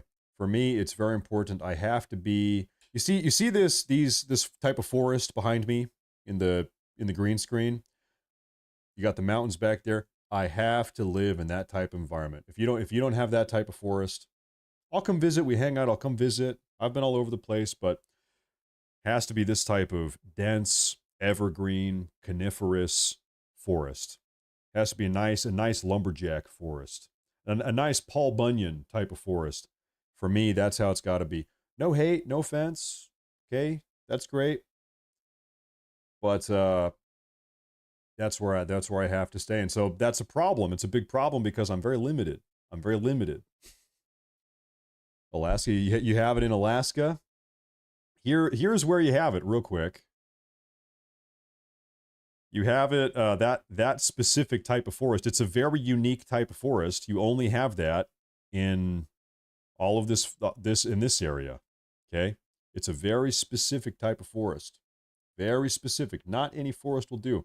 And I know maybe I sound very, very autistic here, but maybe I am. I don't know what to tell you. But anyway, it's a very specific type of thing. That's the way that it is. So, hey, I'm limited. But I'll tell you what, right now, I'm checking my news feed here. And once again, nothing is happening. Folks, I'll tell you what I think is going to happen here. If I can give you my unprofessional opinion. What we have seen for the last 4 days is that Iran, the second the sun rises, not when the sun rises in Iran, when the sun rises in Israel. So give it another hour, because you already have sunrise in Iran right now. Give it another hour, let the sun rise in Israel, and I think we're going to see something happen, because that has been the case for the last 3 days. Maybe 4 days. Definitely 3 days. I think 4 days also. Rock Springs, Wyoming. You know what? I have looked at Wyoming, actually. That's far western Wyoming. Wyoming would be a good fit, but Wyoming, that area is incredibly expensive, very expensive. Wyoming technically is the single most conservative state in the nation. They are. It is the most Republican, the most deep red state in the entire country is Wyoming. It's also the least populated state in the country, but that area of Wyoming, it's on the far western side, is just out of this world expensive. Maybe that's the problem. I don't have that type of money. I don't have Wyoming money. Let me put it that way. Maybe I have Idaho money. Even that's a toss up. But I definitely don't have Wyoming money. Okay, so I don't know. Right now the goal is just get out of Washington. Escape Washington. Now there's something I want to take a look at here. Moved from Portland, Oregon to Florida. Makes sense. I've known a lot of people that have done exactly that. You're smart for doing that. The only thing I miss is the PNW forest. I think, so you know what I'm about to say. Is anybody here from the Pacific Northwest up here? Oregon, Washington, Northern California, British Columbia, maybe, North Idaho. It's called the PNW, the Pacific Northwest. When I say that, hey, I love the forest, I gotta be in the forest. I think some people, unless they've been here and they've seen what type of forests we have, I think they don't get it. We have a very, very unique type of forest that nowhere else that I've seen, nowhere else has it. It's a very unique type of thing. And for me, it's very special. I like it a lot. It has to be that way. It's a very unique type of deal that we have. And, other places, yeah, there are forests in other places, but it's not the same type of forest. You know what I mean? It's a different type of forest. Different type of thing. No hate. I don't hate. No hate. I'm not hating on your forest. I just like my forest. And really, listen, every day, every day, I go hiking in the woods. It's a big deal to me. I go hiking every day. Every day I'm out in the woods. It's a big deal. So it is important. Now, I have maybe something that I want to show you guys here. I was looking for something.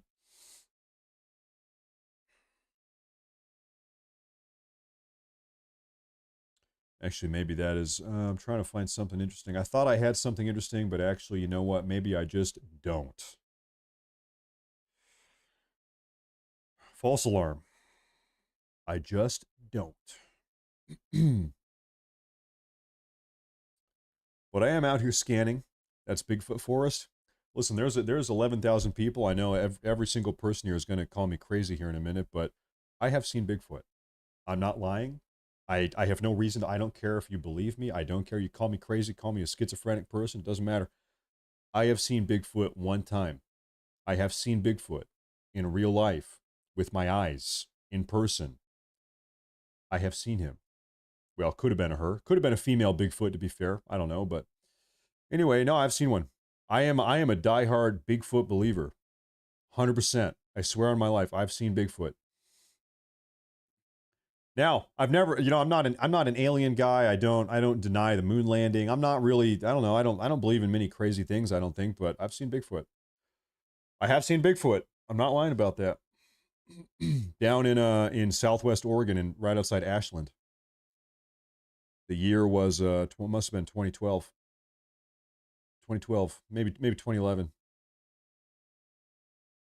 And these are the type of crazy things we talk about when there's nothing going on. Because right now, I'll tell you what, there is not a damn thing going on. But hey, the second something does happen, I am going to tell you about it.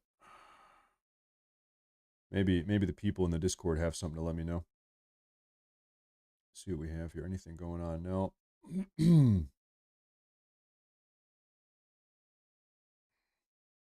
Nothing at the moment.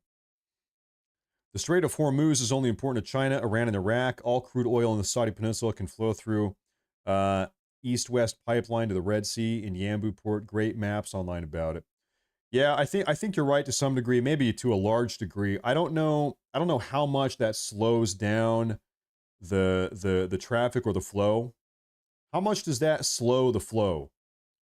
You know, to some degree, I bet it would a little bit. I'm gonna. Why don't we pop open the map here and we can kind of think about that. We can look at it while we talk about this. One moment here. Now, folks, the sun has just about risen in Iran, and we're gonna have sunrise in Israel here. Maybe 45 minutes. It'll start getting a little bit lighter, and then I think we should be a little bit worried based on what we've seen in the last couple days. And thank you, Cal Reeves. I appreciate that. Thank you very much.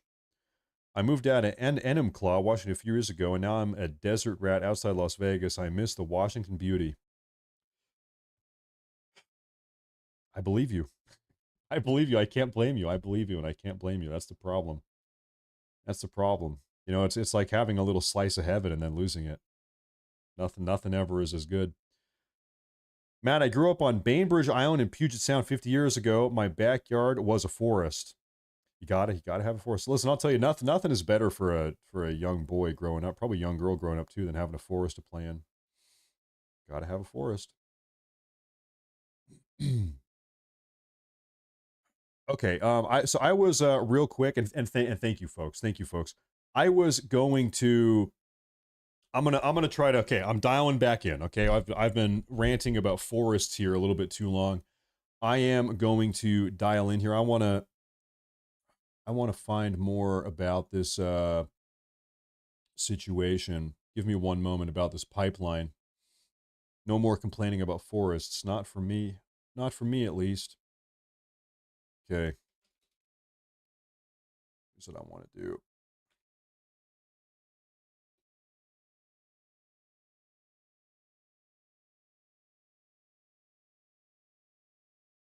I wonder if I can find something here. Okay, so, okay. I'm getting some info here for you guys.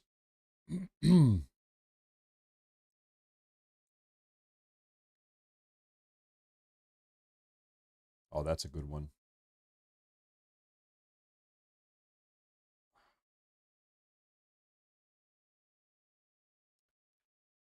Okay, so this is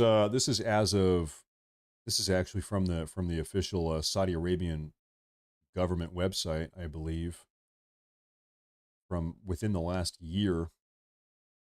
Yeah. Okay, so is this up on screen? Yeah, this is up on screen. Okay, so take a look at this. So you have the East-West pipeline. It's called a Petroline. And you also have the Abqaiq Yanbu pipeline. This is for natural gas, for liquefied natural gas. And this runs from central Saudi Arabia all the way over to Yanbu. Now, you still have a problem. There's a little bit of an issue here. And the issue here, okay, so let's say Strait of Hormuz gets shut down, and they say, you know what, we can't ship it out of the Persian Sea here. We're gonna pump it across the desert, pump it over to Yanbu. Well, the problem with that, where's Yanbu? Okay, so it ends up right here. Well, now you're in the Red Sea. You got to take it south. Well, guess who's south? You got these freaking Yemeni Houthis. You got the Houthis down here, and as many of you know, not all, but most of maritime traffic has been shut down in this passageway here because of the Houthis for about a year now. In fact, I wonder if I can show you. I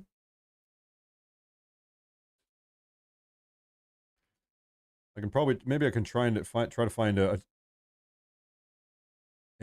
map here that is tracking this. Okay, you know what?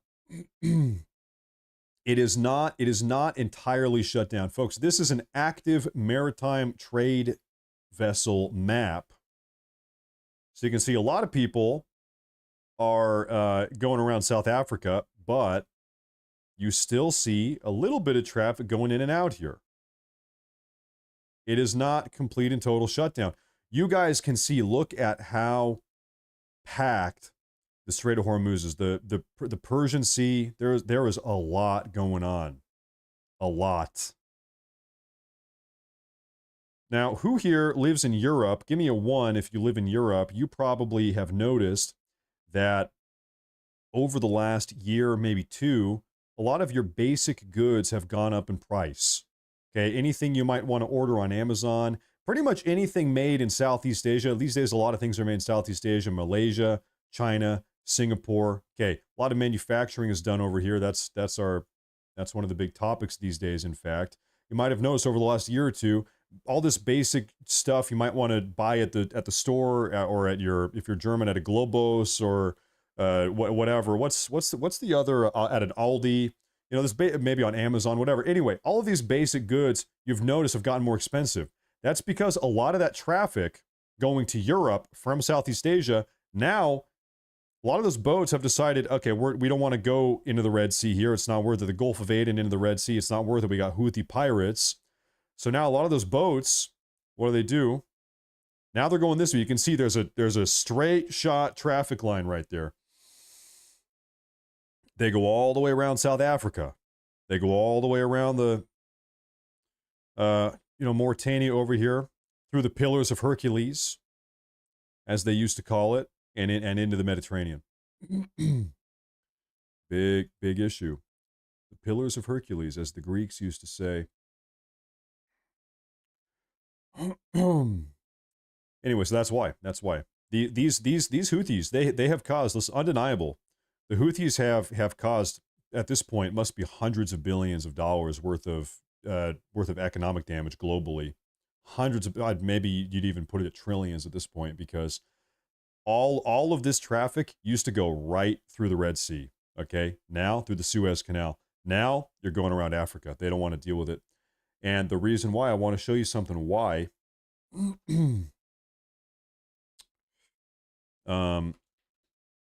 Houthi boat attack. You want to know what that looks like? Can I find this helicopter video?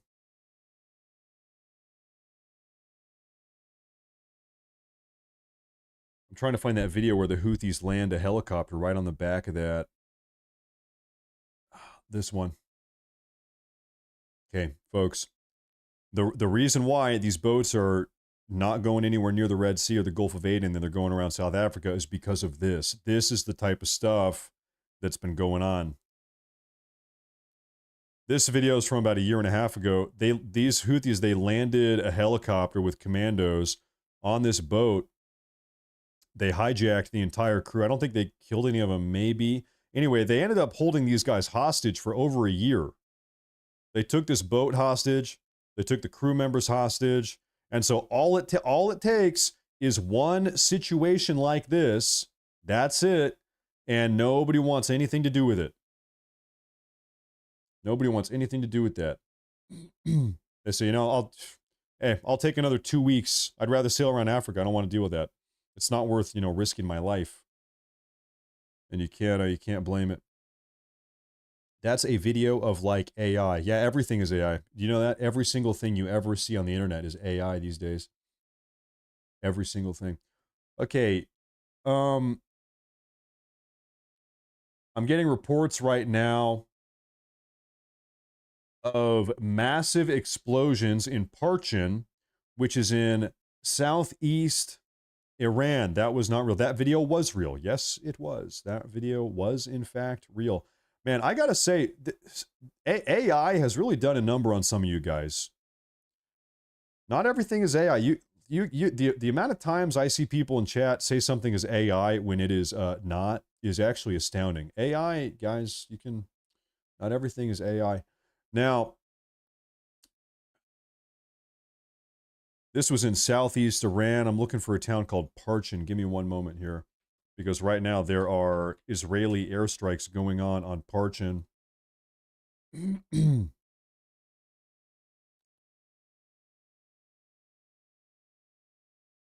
Oh, it's not southeast Iran. It's southeast Tehran is where it is. This is so folks. This is Tehran here, and this is Parchin.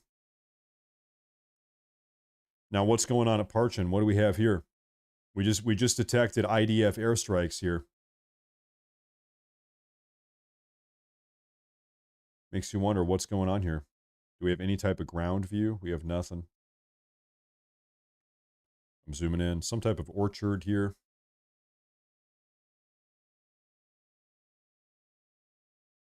And so, you know, who knows what the hell they are they're building inside these warehouses. So you could have anything in those warehouses. Also, who knows who the hell knows what these are. Anyway, they could be building combat drones. You got an iPhone alert. Is that right? Okay, folks, if that's the case, then we might have more ballistic missiles inbound. Same here. Give me a 1 if you are a Jewish person in Israel and you just got an iPhone alert. Seems like we might have something going on here. Okay, we're gonna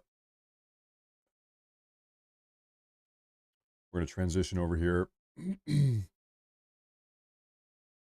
I'm going to go ahead and put this up right here. Like I said, folks, listen, every morning, reliably, every morning, this stuff is popping off. So now I'm going to have you guys keep an eye on this Tel Aviv map. And we might have alerts here popping up here pretty soon. We have Jerusalem and we have Tel Aviv. Looks like there's a plane. You see there right over the tallest tower, right in the middle. I guess it's not the tallest, but anyway, right over that tower, right in the middle of the screen, there's a bright light right over that plane, right over that building. That's got to be some airplane up there. I don't know what that is. There's something up there. Anyway,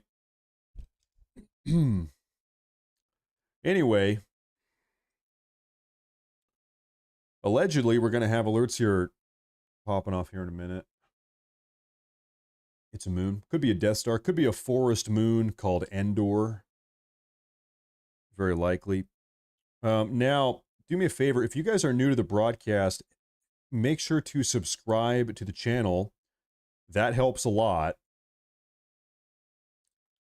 And right now, I'm wondering if my wife could make me a cup of coffee. My wife is so beautiful, man. What a great woman. She's just the best. And maybe she could make me a cup of coffee too. That would just be something else. Guess there's only one way to know. Maybe we'll find out here pretty soon.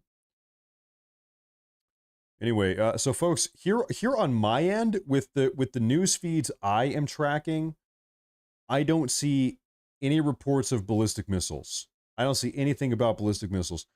But I had people in the live chat saying that they are getting alerts on their phones. Is this an iPhone app that I can download? Can somebody tell me what is the name of this app that you guys are using? Because if you tell me, I'll see if I can download it. You know, I'm not in Israel, but maybe I can get it anyway. And then I can get these updates. That might help a little bit with the broadcast. Maybe that helps. Let's see if I can get that name. It's called AWACS. Okay. Where's the app store? Oh, it's called Homefront. Homefront. Okay. Okay. Homefront command. Did I just see something happen? No, I haven't seen anything. Israel Homefront command. Now, you know, listen, I don't want to be rude, but I feel like I do need to ask. If I download the app, this Israel Homefront app, is that going to give Mossad the ability to blow up my phone? Because I don't want that to happen. So maybe I'm not going to download the app. What if they have a website, Israel Homefront command? Can I check that? Maybe they have a website. Israel Homefront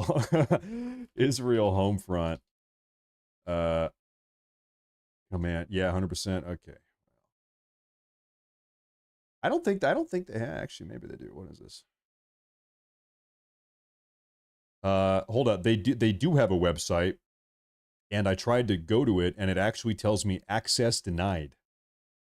You don't have access to go to oref.org.il. I can't even go to the website. Presumably because I don't have an Israeli IP address, I can't even visit the website. That's wild. That is wild. Well, now I'm curious. Now I got to know. Can I get the app? Now I really want to know if they're going to let me get the app. I will risk the bomb. Whatever. I'm risking it. Okay. By the way, Grandpa Barney, I got an iPhone alert that Oregon has happy mushrooms. Oh, Oregon has happy mushrooms. We do have a good mushroom scene up here. And when I say that, I don't mean the psychedelic ones. I'm just talking about actual edible mushrooms. Approved terms and conditions. Yep. I'm going to download the app. Approve and continue. Yep. Allow. You can do that.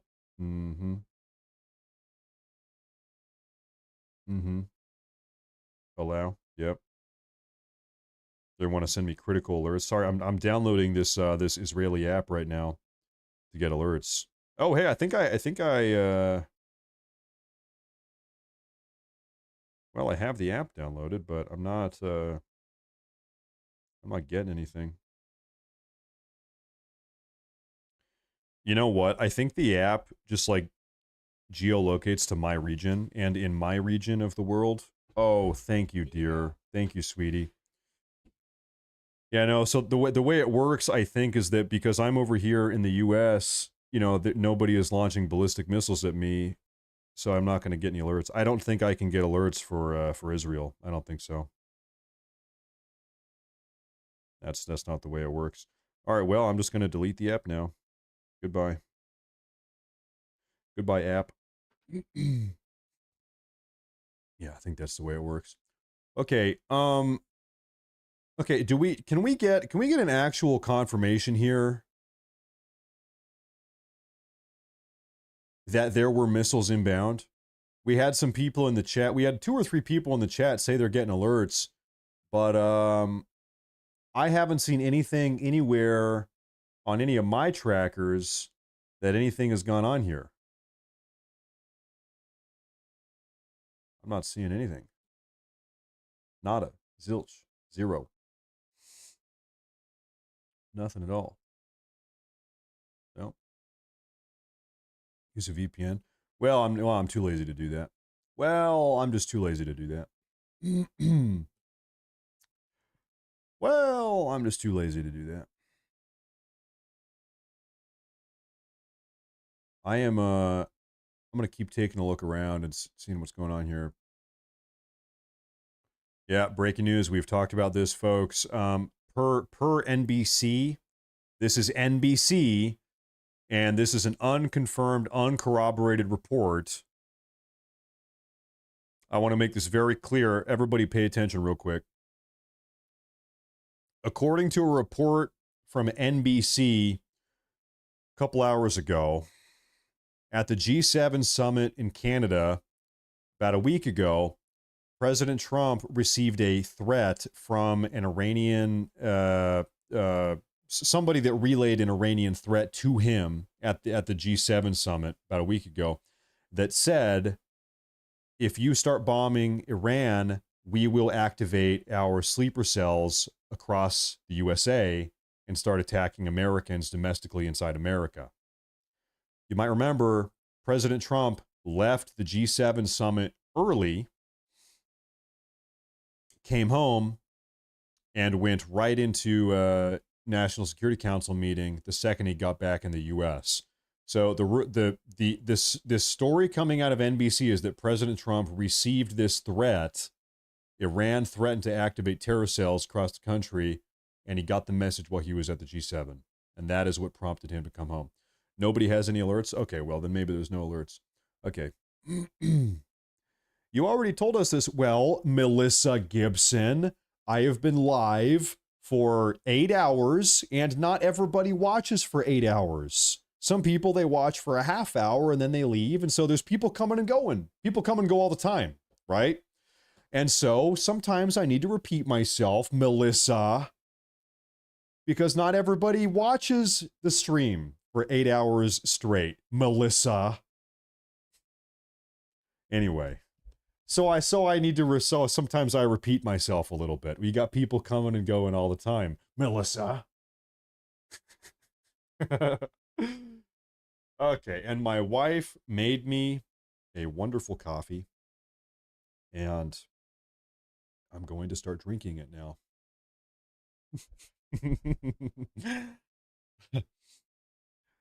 Okay. Well, I'll tell you what, if there are any alerts right now, we're going to be ready to see them. But I just, right now, once again, we are back to a state of total silence. We have nothing coming out of the Iranian propaganda media. We have nothing coming out of America. We have nothing coming out of Israel. Nothing. We have nothing. Wir haben nichts. We have nothing is what we have. So I'm looking around. We're going to keep on looking because I do think any minute, I think, sunrise, you can actually see the sun is starting to rise a little bit in Tel Aviv. It's getting a little bit brighter. Keep an eye on that. Now, we're looking around.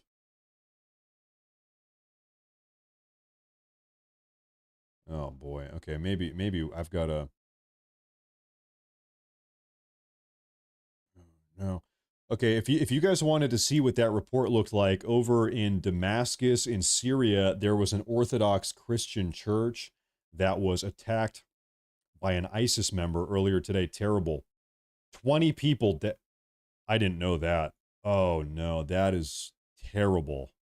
By the way, Grandpa Barney, happy mushrooms from Oregon will make you repeat yourself many times. Hey, I appreciate the super chats, Grandpa Barney. Thank you very much. Thank you. I'm happy you're tuning in. Thank you very much. Need to turn my my headset on here. Okay, real quick, let's take a look at this Damascus report. We saw this earlier, but I'm going to play it again here. People were killed and dozens injured when a suicide bomber blew himself up at a Greek Orthodox church in Syria's capital Damascus on Sunday. That's according to local health authorities and just people trying to go to church on a Sunday morning. 20 people dead, numerous injured. Security sources. Syria's interior ministry said the suicide bomber was a member of Islamic State. ISIS. He entered the Mar Elias church, opened fire, and detonated his explosive vest. A security source said 2 men were involved in the attack, including the one who blew himself up.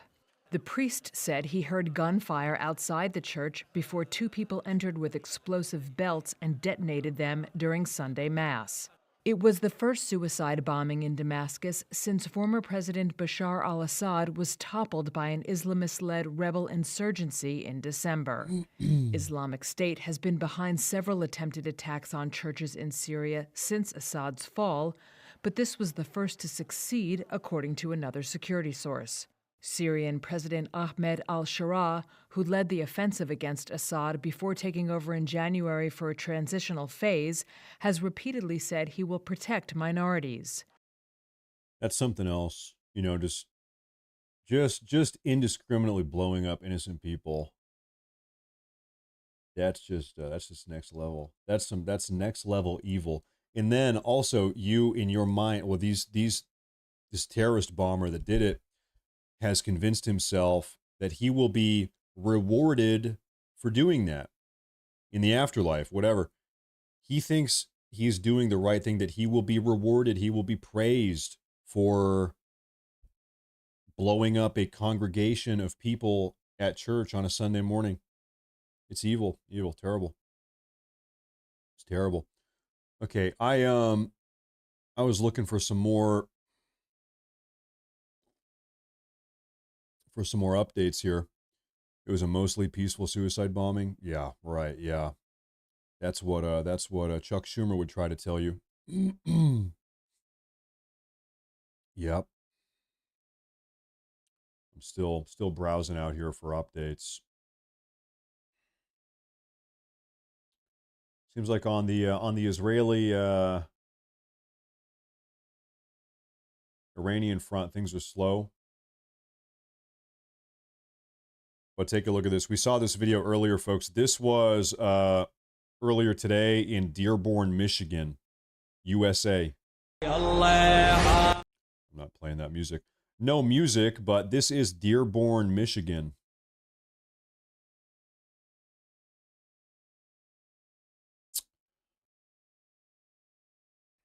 They're out there. They are out there.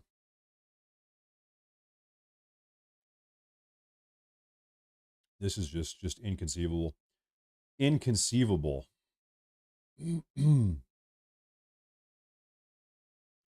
hard to believe. It's like, you know, in my neck of the woods, we have different problems. I don't have this in my part of the country, but this is just mind-blowing.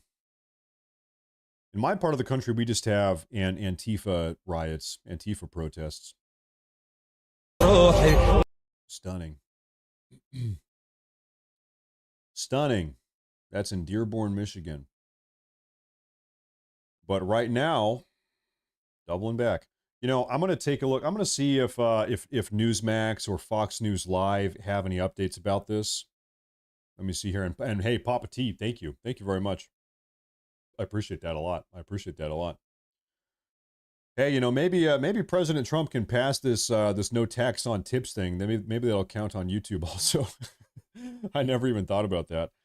I was going to look up Newsmax. Maybe they're talking about something going on here. Let me see what they've got going on. No. Nothing going on there.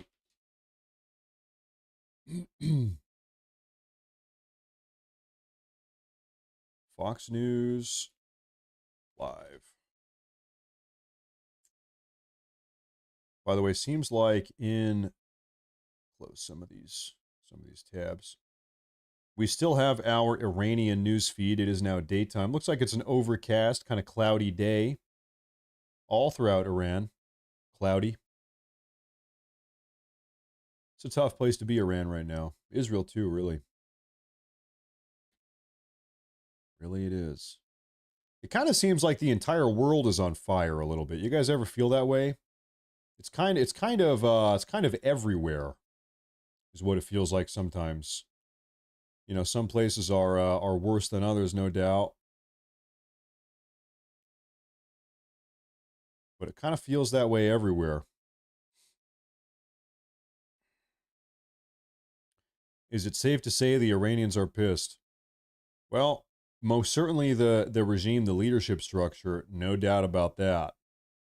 Now, as for everyday average Iranians, I don't know. I don't really know what the overall consensus is amongst just like your average Iranian person. I don't know. I think that's hard to say. China summit. I think China is a little bit scared right now too, because China gets, when you look at China's entire energy consumption every year, and this is counting natural gas, petroleum, everything. This is counting coal, wind, solar.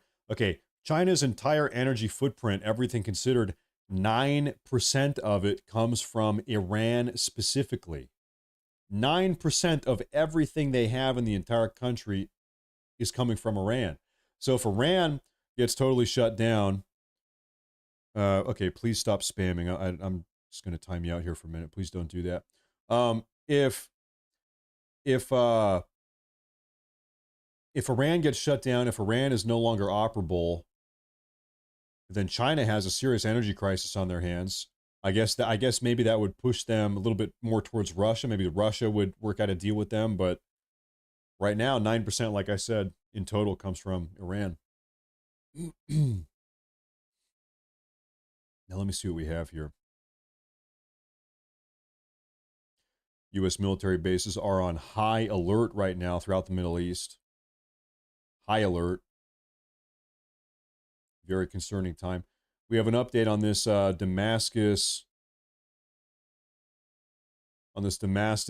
Damascus terrorist attack. We have a Fox News alert. According to reports from The Guardian, an ISIS suicide bomber has killed at least 22 people and injured 63 more after detonating an explosive vest at a Christian church in Damascus, Syria. Fox News has not yet confirmed the full elements of this report. The alleged attacker opened fire inside a Greek Orthodox church before setting off a bomb. According to the report, eyewitnesses also saw a second gunman fire at the worshipers, but he did not blow himself up. This is the first suicide bombing in the country since the overthrow of former Syrian President Bashar al-Assad. Now, of course, at this point in time, we don't know exactly what this individual had in what his motive was, or if it's tied to the American bombing or not. But this is the sort of thing that is creating tension, global tension all around the world in the wake of the U.S. Attacks on these nuclear sites specifically. Yeah, you'll remember about a decade ago, the Obama State Department actually declared there was an official genocide going on against Christians in Iraq and Syria, and it was a result of ISIS marching their way across those two countries. And now you're seeing this report about an ISIS suicide bomber on a Sunday blowing themselves up in a church. Absolutely horrific, but goes back to this ideology of Islamic supremacy. And it still does exist in many corners of the Middle East. And President Trump took great measures to go after ISIS during his first term. And it's still something they're having to deal with.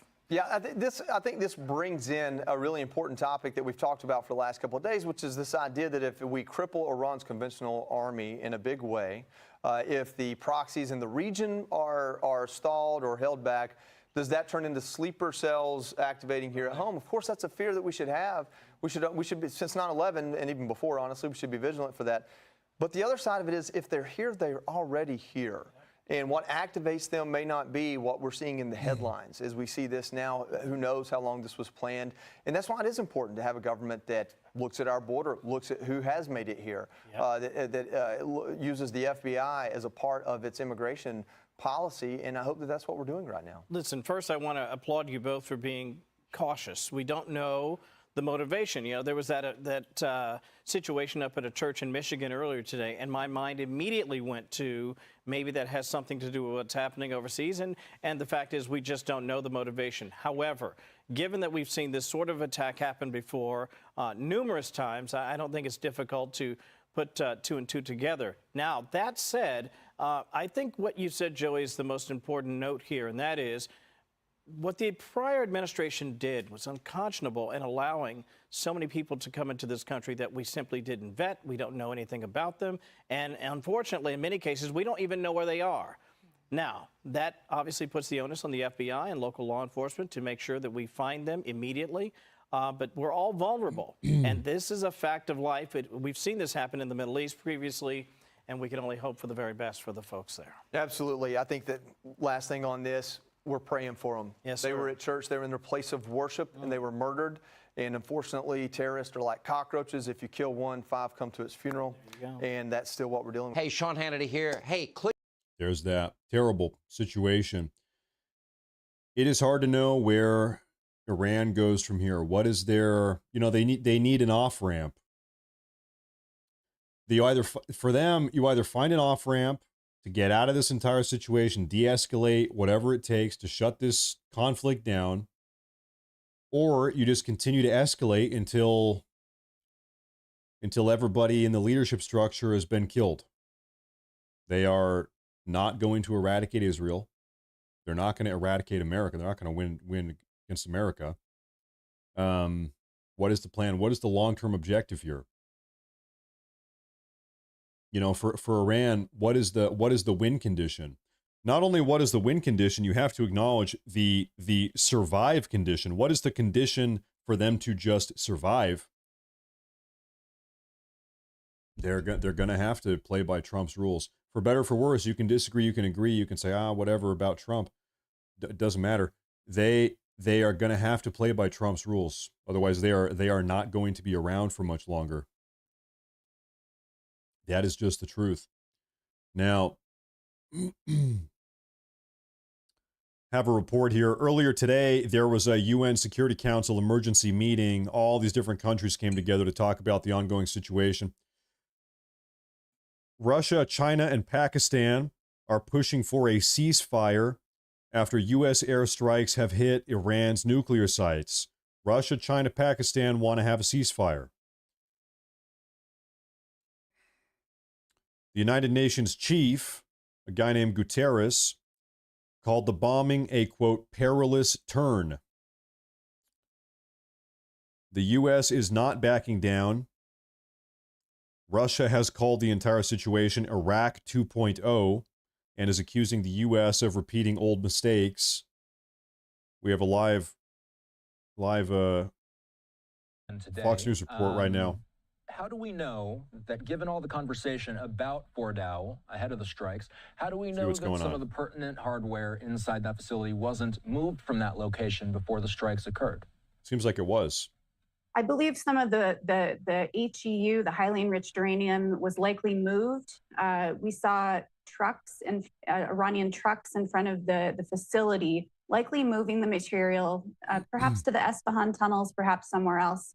We know that they had made around 9 to 10 nuclear weapons worth, but there was pretty good assurance that that was in the Esfahan tunnels.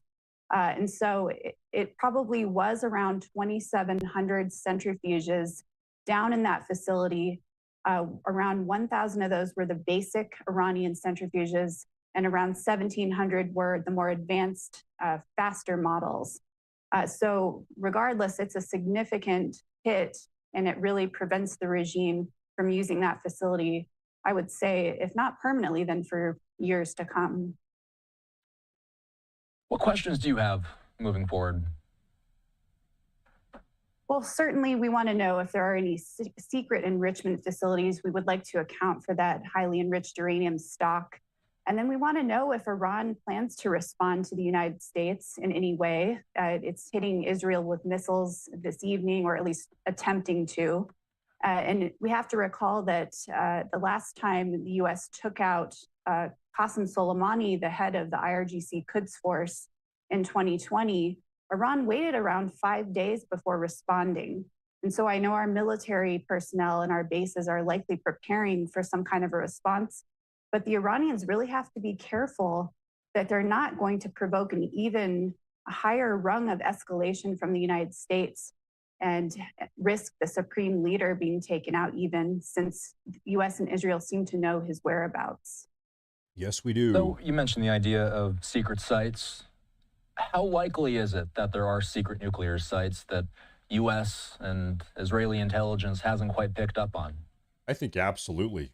Look, it's always a possibility, but I think the U.S. and Israel, especially Israel, has penetrated Iran so significantly that they have reasonable assurance that they got a lot of the ones that would be in the play. Ayatollah has been penetrated. Conversion, enrichment, centrifuge production, and then the weaponization capabilities. So I think we don't need to be extremely concerned about a breakout to nuclear weapons, at least in the months and possibly even the years ahead, with this significant step by the U.S. So I saw you post about 5 hours ago on Twitter that the IAEA's initial assessment from the U.S. strikes, Agency Director General, gave this. They said this. The organization can deploy nuclear safety and security experts to Iran, in addition to our safeguards inspectors, wherever they are needed. My question is, how much does the state of Iran typically cooperate with an organization like the IAEA? It's a great question, and whether the IAEA is in fact going to be let back into Iran remains a big question mark. And they were at least accounting for the nuclear material in Iran. That's why we have such good indication of where the centrifuges and the enriched uranium was to begin with. The Iran did not cooperate very well with the IAEA as far as its nuclear weapons activities. Shout out Mullen Wiley. And by some estimates, at least Israel's and the one that the White House adopted, that put them around 2 weeks from being able to assemble a nuclear device. You know, some estimates were longer, up to. Okay, I see this question here. I'm going to take some comments from the chat. What if Iran only retaliates against Israel? This is the reality. If Iran is somehow able to flip this situation back on Israel and just start battering the living hell out of them, we are going to get involved. we can say that we're done bombing Iran. Listen, let's put it this way, okay? Right now, all President Trump wants from Iran is for them to shut down their nuclear enrichment program. Let's say they did that. Let's say they completely did that, and we know they did. Let's say they even allowed foreign inspectors in the country, but they also kept on firing ballistic missiles at Israel. And let's say in this hypothetical, they also started really doing a lot of damage to Israel. We're not going to let them do that. We're not. We can say we're done. Trump is not going to stand by. Let's say Israel were to start losing. Let's say Israel was at risk, right? Trump is not going to let that happen. If Israel is ever at risk of losing or facing defeat or taking a little bit too much damage, getting battered up a little bit too much, then Trump, no doubt, he would get further involved. That's what I think. I mean, yeah, because in this hypothetical, Iran would be using conventional weapons to dominate Israel, not nuclear, no nuclear weapons or anything, nothing. They don't even have enrichment in this hypothetical. But if they started using conventional weapons, Trump would get involved. You know, let's go all out with it. Total hypothetical. Let's say Iran, they've got 92 million people in the country. Let's say Iran launched a full-out ground invasion. They've got 5 million boots on the ground. They are marching across Iraq, across Jordan, full deployment, all the way into Israel, all the way in. But no nuclear weapons, no nuclear. Would Trump let that happen? No, Trump would not let that happen. No way. So all of these absurd hypotheticals are to say, there is a 0% chance that Israel loses this fight. Israel is not going to lose this fight because America will not let them lose that fight. Israel does have the unconditional support of President Trump. I think it's pretty fair to say that. They're not going to lose.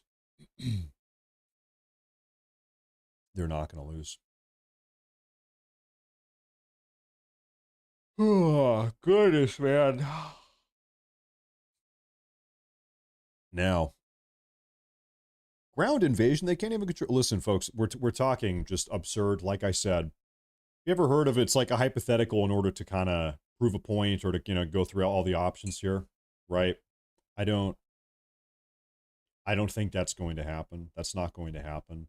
But this is an example to kind of get a point across, right? That's kind of what I was trying to do. We have a little bit of an update here, ladies and gentlemen. Prince Reza Pahlavi, the son of the former Shah of Persia, you guys have seen him, has announced that he's going to host a press conference on Monday at 7 a.m. Eastern,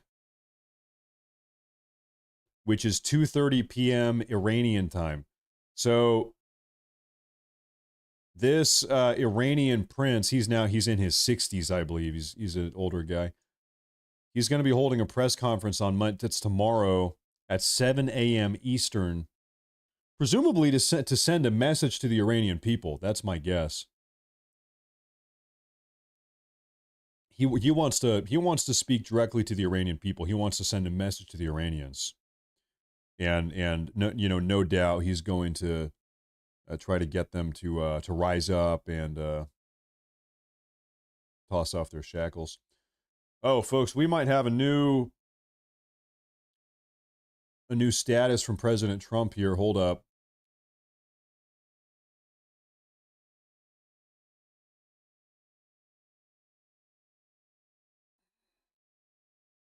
Yeah, maybe I have something to show you guys. This is posted by President Trump 17 minutes ago. President Trump said, monumental damage was done to all nuclear sites in Iran, as shown by satellite images. Obliteration is an accurate term. The white structure shown is deeply embedded in the rock, with even its roof well below ground level. and completely shielded from flame. The biggest damage took place far below the ground level. Bullseye is what Trump said. That is what Trump said. Bullseye. The majority of the damage is underground. I mean, that we were talking about that earlier today. These are bunker buster bombs. These bombs are not supposed to blow up anything above the ground. They're doing damage below the ground. That is what they're doing. That makes a lot of sense in my opinion. Seems to be the case. Look at that. You've got sunrise over Israel. Sunrise over Israel is happening now. And still, we keep hearing these reports that we are anticipating Iranian-backed militia group attacks on bases, U.S. bases in Iraq and Syria. That is something that is supposed to be happening. Well, I mean, I hope it doesn't happen, by the way, but that is something we need to be worried about, I suppose.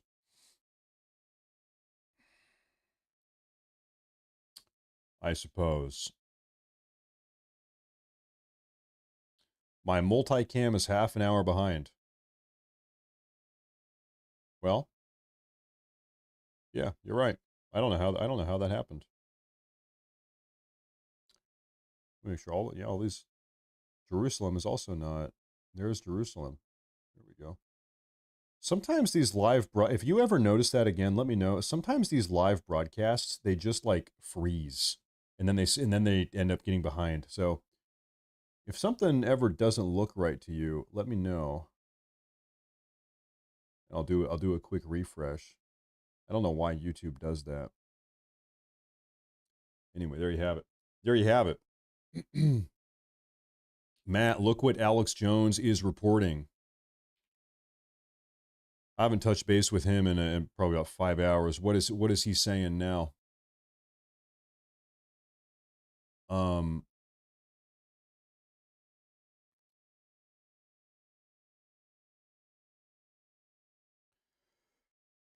I see a write-up from his recent broadcast.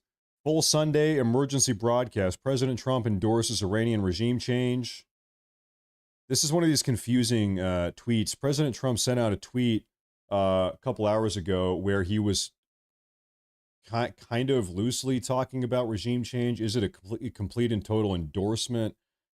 I don't know. I don't think so. It's kind of a weird tweet. In fact, before we move on, let me just give you the context here. I'm going to read it off to you. I'm kind of confused by what he said. President Trump said, and I quote, 5 hours ago, he said, "It's not politically correct to use the term regime change, but if the current Iranian regime is unable to make Iran great again, why wouldn't there be regime change? Make Iran great again." Once again, if the current Iranian regime is unable to make Iran great again, why wouldn't there be regime change? Now, does this mean, is he just kind of talking crap? Does this mean that he is signing off on forced regime change? We're going to bomb them and we're going to keep on bombing them or invade to force a regime change as we've done in the past in Iraq, Libya, Syria, Afghanistan? Or is he just saying that the current Iranian leadership structure kind of sucks and that there probably will be an uprising pretty soon? I don't like. You could take this 10 different ways. I don't know. According to Alex Jones, President Trump has endorsed Iranian regime change. I don't know if I agree with that. North Korea and Russia announce a plan to arm Iran with nukes.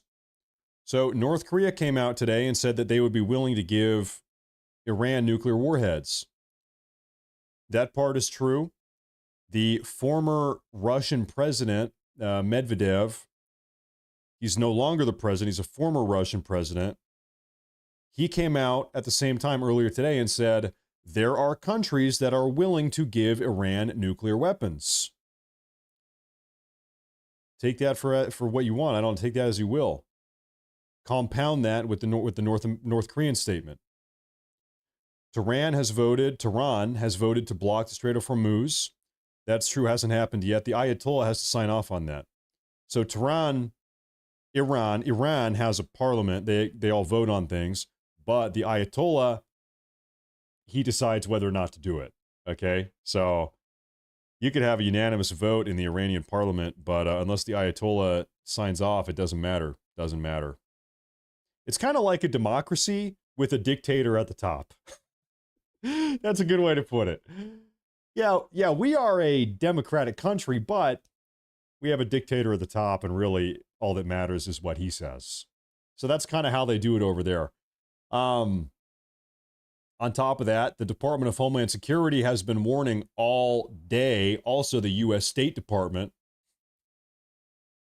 The U.S. State Department has been issuing terror watch threats. Americans, be careful abroad and domestic and in the Middle East, everywhere around the world. It's a global concern.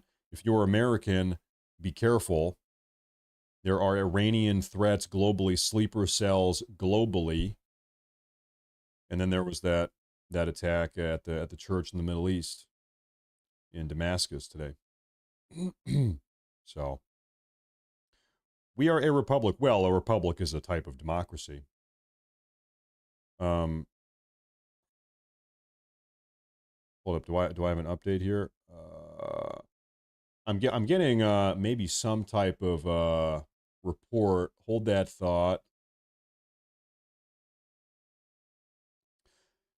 I'm trying to make sense of this here. Give me one moment. Okay, we have a couple things here. Oh, never mind. This is nothing. This is nothing. Never mind. Just chatter. Pointless chatter.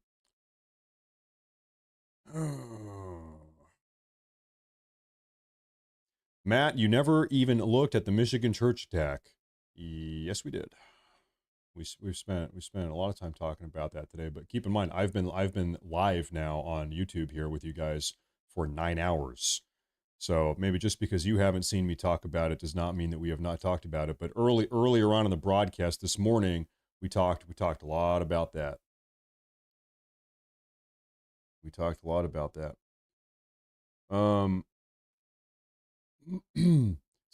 been a long day. There's a lot of news. It's been a long day. You should also look into Erbil Air Base. I was there last year, and we shot down 20 drones and missiles. Yeah, let me take a look here. Let me see here.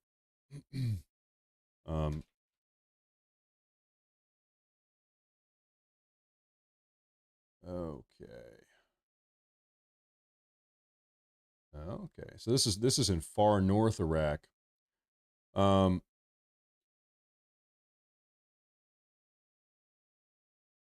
It's just right out. Well, this is Erbil International Airport. Give me one moment.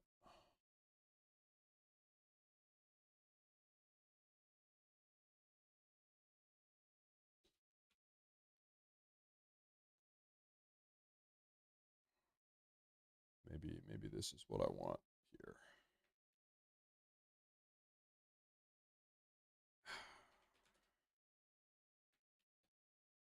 I'm telling you, man, I feel like Google is getting worse over time. Is anybody else getting fed up with Google? I'm telling you, Google, every year, like as a product, Google is becoming worse and worse and worse. Google has become such a pain in the ass to use. There's all this AI that is not, it's like they've incorporated AI, but their AI is worse than everybody else's AI. The first 5 results on every single Google search, it's a bunch of advertisements. The first 5 or 10 things, it's advertisement. It's getting ridiculous. Google sucks these days. Anyway, that's enough complaining. Just kidding. To be honest, I probably will complain at some point. I'm not done complaining. Anyway, this is Erbil Air Base out here. I believe this is it. So you guys have just this is a massive perimeter fence. They've got this thing fenced in. Look at that. Yep. Defensive fortifications. This looks like a shooting range out here, or maybe not. This either looks like a shooting range, or this looks like a place where you would store gravel or dirt or something. Although, nah, it's got to be shooting. It's got to be for shooting. Anyway, this is the Air Force Base. Yeah, there it is. Up here in the Kurdish region. Yeah. Northern Iraq.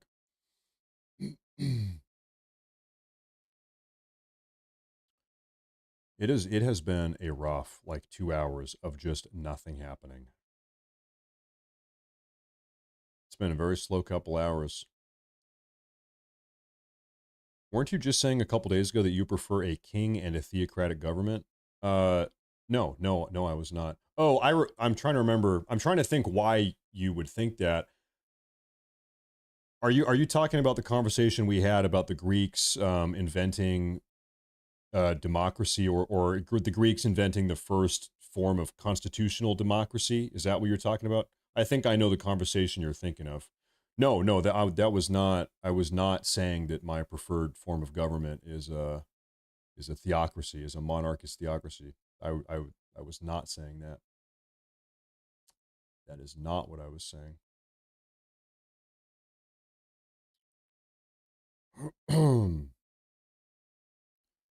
It's getting real slow. Do a little dance for us, Matt, while we wait for the action. I don't dance. Don't do it. Can't do it. No, that's all. I can do it. I can do it, but I won't do it. I can do it, but I won't do it. Dual citizens should be barred from holding public office. It is a conflict of interest. They don't need to lobby their own. I agree. I think if you are a dual citizen, a dual national, you should not be able to hold any type of elected office in this country. And by the way, I say that as a father of 2 children that are dual nationals. Both my kids are American German citizens. They have both. And so what I would even tell my own child is, hey, listen, son, daughter, listen. If you want to have any elected office in this country, you need to forfeit your German citizenship. And you can forfeit it. You can get rid of it. You give it up.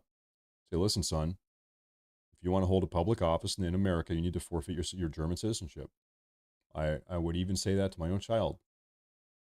I think that just makes a lot of sense. In fact, this was foreign loyalty to foreign governments was a very, very big concern to the founding stock Americans, to the first generation of Americans.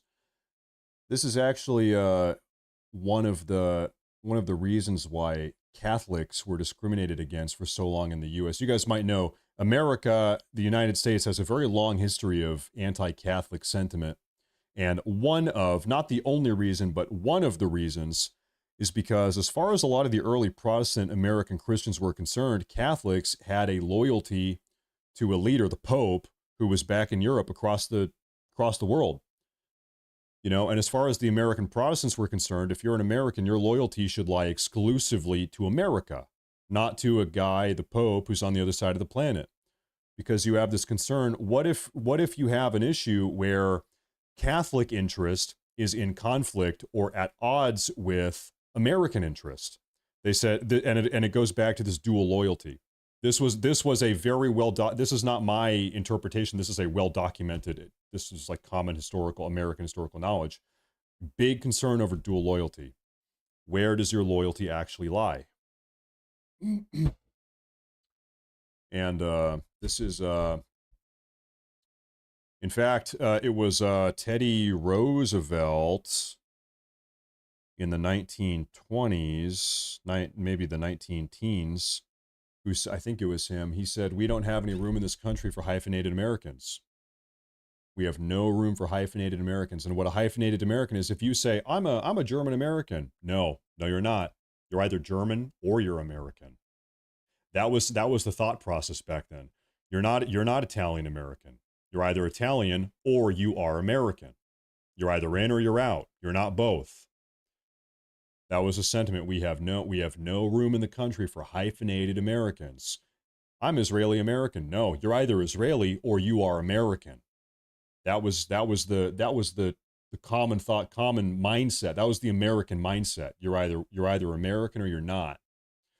Whatever country. I'm a Japanese American. No, you're either Japanese or you are American. All in or all out.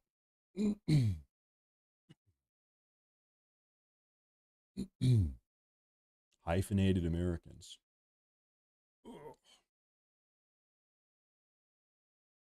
Now we're pretty much nothing but hyphenated Americans. I mean, now we have freaking illegal invaders marching through our streets waving Mexican flags.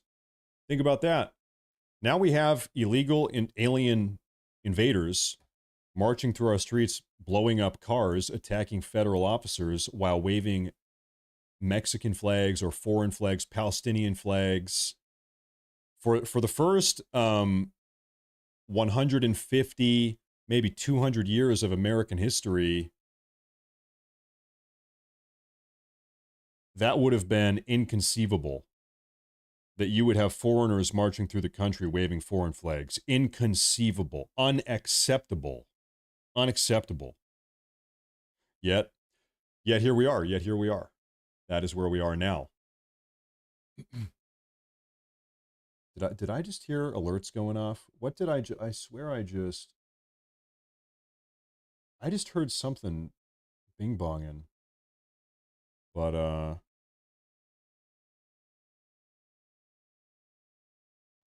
no, nothing. I'm not sure what that noise was that I heard. Not sure.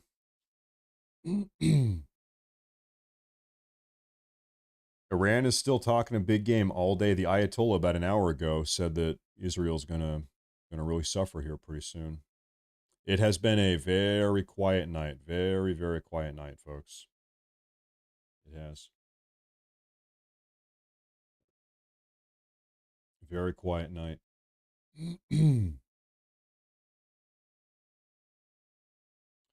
Breaking news, CNN. Where do you... Hold up, let me see this.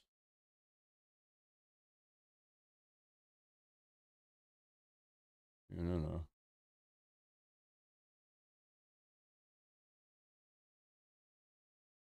I'm trying to find that thing that you posted, but we might have breaking news out of CNN. I don't see that. If you're on Twitter, could you tag me with this CNN story you were talking about? If it is real. Sometimes we've got fake news in the chat. I'm getting trolled. Yeah, I'm probably getting trolled.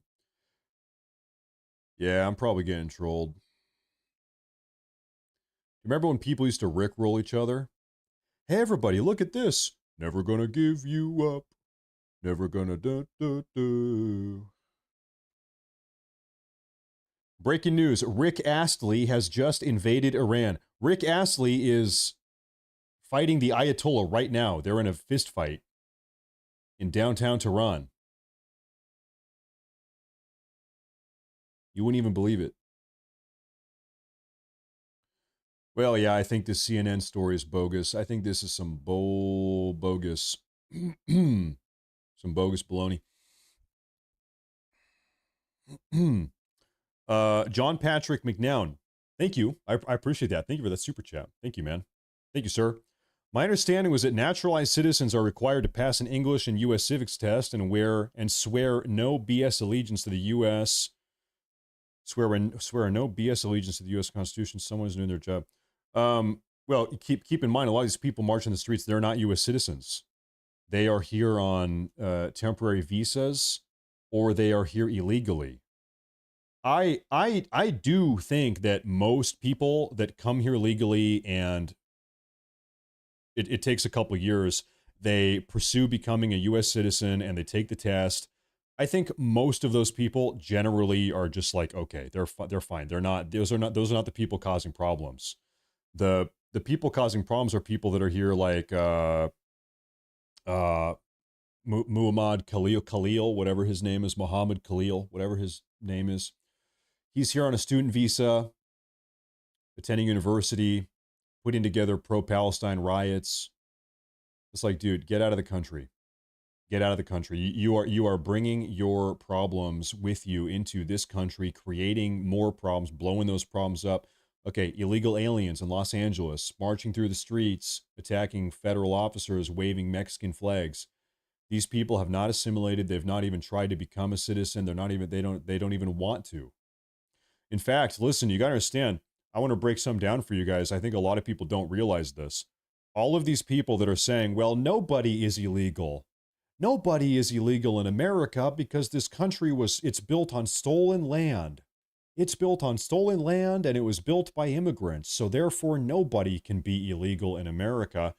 You need to understand what is the fundamental idea behind that message. The fundamental idea behind that message is that America doesn't have a right to exist as a country. Seriously, really think about what that message is. Nobody is illegal. America was built on stolen land, and the people that built it are immigrants, just like all these other immigrants coming in from Africa. And anyway, and so effectively the argument is America does not have a right to exist as a sovereign country. America does not have a right to control its borders, to control its immigration. And the only thing America can do is invite everybody from around the entire world into the country. It shouldn't even be a country. That is the foundational argument. They don't even acknowledge that this is a nation or a country. And so you really need to understand just how anti-American this rhetoric is. Because if you press them, that's what they believe, that America does not have even a right to exist. With these people, it's not a disagreement over policy. It's not a disagreement over how we should secure the border, or there's not a policy agreement here. They disagree that we even have a country. They don't even think that America has a right to exist as a nation. That is the disagreement. You can't build anything on that. Chris Condren, thank you very much. That's a massive super chat. #1 Japanese American streamer. Appreciate the all-day live streams, Matt. Don't burn yourself out. God bless you and your family. God bless the beautiful souls in the chat. That's a great super chat. Thank you very much. I appreciate that a lot. I appreciate that a lot. You know, you don't have to worry about me burning out. I've said a couple times, but I'm a veteran streamer. Oh, wait.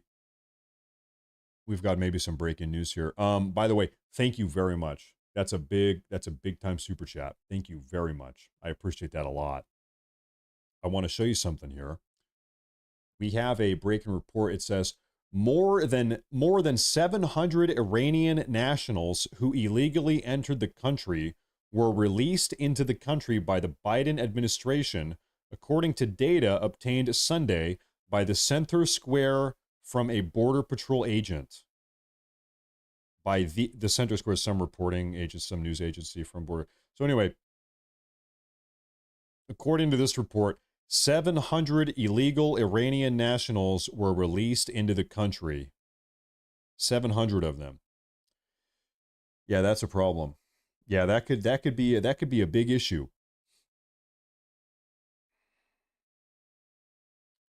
That could be a big time issue.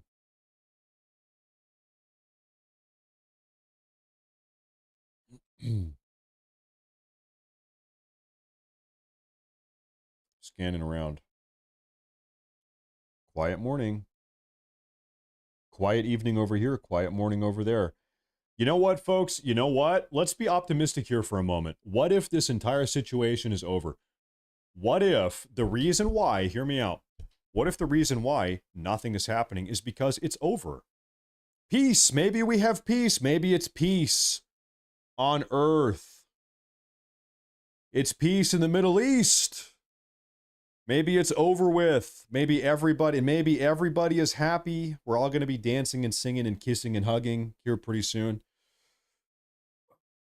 Beautiful peace on earth. Maybe that's going to be the case.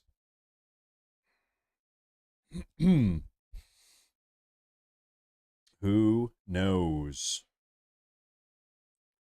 Who knows?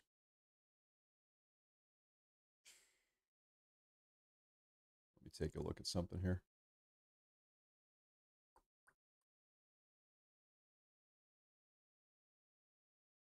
Uh-huh. Uh-huh.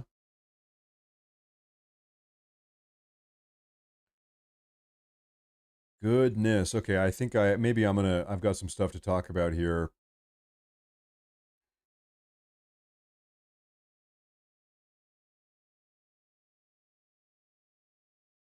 In the past hour, Israeli forces have arrested a senior member of the Fatah and director of the Resistance Committee somewhere. I think this is in Iraq. They've arrested a senior member of Hamas.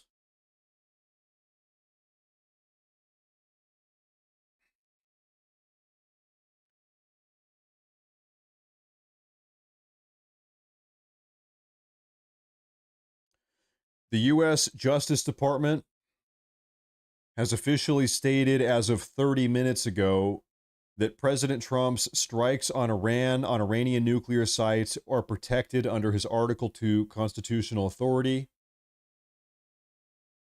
However, the Justice Department official further clarified if the conflict persists or expands significantly, Trump may need congressional approval for further military actions. If this expands, or I think the timeline for the War Powers Act, I think the timeline is 60 days. If anything expands beyond targeted strikes or a 60-day window, he's going to need congressional approval, I think is how that works.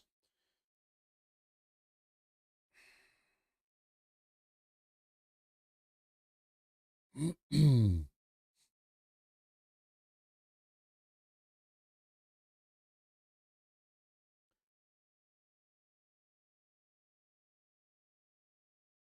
taking a look at something here. Let me see. I'll pull this up. No, thank you all. Thank you all very much for tuning in today. It's been a wild day. It really has. It really has. We've got something to talk about here. Let me take a look. The White House released a photo earlier today showing Director of National Intelligence Tulsi Gabbard and CIA Director John Ratcliffe in the Situation Room with President Trump and other senior officials during last night's strikes during Iranian nuclear facilities.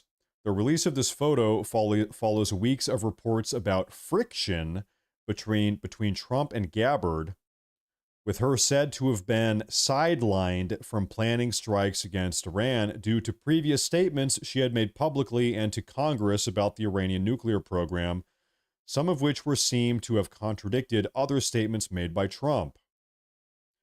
This was made even stranger when none of the initial photos released of the Situation Room during the strike operation showed Director of National Intelligence Tulsi Gabbard with rumors that she wasn't invited to the Situation Room. Though later reports would confirm that she was in the Situation Room with the president. There has most certainly been an ongoing concerted effort to try to drive a wedge between Trump and Gabbard. No doubt. Somebody's trying to push Tulsi Gabbard out.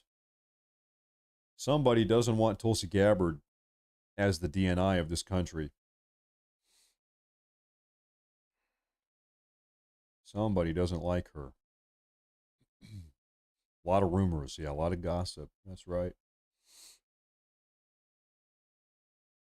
Folks, here's what I know is going to happen, because this has happened quite literally the last 3 days in a row. If I end my broadcast, I guarantee you, within 20 minutes, Iran is going to launch a massive attack, a massive ballistic missile attack against Israel. This has happened 3 days in a row. I end my broadcast. It's morning in Israel and Iran. Seems like nothing is happening. I go offline. 20 minutes later, within 20 minutes, there's a massive ballistic missile attack. This has happened 3 days in a row now. So I'm like you. I'm like, okay, hello, is any update, anything at all? I'm kind of like you guys right now. What's going on? What's going on? I know what's going on. That's the question. What is going on right now? Yeah, it normally is around right now. It generally happens around now. This is when it happens. Although it could be the case that Iran is just totally neutered. And what I mean by that is it seems like their capacity to fire off these massive ballistic missile barrages, they're having a tough time doing that. They're having a very tough time doing that. And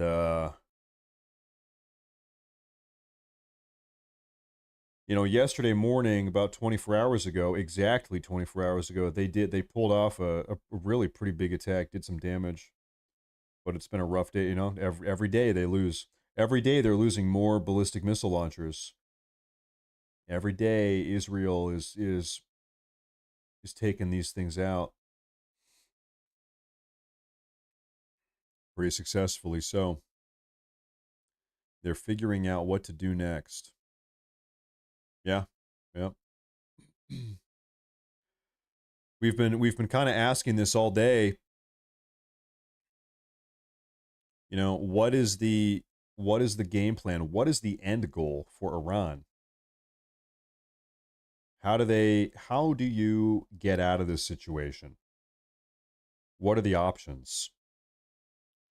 You are not going to blow up Israel. You're not going to take out Israel unless they can somehow pull off a nuke, unless they can actually put together a nuke, scrape together a nuke. They just had three. Well, no, more than they've had almost all of their nuclear facilities blown up, air raided, bunker bombed. They have lost almost their entire nuclear apparatus. So I doubt if they don't have a nuclear warhead now, a fully functional nuclear weapon now, they're not going to get one. They're not going to make one, given how much they've lost over the last week. Now, maybe they do have one now. Maybe they do. Maybe they scraped one together 5 days ago, and they're looking to use it. I don't know. You do have to wonder, why have they not surrendered? They are just going to keep on losing everything. It could be a matter of days before the Ayatollah himself is dead. Israel seems interested in taking him out. Seems to be the case. Trump, I don't think, cares about that, maybe.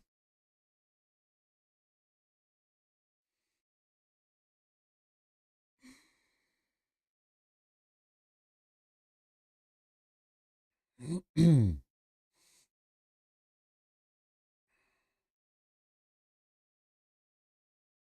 hard to tell. It's hard to tell. Look at the ICE agents getting hurt in Portland. Is there ICE stuff going on in Portland right now? I'll take a look right now on a Sunday night.